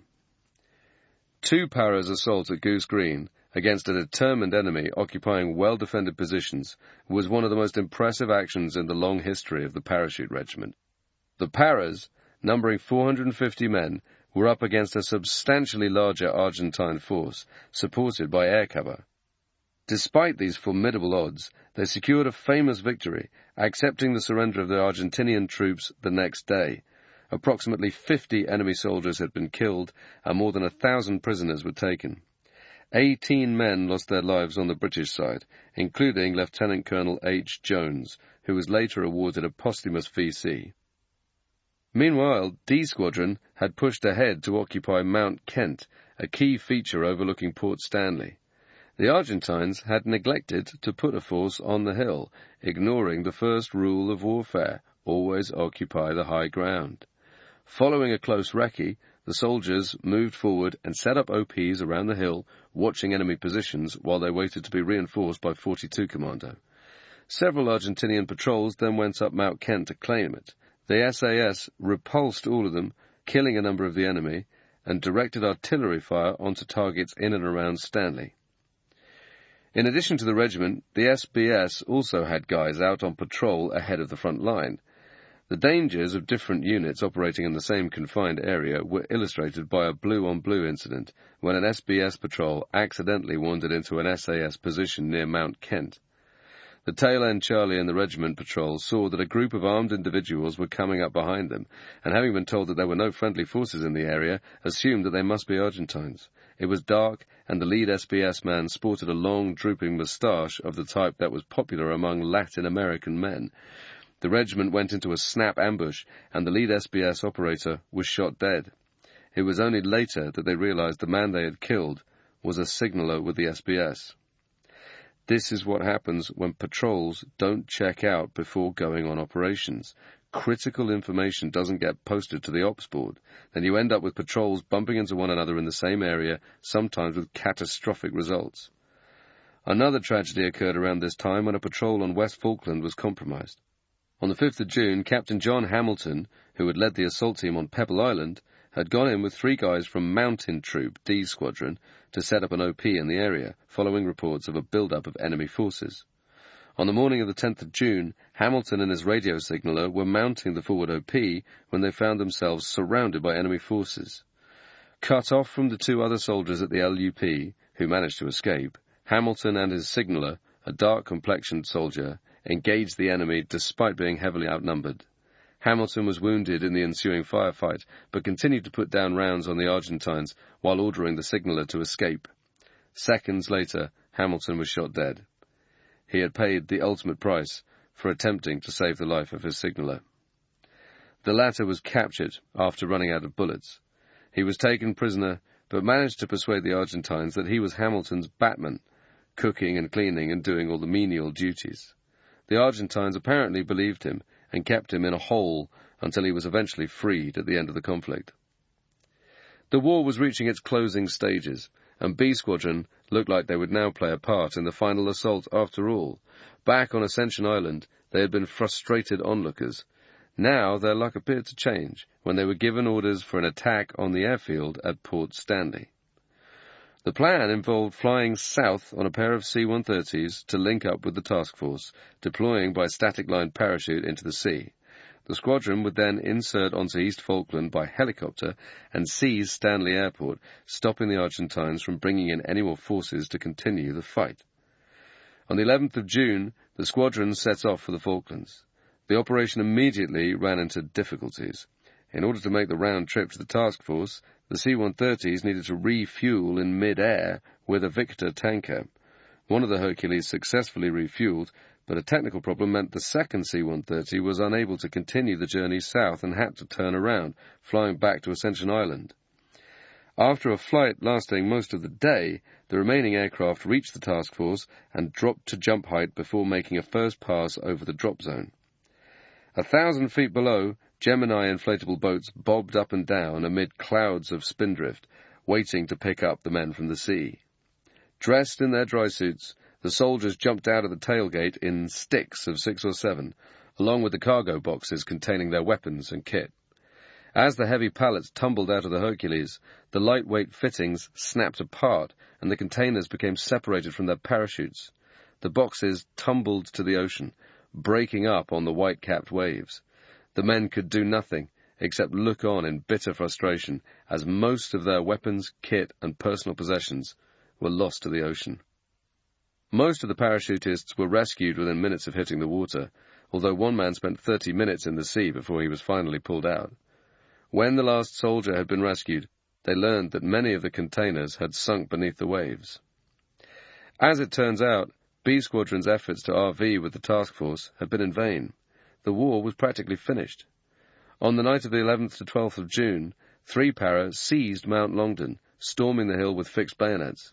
On the same night, the commandos secured further victories at Two Sisters and Mount Harriet. There was time for D Squadron to attempt one final mission, another diversionary raid, this time in support of 2 paras' assault on Wireless Ridge. Several lads from G Squadron and a force of SBS and Royal Marines would also take part in the attack. An assault team would use 4 rigid raider craft to approach their target, an oil refinery, while they were covered by the rest of the force. The attack was called off after the boats came under fire from enemy defences on the far shore. The raiders managed to withdraw without any loss of life, covered by their colleagues on the opposite shore. The following day, Monday the 14th of June, a white flag was raised above Stanley. The SAS's final contribution had been to help negotiate an end to hostilities. For several days, the CO and an officer who spoke Latin American Spanish had been patiently communicating with the Argentinian commanders in a bid to convince them to lay down their arms and avoid further bloodshed. Their efforts came to fruition when General Menendez indicated that he was prepared to discuss terms. He formally surrendered that evening. A few days later, the 3 SAS squadrons flew back to Ascension Island. The next day, they were on their way back to Hereford. On the 17th of June, General Galtieri resigned. The ruling military junta in Argentina finally gave up power the following year. The SAS helped to achieve victory in the Falklands, but they were never the decisive piece on the chessboard. In a conventional war, operating in a crowded theatre involving every branch of the armed forces on both sides, the outcome was always going to be decided by the Parachute Regiment and the Royal Marines. Those were the guys out there doing the hard soldiering, carrying out frontal assaults and storming enemy positions. The Royal Navy and the RAF played their parts too, but without the Paras, the Falklands would never have been taken. It was the Paras who charged up Mount Longdon into a hail of enemy gunfire, fixing bayonets and sticking the Argentinians. Plenty of brave young lads lost their lives on that hill, at Goose Green and other key battles. Those men are the ones who should be given the credit for the victory. The SAS did enjoy some successes in the Falklands. D Squadron's assault on Pebble Island was a classic raid. The OPs run by G Squadron were vital in gathering information on the enemy and sending it back to the task force. In those operations, the guys generally performed well. In other areas, they were hampered by a lack of quality intelligence, or deployed on missions that were perhaps not the best way of utilizing the soldiers. The ethos of the regiment, going back to the days of Stirling and Maine, has always been that you only use the men for strategic operations. SAS soldiers aren't supermen, and they should never be used at the point of battle. The reality is, an infantry unit can sustain a number of casualties. Beyond a certain point, the SAS cannot. Even if the destruction of the aircraft at Rio Grande had been absolutely critical to the success of the invasion, the regiment simply could not have absorbed casualties of 50% or more on top of the losses that the squadrons had already suffered with the Sea King disaster. It would have been a senseless loss of life and a hammer blow to the regiment's ability to operate. It's the military equivalent of exposing your queen on the board. You're taking an unnecessary risk with a prized asset. In fairness to the head shed, they're under their own pressures in a war setting. The senior officers have to be seen to be getting their boys involved. Unfortunately, this means they sometimes rush in and pick targets to justify themselves. SAS soldiers end up getting thrust into operations based on little or no information, working to plans that have not been properly thought out, whereas it might be best to pause and take a deep breath and think, okay, where are we best placed to help out? Where can we do the most damage strategically? Overall, the regiment experience in the Falklands was bittersweet. The Sea King disaster cast a long shadow over the campaign and impacted on the SAS's operational capabilities for years to come. The chronic manpower shortage led to some individuals being promoted to key positions in the squadron simply because there was no one else around to fill the vacancies. Some of those promoted men were good soldiers. A few were not. They would have been very unlikely to reach the ranks they achieved had it not been for the soldiers who went down with the Sea King. The SAS ultimately emerged from the Falklands with its reputation enhanced as a small part of a successful military endeavour, but it could have ended very differently. Mistakes were made in everything from the standard of equipment and weaponry available to the soldiers to the quality of mapping and the breaking of SOPs. Many of these errors would be repeated 9 years later in the Iraqi desert. The Falklands conflict was the last major engagement the SAS was involved in during the 1980s. For the rest of the decade, the focus switched back to counter-terrorism training and the continuing operations against the IRA in Northern Ireland. The regiment also underwent a number of changes, the biggest of which was the creation in the early 1980s of a covert unit within the SAS. this unit worked closely with the security services. Only experienced SAS soldiers were chosen, with each man thoroughly vetted beforehand. They took on jobs such as escorting ambassadors through foreign countries or accompanying agents on missions overseas. Other tasks might include training up foreign security forces or a group of freedom fighters, the type of arrangement the government might want to keep quiet about. While the guys in the CRW wing were going after terrorists, the men in this covert unit were more likely to train them. This creation of this unit ushered in a period of closer cooperation between the regiment and the security services. The ad hoc operations of the 1960s were replaced by something much more formalized. In the 1980s, men from the newly formed covert unit were part of a team sent out to Afghanistan to train up the Mujahideen rebels in their guerrilla war against the Russians. Afghanistan, 1980s. In 1979, Soviet forces had swept into Kabul, killing the Afghan president, Hafizullah Amin, and installing a pro-Moscow puppet. The fiercely conservative tribespeople reacted to the arrival of foreign troops by launching an insurgency that would ultimately hasten the downfall of the Soviet Union. The Russians had expected the poorly equipped Afghans to roll over in the face of their formidable war machine, but by adopting Viet Cong-style guerrilla tactics, the Mujahideen scored some notable victories against their bitter enemies, and the invading forces soon found themselves bogged down in a costly quagmire. Washington and London spied an opportunity to undermine the Kremlin by supplying weapons and cash to the tribal insurgents, potentially turning the tide of the war in their favor. Defeat in Afghanistan would humiliate the Russians on the international stage at a time when they were trying to reassert their strength. Neither Britain nor the US could risk direct intervention, however. Action needed to be covert in order to avoid the possibility of escalating the situation and triggering a confrontation with Moscow. The solution was to recruit SF operators, including ex-SAS NCOs, to train up Mujahideen fighters loyal to an influential guerrilla commander, Ahmed Shah Massoud, teaching them contact drills, sabotage, and demolitions. These clandestine operations were overseen by the security services and bankrolled by the CIA. Emboldened by the success of these early endeavors, the US and UK began funneling weapons through to the Mujahideen, including consignments of Stinger missiles. These were critical in terms of leveling the playing field. Until the Stingers were thrown into the mix, the Afghans had been getting hammered by the MIL Mi-24 Hind attack helicopters. Ex-regiment men supplied the guerrillas with the deadly Stingers, teaching them how to shoot down the Russian Hinds. Armed with the latest kit and educated in battlefield tactics, the insurgents began inflicting heavy casualties on the Russians. By the late 1980s, with the body count mounting, the Kremlin was looking for a way out of the conflict.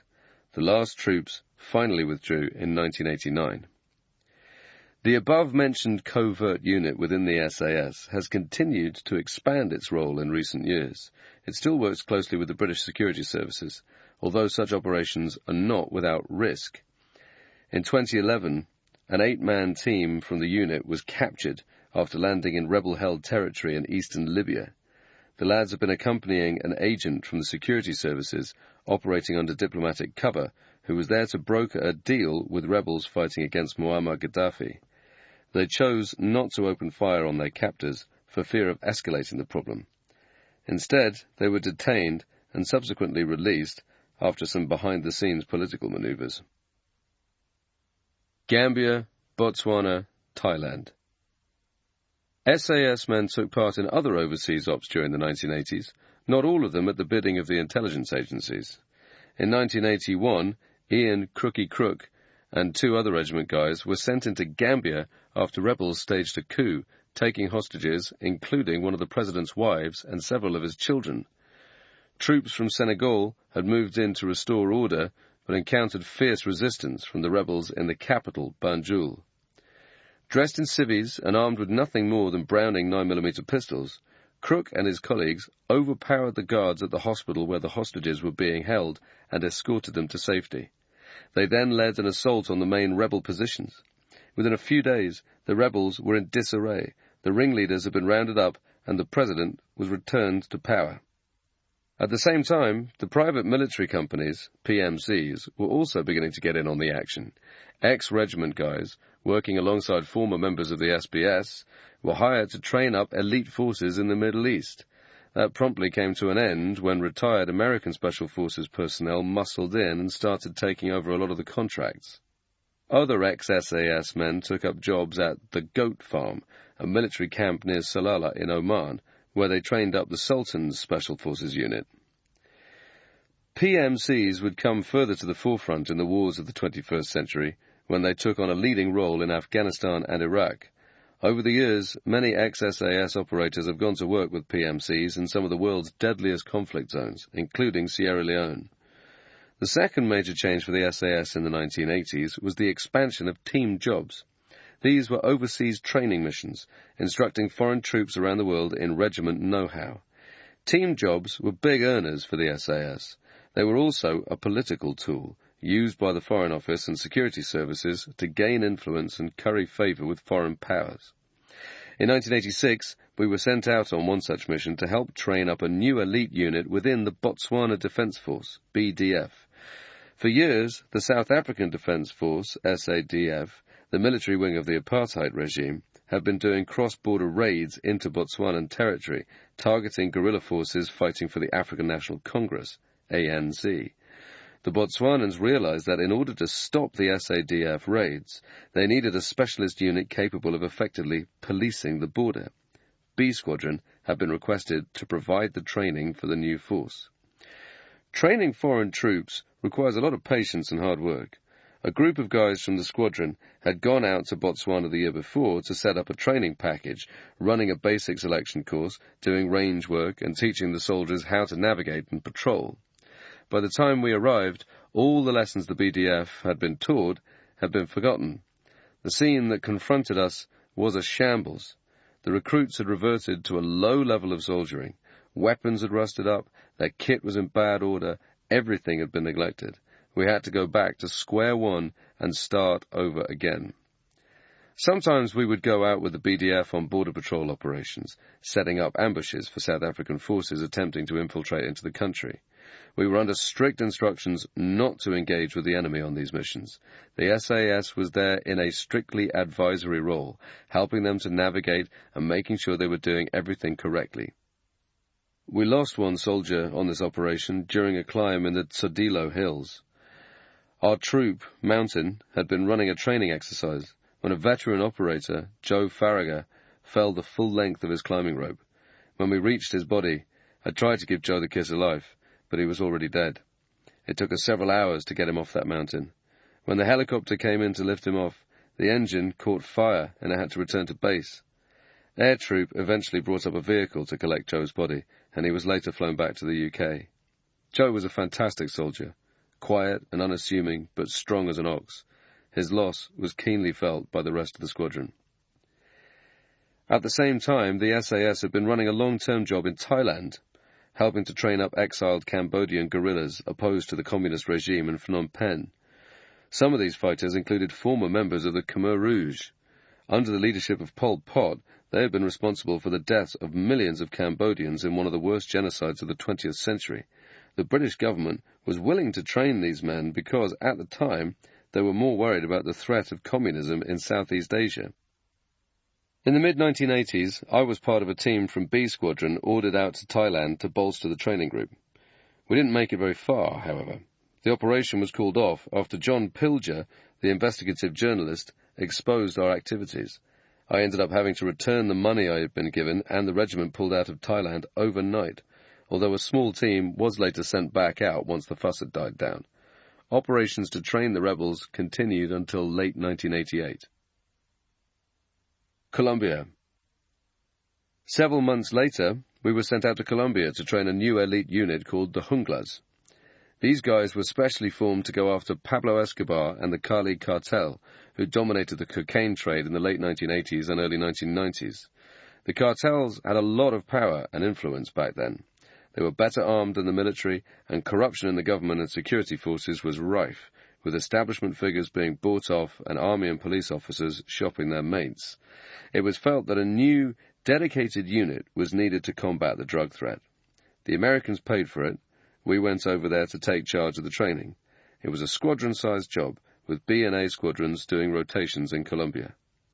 The Jungla's main task was to destroy the HCl, cocaine hydrochloride, processing labs located in the remote jungle. This is where the coca paste is converted into pure cocaine through a process involving hydrochloric acid, acetone, and other solvents. The chemicals used create a vile, pungent odor. You can always smell the HCl labs before you see them. We taught the Junglas the skills they needed to locate, recce, and destroy the cocaine labs and their adjacent landing strips. They also went up against armed paramilitary groups running amok in the country. The rebel Marxist guerrillas, the FARC, were at the height of their power in the 1980s and had become deeply involved in the cocaine trade, slapping a tax on the producers in exchange for protecting their turf. The Junglas really had their hands full, dealing with narco gangs one minute and terrorist militias the next. Despite these challenges, they achieved some notable successes in the war against the drug traffickers. Sadly, nobody had the foresight to see that bringing down Escobar and the Cali cartel wouldn't end the production or consumption of cocaine. Instead, the business simply shifted north to Mexico. With their traditional trafficking network closed off, the Colombians became increasingly reliant on the Mexican cartels to smuggle their products across the U.S. border. Within a few years, the Mexicans had established themselves as the new masters of the drug trade. Between 2006 and 2019, the drug war in Mexico claimed more than 200,000 lives. Whatever the rationale for sending us out to Colombia, all we ended up doing was triggering chaos further north. We soon realized that stopping the flow of drugs to the west was a thankless task, no matter how many HCl labs and airfields the Junglas destroyed. I remember speaking with a group of farmers living in grinding poverty in a rural part of the country. They told me that the only crop they could grow on their land was plantain, which didn't provide them with enough income to feed their families. But if they grew the coca leaf, they could make a living and their wives and kids wouldn't starve. They weren't concerned about some wealthy politician snorting lines at a party in Kensington. All they cared about was putting food on the table. Until we have a solution for that farmer, the drugs problem is never going to go away. There's too much money in it. The 1980s had been a period of relative independence for the regiment. In the Falklands, the SAS had been a cog in a much bigger military machine, but for the next 9 years we had been the machine itself. Whether it was on training jobs abroad, serving in Northern Ireland, or on the counter-terrorism team, we were the ones running the show on the ground. All that changed in 1990, when Saddam Hussein invaded Iraq. Chapter 18. Return to the Desert. The Gulf War, Iraq, 1990-91. In 1988, at the end of a brutal 8-year war with Iran, Iraq was financially crippled and owed billions of dollars in loans to Kuwait and the other Gulf states. The country's ruler, Saddam Hussein, had no intention of paying and called on his creditors to cancel the debts. When they refused, Saddam started threatening Kuwait. He had long had his eyes on the tiny oil-rich sheikhdom, arguing that it was a fundamental part of Iraqi territory. Saddam now claimed that the Kuwaitis had been stealing oil from fields on the Iraqi side of the border. To make matters worse, he also accused Kuwait of deliberately increasing its oil production, driving down the price per barrel and further destabilizing the Iraqi economy. Attempts to mediate the dispute failed, and in the early hours of the 2nd of August 1990, Saddam ordered his troops, numbering 100,000 men, to cross the border. The Kuwaiti forces were taken by surprise and completely overrun. Within a matter of hours, Kuwait City had fallen to the Iraqis, and the ruling emir and his family had escaped to Saudi Arabia. Saddam had invaded in the belief that the liberal democracies of the West would not risk a military confrontation, especially in what he perceived was a strictly Arab affair. "Yours is a society which cannot accept 10,000 dead in one battle," he told the U.S. ambassador before the invasion. As far as he was concerned, Kuwait was rich and ripe for the plucking. His gamble backfired catastrophically. Between them, Kuwait and Saudi Arabia were sitting on around half of the world's oil reserves. Saddam's actions threatened the global oil supply and sparked widespread condemnation. In a matter of days, a massive US-led international coalition was being formed, demanding the withdrawal of Iraqi forces from Kuwait. Sanctions were imposed, and in November, a UN resolution was passed authorizing the use of force to drive Iraqi troops out of Kuwait if necessary. The deadline for the withdrawal was set for the 15th of January 1991. Throughout the autumn, the coalition began building up their forces in Saudi Arabia. At first, this was to defend Riyadh from possible Iraqi aggression. As the days and weeks progressed, however, it became clear that Saddam had no intention of pulling out of Kuwait, and the focus shifted to removing the Iraqi troops by force. A massive military machine was being assembled in the desert, bringing together countries from around the world, including the US, UK, Australia, France, Poland, South Korea, and a number of Arab partners. The regiment's early involvement was low-key. A handful of advisors had been sent out to the Gulf, operating in a strictly passive role, bodyguarding various diplomatic staff and assessing the situation on the ground. Meanwhile, at Hereford, everybody was wondering who would get the chance to go out. On paper, there was only one answer. Soon after Iraqi forces rolled into Kuwait, G Squadron had been sent out to the Middle East to do build-up training. In mid-September, the guys in D Squadron flew out to replace G Squadron and continued their preparations, practicing their vehicle and contact drills. Both squadrons were the obvious choice for any deployment in the Gulf. Throughout this time, A Squadron had been overseas doing team jobs. Some were in Colombia, others were dispersed on various top-secret operations. As for B Squadron, we had spent months on the SP team. Neither ourselves nor the guys in A Squadron had done any desert training. Our rotation on the SP team was due to end at Christmas, with G Squadron taking over from us. We would then take over the team tasks and squadron training. The logical decision should have been to postpone the rotations, let B Squadron do another tour on the counter-terrorism team, and allow G Squadron to fill the standby role in the Middle East, supporting D Squadron. The guys from A Squadron could stay out in Colombia running the team task. That arrangement made total sense because D and G were both up to speed on their desert warfare training and were ready to go in immediately. None of this was of much concern to me at the time. I wasn't really interested in what was going on in the Gulf. As far as I was concerned, I would soon be off to climb Mount Everest with Harry Taylor, an ex-Blade, and another guy, Russell Bryce. The head shed had already given me authorization to join the others once B Squadron's rotation on the SP team came to an end.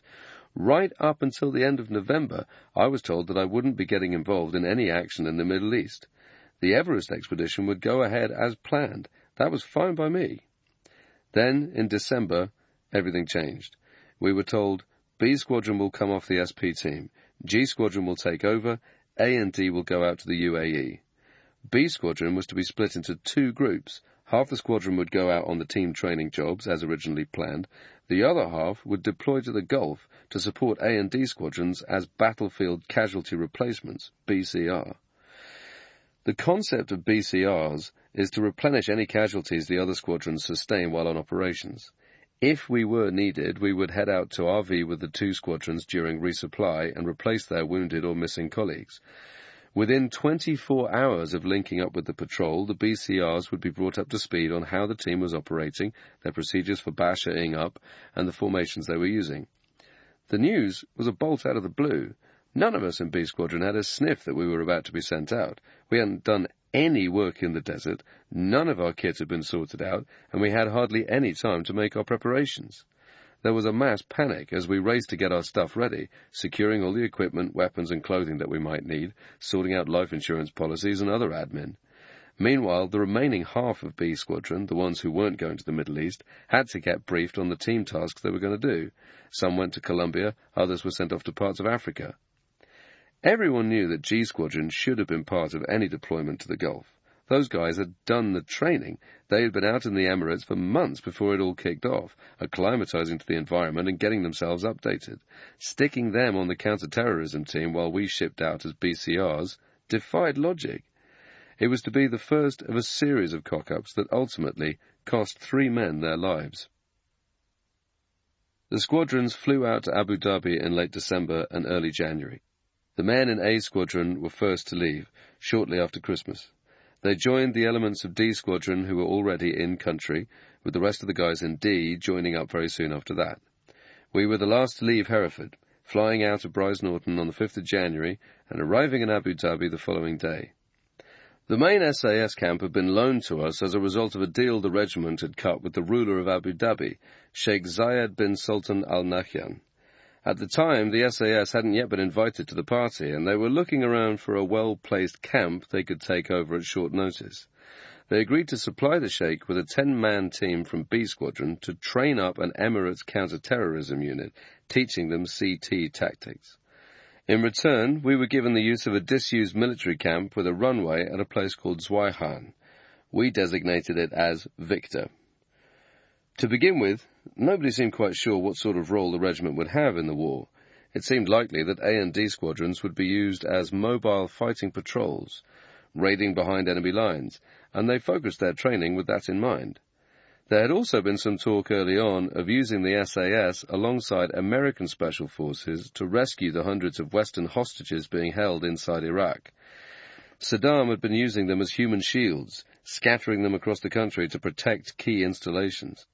That plan was scrapped in early December when he ordered their release under intense diplomatic pressure. Behind the scenes, the Allied Commander-in-Chief, Norman Schwarzkopf, was blocking any attempt by the British commander to deploy the regiment across the border in Iraq. He didn't see the value in risking the lives of SF soldiers on the ground, preferring to conduct the war from the air. His two-stage plan involved sending in massive air attack formations to pound the living daylights out of Iraqi positions, and then following up with a large-scale ground offensive using conventional forces. SF teams operating ahead of the front line weren't part of the plan. While this argument went back and forth between the commanders, we were getting briefed daily on operations. In the absence of any grand strategy, the OCs and officers were asked to put together plans for how the regiment might be used. Many of these ideas were badly thought out, ill-conceived, or simply not appropriate for a Special Forces unit. By now, the head shed was keen to get B Squadron involved as well, and they started looking at tasks for us other than standing by as battlefield replacements. At one point, someone suggested that we should be sent into a block of flats in Iraqi-occupied Kuwait City. From there, we would direct coalition aircraft on to Iraqi positions in and around the streets. I couldn't believe what I was hearing. Once the B-52 started dropping bombs all over the place, it would have taken the Iraqis about 5 minutes to work out where the pilots were getting their information from. They would have turned their big guns on that apartment block and demolished it, killing us and everyone else inside. Thankfully, that one never got approved. One bad idea followed another. People were coming in saying, "We'll be doing this or that." Next day we were told, "No, that's not happening anymore." The plans changed with every cup of tea we were drinking. This is how mistakes get made in a war. Everyone is running around like headless chickens, wanting to get involved. Decisions are rushed. Plans are put forward without being subjected to rigorous analysis. No one stops to take a breath and think things through, and it's the soldiers who suffer as a result. Our role shouldn't have changed.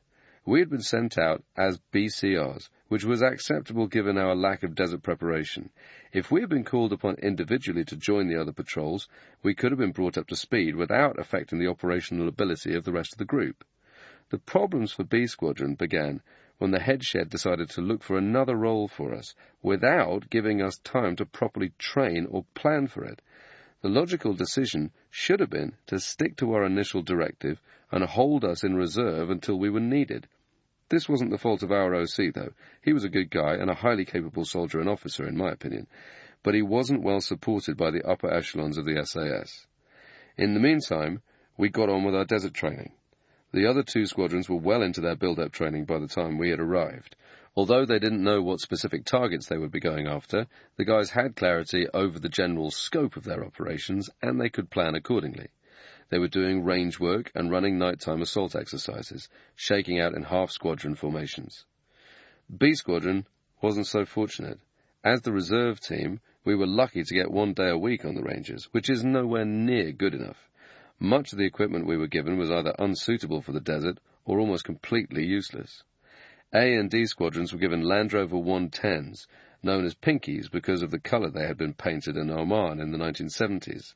The Omani desert is mostly a light reddish pink. Vehicles were painted the same tint to help them blend in. The name stuck, even though our vehicles had been coated in a sandy paint to match the landscape of western Iraq. The Pinkies are formidable mobile fighting platforms. They can carry a lot of spare fuel, 16 jerry cans in total, and you can load them up with enough kit, ammunition and supplies to operate for a fortnight. They also have weapon mounts for GPMGs, Browning 50 caliber Relish heavy machine guns, M19 grenade launchers, and Milan anti-tank missiles. We didn't have any 110s. All we had were a few Land Rover 90s, the short wheelbase two-door version of the Pinkies. They didn't have any mounts, so we couldn't fix any weapons to them, and they couldn't carry anywhere near as much of a load. We worked day and night on these vehicles, stripping them down to try and adapt them so we could use them in the desert. Then we took them out and did NAVXs, navigation exercises. It didn't take us long to realize that the 90s were not fit for purpose. If we tried taking them into Iraq, it was obvious that we'd soon get compromised. The work was non-stop. Between the training, trying to adapt our shoddy equipment, and the endless briefings, we were getting really worn down. It was like being on a sleep deprivation exercise. We were knackered before we'd even set foot inside Iraq. Then we were given anthrax jabs, which put everyone on their asses for a few days. It was like coming down with the worst flu you've ever had. We were coughing up huge lumps of phlegm, and some of the lads had to have the injection sites opened up because the tissue had gone septic. The jabs were supposed to protect us against the effects of the chemical weapons that Saddam was known to possess. He had the capability, and he was certainly willing to use them, as he demonstrated in the Iran-Iraq War. How effective the vaccine would have been against anthrax, I have no idea, but it certainly had an effect on us. On the 15th of January, the deadline for the Iraqi withdrawal from Kuwait passed.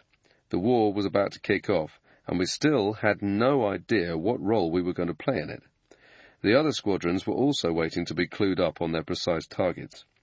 The following day, the Deputy Director Special Forces gathered A and D squadrons, plus our half of B squadron, in the camp hangar and stood up on one of the tables to address us. "Gentlemen," he began, "when this military machine starts moving, you will be the lead cog. You'll go directly to where the action is." He laid it on thick. We were to be the first into action. We were going to be kept fully informed. We'd be briefed on our missions any day now and then inserted into the theatre. The SAS was going to be the tip of the coalition's spear, thrusting at the heart of the Iraqi military. We woke up early the next morning, 17th of January. Somebody turned on the radio. The airwaves were filled with reports of the first airstrikes that had gone in overnight. Apache helicopters had destroyed Iraq's radar sites, paving the way for coalition aircraft to swoop in, obliterating airfields, communications lines, factories and military bases across the country. "So much for being special forces and the tip of this particular spear," somebody said. We all started laughing. It was a complete joke. The day after the airstrikes, the first Scud missiles rained down on Israel. Saddam Hussein had already vowed to attack Israel if the coalition forces tried to kick him out of Kuwait. In the early hours of the 18th of January, he proved as good as his word, lobbing 8 Scuds in the direction of Tel Aviv and Haifa. Many more would follow, threatening to drag Israel into the war. For the military commanders, this was a nightmare scenario. The coalition's Arab partners had only agreed to join forces on condition that the Israelis stayed out of the fight. If Israel retaliated, it would shatter the fragile alliance and possibly unite the Arab nations against Israel, plunging the Middle East into an even deadlier conflict. There were also concerns that Saddam might use the Scuds to deliver biological or chemical weapons. There was no telling how the Israelis might respond if that happened. Patriot-guided missiles were able to shoot down some of the Scuds, but others were still able to get through as Saddam targeted cities in both Israel and Saudi Arabia. The big problem was the mobile Scud launchers, known as Transporter Erector Launcher Vehicles, or TEL. These could be easily concealed in the desert, beneath road bridges, or hidden under cam nets. Coalition aircraft had great difficulty in locating and destroying the TELs, and it was obvious that air power alone wasn't going to get the job done. To get at the Scuds, they needed men on the ground. They turned to the regiment. By the time the Scuds started falling, Schwarzkopf had finally agreed to deploy the SAS behind enemy lines. D Squadron would target the enemy's lines of communication and vehicle compounds. A Squadron's brief was more generalized. They were given free rein to roam through the desert, hitting any opportune targets they encountered. By disrupting Iraqi supply bases and communication facilities, they would compel Saddam to divert resources away from the front. This would reduce the threat the coalition ground forces faced when they finally moved in to liberate Kuwait. B Squadron's directive was to gather intelligence on the ground. We would move in ahead of the other groups and carry out static OPs, feeding information back to HQ so the other lads could act on it, performing broadly the same tasks as G Squadron had done in the Falklands. This would strengthen our hand in terms of expanding operations behind enemy lines. The regiment is very good at this. Once we've established a toehold somewhere, putting soldiers on the ground, things tend to start happening. We find ways of making ourselves useful. Generals begin to look at us and think, how can we use this asset? The vital thing is to get the guys in to where the action is, then we can start causing mayhem. The Scud threat changed the tactical focus of our mission. Getting rid of the Scuds became the #1 priority for the Allied commanders. We were now given 2 main objectives. The first task was to locate the TELs. 3 8-man patrols from B Squadron would insert into Iraq and set up covert OPs along the main supply routes, MSRs, believed to be used by the mobile Scud launchers. We would then start watching for possible targets. Whenever a Scud came past, we'd get on the satellite communications unit and put in a real-time report. Fast air would then fly into the coordinates and blow up the mobile launcher before it could get into position and fire. A subsidiary mission involved sabotaging the network of fiber-optic cables rigged up across the Iraqi desert. These cables were believed to allow Baghdad to communicate directly with the TELs, sending information and coordinates to guide them on to targets. They were buried deep under the surface, so knocking them out with fighter bombers wasn't an option. According to the regiment intelligence cell, the cables ran along the side of the MSRs we had been tasked with observing. We were given cutting equipment to take out sections of the line, but there was a problem. Iraqi engineers could rapidly identify exactly where the cable had been cut by bouncing a light up and down the length of it. To stop them from repairing the damaged sections, we would rig the area with anti-personnel mines, taking out any engineers who showed up. That would hopefully dissuade their mates from coming out and taking a closer look. Both A and D squadrons were also tasked with disrupting the fiber-optic cables, either by pulling out sections of the cable using chains attached to their pinkies, or blowing up the service shafts placed at regular intervals along the line. We began getting our kit sorted ahead of our deployment from Swaihan to the forward operating base at Al Juf in Saudi Arabia. From there, we would insert across the border into Iraq. We would be operating in the northern parts of the Anbar province, which was fiercely loyal to Saddam Hussein. If we were compromised, we could expect no help from the locals. They'd simply hand us straight over to the authorities. That, we had been told, was a fate worse than death. There was a lot of hype about the Iraqis, the Republican Guard, and their proclivity for torturing and executing captured soldiers. At an initial briefing, the CO of 22 SAS had said, "If it looks like you're going to get caught, save the last bullet for yourself." As it turned out, that was a load of cobblers. If we did find ourselves in trouble, we were reassured that RAF helicopters would come in to airlift us out.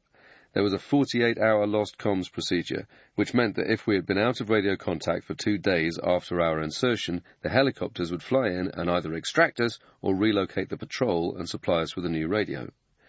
Kazovacs would come in within 24 hours of a message being sent. It all sounded fine on paper. But as we began sorting out our kit, it became clear that there was a massive difference between what we were being told and what was really happening. During the years leading up to the Gulf War, whenever we had expressed our concerns about outdated or missing equipment, we had repeatedly been fed the same line. If there's a major conflict, you'll get the war stocks. You'll get all this brand new kit. You'll have everything you need.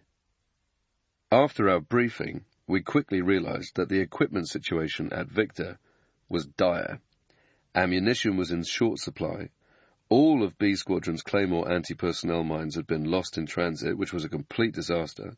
When you're being pursued by the enemy, it is standard procedure to stick down a Claymore and detonate it.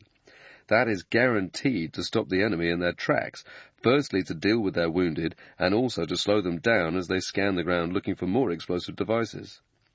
Claymores are also ideal for securing defensive positions, in case you get bumped. Inserting without them left us at a serious operational disadvantage. When we complained, one sergeant major suggested we should go to the camp cookhouse, grab some empty ice cream cartons, fill them with C4 plastic explosive, and shove a detonator in it. That sort of makeshift claymore isn't fit for purpose. Then we discovered that our Browning pistols had also been mislaid. This meant that we'd have to rely on our M16 rifles when operating across the border. The M16 is a fine battlefield weapon, but it's long and unwieldy and totally ill-suited to contact in a confined area. Pistols are easily concealed and they weigh a lot less. If you suffer a stoppage, you can instantly reach for your Browning and continue to return fire. In a firefight, that could mean the difference between dropping an Iraqi soldier and getting cut down. Other equipment was either missing or substandard. Our rifles had M203 grenade launcher attachments fixed to the underside of the barrel, but we were told there were no grenades available for them. We ended up having to scrounge a few from here and there. Our desert camouflage trousers were made from such cheap materials that they began falling apart within a day or two. Our smocks dated back to the 1940s, and so did the maps we had been issued. The mapping was all aviation maps on a 1 to 250,000 scale. That's fine for a pilot who was hurtling along at 300 miles per hour, but for a soldier on the ground, there is nowhere near enough detail to navigate. Our silk escape maps were even worse. They had been drawn on a scale of 1 to 1,000,000. Better quality maps were readily available. The Americans were using satellite imaging technology to prepare their own maps of Iraq and Kuwait. They had the ability to take an image of a location and ping it over to Washington, D.C. for expert analysis.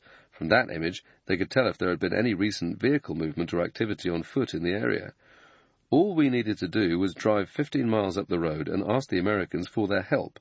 The powers that be refused to do this on the grounds of operational security, OPSEC. They were paranoid about anyone finding out that we were in Iraq. Strangely, this didn't seem to apply to the security at our own camp. The OPSEC at Swaihan was disgraceful. We had local Arab workers strolling freely around the base, doing the cleaning jobs. They could easily have seen all of our mapping with the location of each patrol marked on it. Nobody did anything about this, but apparently we couldn't go and ask our American mates for a few up-to-date maps. If it wasn't so serious, it would have been comical. At this point, I understood the old saying about lions being led by donkeys. Despite the mounting problems, we flew up to our forward base at Al-Juf late on the 18th of January and waited for the green light to insert. We were sharing the base with a unit of U.S. Special Forces, but while they enjoyed first-class tented facilities, we were living in an area away from the main terminal, sleeping under vehicle cam nets in bitingly cold weather. There was dust everywhere. It got into our food, our sleeping bags, under our clothes. We had to eat on the floor and use a hole in the ground as a toilet. We were living like tramps. On the same day, A and D squadrons had also been airlifted forward to Al-Juf, flying out in half-squadron convoys aboard RAF Hercules C-130s with all their vehicles and kit. Because they were going in by vehicle, it would take them a few days to reach their areas of operation. The 8-man patrols from B Squadron would be the first boots on the ground in Iraq. 2 of the patrols, Bravo 10 and Bravo 30, had opted to take the Land Rover 90s with them. Our group held a Chinese parliament and decided against taking them in. A Chinese parliament is where the guys sit down and discuss a problem. It doesn't matter what your rank is, everybody chips in. There were arguments for both sides, but we felt that the negatives outweighed any advantages. Although the 90s would have offered us some extra mobility, they couldn't transport as much equipment as the 110s, which meant that we would have had to take 2 of them with us. With the profile of 2 Land Rovers in a flat desert landscape, we would have been much more visible against the horizon. As soon as we got the go-ahead, we would insert via Chinook into Iraq, disembarking at our drop-off points and setting up LUPs before moving into our OPs along the supply routes. The information we had suggested that the Iraqis were driving the Scuds along the MSRs and taking them right up to the Syrian border before launching them to ensure that they would reach Israeli soil. We had the northernmost MSR, running between Haditha and a string of airfields. The other two patrols were tasked with watching roads further to the south, designated Central and South MSRs. We would run two separate OPs at each supply route. One half of the patrol would have eyes on the route. The other lads would face out in the opposite direction, looking at the ground to the rear of the main OP. At the same time, D and A squadrons would penetrate the area to the south of us, ripping it up in the deserts of western Iraq. They would operate in half-squadron formations, with the Land Rover 110s in A squadron's columns supported by motorbike outriders on the flanks. The bikers were the recce group. If the Pinkies ran into some rough ground or hit an impassable tank berm, a type of raised sand wall, the outriders would speed off to look for a route through. Each fighting column was supported by a Unimog all-terrain truck, which carried all the spare fuel, water, ammunitions, rations, and other supplies. Roll bars can be fitted to the frame of the Pinkies to protect the guys on the back in case the vehicle overturns. There was some debate among the guys in A and D squadrons about whether to keep them. D squadron ended up removing them. They reckoned that without the roll bars, the Pinkies would be less visible when they were laid up during the day. The drawback is that driving through rough terrain is much more dangerous without the roll bars attached, especially at night. A friend of mine in D Squadron was nearly killed when the 110 he was riding on flipped over. He was only saved because the mounted Browning .50 caliber stopped him from being crushed. In addition to their fighting columns, both squadrons were supported by 8 A-10 Thunderbolt Warthogs, fighter bombers armed with Maverick air-to-ground missiles, GAU-8 rotary cannons, cluster bombs, and Hydra rocket pods. They would provide top cover for the columns whenever the guys requested it. Our patrols had no such support. Except for the emergency helicopter support, we were basically on our own. That meant having to hump everything on our backs. Our Bergens weighed between 120 to 140 pounds, depending on which radio we were carrying. Our belt kits added another 35 to 45 pounds. Then we had a jerry can full of water and a sandbag containing our NBC, nuclear, biological, chemical, suits, and another with our extra rations which we dragged along with us. On top of all that, I had my M203, which is an M16 rifle with a grenade launcher attachment with a maximum range of 400 meters. That was another 12 pounds when loaded. Some of the other guys on the patrols had opted for the FN Mini-Me 5.56mm light machine gun, which weighs even more. With the extra ammunition, medical packs, survival kits, and anti-personnel mines, our total weight was in excess of 250 pounds. No soldier could operate with that kind of load on his back. We couldn't even operate our weapons because they were attached to a sling around our necks and dangled in front of us. As it turned out, we didn't need much of the kit we had packed. We had taken vehicle camouflage nets to cover our OPs because we thought we were going to dig in. We were advised to pack thermal sheeting, which is quite heavy, because there was a concern that Iraqi helicopters or aircraft equipped with thermal imaging cameras might fly overhead and discover our position. But by the time we inserted, the Iraqi Air Force had been pounded into submission, along with many of their bases. There was a lot of other stuff that we didn't need. The kit we did need, we didn't have enough of. Each patrol had a Magellan GPS device.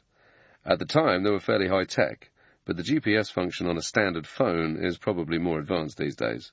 The Magellan was about the size of an old brick car phone. You turned it on, got the lat and long, latitude and longitude, and then marked your position on the map. We were limited to one per patrol, which was far from adequate. Also in short supply were the TACBs, tactical beacons, a newer version of the SABs the regiment had used in Borneo and elsewhere. We had two of these in the patrol, one on a British frequency and the other set to an American frequency. I had one and the patrol commander had the other. The TACBs were personal locators that transmitted a distress signal when you pulled out a pin on the side of the device. An AWACS aircraft, Airborne Warning and Control System, flying overhead would constantly monitor for the signal. The TACBs had a two-way press-to-talk facility, allowing you to speak to pilots, but the range was very limited. There were, seemingly, problems with almost every piece of kit. We had been issued kite sight image intensifiers, able to pick out a target at a distance of more than 200 meters, but no one had thought to provide us with the necessary rail systems the mounting brackets that clamp onto a rifle, allowing the operator to clip on various attachments to the weapon. The only way we could use the intensifiers was as standalone sights, peering through them at the enemy. The kite sights were great for nighttime observation, but we couldn't fire at a target using them. Our radio sets were equally flawed. They had the facility to send burst transmissions, long encrypted messages shrunk down and sent across in high-speed bursts. This counters any direction-finding equipment the enemy might have. The shorter the time you're on the air, the less chance there is of the enemy locating you. EMU, electronic messaging units, had replaced the one-time pads, which at least saved us the hassle of encoding transmissions manually. There was a problem, however. None of the 17 radio sets we had been given worked properly. We were unaware of this at the time of our deployment, but we had been given the wrong frequencies to communicate to HQ. This was a disaster for us because it meant that we didn't have a chance of getting through using our patrol radios. It's like telling someone your landline number, but giving them the wrong area code. You can dial that number all day long, but you're never going to get through. Those radios should have been our lifeline. Instead, they were next to useless. We were also given a SATCOM phone, but then instructed to use it only when we sighted a scud. The Iraqis, we had been told, had direction-finding equipment that could pick up the electronic splash from the SATCOM and locate it to within a range of 10 meters. All of a sudden you start thinking, well, what's the point of taking that thing with us? Our Bergens were unsuitable. Ideally, we should have been issued with rucksacks fitted with detachable day packs. These are widely available in any outdoor clothing shop for around £150. Carrying these instead of our regular Bergens would have given us the option of separating the day packs and taking vital rations, medical kit, water and supplies with us on the run. Instead, when we later came under heavy fire and had to get rid of our Bergens, we lost everything.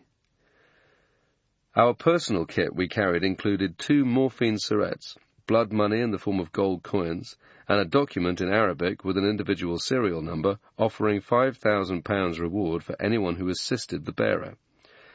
Personally, I couldn't see that going down too well with the fiercely loyal Saddam worshippers in Anbar province.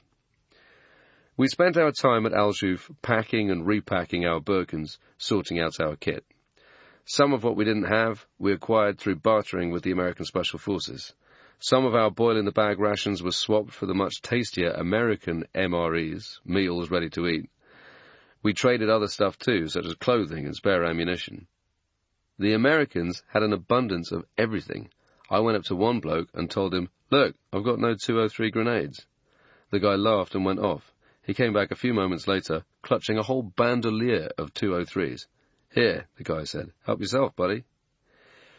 During our stay at Al-Juf, we had to put up with repeated scud warnings.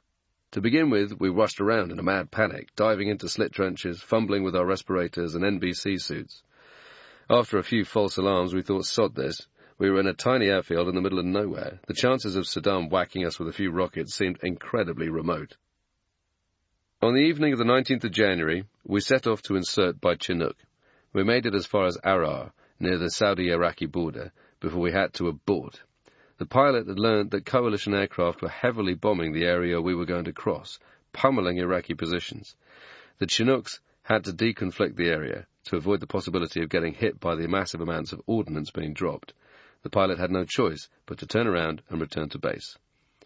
3 nights later, we finally deployed. Chapter 19. Bravo 20. The Bravo 20 mission was a disaster waiting to happen. We all knew it, even before we had set off. I remember going to see the squadron quartermaster and telling him, "This is a one-way ticket. I'm not going to see you again." We broke every SOP going in terms of briefings, kit, and intelligence, and it cost 3 men their lives. That mission would be studied in military colleges as a textbook example of what you should never do. From the moment we landed, everything went wrong. Mistakes that had been made in the planning stages came back to haunt us at every turn. For a start, it was much colder than we had been led to believe. The temperature was below 0, not only at night, but also during the day. It was like the depths of an English winter, cold, wet, and muddy, with a wind chill so fierce it sliced right through us. The landscape was like the surface of the moon, rocky and as flat as a pancake. No one had told us it would be so cold in the Iraqi desert at that time of the year. Consequently, we didn't have any specialist winter clothing. We had Gore-Tex bivvy bags, our smocks, and our normal soldiering kit, and that was it. This was a problem that affected all 3 squadrons, at least for a couple of weeks, until resupplies were able to come in and deliver thick Arab winter coats to the patrols. At Swaihan, I had asked what the conditions were going to be like in Iraq. All I had been told was, "We don't know." They could have easily approached the guys at Shell, or one of the many Westerners who worked on the oil fields in Iraq, and asked them about the weather. Or they could have picked up the phone and called someone at National Geographic to find out. There were plenty of information sources, but it was all about OPSEC, operational security. No one wanted to discuss any aspect of the mission with anyone outside the regiment. The ground didn't conform to the imagery we had studied. At Swaihan, we had been given black and white satellite photographs that had been misinterpreted.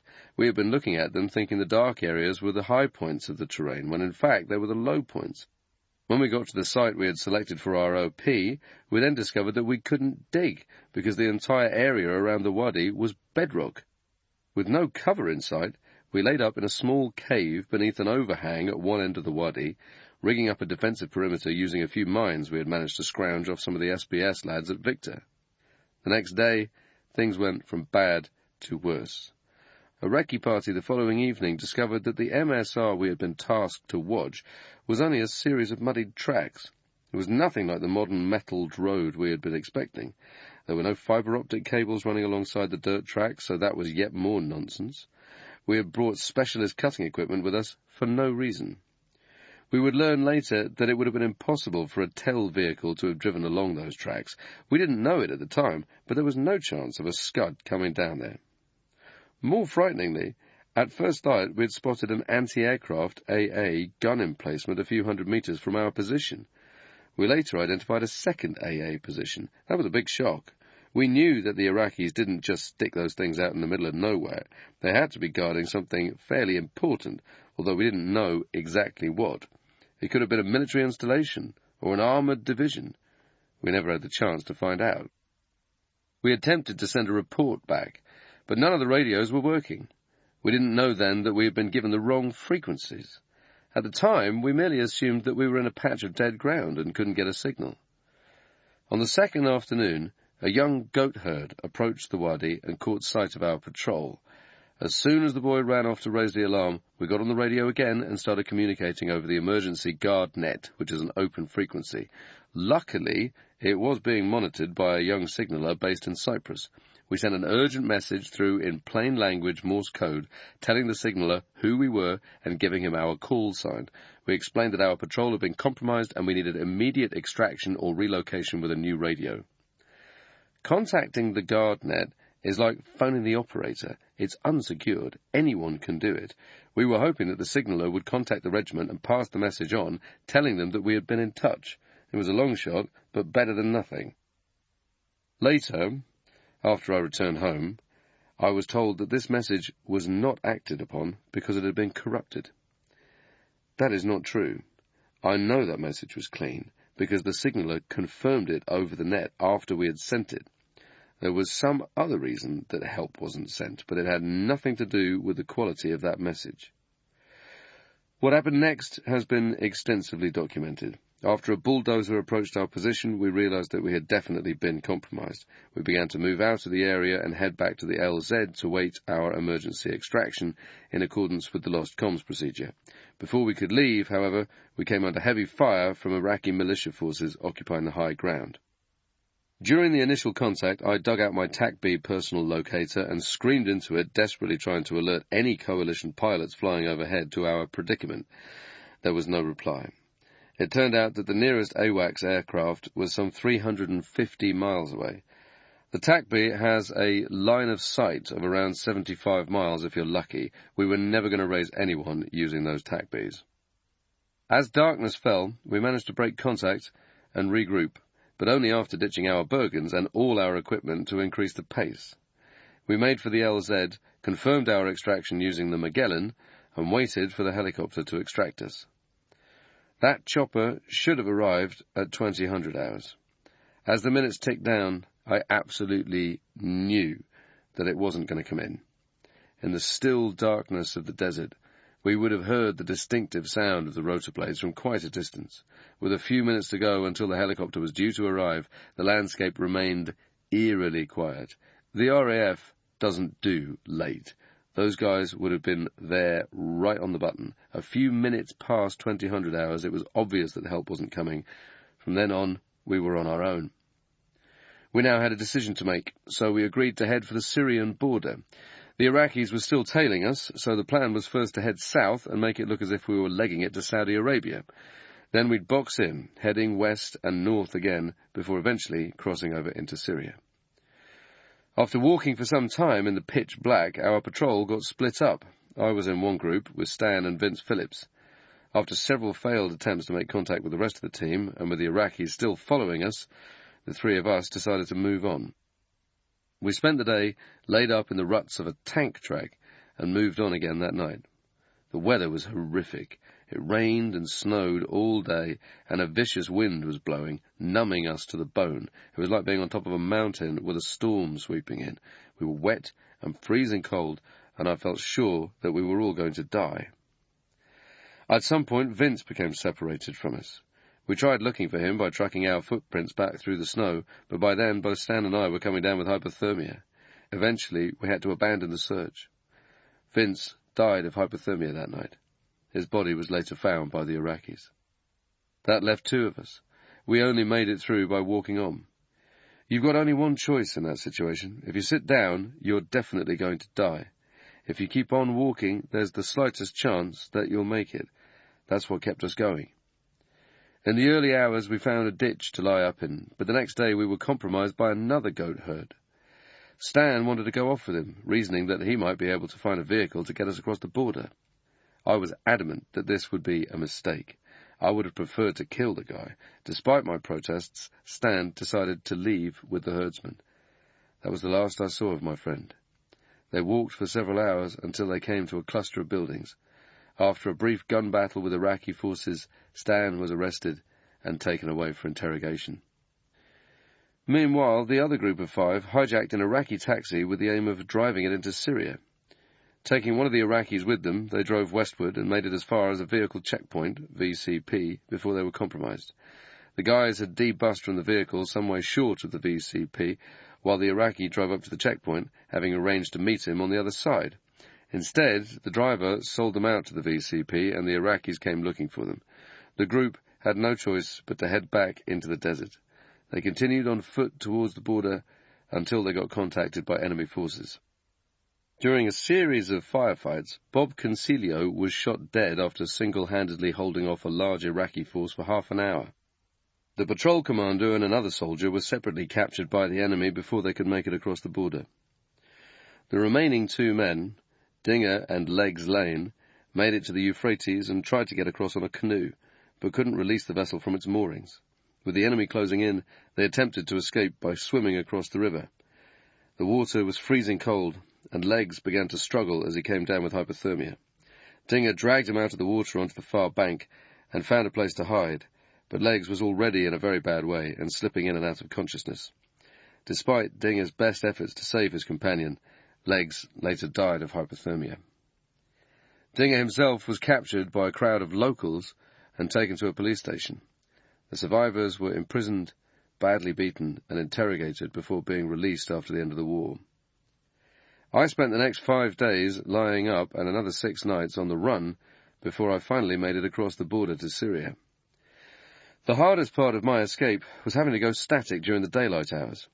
Lying still for 12 hours at a time in the appalling cold and wet was really rough. Every part of my body was numbed.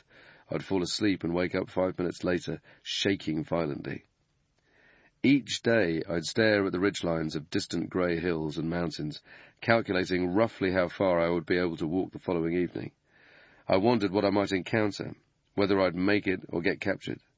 At other times I slipped into a vivid, dream-like state. I'd hear the voices of the other guys talking right next to me. They seemed so real that I started to think that they were really there. Then I'd open my eyes and find myself utterly alone. That was a real kick in the teeth. Some critics have suggested that we would have been better off making for Jordan after being compromised, That wasn't an option for us for several reasons. The Jordanian border was further away, and we were out of water after using up our supplies during our escape from the Wadi. The nearest source was the Euphrates, so that's where we had to get to. If we had tried going in any other direction, we would have died of dehydration. Other countries were further away and even harder to get to. The bulk of the Iraqi forces had assembled along the Saudi border in trenches and emplacements. Other troops were watching the border with Jordan very closely. In addition, we knew that Syria had stated that they would hand any downed coalition pilots back to our side. It was by far our best option. We also got a lot of flack for going in on foot instead of taking vehicles. The truth is, the Land Rover 90s were not up to the job. If we had taken them with us, we would have been compromised a day earlier. The anti-aircraft emplacements near the MSR would have spotted the dust clouds rising from our wagons from miles away. They would have shot us up long before we could turn around. The intelligence shortcomings were staggering. We didn't know what the border looked like around Syria or Jordan or Saudi Arabia. Our knowledge of the ground at the MSR was severely limited. When I asked for a Harrier jump jet with a mounted camera to fly over the area that they were sending us into, I got laughed down. But if we had done that, we would have known that the road we were supposed to watch was a track and totally unsuitable for a vehicle the size of a Scud launcher. We would have picked up the enemy AA positions as well. Lives could have been saved. From start to finish, the mission was a rush job. The only way I can describe it is that we behaved like a bunch of school kids itching to get into a fight. No one stopped to think of the consequences if it went south. The CO eventually ordered a search and rescue mission on the 26th of January, 4 days after our insertion and 2 days after our patrol had been compromised. The first attempt was called off after bad weather, but a second mission on the 27th of January managed to fly over the escape route to Saudi Arabia, not realizing that we had boxed in and headed for Syria instead.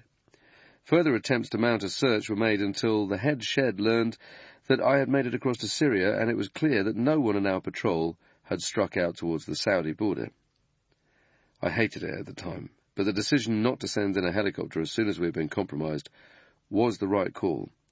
The regiment had only 3 Chinooks at our disposal for operations in Iraq. Resources were badly stretched. Sending them in was a risk. They had no armaments, and the Lodis were equipped with SA-80 assault rifles, which were close to useless. If they had been attacked or shot down, what were the aircrew supposed to do? Any rescue operation would have involved a large group of guys throwing up a cordon around the LZ to secure the area. That also carried risks. In Afghanistan in 2005, a quick reaction force was dispatched to rescue a U.S. Special Forces recce team that had been compromised. One of the MH-47 Chinooks was shot down by an RPG, rocket-propelled grenade, fired by Taliban forces, killing all 16 passengers and crew. 16 men died in an attempt to save a handful of blokes on the ground. You could argue the rights and wrongs of that decision, but personally I would have preferred to go through what I did and walk 200 miles to safety rather than have a large force of guys come in to rescue me, only for them to get taken out. There are other possible reasons why our message wasn't acted upon. For all the head shed knew, we might have been captured by the Iraqis and forced to send it under duress. Or the Iraqis might have killed us and sent the message themselves. It hadn't come in on the right frequency, and it had been tapped out in plain language. It might have looked suspicious. My only gripe is that if the Iraqis had come at us from another direction, and we had to fight through them to get to the RV for extraction, we'd have taken casualties, and it would have been a waste because the chopper wasn't coming anyway. If that was the situation, they should have just told us. Of the 2 other 8-man teams from B Squadron that inserted into Iraq on the same night as our patrol, 22nd of January, 1 team returned home. The other never made it off the chopper. The commander of one of the teams, Andy, disembarked from the Chinook with his men and vehicles and laid up in the darkness. At first light, Andy looked around him, realized there was no cover in sight, and decided to head south, back to the Saudi border. He carried on, despite radio messages telling him to link up with elements of D Squadron in his vicinity. Andy insisted that the radio wasn't working properly and that these orders were never received. The patrol was rumbled on several occasions before they finally made it back to Saudi Arabia. The commander of the 3rd Patrol decided against inserting. As the pilot approached their LZ, he explained to the commander, Pete, that a highway they had passed some time ago was still visible on the horizon. which meant that there was no deviation in altitude or dead ground in which to hide. Hearing this, Pete told the pilot to put the Chinook down so he could go outside and have a look for himself. The tailgate lowered, Pete got his night sight up and running and scanned the landscape in front of him. It was totally flat. Realizing that his men would be horribly exposed if they deployed into this area, he got back on the chopper and sent a message back to HQ, telling them that he was flying back to base and asking to be relocated in a new area. On his return, a handful of senior members in the regiment accused Pete of cowardice. They were going around Hereford making snide comments and making his life difficult. This was totally unfair. I knew Pete. He was a stand-up guy, and out of the 3 Bravo patrols, he was the only commander who made the correct decision, and yet he was getting negativity from a few blokes in the upper echelons who hadn't been there at the time. Tellingly, none of the other guys criticised Pete. They all understood that he'd done the right thing. Pete eventually decided to leave the regiment. That was a real shame. He had made a brave call in Iraq, one that had undoubtedly saved the lives of his men, and yet it cost a good soldier his career. For those of us who did go ahead with the mission, the attitude of the head shed towards our potential capture or death was baffling. None of the British embassies in Syria, Jordan and Saudi Arabia had been alerted to the fact that 8 SAS soldiers were missing and might show up unannounced at any moment. When Syrian security forces finally handed me over to the embassy in Damascus, the staff had no idea that the regiment had been deployed. Shortly after I returned to Al-Juf, the regiment CO took me to one side and said that I would be sent down to Victor to get kitted up before redeploying to Iraq. I stood there, nodding like an idiot, and said, "Yeah, okay, boss." You should have seen the state of me.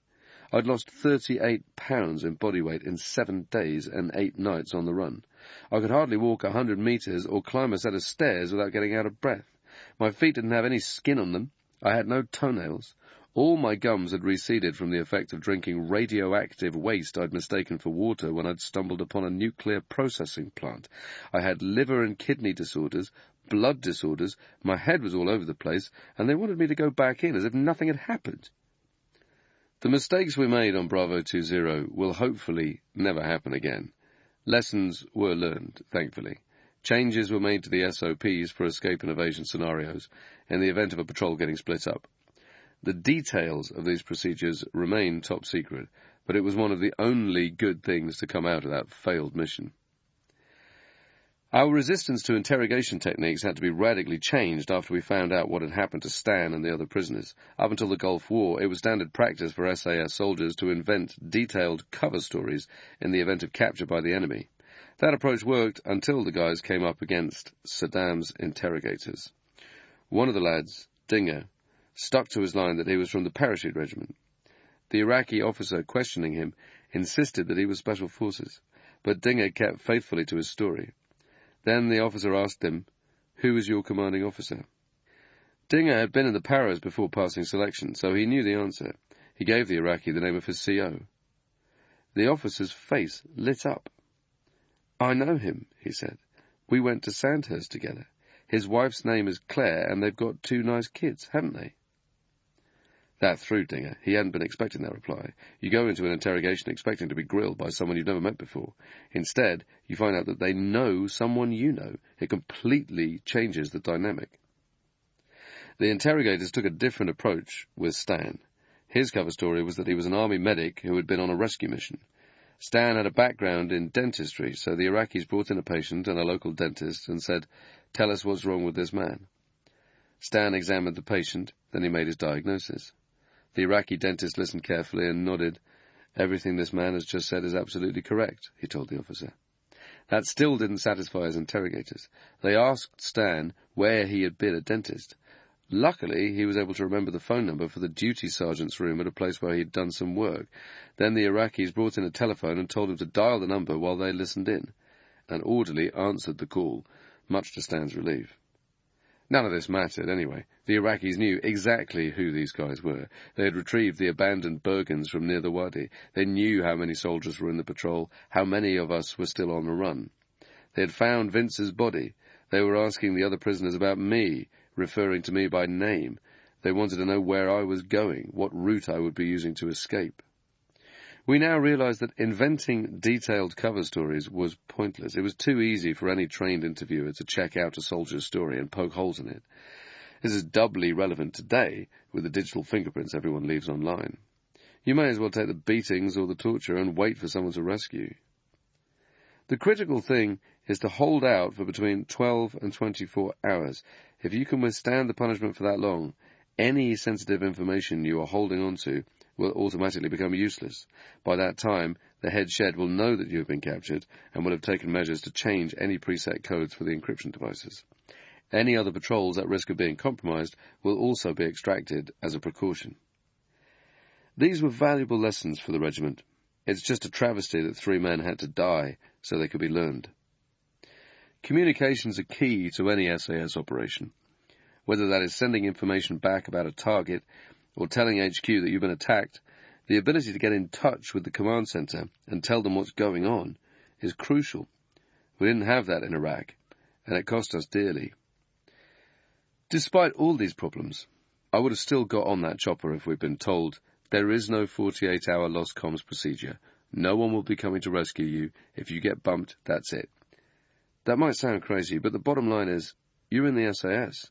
That comes with special privileges and big responsibilities. You know that at some point in your career, you're going to be asked to do something that is extremely dangerous.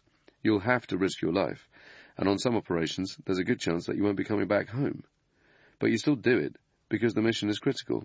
Stopping the Scuds was vital to the coalition war effort. No one else was capable of going in, so it was down to us to get the job done. If you want to wear that famous beige beret with the winged dagger, then you've got to be prepared to lay down your life. That's what it means to be in the regiment. You're following in the footsteps of the first guys who volunteered for the SAS, men who parachuted into the desert in the Second World War, knowing that there wasn't any rescue plan, that the only way out was to steal a German vehicle or walk. The alternative is to be a coward and say you can't do it. Then you've got to live with yourself, knowing that you weren't up for it. For an elite soldier, that's a special kind of hell. Whenever anyone asks, "Why did you get on that chopper?" my answer is, because I was in the regiment. Looking back now, almost 30 years later, I can honestly say that I wouldn't have done anything differently once we got into contact on the ground. And I would have still carried out the mission, knowing all the risks. It just would have been nice to know that the weather was going to be terrible.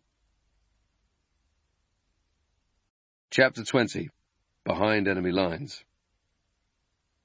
While I was on the run, A and D squadrons were pushing deeper into Iraq. The 2 columns from D Squadron had been the first to cross, slipping across the border near an ancient fortress on the 20th of January 1991.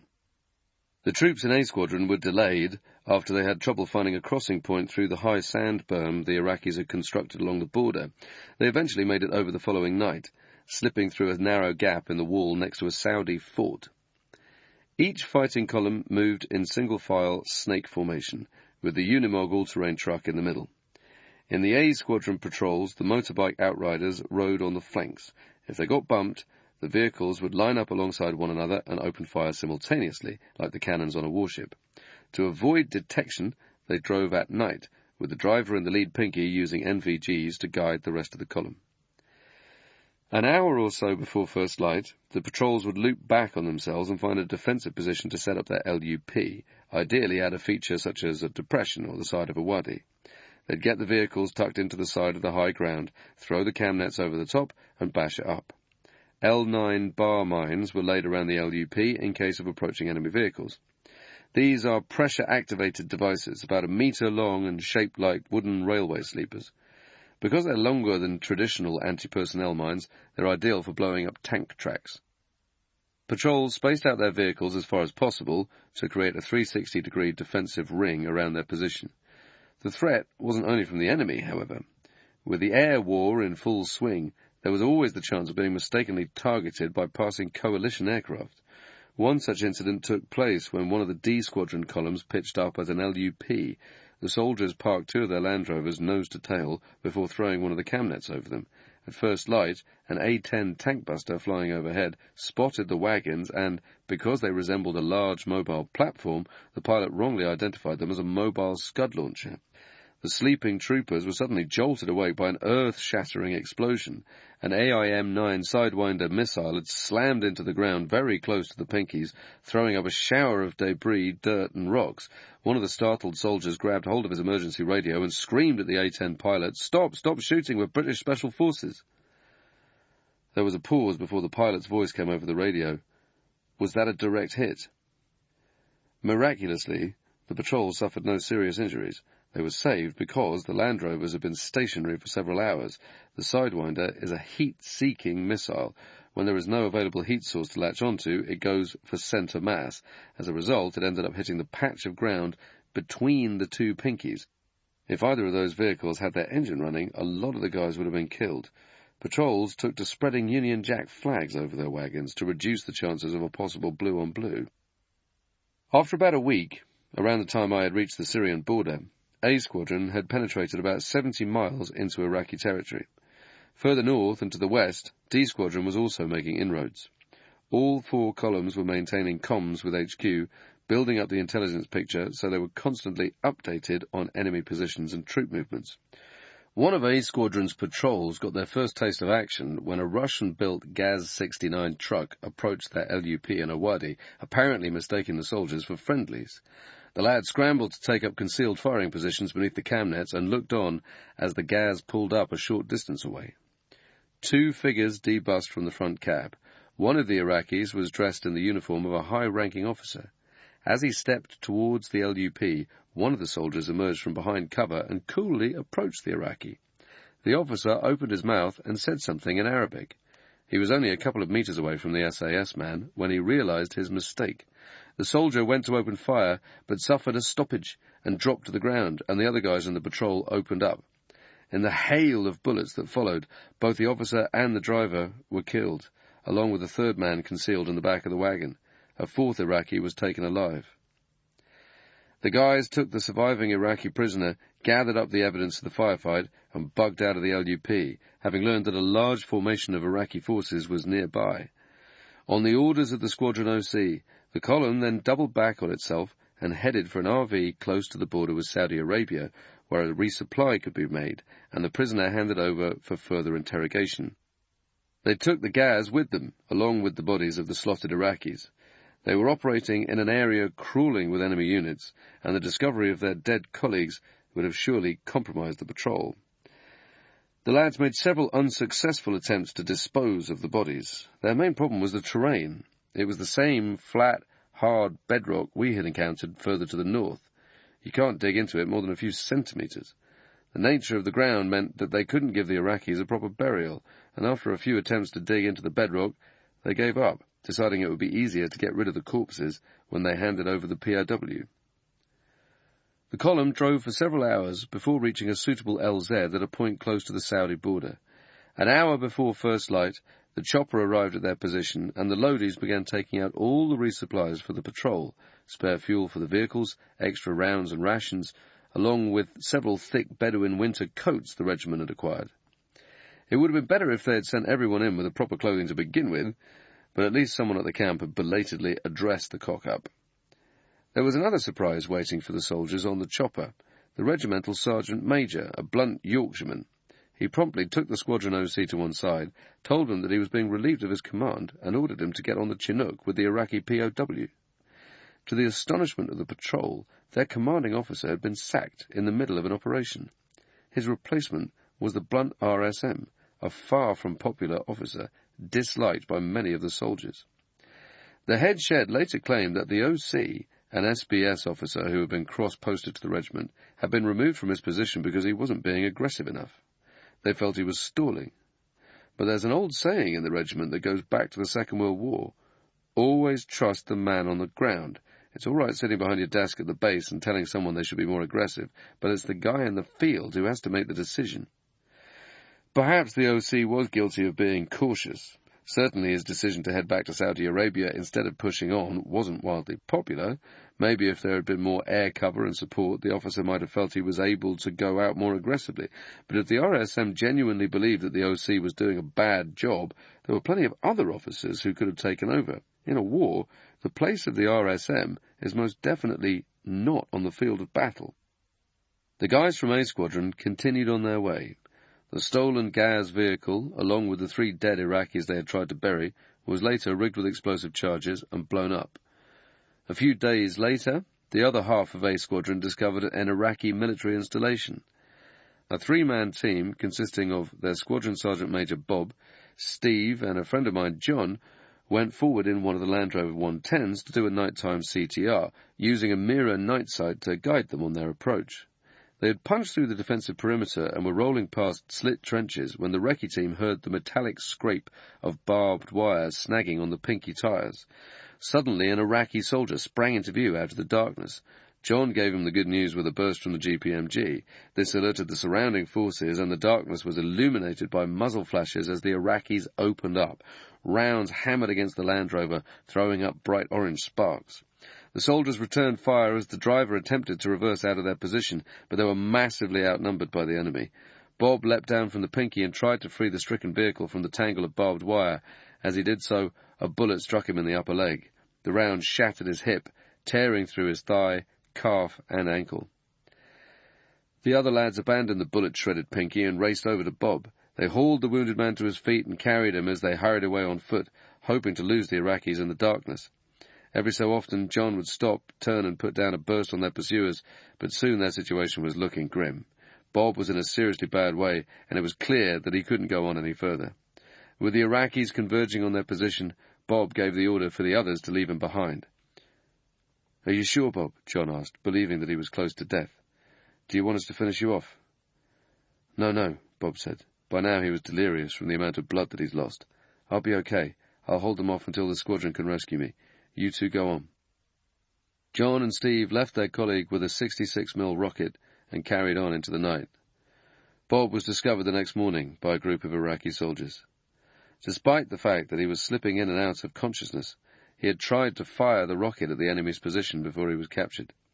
He was taken away, and an Iraqi surgeon who had previously worked in a London hospital operated on his shattered leg. Bob spent the rest of the war in captivity. He was interrogated, beaten and tortured before he was released with the other prisoners at the end of hostilities. When the doctors in the UK examined his leg, they said that they couldn't have done a better job themselves. Luckily for him, Bob had ignored the advice the regiment CO had given on the eve of the war to save the last bullet for yourself. John and Steve were on the run for the next 24 hours. They were eventually rescued by their patrol when they contacted the pilot of an A-10 flying overhead using their TACB. The pilot took their coordinates and directed the rest of the guys from A Squadron onto their position. At around the same time, D Squadron had a contact of their own. One of their units had been compromised by a sizable attacking force after they had bashed it up close to an enemy position. A heavy firefight broke out, and after repulsing the enemy, the lads made a run for it in their wagons. One group got separated from the others after their Land Rover refused to start, and they ended up bugging out on foot. One of the soldiers was badly injured after a bullet went through his chest. The lads eventually made their way to Saudi Arabia, driving across in a wagon they had bought from a Bedouin encampment with their survival coins. After a couple of weeks, and in spite of these setbacks, the A and D Squadron half-column patrols began to carry out a number of successful attacks. Their targets included a series of towers that the intelligence cell believed were being used to direct the Scud missiles. The guys started cruising around the desert and destroying these facilities until a few Iraqis were taken prisoner and revealed that the towers had nothing to do with the Scuds. They were, in fact, beacons used to communicate with Iraqi aircraft. By that point, there was no air force to speak of. Around the same time, news of our missing patrol had been picked up by the other squadrons. The failure of Bravo 20, along with the other 2 aborted B Squadron patrols, shifted the focus for the remaining SAS forces in Iraq. Both squadrons now went out on Scud hunting operations, going after fixed launch sites and mobile Scud convoys, although they still had permission to look for other opportune targets to hit. They had some success in destroying the Scuds. Whenever a column discovered a launcher, they would light it up with a laser target designator, LTD, and call in coalition aircraft to blow it up. In one attack, D Squadron stumbled upon a pair of Scud TELs going through their pre-launch program. The guys hurriedly got on the radio and called in fast air. Coalition aircraft arrived in the nick of time, dropping their payloads and destroying the missiles and their launchers.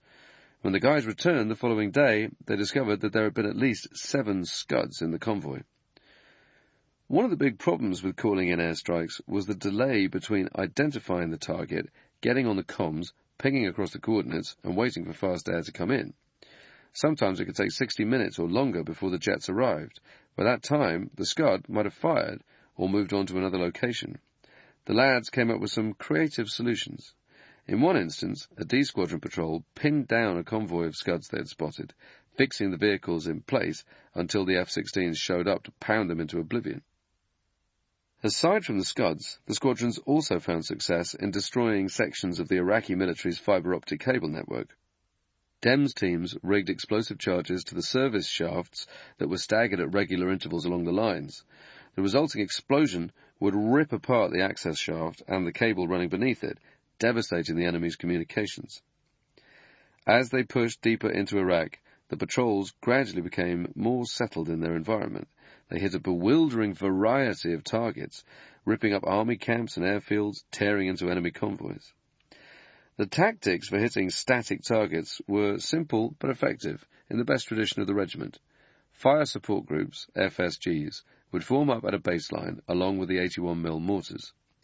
The mortar crew would put a stonk in, and then the assaulters would move forward. As soon as they had sight of the enemy, they would engage. Meanwhile, the FSGs would pour in a barrage of covering fire to the left and right using the vehicle-mounted GPMGs, Browning 50s, and Milan missiles. Attacks almost always took place at night, allowing the guys to approach unseen before hitting the enemy hard. NVGs were scarce, although visibility during contact wasn't a problem. Firefights were often at close range, with assaulters usually firing at targets no more than 20 or 30 metres away. With all the tracer rounds coming in and the shadows cast by the moonlight, the soldiers could easily distinguish their targets. Once the target had been destroyed and the enemy wiped out, the patrol would pull back to the baseline before melting away into the darkness. It didn't take the SAS long to realize that the Iraqi conscripts were nowhere near as good as we had been led to believe. Once the guys got in among them, they tore the enemy up. Whenever they got into a contact, the patrols saw that they were dominating the fights and could easily roll over the enemy. Even when they were massively outnumbered, the Iraqis took most of the casualties. The D Squadron marauders grew so confident that they started rattling around the desert in broad daylight, reasoning that it was easier to look for targets in the day rather than sticking to nighttime patrols. If the Iraqis had possessed light armoured vehicles such as the FV-101 Scorpions the British Army used, they would have been all over the SAS. But because the vehicles were slower than the Land Rover 110s, the guys were able to break contact if they got bumped and had to make a run for it.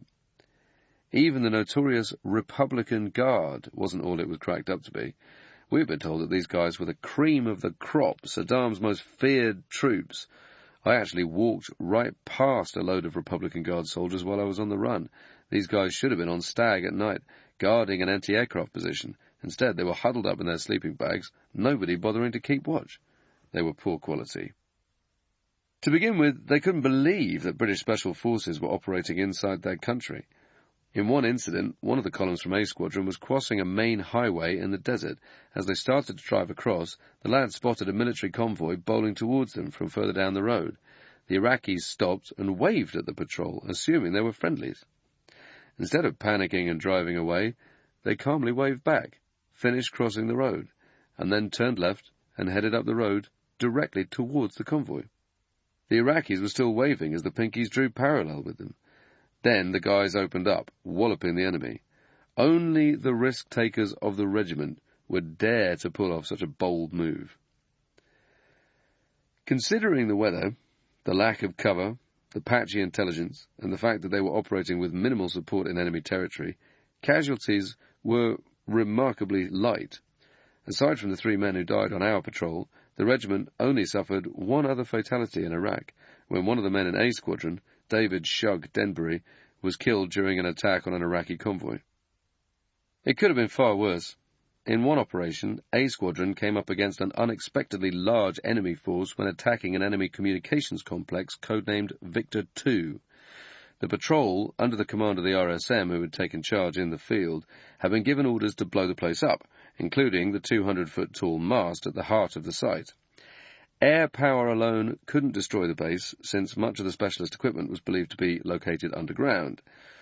After carrying out a close target recce, the squadron went in the following night. An airstrike had hit the base several hours prior to the assault, damaging the main buildings and the outer defensive perimeter, but the microwave tower remained intact. The guys pushed on with their plan to destroy the tower, communications equipment, and anything else that had survived the bombing. Approaching stealthily, the assault group and DEMS guys slipped through a breach in the perimeter and moved towards their targets. They were covered by a fire support team at a baseline a few hundred meters from the complex, armed with Milan missiles, grenade launchers, and heavy machine guns. Another team provided close fire support from the Pinkies, using the twin-mounted GPMGs. The squadron had been told that the base was lightly guarded by a handful of guards and personnel. The assault group was compromised when two of the guys crept forward to silence the occupants of a guard truck parked close to the main tower. When the startled driver reached for his rifle, one of the SAS soldiers, who had attempted to get the young Iraqi to remain quiet, had no choice but to open fire. His colleague also opened up, spraying the truck with bullets and killing the other Iraqi inside. In the next instant, the soldiers came under intense fire from all directions. Instead of a small number of guards, A Squadron found themselves up against a force of at least 300 Iraqi soldiers. Under covering fire from the two fire support groups, the DEMS team hurriedly placed their charges on the legs of the tower. They fired their percussion-capped timers and then sprinted back towards their wagons, racing to get clear as tracer rounds zipped past them. Moments later, there was an earth-shuddering boom as 3 of the 4 explosives detonated, and the tower came crashing down like a snapped sailing mast. There was no time to admire their handiwork. The assault group rushed back to the support vehicles and immediately came under fire from another group of Iraqis who had formed up along a nearby tank berm. The guys managed to fight their way out, some riding in the wagons, others hurrying along on foot, eventually reaching the emergency RV a mile or so away from the installation. In the confusion of the firefight, the main fire support team had become separated from the rest of the squadron, believing that the DEMS team guys were still inside the compound. They bugged out several minutes later, after one of the signallers finally managed to raise them over the radio. One of the motorbike outriders risked his neck by racing back into the teeth of the fighting to fetch his comrades, leading them to the emergency RV. After 3 weeks of operations, the patrols were running low on supplies. The regiment organised a massive convoy to go across the border and replenish the squadrons.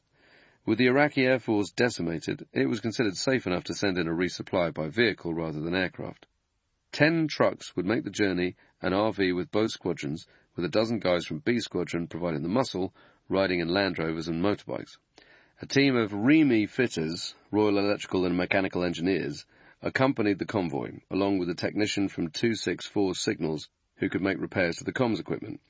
The resupply party was led by a widely respected SAS veteran, Bob Shepherd. The convoy crossed the border in mid-February, driving at night with their headlamps off to make themselves less visible to any enemy forces. After a journey of almost 200 kilometres across rough terrain, they reached the RV at a wadi, and over the next few days the formations came in to stock up on fresh food, water, clothes and ammunition. Vehicles were repaired, spare fuel was distributed, and stories exchanged between the various patrols. The resupply team even boiled up some water in 45-gallon drums so the guys could have a scrub. After weeks of getting in among the Iraqis, the resupply was a big morale boost to the formations and a chance to have a rest before heading out again. They even found time to call a meeting of the sergeant's mess in the Iraqi desert. Several days later, the convoy returned across the border, minus its leader, Bob Shepherd. A true soldier to his core, Bob hated the idea of missing out on the war, so he had decided to join up with D Squadron, going off with them for the rest of their patrol. For the next few weeks, A and D Squadrons continued to search for Scuds and other targets, blasting up enemy camps and airfields right up until the beginning of the ground offensive. They were so successful that in the days before the coalition forces attacked, they were eventually told to go static. There were no more targets left for them to rip up. A Squadron pulled back to the Saudi border to await further orders. They stayed there right until the end of the war. D Squadron remained in the field for a while longer, attacking Iraqi installations and ambushing forces along the supply routes. On the 24th of February, coalition land forces rolled across the border into Iraq. 4 days later, the US announced that Kuwait had been liberated and declared a unilateral ceasefire. The ground war had lasted barely 100 hours. Soon after, A Squadron was finally recalled. D Squadron returned later on in early March, having spent an incredible 42 days behind enemy lines. The war had ended with a shameful episode when coalition aircraft bombed a column of Iraqi forces retreating from Kuwait to Basra. Hundreds, if not thousands, of military personnel were killed, and thousands of vehicles were destroyed over the course of the bombardment. It was wholesale slaughter, and totally unnecessary. The enemy was already on the run. The mission to liberate Kuwait was all but over. There was no need to batter the Iraqis from the air. At the time, the attack was justified because the coalition wanted to destroy Saddam's military machinery. We certainly achieved that. Their army was completely devastated after the Gulf campaign. Our forces had inflicted long-lasting damage on Saddam's ability to wage war, leaving his military in tatters. And yet a decade later, we were told that Saddam was an urgent threat again, possessing huge stockpiles of deadly weapons. The claim was laughable. It would have taken the Iraqis decades to recover from the pasting we had given them in 1991. The SAS achieved some great victories in the Gulf. Both A and D squadrons took part in classic wartime operations and helped to reduce the Scud threat, taking out more TELs than anybody else. Without their actions, many more Scuds would have landed on Israel and Saudi Arabia, potentially dragging the Israelis into the war and breaking up the fragile coalition. The patrols caused massive amounts of damage to Iraqi lines of communication, vehicle convoys, and encampments. Sadly, the efforts of A and D squadrons were overshadowed to an extent by what happened to our patrol. Those guys were out there day and night doing the kinds of missions that would have made the likes of David Sterling and Paddy Mayne very proud. And yet if you stop someone in the street and ask them about the SAS and the Gulf War, they'll usually say something like, "Oh yeah, Bravo 20. For me, that is a real shame. The other squadrons are the real success story of the war. They spent up to 6 weeks operating behind enemy lines, dominating the ground, winning firefights, and generally wreaking havoc. The guys from B Squadron who went out with the resupply also did a really important job, allowing the lads in the field to stay operational during the final weeks of the war. It's those guys people should be talking about, not us. As for the survivors of Bravo 20, the regiment didn't seem to know what to do with us. There was no debrief after the war, which is a sure sign that something is wrong. Instead, they gave each of us £1,000 to go on holiday and disappear. It was the regiment's way of saying, get out of the way for a couple of weeks until everything settles down. We were given a free holiday. The other squadrons got nothing. It was the same deal with the medals. Some of the missions that A and D carried out were incredibly brave, and yet there were guys who didn't even get a lowly mention in dispatches. Meanwhile, B Squadron was awarded more medals than anyone else. It seemed as if the British Army was trying to keep us happy, getting us to stay quiet by throwing us a few gongs. Personally, I would have been happy never to have received a medal. I didn't even want to go down to Buckingham Palace to receive it. I was in Zaire when someone told me, the investiture is next week, you'll have to go back for it. I'm not interested, I said. Have them send it up to Hereford. The next day, a message came back. I was on the next flight out. That was that.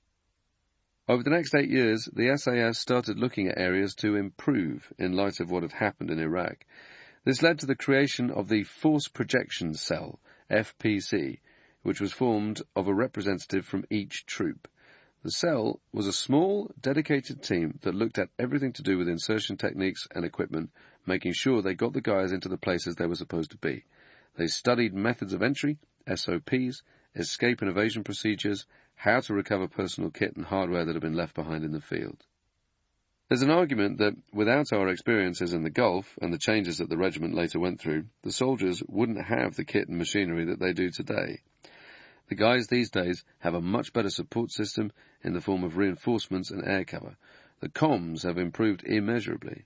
That's probably the biggest difference, as every SAS man knows, as soon as the communications go wrong, everything starts to fall apart. Our patrol proved that. Chapter 21. War in the Balkans. Zaire, 1991.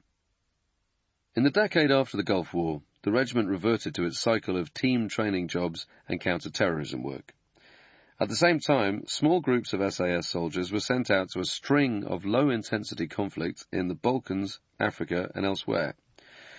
Working alongside Green Army troops, NATO forces and UN peacekeepers, they took on a variety of roles, sometimes working as unofficial mediators and bodyguards.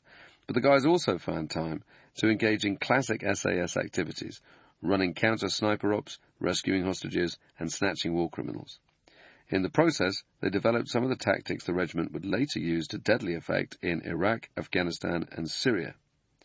In 1991, the regiment kept itself busy on the ground in Africa, taking part in diplomatic jobs in various hotspots.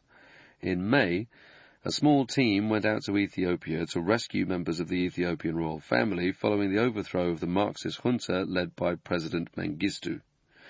4 months later, I was part of an 8-man team posted to Zaire, now the Democratic Republic of Congo, to help evacuate the British Embassy in Kinshasa. Colonel Mobutu Sese Seko had been running the show for 26 years, but unrest against his rule was spreading.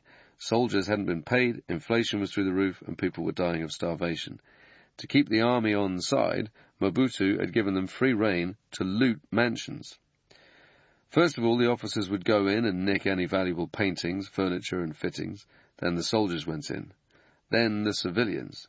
By the time they had finished, the property would have been stripped bare. Fireplaces, aircon units, electrical wiring, anything that could be ripped out.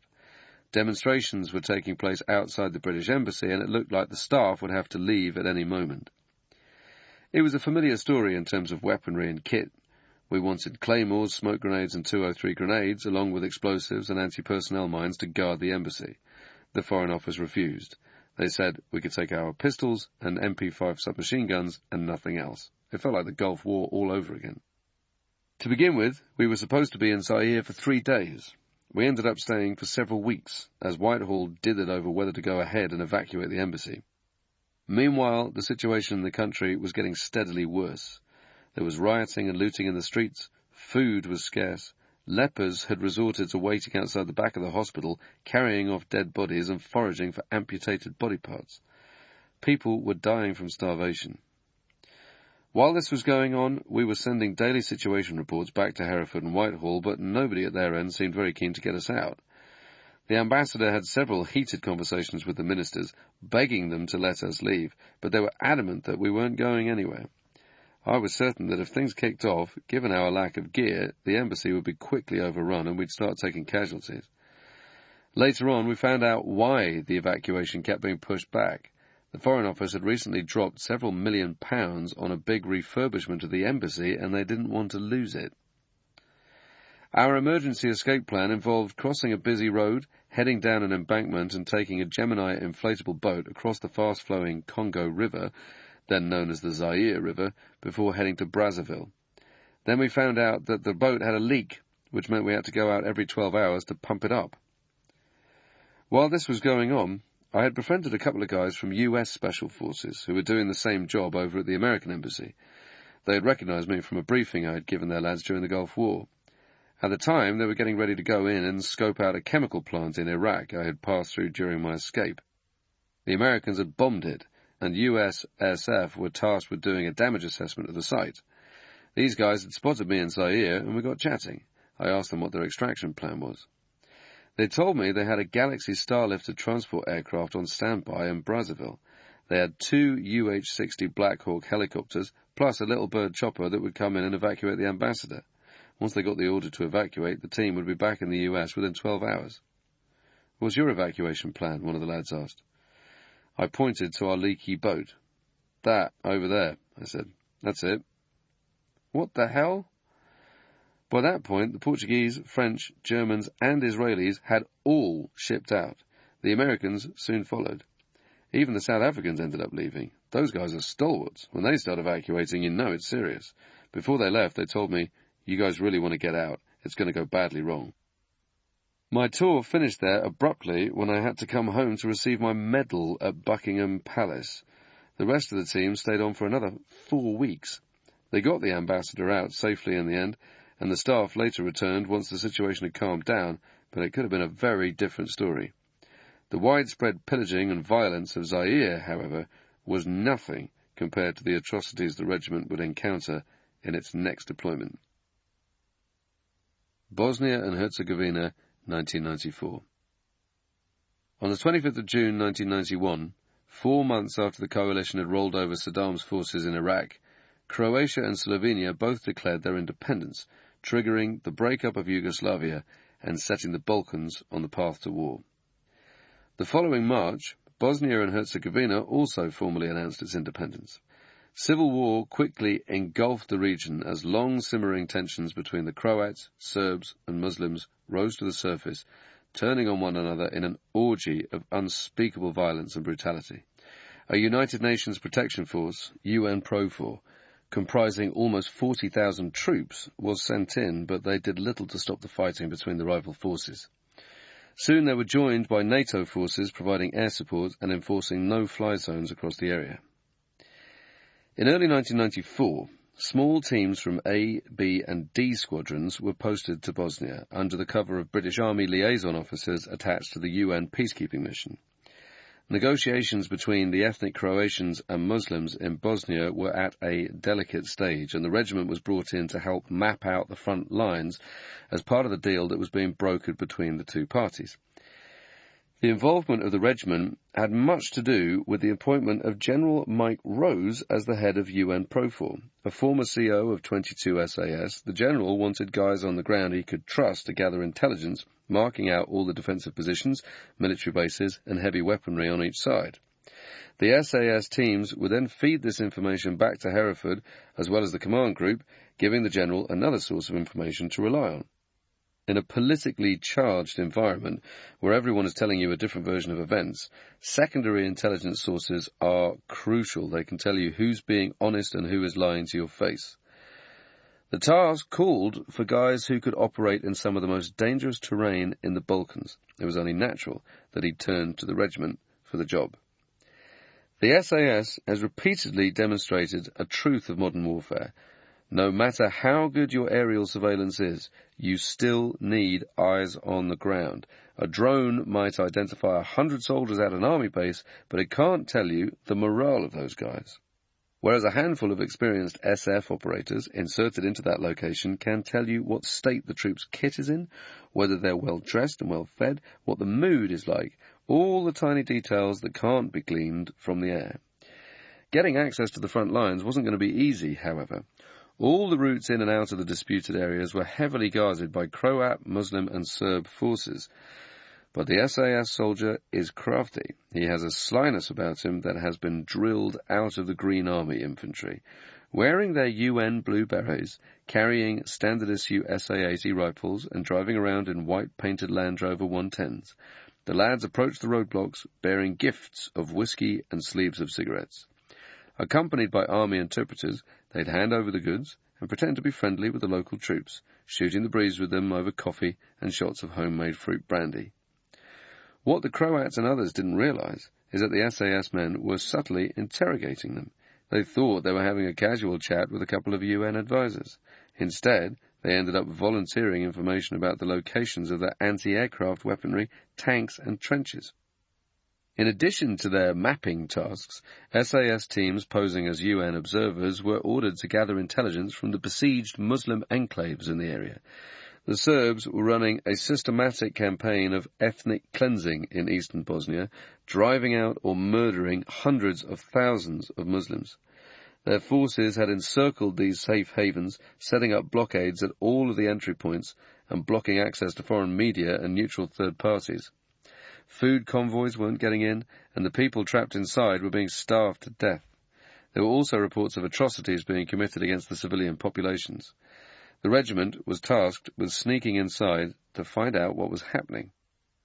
Once inside the safe havens, these small groups would establish OPs and gather information on the enemy armour and artillery positions, feeding everything back to the UN via tactical satellite communications, TACSAT. At the same time, they went out to recce and establish LZs for food supplies to be dropped in and bring much-needed relief to the beleaguered citizens. Where possible, they would look to identify the units and individuals responsible for any war crimes that had been committed against local residents. The thinking was, if they could get evidence of atrocities inside the enclaves to the outside world, they could apply international pressure to the Serbs and force them to end the sieges, or at least allow convoys to get through. If the towns came under attack, they would call in airstrikes and direct ordnance onto the Serbian positions. The Bosnian War was unique in that it was one of the very few occasions when Western powers fought on the same side as a Muslim population. One six-man team inserted into the besieged town of Gorazde in April 1994. The Muslim community there had been holding out for several weeks, despite being repeatedly pounded by Serbian artillery and tanks. As their forces closed in on the town, the SAS team went in and set up an OP on the rooftop of a bank, reporting on the Serbian positions and directing NATO airstrikes. Several days later, the team was ambushed by Serbian forces while driving around in their UN-style white-painted Land Rovers. With Gorazde coming under renewed attack, it looked like the Serbs might roll in at any moment, and the guys had gone out to look for a possible LZ to extract from the town. The Serbs opened fire on them, despite the fact that they were supposedly neutral forces and were travelling in UN-marked vehicles. One officer took a bullet to the shoulder. A second man, Fergus Rennie, was shot in the head by a sniper. The soldiers pulled back to the town under immense tank and artillery fire and called for an immediate Kazovac. Fergus was airlifted out of the town by helicopter and flown to Sarajevo. Sadly, he died of his injuries shortly after arriving at the hospital. Meanwhile, the wounded officer was treated on the ground in Gorazde. He managed to get out of the town that night with the rest of the team, escaping through the mountains under cover of darkness before being extracted by helicopter. They were joined by a British pilot whose Sea Harrier jet had been shot down by the Serbs during an airstrike on their positions earlier that same day. I was at home when I heard the news about Fergus. The guard room rang me up to tell me what had happened. His death hit me very hard. Fergus had been a student of mine on selection, and he was an excellent soldier, absolutely brilliant, with a very bright future in front of him in the regiment. He was the first SAS soldier I had passed who had been killed, and I had very nearly failed him. We had been doing a NAVEX in the jungle when I had told the students to move off before first light. This is a good way of testing the guys to see who packs their kit properly in the darkness. If you don't, you'll lose stuff and end up leaving traces of your presence for the enemy to discover. Predictably, when I returned to the campsite at dawn, I found bits of rope and string and other items lying around the place, along with an EMU device that someone had forgotten to pack. I was prepared to fail someone else for leaving that EMU at the camp, but when Fergus confessed to the crime, I decided to let him off. If I had failed him, he would still be alive today. I was racked with guilt after his death. That's what capped it for me. I had been weighing up whether to leave the regiment, but when I heard the news about Fergus, I thought, I've had enough of this. 18 soldiers had died during my time at Hereford. Their deaths were saddening, but you know that's the risk you take when you join the regiment. You go to the funeral, mourn their passing, and then you move on. But Fergus was different. He was the first student I had lost, and somehow that made it much tougher. Even today, I still find it difficult to process. The war in Bosnia was a nasty, brutish conflict. Many of the soldiers found it hard to believe that a community could become so bitterly divided within such a short period of time. A lot of these guys had done tours in Northern Ireland, but the violence and the troubles was nothing compared to the horrors they witnessed in the Balkans. You had foreign fighters coming over to take part as well. Volunteers from Greece fought alongside the Serbs. Mujahideen from the Middle East and North Africa took the side of the Muslims. British, French and German mercenaries also got involved. Some of them went to fight for ideological reasons or for a thirst for adventure. Others just wanted to kill. Things didn't end well for many of them. 2 Britons who had gone over were caught by the Mujahideen. The captured men were skinned alive and then necklaced. Car tyres filled with petrol were placed round their necks and set on fire. One atrocity followed another as the region descended into chaos. Even aid workers were targeted. On one occasion, a Bosnian army roadblock near Gornji Vakov ambushed a convoy of relief vehicles coming in from Italy. The caravan was loaded up with supplies to deliver humanitarian aid to the stricken population, but that didn't matter to the Bosnians. They robbed the trucks of their supplies, siphoned fuel from the tanks, and shot dead 2 aid workers and a journalist who had been travelling with the caravan. These were the types of horrific acts that were being perpetrated in the Balkans. From time to time, a few of the lads took matters into their own hands. A handful of SAS soldiers had been tasked to bodyguard General Rose while he was in charge of the UN's military forces. One of the guys, Jeff, was known to go out into the streets during his downtime and look for Serbian snipers to kill. At around this time, the Serbs had been indiscriminately murdering civilians, and Jeff had decided to do something about it.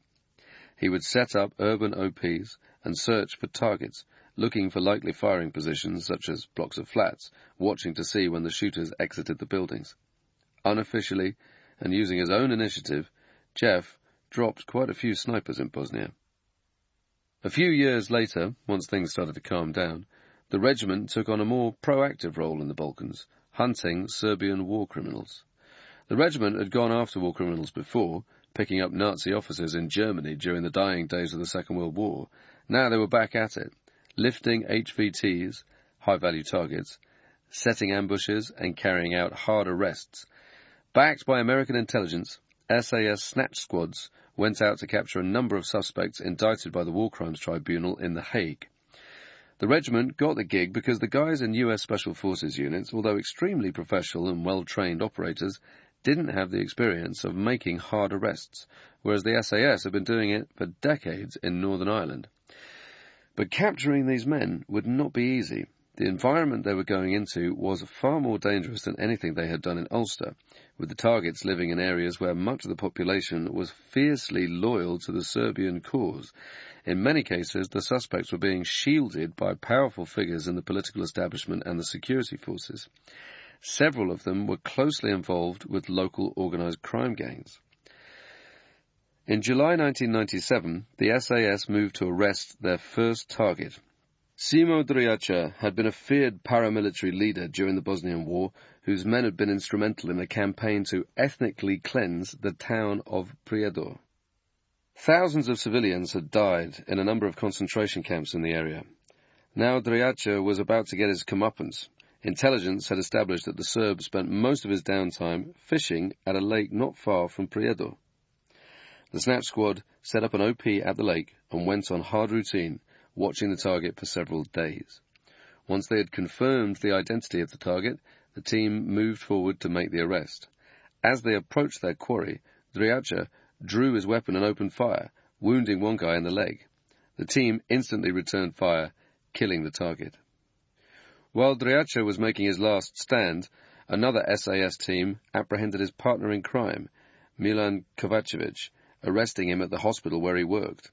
He surrendered without a fight. A simultaneous snatch had been necessary to grab Kovacevic before anyone tipped him off. Drijača was a very well-connected individual. If the guys had gone after Kovacevic separately, someone might have told him that the regiment was coming for him. He would have almost certainly gone to ground, as many other war criminals did. The following September, the regiment carried out a much riskier operation. Their target, Stevan Todorovic, was a former Bosnian Serb police chief who had committed a range of war crimes in the town of Bosanski Samac. U.S. intelligence experts had tracked Todorovic to a log cabin in a remote wooded area in the mountainous region of western Serbia. Arresting the suspect would mean crossing from Bosnia into another sovereign country, kidnapping him and smuggling him back across the border while avoiding any of the main crossing points. The guys would be inserting into an area they didn't know in an environment that was extremely hostile to British forces. If it went wrong, they wouldn't be able to seek any help from the locals. In the dead of night, a 4-man snatch team grabbed Todorovic from his cabin. They blindfolded the Serb, tied him up, and manhandled him into the back of a waiting vehicle.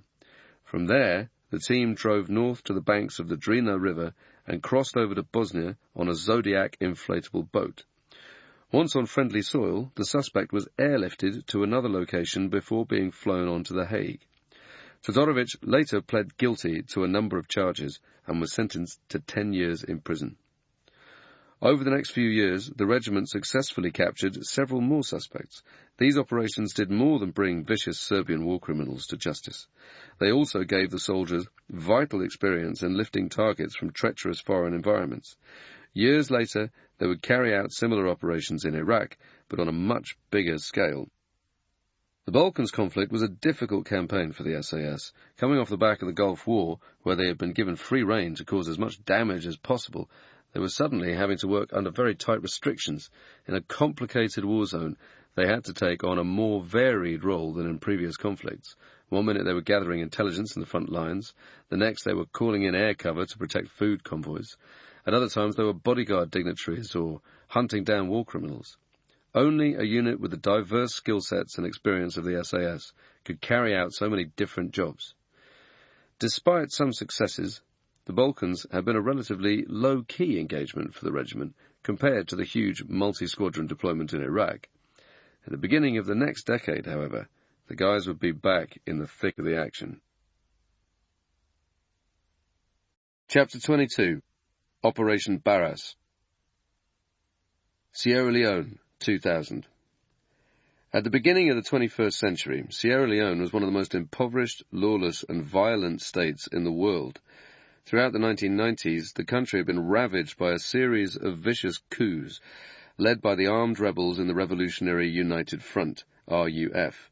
Backed by Liberian President Charles Taylor and funded by the profits gleaned from the lucrative trade in blood diamonds, diamonds mined in conflict zones used by dictators and rebel militias to finance wars, the RUF waged a war of terror against the government and the civilian population, capturing villages and massacring the locals in an unrelenting orgy of violence, rape, looting, and murder. Among the RUF's recruits were child soldiers in the small boys units, some of whom were as young as 7 or 8. These kids were ordered at gunpoint to kill people from their own villages, often including their own families. Young girls were kidnapped and taken as sex slaves. Others were subject to appalling mutilations. The rebels cut off the lips, noses, and ears of their victims, gouged out their eyes, or hacked off their genitals. Many more had their arms or legs amputated, including young boys and girls. In one of the RUF's most infamous campaigns, people were offered the choice between a long sleeve and a short sleeve. If the answer was long, the person's hand was cut off at the wrist. If they said short, the rebels would hack off their arm at the elbow.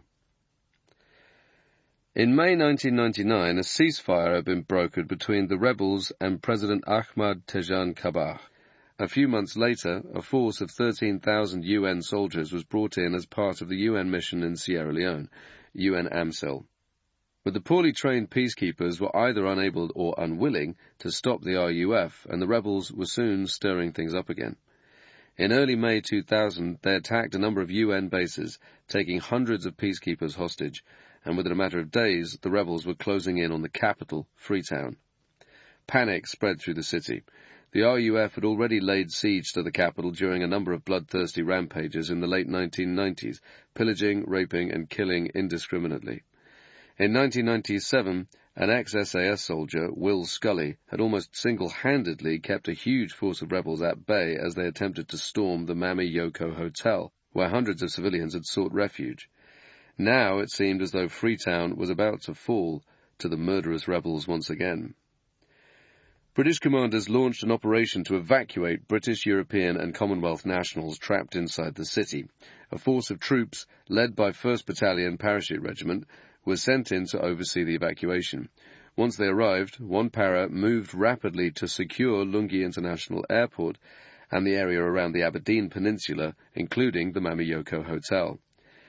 In a matter of days, the troops had begun pushing into the interior, dominating the ground and halting the rebel advance.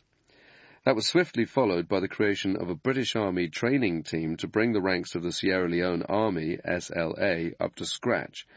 These teams were broadly doing the same kind of work that the regiment had done in Oman in the 1970s. Based at Benguema Camp, a Sierra Leonean army base several miles outside Freetown, the training teams would teach recruits to the SLA about basic infantry tactics so that they could go out and destroy the rebels. Only once the RUF and the other rebel groups had been crushed could there be any hope of a permanent peace in Sierra Leone. 3 months later, however, the British Army was sucked into a new crisis. On Friday the 25th of August 2000, 11 soldiers from the Royal Irish Regiment training team were ambushed and taken hostage while on a vehicle patrol near the small village of Magbeni. Their captors were a feared rebel group known as the West Side Boys. Even among the hardcore rebels of Sierra Leone, the West Side Boys had a terrifying reputation. A motley crew of former soldiers, rebels, and thieves, they had fought alongside the armed rebels in the RUF before turning on the Sierra Leone Army and the UN. The boys, who called themselves the West Side Niggers after their obsession with US gangster rap, lived in the jungle, looting and killing as they pleased. Led by Brigadier Fode Kale, they were a law unto themselves. Some of them wore female wigs. Others dressed in colourful T-shirts, flip-flops, and combat fatigues. Many wore Lucky Charms that they believed made them bulletproof. They got drunk on potent palm wine, smoked marijuana, and took heroin. To fund their lifestyle, they preyed on vehicles travelling along the main road towards Freetown. When they weren't nursing hangovers, they were indulging in their favourite pastimes of torture, beatings, rape, and murder. This was the group of psychopaths, bandits, and lunatic killers lying in wait for the Royal Irish Patrol as they made their way back to their base. Accompanied by their Sierra Leonean liaison officer, L.O., the soldiers had taken an unplanned detour towards Magbeni when they were suddenly confronted by a throng of angry members of the West Side Boys. After a heated exchange, the soldiers found themselves boxed in. Realizing that they were heavily outnumbered and with no chance of escape, they reluctantly obeyed their commanding officer's orders to lay down their weapons. The disarmed soldiers were then dragged from their vehicles and roughed up before being taken to the boys' headquarters at the nearby settlement of Geberi Bana. The rebels' leader, Fode Calais, now saw a golden opportunity to hold the British government to ransom. The soldiers were taken hostage and placed under armed guard, and the boys began issuing their demands. 16 days later, the crisis would result in the regiment's most famous hostage rescue operation since the Iranian Embassy siege. The regiment was alerted to the situation more or less immediately. At the time, D Squadron was elsewhere on the African continent doing squadron and troop training exercises. They were the logical choice for the mission, and 7 days after the ambush, the squadron arrived in country and headed over to the British Army camp at Waterloo, 20 miles due east of Freetown. They were joined by 24 men from the SBS, plus infantry reinforcements in the form of A Company 1 Para. The guys were up against an enemy force of at least 600 rebels in Sierra Leone, far too many for 1 or 2 sabre squadrons to tackle. At the time, the SAS was severely under strength, so it made sense to bring in operators from other parts of the UK SF family and back them up with a force of motivated, highly trained soldiers. The extra 150 men from the parachute regiment would go a long way towards levelling the odds. From the outset, things didn't look good for the Royal Irish soldiers. They were being held in a well-defended stronghold in the jungle, surrounded by hundreds of heavily armed rebels. The boys' camp consisted of 2 ramshackle villages situated along the banks of the Rockell Creek River. To the north was the smaller settlement at Geberi Bana, a scattering of crude mud huts and concrete dwellings. Around 200 rebels lived in Geberi Bana, including the leader, Fode Calais, and his subordinates. This northern settlement is where the soldiers were being held. During their imprisonment, they were routinely threatened, slapped about, and subjected to mock executions. Their unfortunate liaison officer had it even worse. He was separated from the others, confined to a hole dug in the ground, and urinated on by his sadistic captors. Every so often he was dragged out of his pit and beaten senseless. The majority of the West Side Boys, 400 or so, lived in the village of Magbeni on the south side of the Rockell River. The settlements were defended by twin ZPU 14.5mm anti-aircraft guns, mortars and landmines placed around the fringes of the camp. It was believed that the mortars at Magbeni were within range of Geberi Bana, which meant that any operation to rescue the hostages would have to deal with the rebels in both settlements.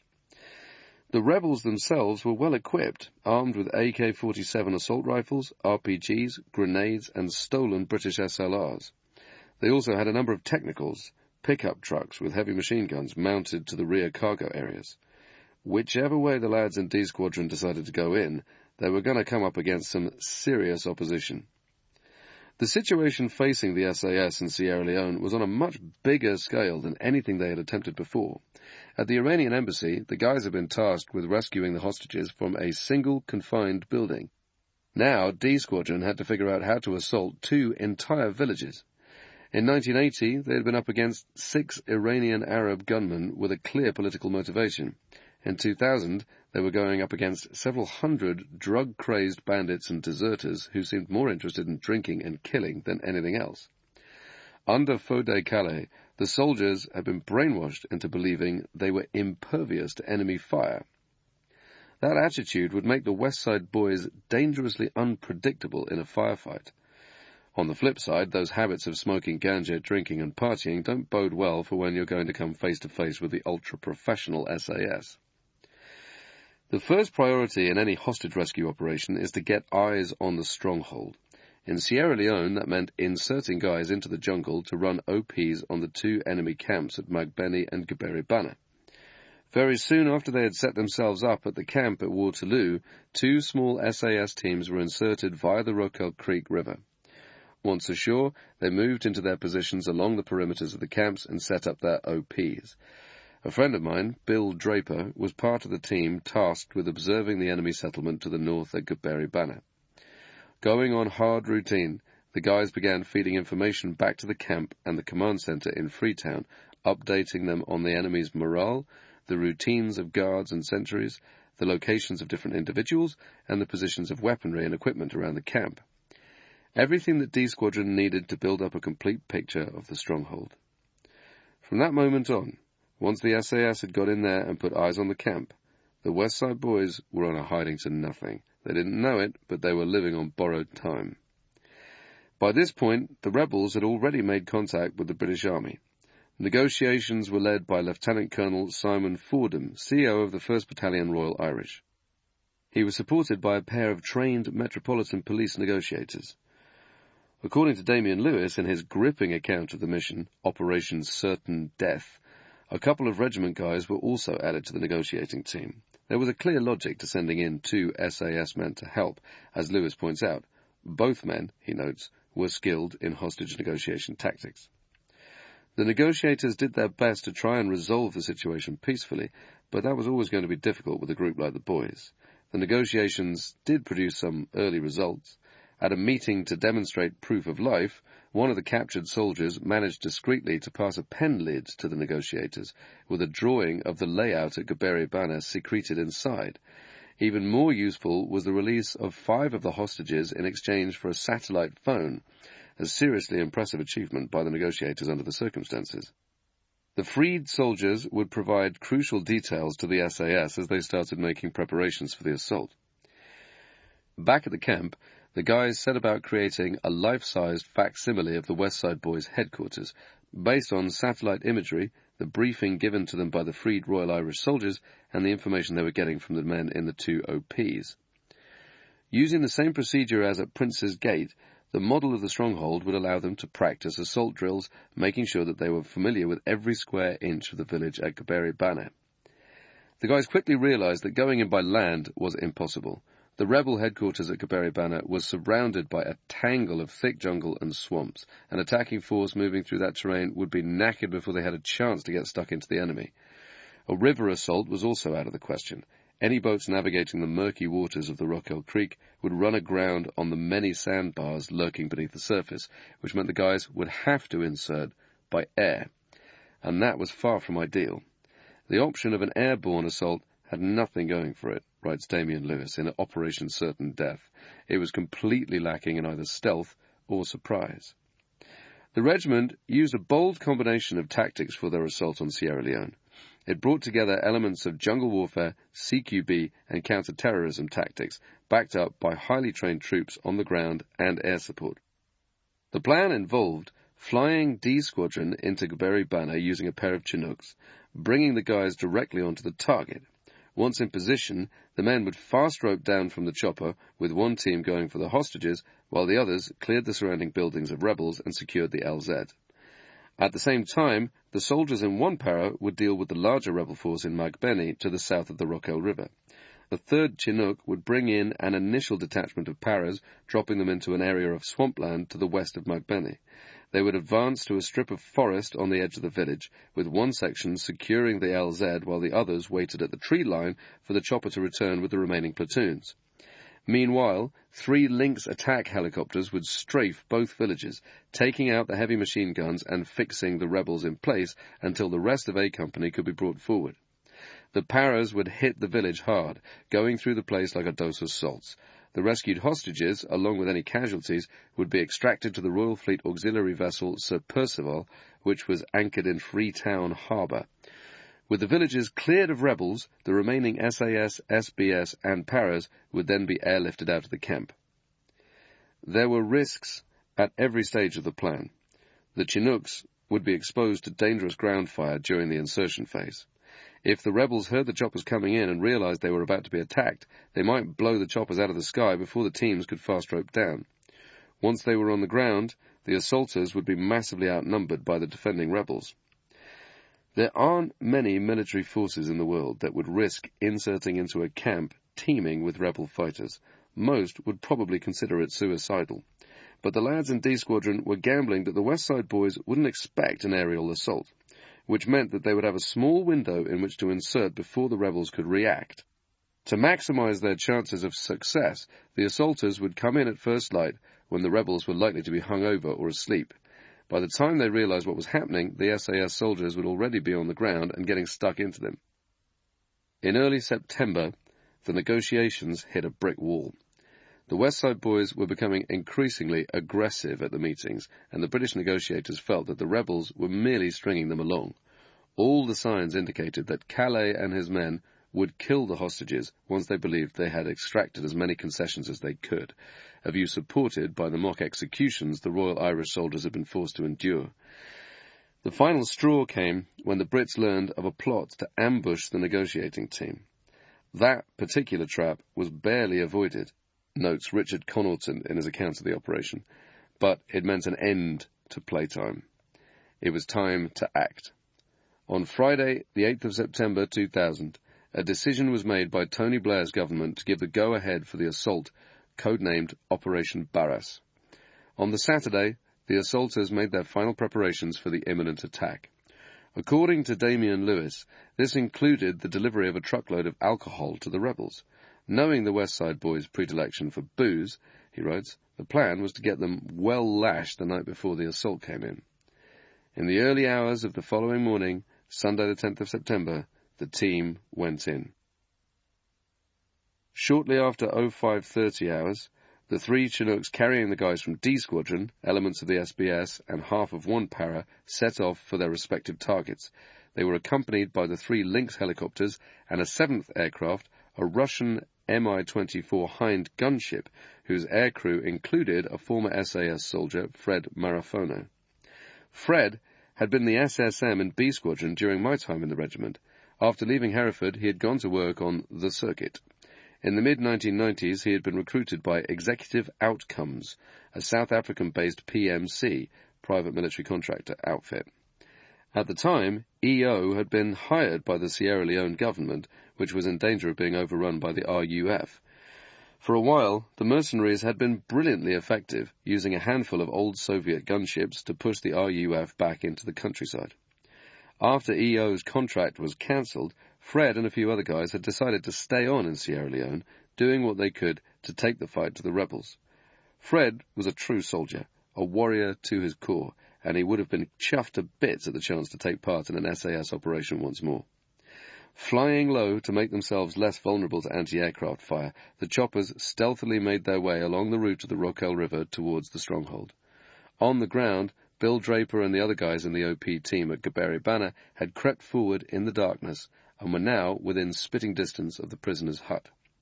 As soon as the choppers arrived, they would open up, dropping the guards to give the lads on the Chinooks valuable seconds to fast rope down. Until the very last moment, the OP team was in communication with the choppers, updating their colleagues on the rebel numbers and positions. As the two Chinooks with the 60-odd men of D Squadron on board came in over Gaberi Banner, the stillness of the dawn was abruptly shattered. The choppers hovered over their LZs in the exact positions that had been marked out by the planners. Everything was done according to their training, right down to the direction the choppers' noses were facing, so that every member of the assault group was able to orientate themselves as soon as they hit the ground. On board the Chinook, the guys in D Squadron would have been mentally rehearsing the firefight in their minds.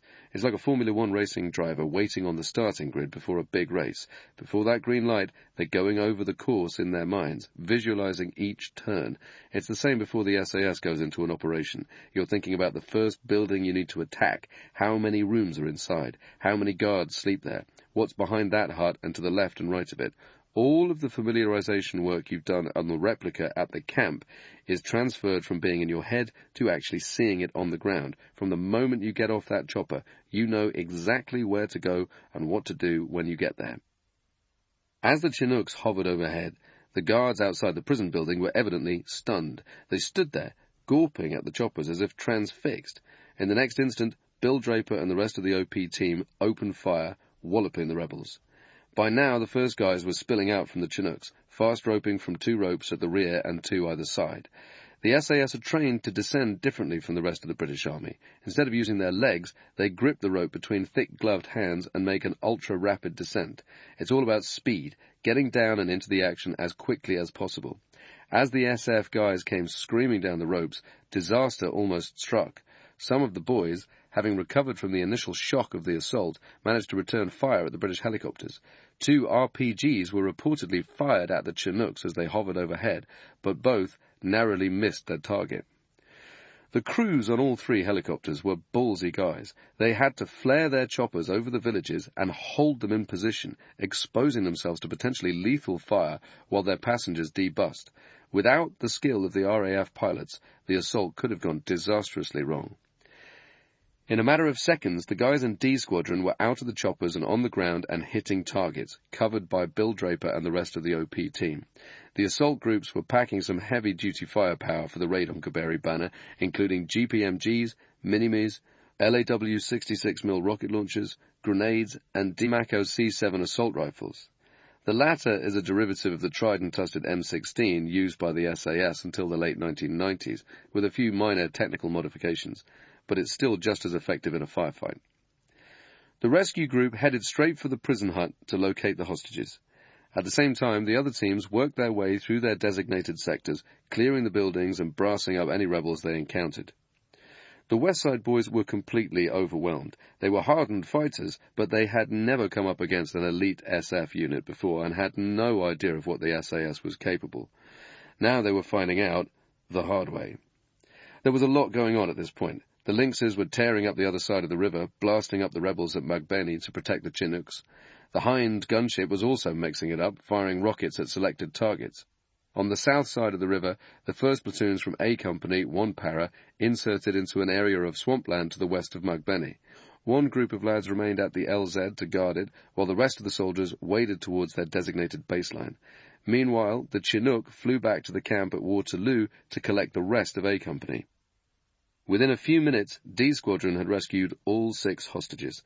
The Sierra Leonean LO was not among them. He was discovered in another hut, alive, but badly beaten and weakened from lack of food. The assault teams now regrouped and advanced north to secure the LZ on the outskirts of Kiberi Bana, driving the rebels back towards the jungle. 20 minutes after the firefight had begun, all 7 hostages had been extracted and flown to Sir Percival.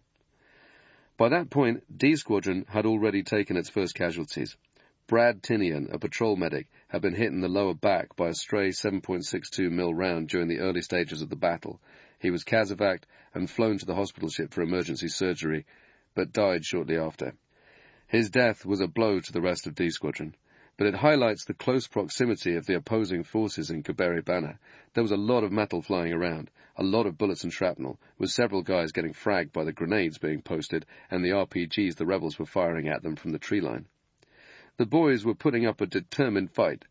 They were poor soldiers, but a combination of drinking, hard drugs, and voodoo magic made them fearless even in the face of overwhelming firepower.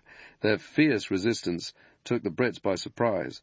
One section of SAS men had been stationed aboard Sir Percival as a reserve force, ready to join the main group if casualties started coming in.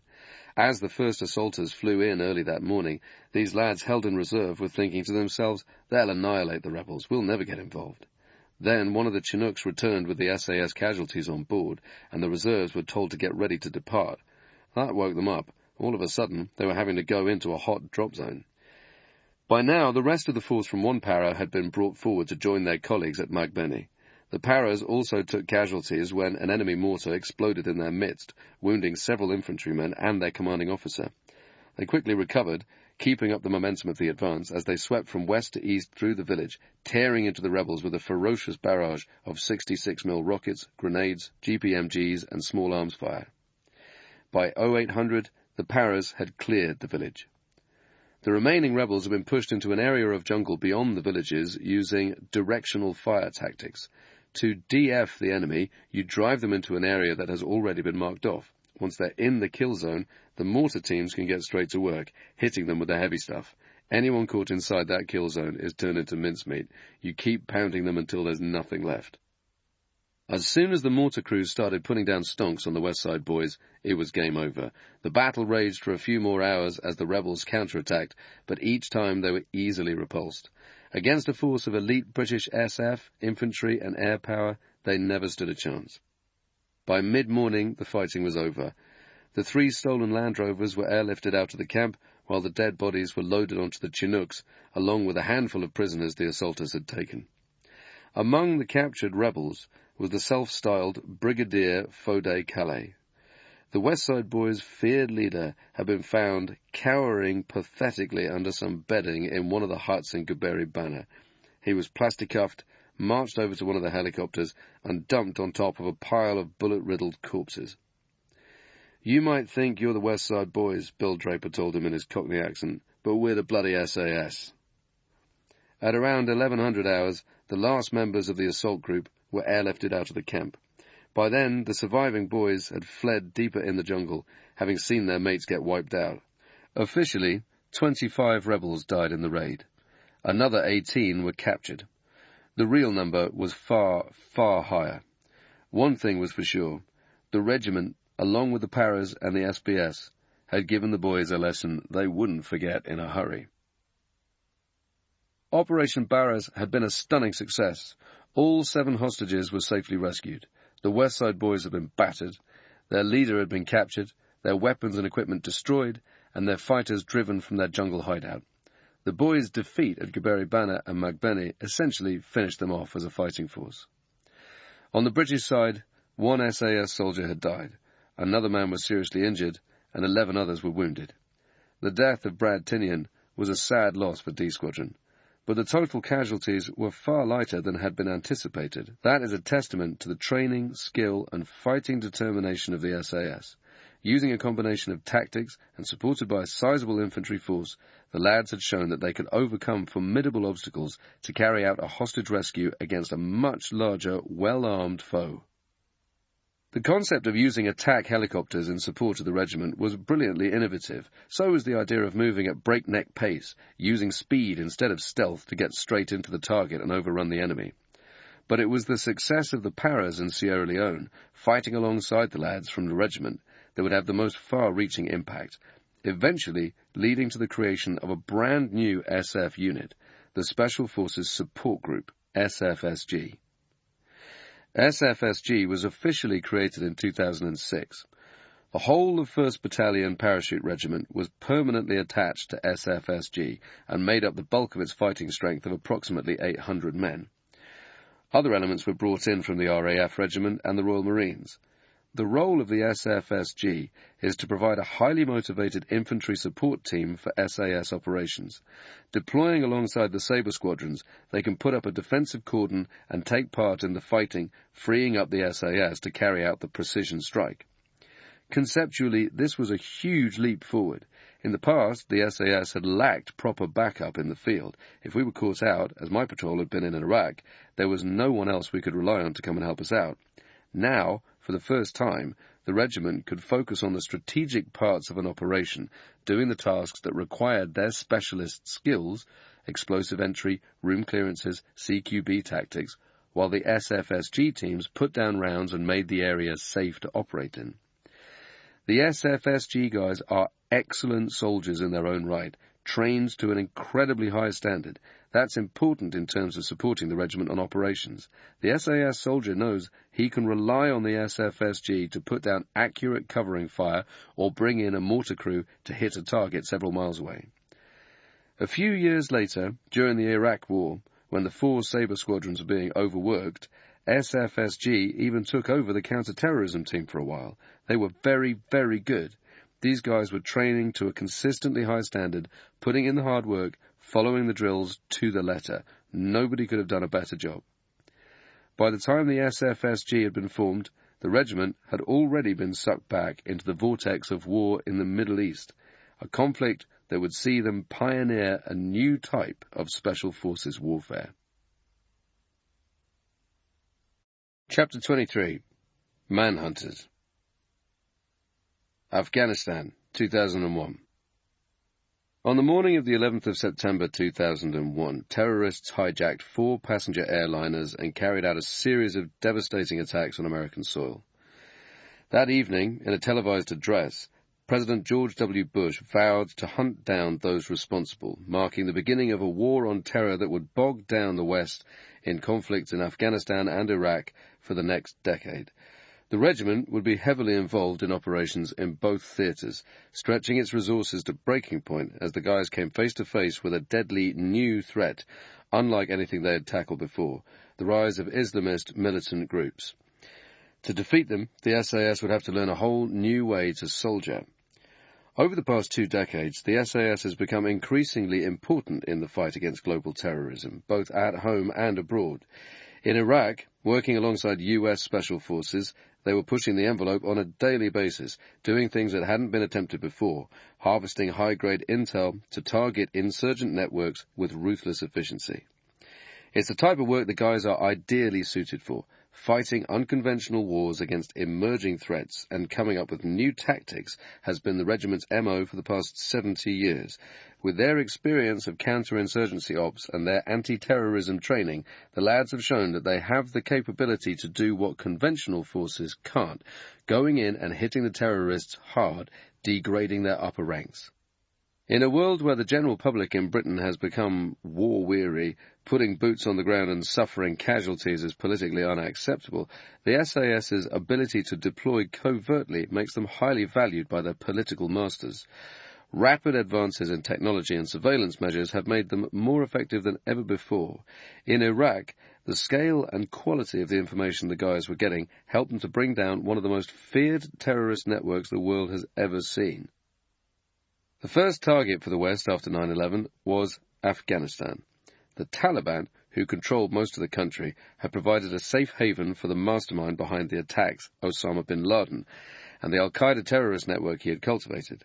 Under their reclusive, one-eyed leader, Mullah Mohammed Omar, the Taliban had presided over a brutally repressive regime since coming to power in the mid-1990s, banning TV and music, destroying ancient monuments, and forbidding women from travelling alone or getting an education. So it was no surprise when Omar refused an ultimatum from the Americans to hand over bin Laden and his fellow perpetrators. A US-led invasion was inevitable. On the 7th of October 2001, coalition aircraft carried out a series of strikes on Taliban targets, destroying anti-aircraft emplacements, radar installations, and command and control sites. Within a few days, they had established complete air dominance, paving the way for the ground phase to begin. Anti-Taliban forces did most of the fighting, supported by coalition airstrikes, US SF teams, and CIA operators. By early November, the anti-Taliban forces, mainly comprising Northern Alliance militiamen, had seized vast swathes of territory from the enemy. On the 12th of November, they rolled into the capital, Kabul, and the remaining Taliban and al-Qaeda fighters fled into their spiritual stronghold at Kandahar in the south of the country. While this was going on, the regiment had been largely sidelined from the main action. A and G squadrons had deployed to Afghanistan in mid-October, but instead of getting involved in the operations to hunt down bin Laden, they spent most of the war doing reconnaissance tasks in the northwest of the country. It was only after the fall of Kabul that they were finally given a juicier assignment. In November, both Sabre squadrons took part in an assault on a suspected al-Qaeda opium processing plant located to the southwest of Kandahar. Opium production had theoretically been outlawed by the Taliban, but the trade continued to thrive after the ban, fueled by the stockpiles of opiates inside the country and the increasing price of heroin, which was itself rising due to the destruction of poppy fields inside Afghanistan. The lucrative profits from the business were channeled back into financing terrorist operations against the West. Destroying the production facilities was crucial in order to deprive al-Qaeda of funds and curb their ability to carry out attacks. 4 SAS soldiers, including the RSM, were wounded during the assault, which took place in broad daylight due to the restricted availability of US air support. After a heavy firefight, the men cleared out the facility and searched for intelligence before bugging out. The success of that raid may have led to the involvement of the SAS in an assault on the Tora Bora Caves complex the following month. In early December, Kandahar fell, signaling the collapse of the Taliban. Mullah Omar escaped from the city before he could be captured and went into hiding. He was never seen or heard from again until Afghan security chiefs announced in 2015 that he had died 2 years earlier while living in exile in Karachi. Meanwhile, the remaining al-Qaeda and Taliban resistance retreated into the mountainous caves of Tora Bora, 20 kilometers from the border with Pakistan.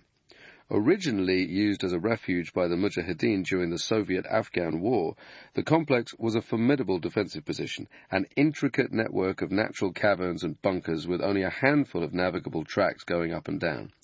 Hundreds of enemy fighters were believed to be bottled up inside. It was the job of a motley force of anti-Taliban militias to flush the enemy out before they could slip away across the Pakistani border. The fighters, numbering 3,000 men, were backed up by U.S. air power and special forces. Soldiers from both A and G squadrons were flown in to take part in the operation, along with a handful of SBS operators. Their job was to direct U.S. airstrikes onto targets and assist in the assault on the caves complex, engaging targets and seizing ground until the enemy had nowhere left to go. The guys from A squadron led the assault, during which 2 men were injured, one in the leg and the other in the arm. The battle raged for 2 weeks as American B-52s pounded enemy positions, while the assaulters moved further up the mountain, clearing the caves and killing pockets of al-Qaeda fighters. The ferocity of the airstrikes and the aggressiveness of the SF-led assault teams eventually forced the defenders to retreat deeper into the mountains, but instead of pressing home their advantage, the Afghans agreed to a ceasefire with their trapped enemies. The defenders used the negotiations as a delaying tactic, buying time to sneak away, fleeing the mountain at night and crossing into Pakistan. Although there was never conclusive proof that bin Laden had been at Tora Bora, it was a well-known Mujahideen hideout, and there was a reasonable chance that he may have been among the resistance forces holed up there. Either way, bin Laden evaded the global manhunt for another decade, until he was finally eliminated by U.S. Special Forces after being tracked to a compound in Abbottabad, Pakistan. The regiment's first involvement in Afghanistan had been short-lived. 15 months later, they would deploy to Iraq for a much longer campaign, hurtling them into the world of high-tech, non-stop counter-terrorist warfare. Iraq, 2003-5. The dust had barely settled on the battle for Tora Bora when the U.S. turned its attention to its next target, Saddam Hussein. In January 2002, 2 months after the defeat of the Taliban, President Bush gave his State of the Union address to Congress, denouncing Iran, North Korea, and Iraq as part of an axis of evil. Throughout the second half of 2002, the Bush administration began publicly making the case for toppling Saddam, although the decision to invade had almost certainly been made much earlier. To back up their argument, White House officials claimed that Saddam had got his hands on, or was about to acquire, all kinds of terrifying biological, chemical, and nuclear weapons, completely ignoring the fact that we had reduced the Iraqi military to rubble in the Gulf War, and the country had been economically crippled by sanctions ever since. That didn't stop the Hawks from arguing the case for getting rid of Saddam, however, and by early 2003, war against Iraq was an inevitability. The air campaign began on the 20th of March 2003 after a deadline for Saddam to pack his bags and leave or suffer the consequences elapsed. The night before, the coalition had planned to launch a series of decapitation strikes aimed at eliminating the upper echelons of the Ba'athist regime. But when U.S. intelligence officials learned about the potential whereabouts of Saddam and his sons, Uday and Qusay, they authorized a bombing attack on the target. The tip-off was based on misinformation, however, and Saddam remained at large as cruise missiles rained down on Baghdad, smashing targets across the capital. At the same time, ground troops surged across the desert from Kuwait, using lightning speed and aggression to overrun the enemy. By that point, the regiment had already been in the desert for a few days. They were part of a massive deployment of Special Forces units sent in ahead of the main invasion, including US and Australian soldiers. Tactically, this made much more sense than it had in the Gulf War, where SF patrols had only infiltrated into Iraq after the airstrikes had begun. Instead of teams having to rush across the border, they could insert before the air war, keeping a low profile until the bombs start dropping. Then they could start hitting targets. Operating mainly in the Anbar region of western Iraq and in the Kurdish north, the SF teams were tasked with capturing key targets, including oil facilities, and fixing the Iraqis in place. The oil fields were particularly important. Saddam's army had set fire to hundreds of oil wells in Kuwait in 1991, acting as a smokescreen to cover their retreat. The cleanup took months and cost billions of dollars, and the coalition was keen to avoid a repeat scenario. While this was going on, B and D squadrons were in Anbar as part of the British SF deployment, Operation Row. They were going out in their pinkies, tooled up and searching for targets to rip up, just as we had done in the first Gulf War. At the same time, the patrols were setting up OPs, seizing airfields, hitting enemy facilities, and calling in airstrikes on strategic targets. These operations were intended to divert Iraqi forces away from Baghdad and the frontier, forcing them to commit resources to hunting down the raiding parties. The regiment was a natural choice for this work, given their training and the vast experiences they had gained in the Iraqi desert 12 years earlier. In a poignant moment, the guys from B Squadron took a break from the fighting to leave a memorial near the Euphrates for Bob Concilio, one of the soldiers who had died during our ill-fated Bravo 20 mission. The Iraqi regime collapsed with almost unbelievable speed. At the beginning of April, Allied forces had captured Saddam International Airport, renamed Baghdad International Airport, BIA. A few days later, they were sweeping into the capital. On the 9th of April 2003, just 3 weeks after the invasion began, Baghdad fell. Locals and American soldiers gathered in Firdos Square to tear down a statue of Saddam in scenes broadcast across the world. Saddam's rule was over, with around 150 fatalities on the coalition side.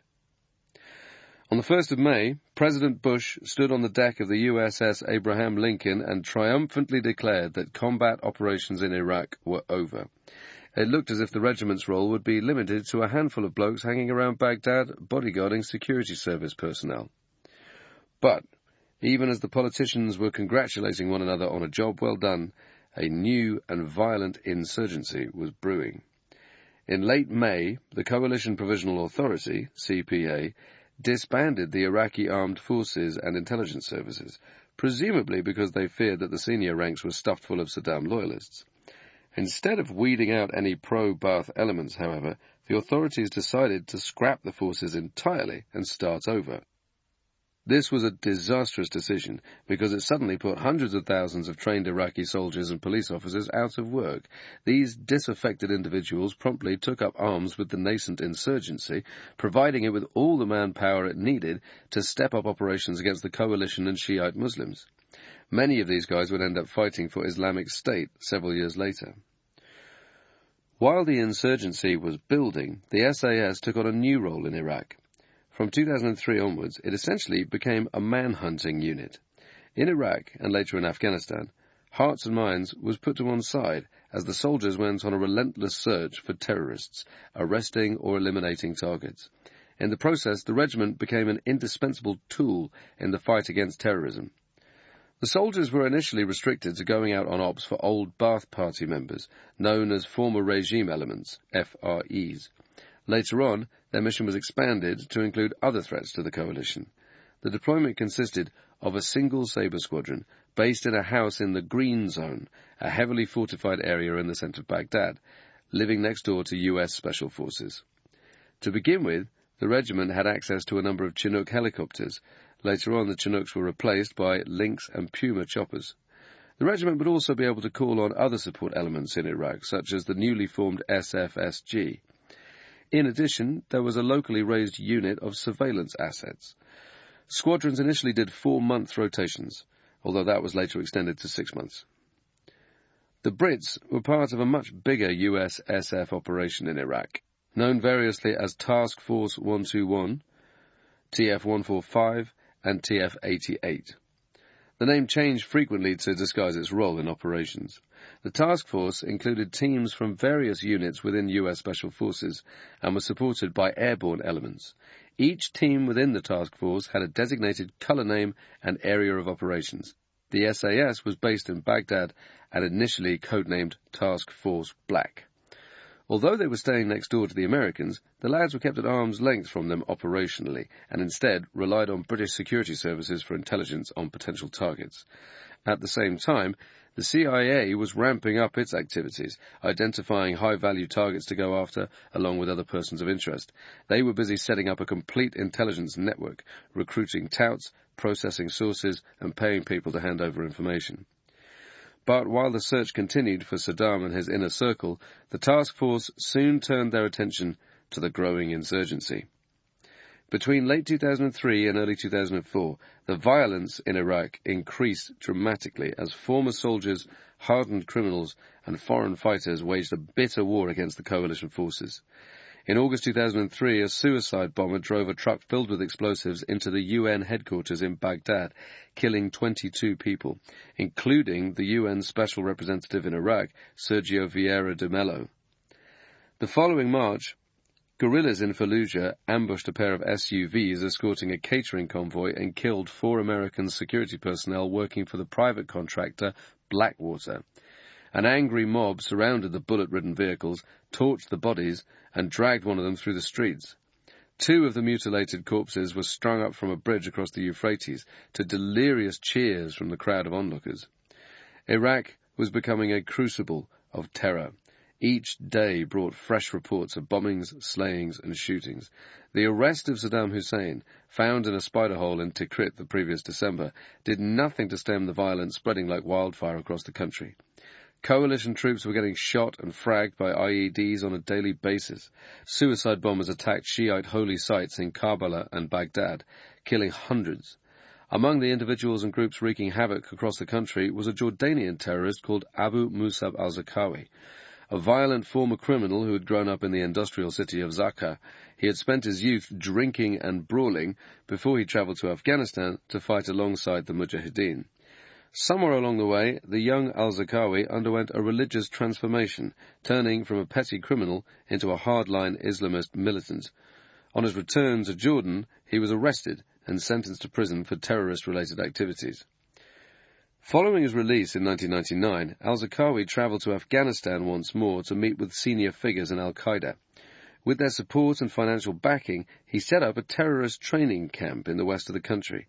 After the fall of the Taliban, he had floated around the Middle East for a while before ending up in Iraq, where he began building up his own network of terrorists.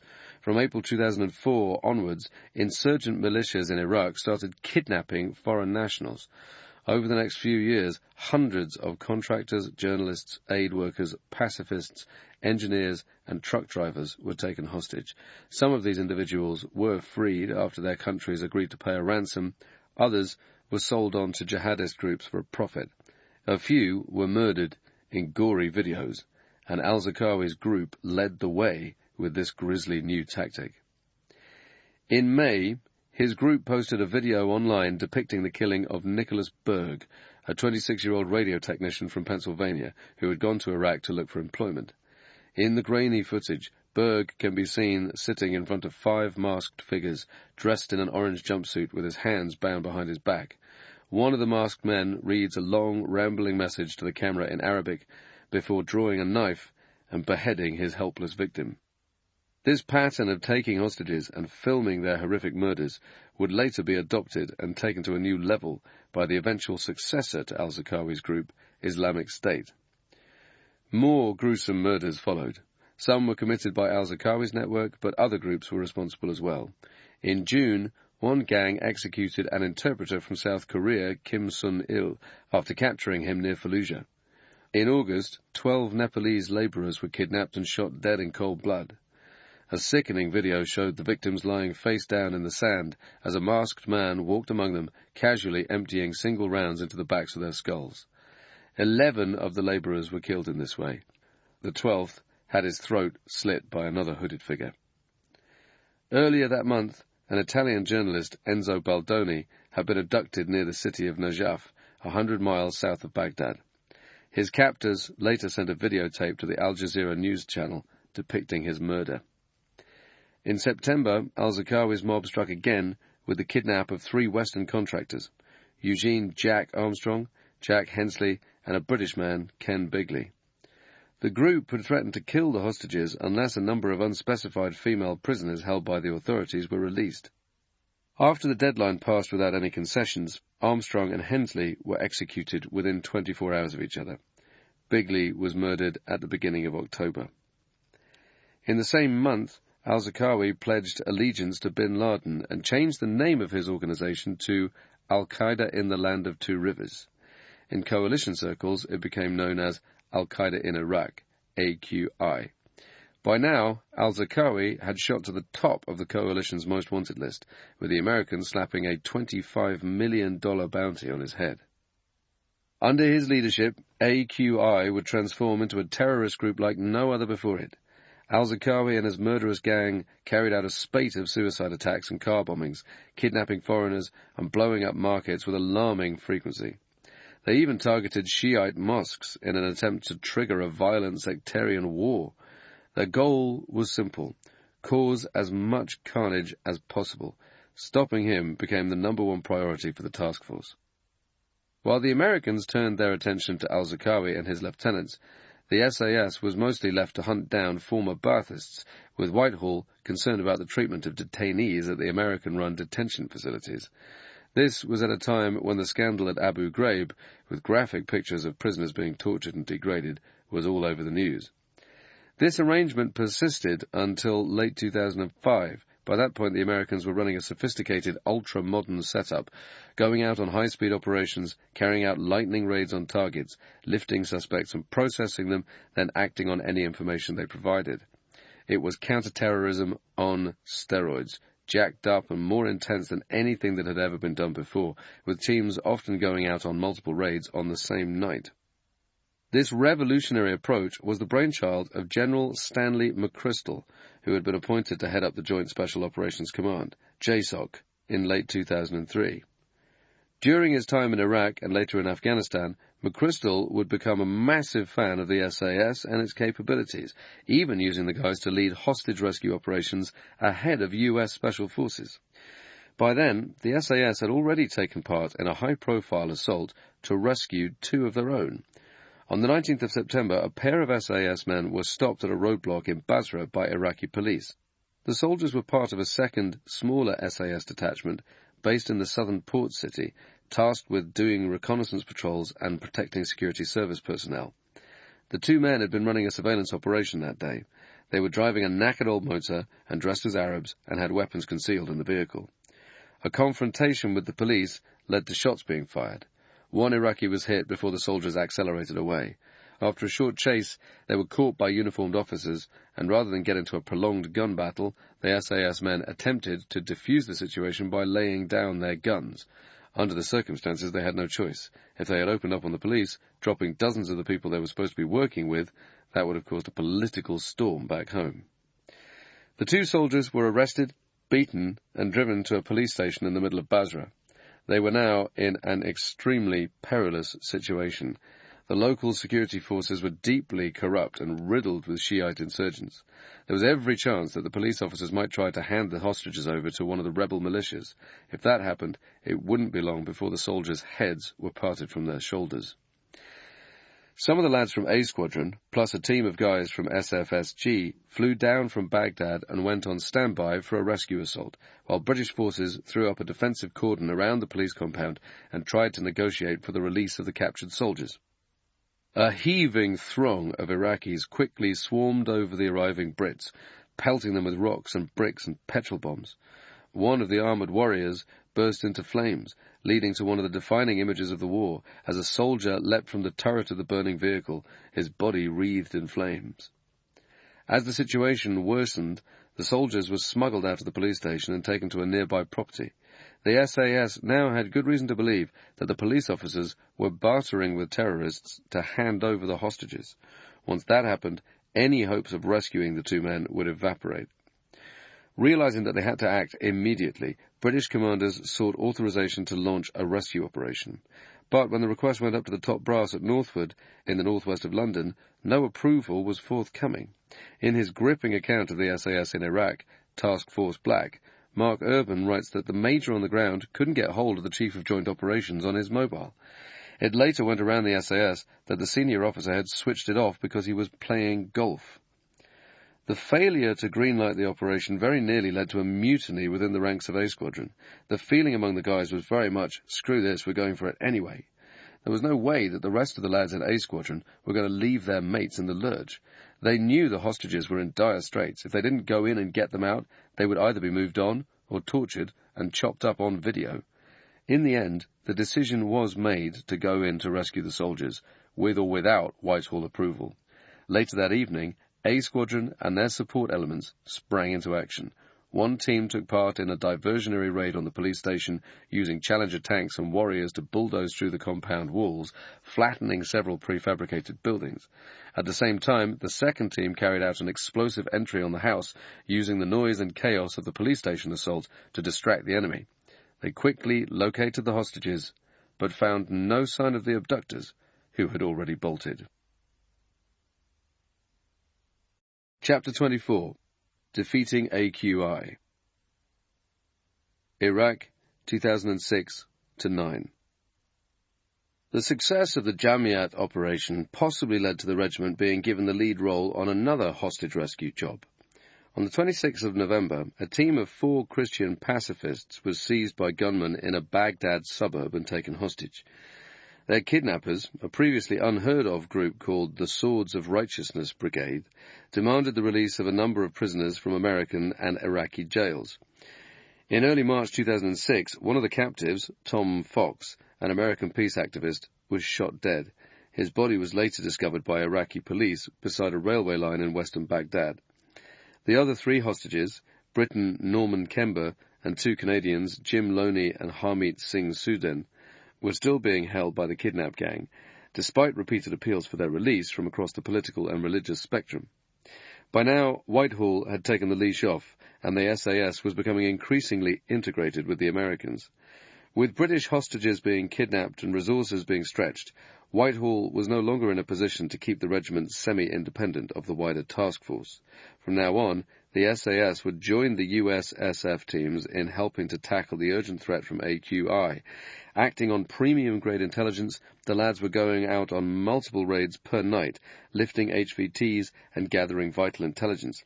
They were also given a new code name following the media exposure the unit had received after the Basra rescue op. From now on, they would be known as Task Force Night. The usual format was that they would get briefed on a target pack and go out that evening by helicopter to make the arrest. Coming in low, only a few feet above the rooftops, the chopper would move into position above a road or garden near the target. Then the guys would fast rope down before making their final approach on foot. Using the helicopters allowed them to cut around Baghdad much faster and avoid the risk of getting fragged by IEDs on the ground. Once they were in position, the raiders went into door-kicking mode.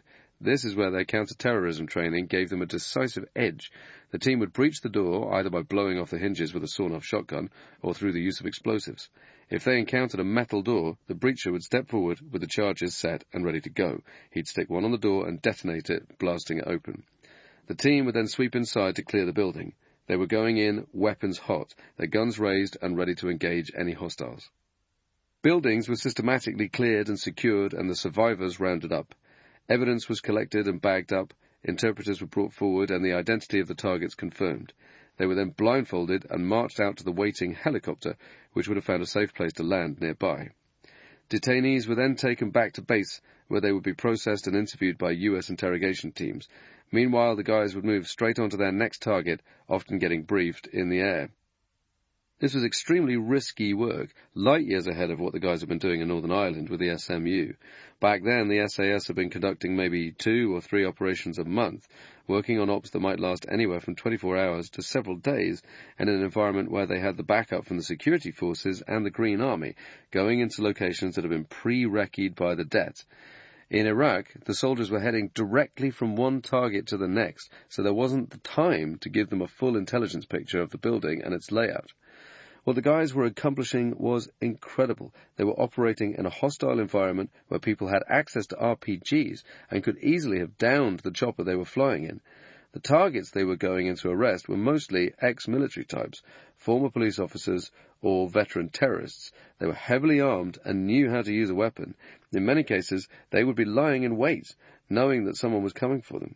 Yet the regiment lads still went in there, hit the targets, captured them, and barely had time to catch their breath before the next briefing was coming in. Over the next few years, the SAS carried out many hundreds of raids in Iraq, and it produced results. In late March, B Squadron lifted an Iraqi detainee on one of the many raids they had been carrying out while searching for Kemba and the 2 captured Canadians. Under interrogation, the Iraqi spilled his guts and confessed that he knew the whereabouts of the hostages, a house in a western suburb of Baghdad. The guys knew they had to move fast before word got back to the kidnappers, and they moved location. That morning, B Squadron and a support team approached the target location. Shortly before they were in position, a phone call was placed to the kidnap gang. The gist of the message was, "The regiment is coming for you. If you want to live another day, leave now, and don't lay a finger on the hostages."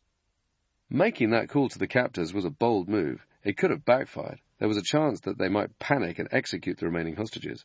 But the team would have been counting on the fact that the kidnappers did not appear to be as fanatical as al-Zarqawi's gang and would choose freedom over certain death.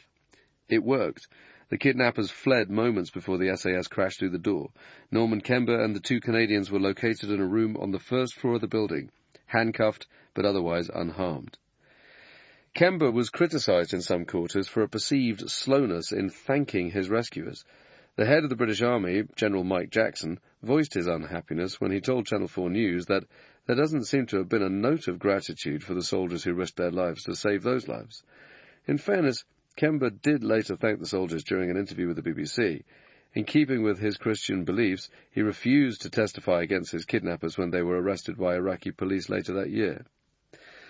The regiment is often maligned as a bunch of violent, racist thugs. That couldn't be further from the truth, and missions like this prove it. The soldiers I know are committed to saving lives, no matter the race, religion, or belief of the persons in danger. In Norman Kemba's case, the guys put their lives on the line to save someone who was totally opposed to what they stand for. With the hostages freed, the SAS now turned its attention to al-Zarqawi and the leadership of AQI. Here, too, the regiment would play a decisive role. In April 2006, the guys carried out a bust on a house in the town of Yusufia that led to a major breakthrough. After a fierce battle with the defenders, leaving several of them dead and a number of SAS men wounded, the team seized various items from the property, including a rifle with al-Zarqawi's fingerprints and DNA on it.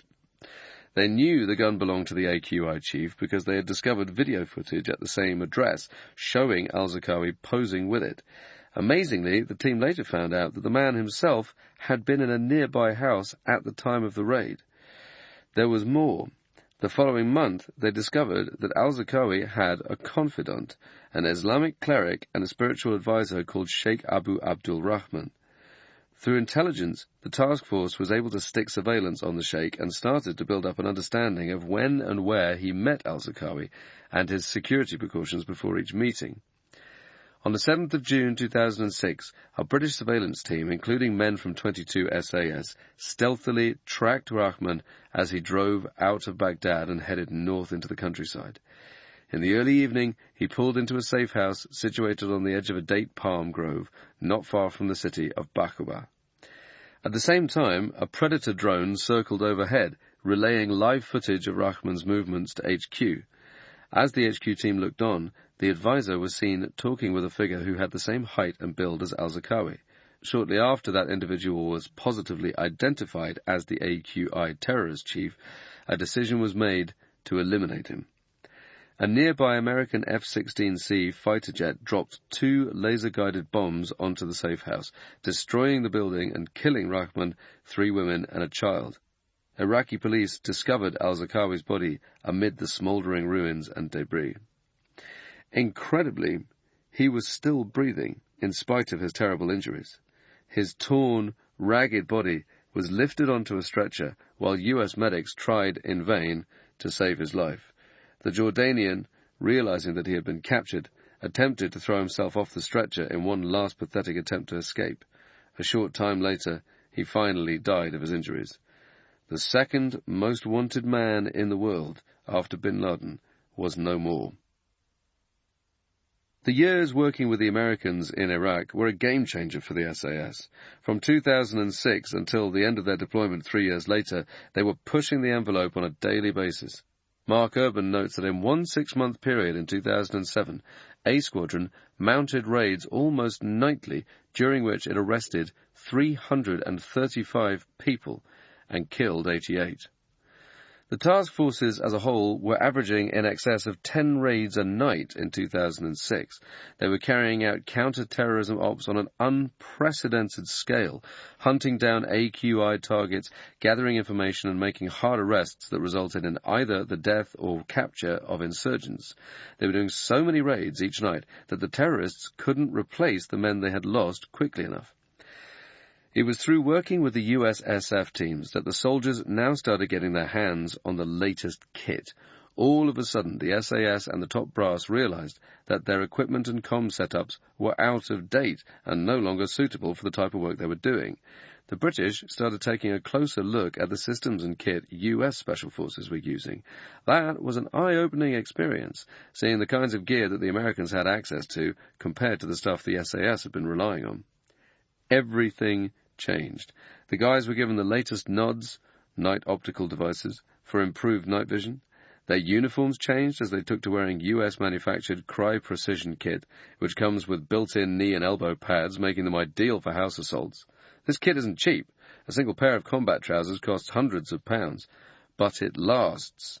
Their body armor now included groin protectors, so the soldiers' undercarriage wouldn't get blown apart if he stepped on an IED.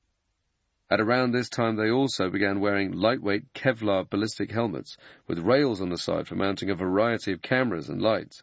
They could also mount strobes that emit an infrared light when you switch them on, marking the soldier's position and making it easier for helicopter crews and gunships to identify them as friendlies. Comms gear improved massively. The guys started carrying personal radios with earpieces attached and a boom mic for hands-free communication with the rest of the team on encrypted frequencies. Their weapon systems were also upgraded. Their primary weapon was the Mako C8 rifle, the M16 derivative. Guys would sometimes have two optics on the gun, a night optic and a day scope. Lasers were mounted on the left-hand side of the weapon for fixing targets, with torches attached on the other side. All these attachments make it difficult for an operator to grip the handguard. To get around this problem, vertical foregrips were added to the underside of the rifle, allowing the soldier to operate the weapon in a two-handed grip.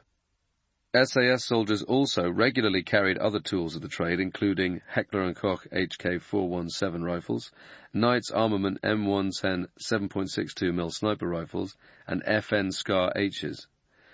The upgraded equipment was accompanied by a move away from carrying heavy loads of kit towards a more lightweight soldier.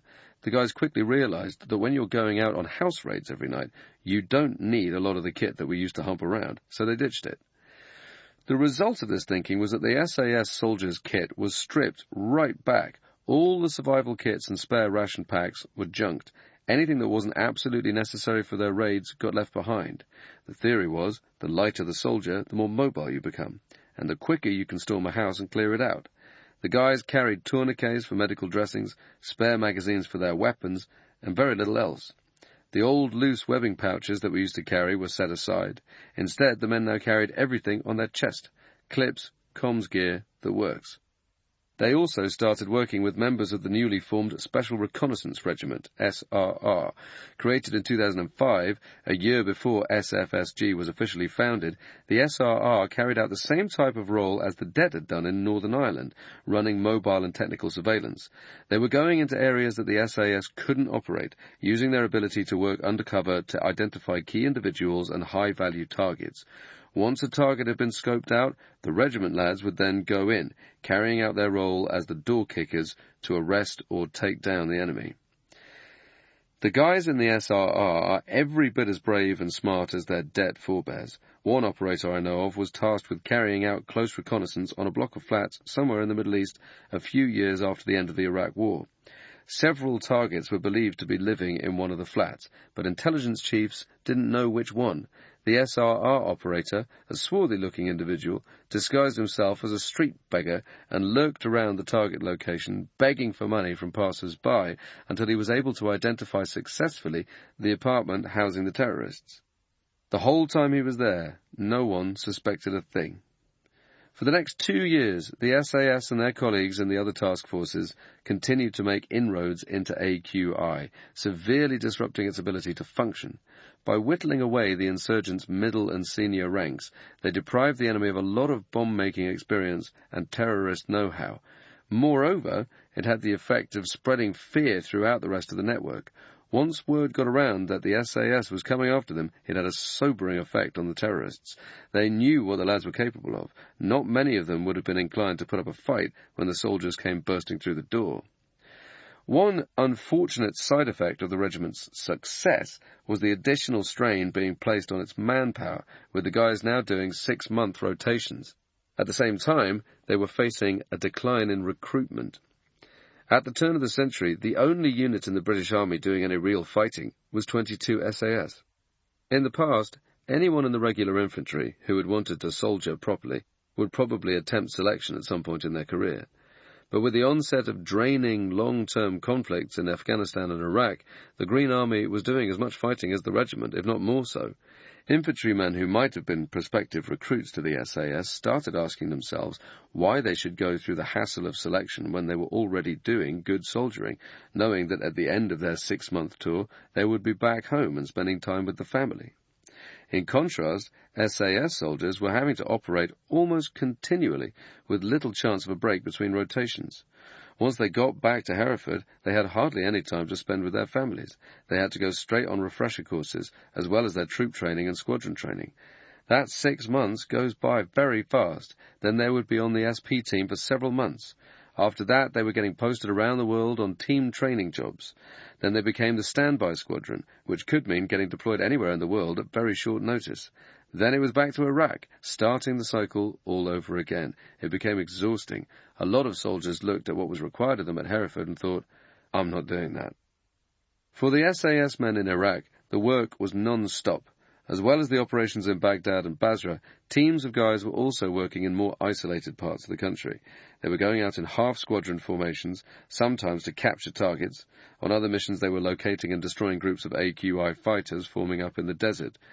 In addition, the regiment carried out operations to combat Iranian influence inside the country. The Iranians were suspected of providing arms and training to insurgent groups, with the aim of destabilizing the Iraqi government. The high-risk nature of the missions the soldiers were conducting inevitably meant that they took casualties. In November 2006, a staff sergeant was fatally wounded during a house assault in Basra. The following April, an SAS man and an RAF sergeant lost their lives when their Puma helicopter was involved in a collision with another chopper. In November, 2 soldiers were killed in a second helicopter accident when their Puma crash-landed in a field outside Baghdad. The men were trapped beneath the wreckage as it burst into flames. Their colleagues frantically tried to free them, but the chopper was quickly consumed by fire, and the soldiers had no choice but to abandon any rescue attempt. Despite this tragedy, the rest of the team pushed on with their mission to target an Iraqi insurgent, demonstrating the commitment, resilience, and focus of the SAS soldier. In March 2008, the regiment carried out a raid in Saddam's former stronghold of Tikrit. The team stormed the building after calling on the 2 men inside to surrender. As they swept into the house, someone opened fire, fatally wounding one of the assaulters. The other injured men pulled back while the insurgents were hammered by fire from supporting aircraft, killing both targets and a number of civilians, including 3 children. Despite these losses, by late 2008, AQI was on the ropes.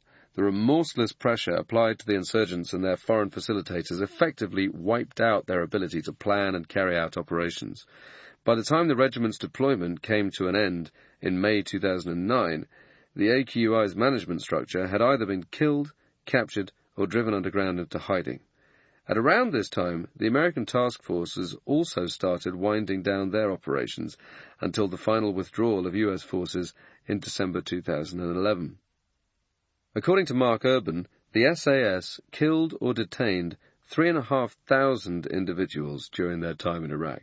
That is a staggering number of terrorists taken off the streets. In total, the JSOC task force killed around 3,000 insurgents and captured 3 times that number. By the time the SF teams pulled out, There were believed to be fewer than 1,000 AQ fighters left in the country, according to the Brookings Institution's February 2012 index on Iraq. Their ranks had been decimated. The surge of 2007, when the US committed an extra 20,000 troops to Iraq, undoubtedly helped to stabilize the situation. The tactic of recruiting Sunni militias, many of them former insurgents, to fight against AQI also played a big part in stemming the tide of violence and chaos. But it was the task force teams who took the fight to the terrorists at a time when they were causing mayhem. The SAS and their American colleagues went out and did the business on an unprecedented scale, moving with lightning speed and pioneering a new type of counter-terrorism warfare. For the soldiers, it was a crushing workload, but their actions saved countless lives, both on the coalition side and among the Iraqi civilians who had been getting massacred each day. Despite their success, however, a hard core of AQI managed to survive the campaign. They would emerge again in the years after the American withdrawal, gradually evolving into an even more terrifying and sinister organization, Islamic State. Chapter 25. Modern Warfare. Afghanistan, Syria, Libya, 2009 to the present. While the regiment had been going toe-to-toe with al-Qaeda in Iraq, the SBS had taken the lead in Afghanistan. This was a decision born out of necessity, since the squadrons were too thinly stretched to commit to sustained operations in both countries. But with the end of their deployment in Iraq in 2009, the SAS was now brought in to tackle the resurgent Taliban. Violence had been steadily increasing across the country in the years since the SAS had taken part in the invasion. By 2006, the Taliban was firmly on the rise once more. Fueled by the profits from the opium trade and adopting the tactics used by the militias in Iraq, they began carrying out an increasing number of suicide bombings and IED attacks, undermining efforts to improve security and infrastructure. Allied troops were being killed and maimed with alarming frequency. Attempts to drive the Taliban back had been unsuccessful.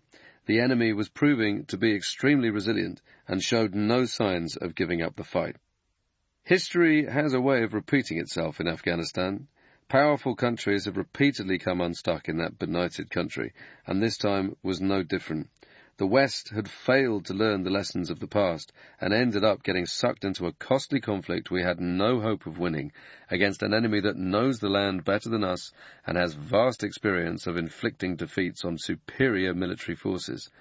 We were never going to win that war, no matter how many soldiers and drones we threw at the problem.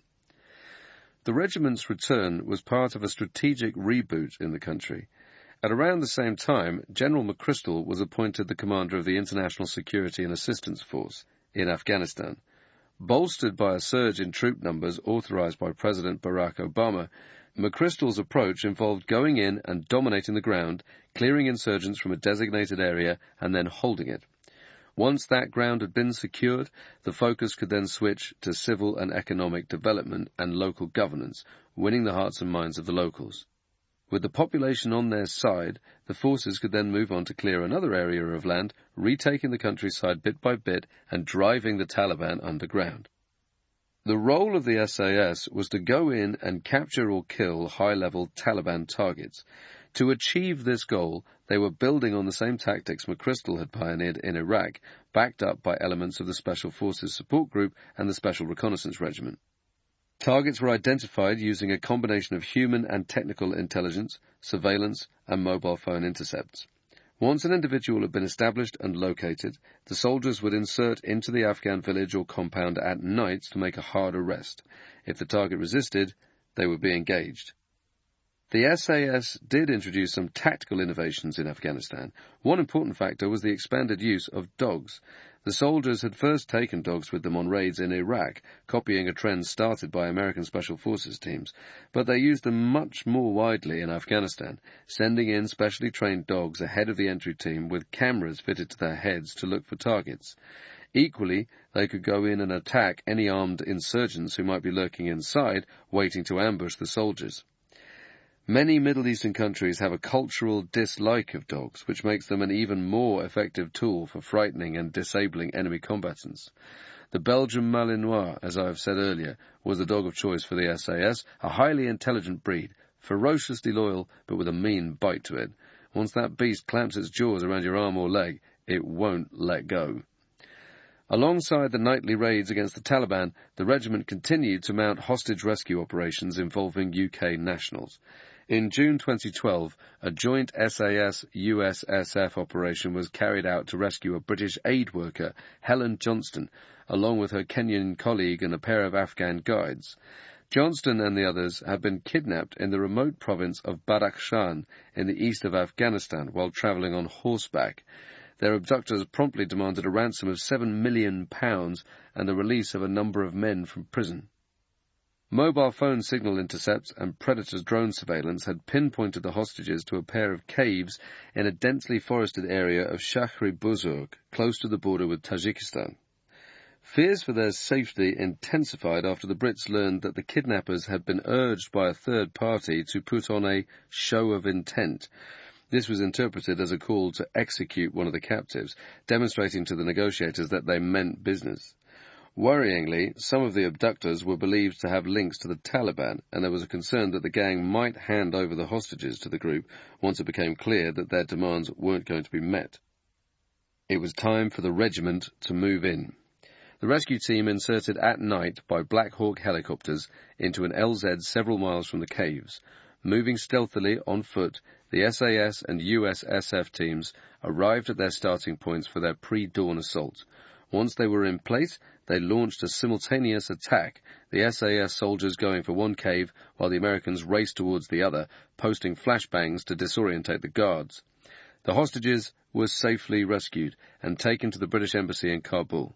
Several insurgents were killed, with no loss of life among the rescuers or the captives. It had been a textbook hostage rescue op. By then, General McChrystal had departed the country, relieved of his command by President Obama in 2010, after a magazine article quoted the general criticizing White House officials. He was replaced by General David Petraeus. Bin Laden was killed the following year, but the security situation inside Afghanistan remained dangerously fragile. The regiment hit the Taliban hard in Afghanistan. By early 2011, according to an interview General Petraeus gave to the New York Times, Allied SF units had captured or killed around 3,000 insurgents, but in spite of the impressive numbers, the Taliban proved a harder nut to crack than AQI. There are a number of reasons for this. For one, the Taliban had deep pockets. They were very well financed, with a steady income stream from the opium industry. They had vast experience of guerrilla warfare, and they enjoyed vital support from across the border in Pakistan, although the Pakistani government has always denied this. But perhaps the most important reason is the simplest. The Taliban had the numbers to absorb their losses and replace them, and AQI didn't. At the height of their power, al-Zarqawi and his mob could call on around 12,000 insurgents. The Taliban had 3 times that number in 2010. 4 years later, their ranks had swelled to 60,000. Decapitating an organization that size is almost impossible for any special forces team, even if you're lifting dozens of targets each night. No matter how many insurgents the regiment detained or killed, they were never able to disrupt the enemy to the point where they could no longer effectively function. On the 26th of October 2014, British combat troops in Helmand handed over Camp Bastion to Afghan forces, marking the formal end of operations in Afghanistan. The pace of the American withdrawal was much slower, with a contingent of US troops remaining in the country for years to come. The British campaign, Operation Herrick, had lasted 12 years and cost the lives of 454 British soldiers. In January 2018, the Taliban carried out a series of attacks in Kabul, killing more than 100 people. In August, they ambushed an Afghan National Army base, resulting in the deaths of 45 soldiers and police officers. On the same day, a suicide bomber struck in Kabul, taking the lives of another 48 people. By that time, the regiment was already back in the country, working alongside Afghan security forces to tackle the continued insurgency. By then, the guys were also having to tackle a horrifying new threat, the rise of Islamic State. Islamic State, also known as ISIS, Islamic State in Iraq and Syria, ISIL, or Daesh, arose from the shattered remnants of AQI. After licking its wounds for a couple of years, the surviving members regrouped in 2010 under a radical new leader, Abu Bakr al-Baghdadi, a former detainee at an American camp during the Iraq War. In July 2012, the group, which also went under the name Islamic State in Iraq, launched Operation Breaking the Walls, a year-long wave of prison breakouts across Iraq. Hundreds of prisoners were freed, many of whom had been jailed for their involvement in AQ attacks during the Iraq War. With the ranks of the organization topped up with a core of veteran fighters, al-Baghdadi moved into Syria in April 2013. Syria was already in the grip of a full-scale civil war, following protests against the rule of President Bashar al-Assad. It was a complicated, messy conflict with moderate and Islamist rebel groups fighting against the Syrian armed forces. It was also the perfect environment for al-Baghdadi and his followers to realize their vision of establishing a strict Islamic State. Rebranding itself as ISIS, the group swept aside the secular rebels and started taking control of territory that had been seized from the Syrian government, declaring Raqqa as its capital and imposing harsh Islamic laws on the population. In June 2014, the group achieved their biggest victory yet when they seized Iraq's second-largest city, Mosul, along with Saddam's old stronghold of Tikrit. They promptly declared the establishment of a new Islamic caliphate, with al-Baghdadi as leader for Muslims everywhere. The following month, they captured oil and gas fields in Syria, massively boosting the group's coffers. An online propaganda campaign was established using the power of social media to attract thousands of recruits from around the world. Slickly made videos were posted on the internet depicting the beheadings of Western hostages. Many of these videos featured a masked, black-clad figure with a London accent. He was later identified as a Kuwaiti-born British citizen from the Queen's Park area of northwest London. His name was Mohammed Emwazi, but he would become known internationally as Jihadi John. Emwazi would soon become the focus of a major manhunt involving British and American intelligence. At the same time, ISIS insurgents carried out an orgy of torture, rape and murder, committing atrocities against civilians and minority groups such as the Yazidis. Thousands of Yazidi women and girls were kidnapped and forced to become sex slaves. Men accused of being homosexual were flung to their deaths from the rooftops of tall buildings. Smoking, Western clothes and alcohol were outlawed. Local residents guilty of breaking the group's strict interpretation of Islamic law were publicly flogged, beaten, beheaded, crucified, or stoned to death. There seemed to be no limits to the group's ability to inflict terror. A Jordanian pilot who had been captured was doused in petrol and burned alive in a metal cage. Another captured soldier was run over by a tank. Teenage boys were murdered for the crime of watching a football match on TV. ISIS even recruited child soldiers into a unit known as the Cubs of the Caliphate. With Western hostages being executed and ISIS's brand of terrorism inspiring fanatical followers around the world, it wasn't long before the regiment was sent in to tackle them head-on. They were coming up against a formidable enemy. Many of the insurgents were ex-soldiers, and they were prosecuting a very different type of terror war, conducting military-style operations to capture towns and strategic targets. At one point, ISIS had tens of thousands of fighters and controlled an area of land roughly the size of Britain. They were raking in millions of dollars every week from crude oil, smuggling, extortion, and ransom payments for kidnapped victims. Tackling this organization required a tactical shift for the regiment, moving away from the raiding-type missions they had done in Afghanistan and Iraq. Once again, the guys would have to adapt in order to take on a terrifying new opponent. Instead of kicking down doors and lifting targets, the SAS reverted to the tactics they had used in the first Gulf War, deploying in large-sized vehicle formations, except this time they were hunting terrorists instead of Scuds.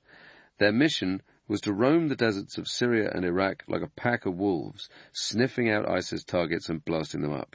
There was no negotiation with these insurgents. The ISIS leadership was never going to stick their hands up and agree to discuss terms. The goal was to get in among them and eliminate as many of the enemy as possible.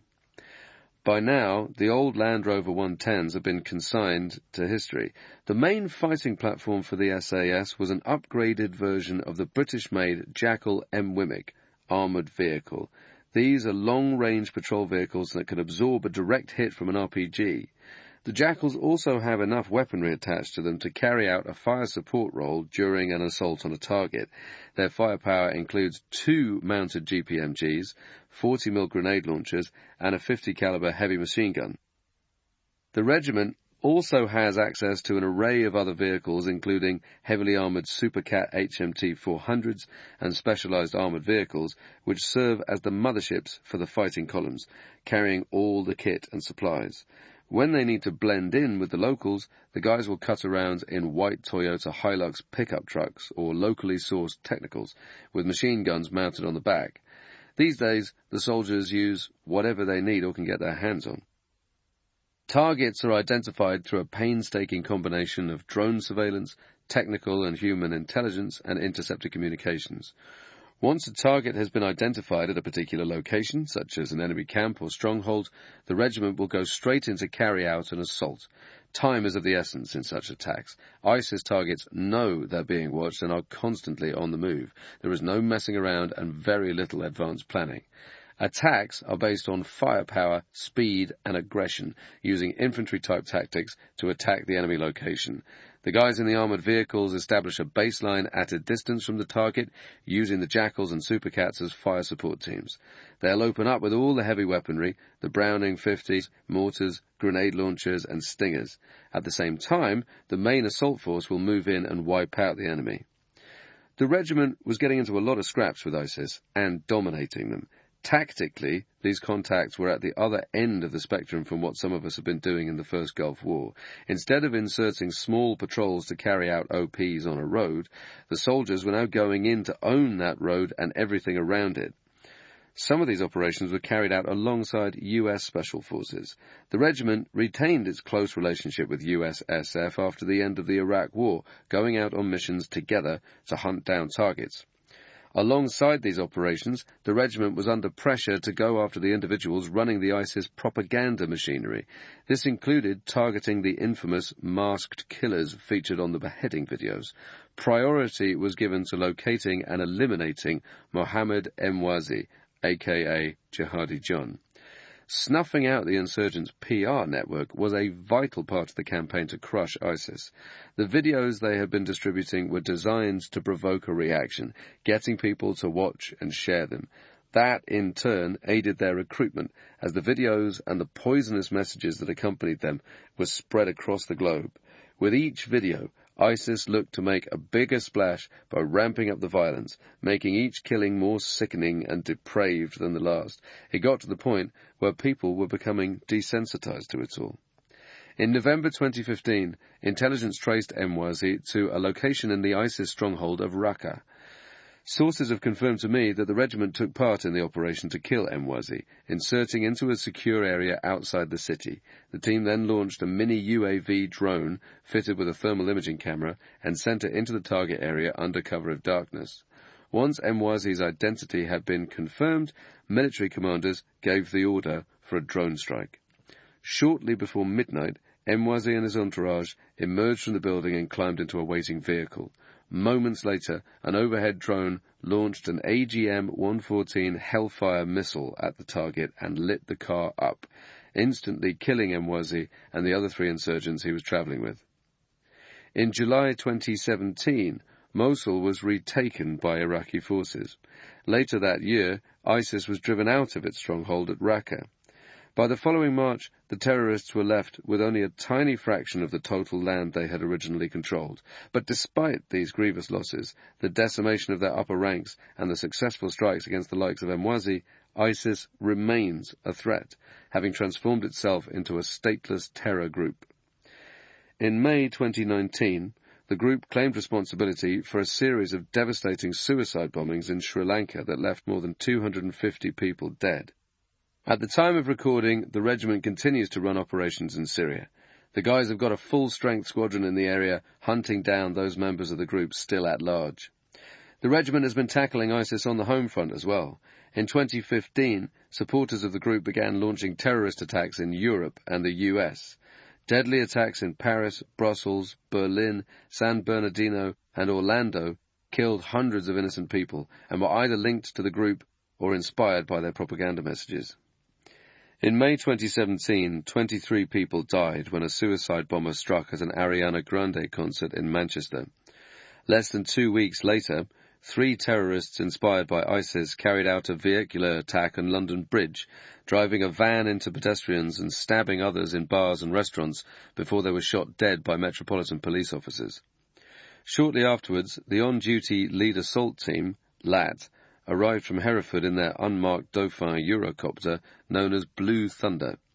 The LAT is an immediate standby team based at the camp under the command of a sergeant.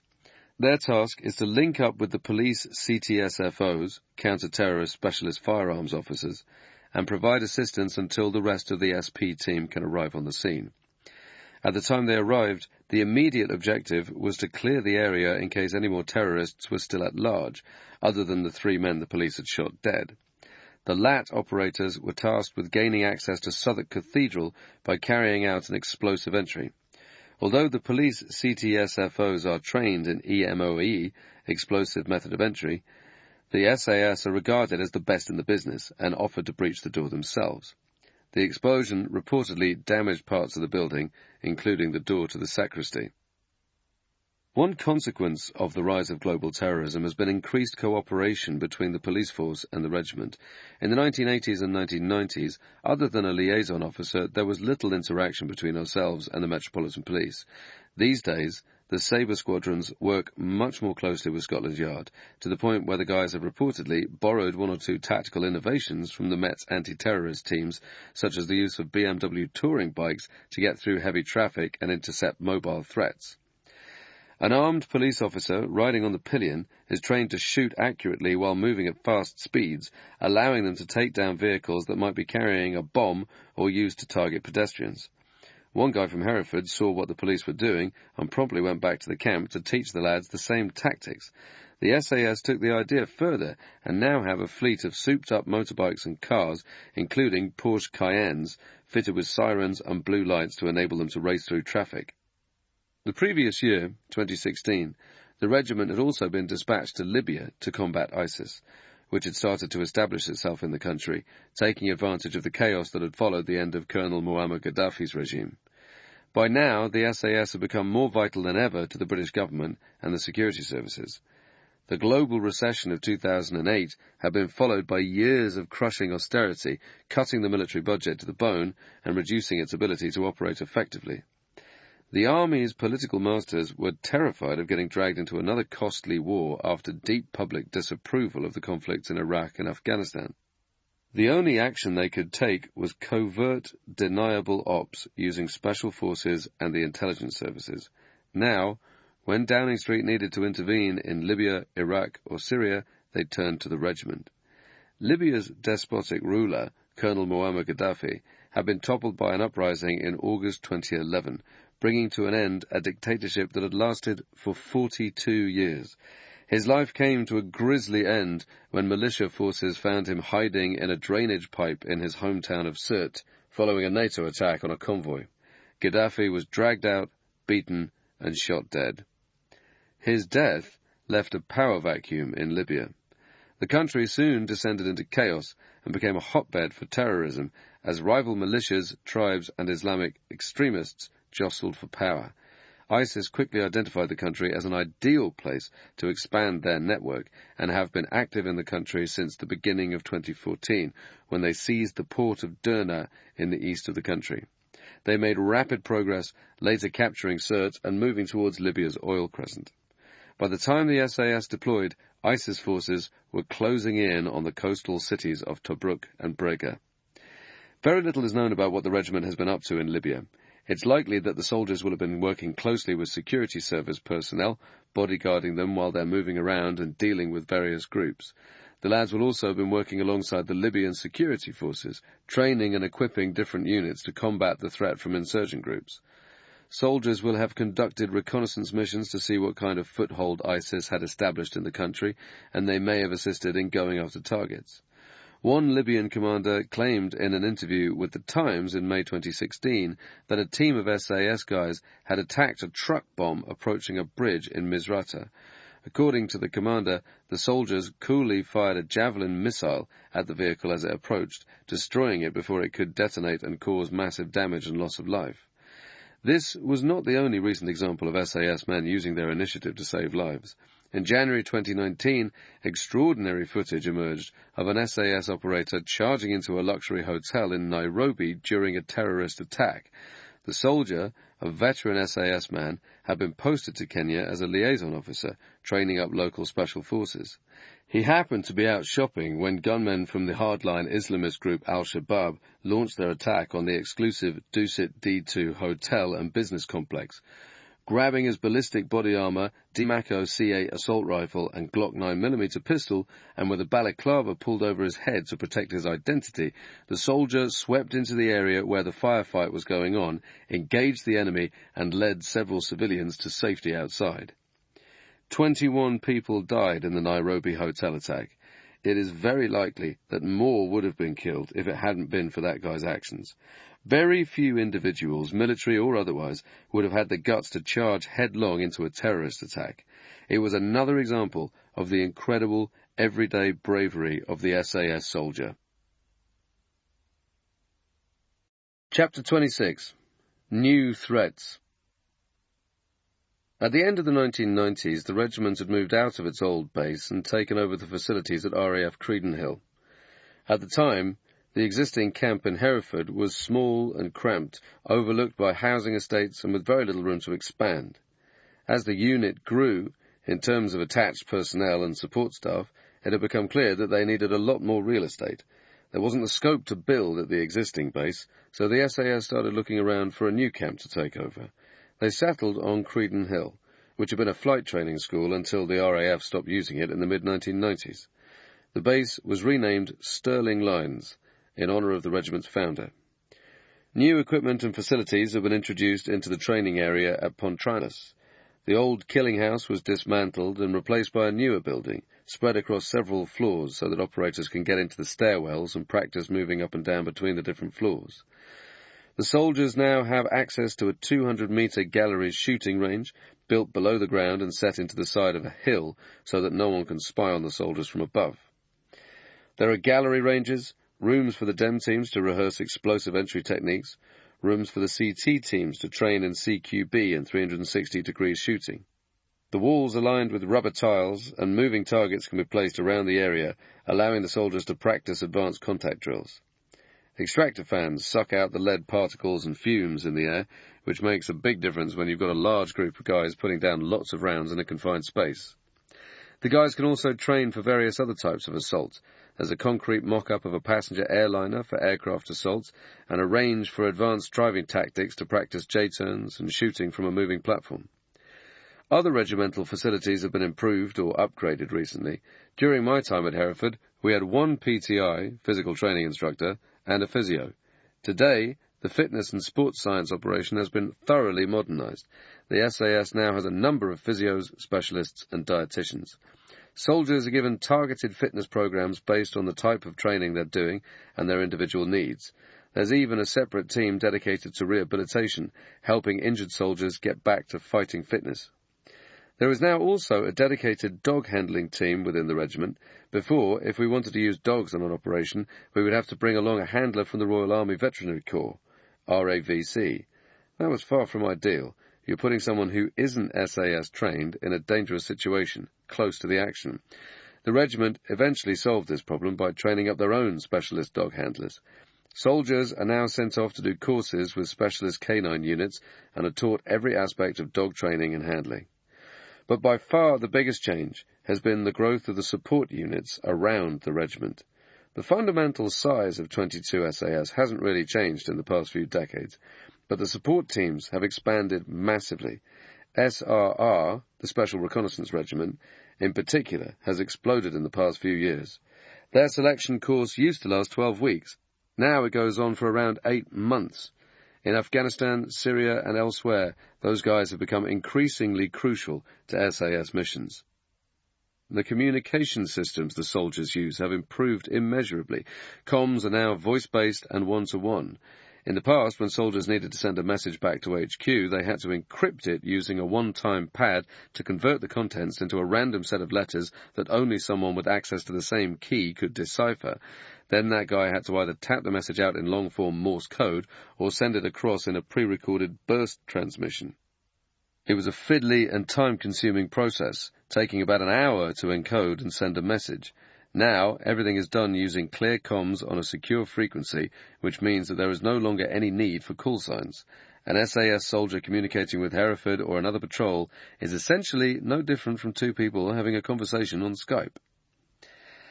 As any Special Forces soldier will tell you, communications are key to any successful operation. Good comms can mean the difference between life and death. If the comms aren't working and you find yourself stranded behind enemy lines, you're going to lose the fight and quite possibly your life. The signal support for the SAS is unrecognizable from 20 years ago. In the First Gulf War, communications support for the regiment was provided by a single squadron within the Royal Corps of Signals. Today, 18 UKSF signals, which handles secure comms for all the Special Forces teams, is the largest regiment in the entire British Army. Signallers have to pass their own dedicated selection course, known as the Special Forces Communicator Course, SFC, which lasts for 6 months and runs 4 times a year. The signallers attached to the SAS are an extremely talented bunch. They can introduce different frequencies onto a particular net, allowing various patrols to talk effortlessly to one another and to base. This might not sound like a big deal, but this kind of straightforward communication has been difficult to achieve in the past. Now, the signallers can load multiple frequencies onto the soldier's phone or radio, allowing them to link up with units running on their own frequency systems, whether that's USSF, the RAF, or other NATO troops.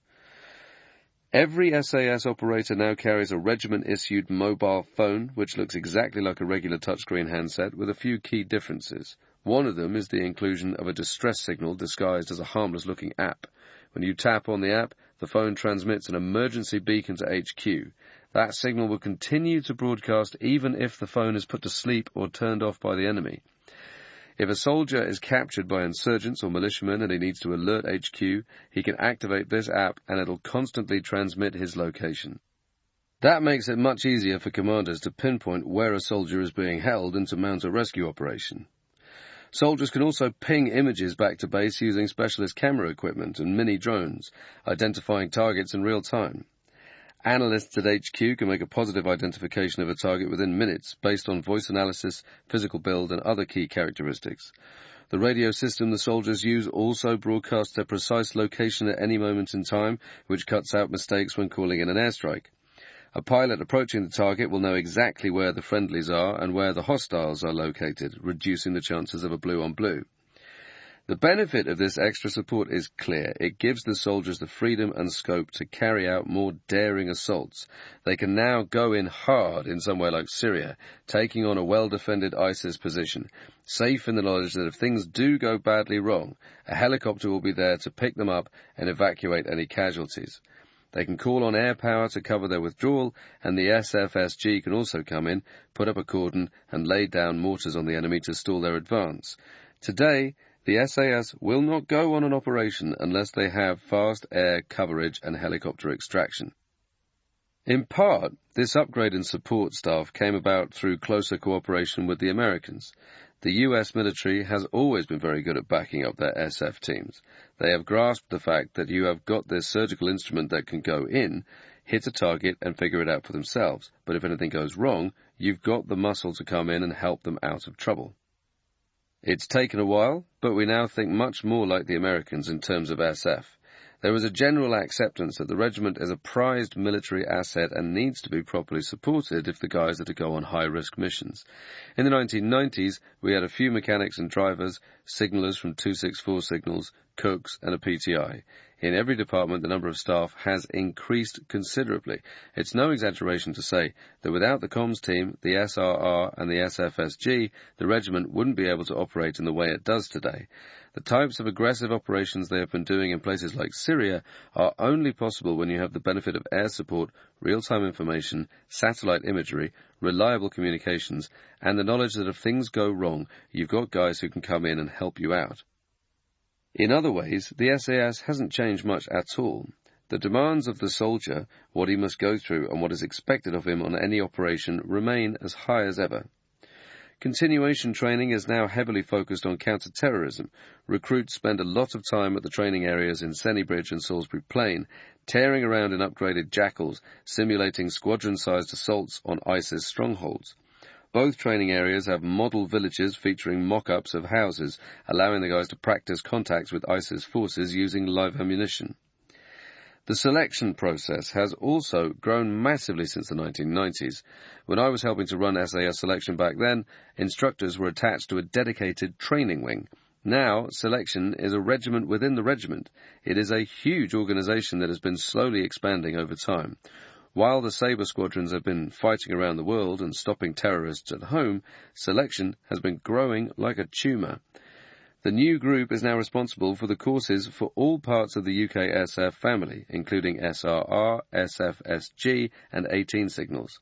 Whether you're a signaller or a para, whether you are going into surveillance or you're applying for selection for 22 SAS, everything is overseen by the Training Wing Regiment, which is now called UK Special Forces Central Training. When the first modern SAS soldiers went out into the jungle in Malaya, they had virtually no backup. Now, the soldiers have got the cushioning they need. That has made a massive difference to the guys, giving them the freedom to be much more proactive. The regiment has always been full of risk-takers. That's just the way they are. A soldier will crash through a door, knowing there's a good chance he'll get clipped, if it means he has a chance of defeating the terrorist and rescuing the hostage on the other side. But now, if the worst happens and he gets shot, the support system is in place to rapidly extract him and hopefully save his life. In today's world, the SAS is in demand more than ever. Attacks in Tunisia, Sri Lanka, and Christchurch have shown that the menace of global terrorism is still growing strong. I have no doubt that the SAS will be engaged in counter-terrorism ops for the foreseeable future, taking the fight to the enemy wherever they find them. A covert unit within the SAS will continue to work closely with the security services, doing various training and bodyguard jobs overseas. That will, however, be the limit of their involvement. The SAS is not full of James Bond types. They are very well-equipped soldiers who work on high-grade intel and serve as the muscle on the ground, kicking in doors or hunting down select targets. That has been their role since the 1950s, and it won't be changing anytime soon. Other threats lurk on the horizon. Our old enemies in Russia have been reasserting their ambitions in the past few years, seizing Crimea and dispatching agents to carry out assassinations overseas. The botched attempt to poison Sergei Skripal, a Russian double agent living in Salisbury, shows that they are unafraid of operating outside the traditional rules of the game. It may be that the regiment gets brought in to train up rebel groups in the Baltics or eastern Ukraine in the face of further provocation from Moscow. If the US goes to war with Iran, we might well get dragged into another conflict in the Middle East, and there is always the possibility that fringe groups in Northern Ireland might try to stir up trouble in that part of the country. If the SAS gets called back there, I believe we would be going into a very different situation to the one that the regiment operated in during the Troubles. The terrorist atrocities of the past 20 years have eroded any public sympathy for insurgent groups masquerading as freedom fighters. Any group looking to engage in terrorist activity would very quickly find themselves isolated on the international stage. The support that the IRA once enjoyed from the US and other countries simply wouldn't exist, and the regiment would perhaps be given greater freedom to operate than in the past. Wherever the conflict is, one thing is certain. The British Army will rely heavily on the SAS. They know that they've got something that works incredibly well, and they can't do without it. Today, the soldiers are active in 8 different countries. That is a frankly enormous commitment for a unit the size of 22 SAS. At present, one squadron is doing tours for 6 months at a base along the Iraqi-Syrian border. Other teams are operating elsewhere in the Middle East, in Latin America, and around the world. In each location, the guys are working at a very high level. In some places, they are getting contacted on a daily basis. The downside to this success is that the guys are very thinly stretched, perhaps more so than ever. The problems that manifested themselves during the wars in Iraq and Afghanistan have not disappeared. Increasingly, the demands being put on the regiment mean that the guys are at risk of burnout. For the soldiers getting bogged down in Iraq, Afghanistan, and Syria, the 6-month rotation doesn't really exist. They're so busy that they don't even have time to come back and take the courses necessary for promotion. Some of them actually ended up doing their courses while they were out in theatre. They were burning the candle at both ends. They didn't have time to switch off or let their hair down. 1 minute they had their noses in their books, studying for their range management courses. The next minute they were climbing into a Black Hawk helicopter and going out to arrest an insurgent target. After a while, some of the guys started to look like walking zombies. Inside Hereford, they started referring to the rotations they were doing as the Circle of Death. This situation has been exacerbated by the cuts made to the British Army. The smaller the armed forces, the smaller the pool of talent the regiment can draw upon. You have fewer guys attempting selection, which means fewer guys getting badged, which puts even more pressure on the number in the squadrons. People talk about admitting more guys to the SAS, but you can't do that without lowering standards. It has been proven in the past that if you drop the standards required of the soldier, you erode the professionalism of the SAS. Do that for long enough and the regiment will cease to function effectively. It'll no longer exist. There is no easy solution to this problem. The army isn't getting bigger anytime soon, though. The regiment will have to be savvy in terms of recruitment going forward. 70 years ago, when the SAS was fighting for its future, nobody could have predicted that it would be in such high demand now. It went from being a unit that was very nearly extinguished to becoming arguably the most important regiment in the British Army. It achieved this because it had soldiers who, from the very beginning, had the courage to reinvent the way they were fighting.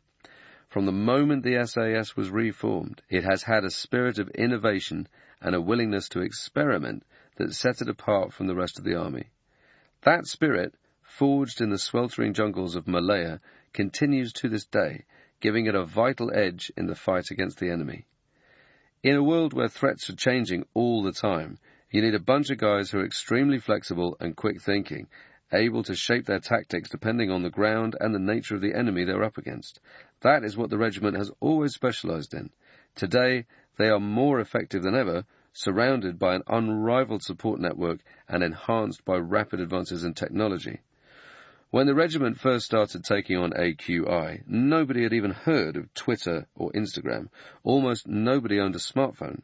Now, the regiment utilizes cutting-edge technologies to help it in its fight against insurgents and terrorists, conducting a revolutionary model of warfare. The advances have been mind-blowing, but it still comes down to the soldier on the ground, armed and ready to do the business. No one can fully predict tomorrow's threat. Perhaps the next conflict will see the SAS reprise their role winning hearts and minds. Maybe they'll go back to running OPs and gathering intelligence, giving the head shed a definitive picture of the situation on the ground. They might be called upon to train up local fighters, as they did to such great effect in Oman. Or maybe they'll go back to hunting down enemies in the jungle. Wherever trouble flares up, the men of 22 SAS will be ready to face down the threat, doing whatever it takes to fight and win. Appendix A. Norman Schwarzkopf, Letter of Commendation to 22 SAS Regiment. 1. I wish to officially commend the 22 Special Air Service, SAS, Regiment for their totally outstanding performance of military operations during Operation Desert Storm. 2. Shortly after the initiation of the Strategic Air Campaign, it became apparent that the coalition forces would be unable to eliminate Iraq's firing of Scud missiles from western Iraq into Israel. The continued firing of Scuds on Israel carried with it enormous unfavorable political ramifications and could, in fact, have resulted in the dismantling of the carefully crafted coalition. Such a dismantling would have adversely affected in ways difficult to measure the ultimate outcome of the military campaign.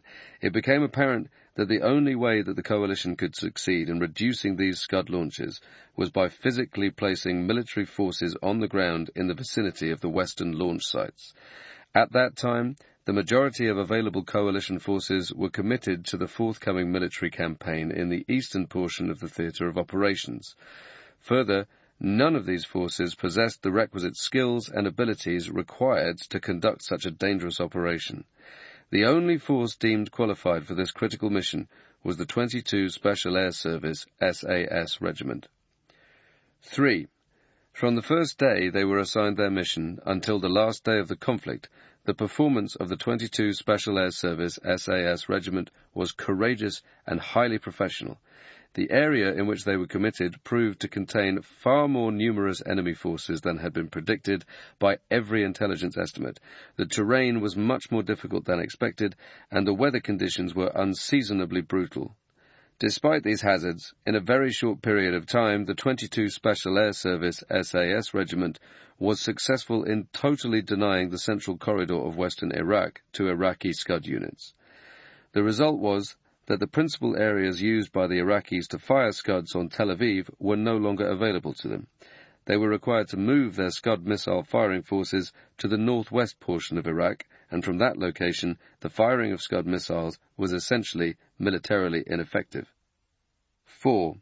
When it became necessary to introduce United States Special Operations Forces into the area to attempt to close down the northwest Scud areas, the 22 Special Air Service SAS Regiment provided invaluable assistance to the U.S. forces.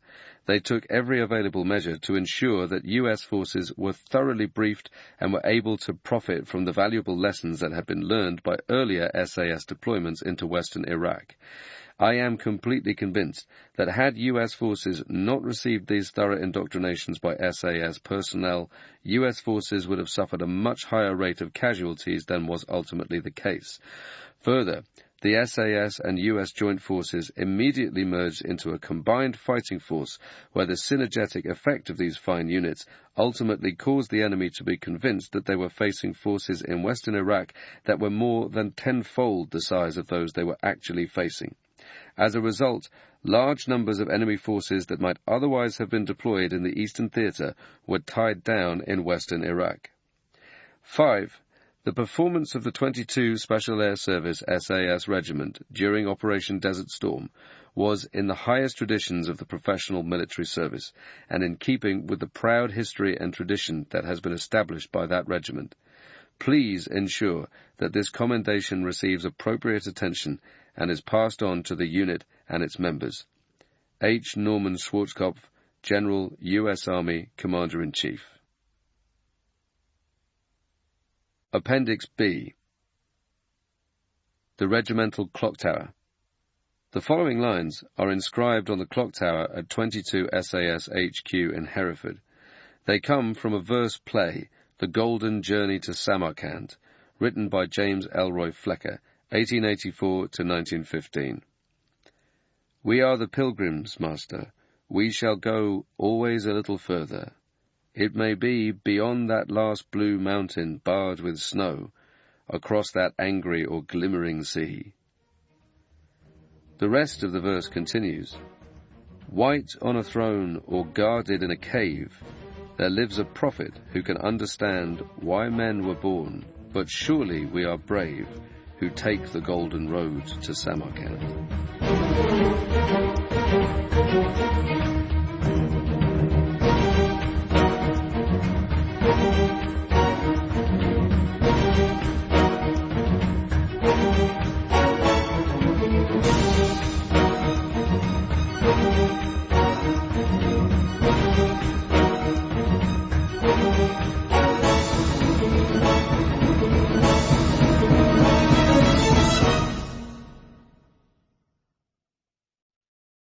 We hope you have enjoyed this unabridged production of the History of the SAS by Chris Ryan.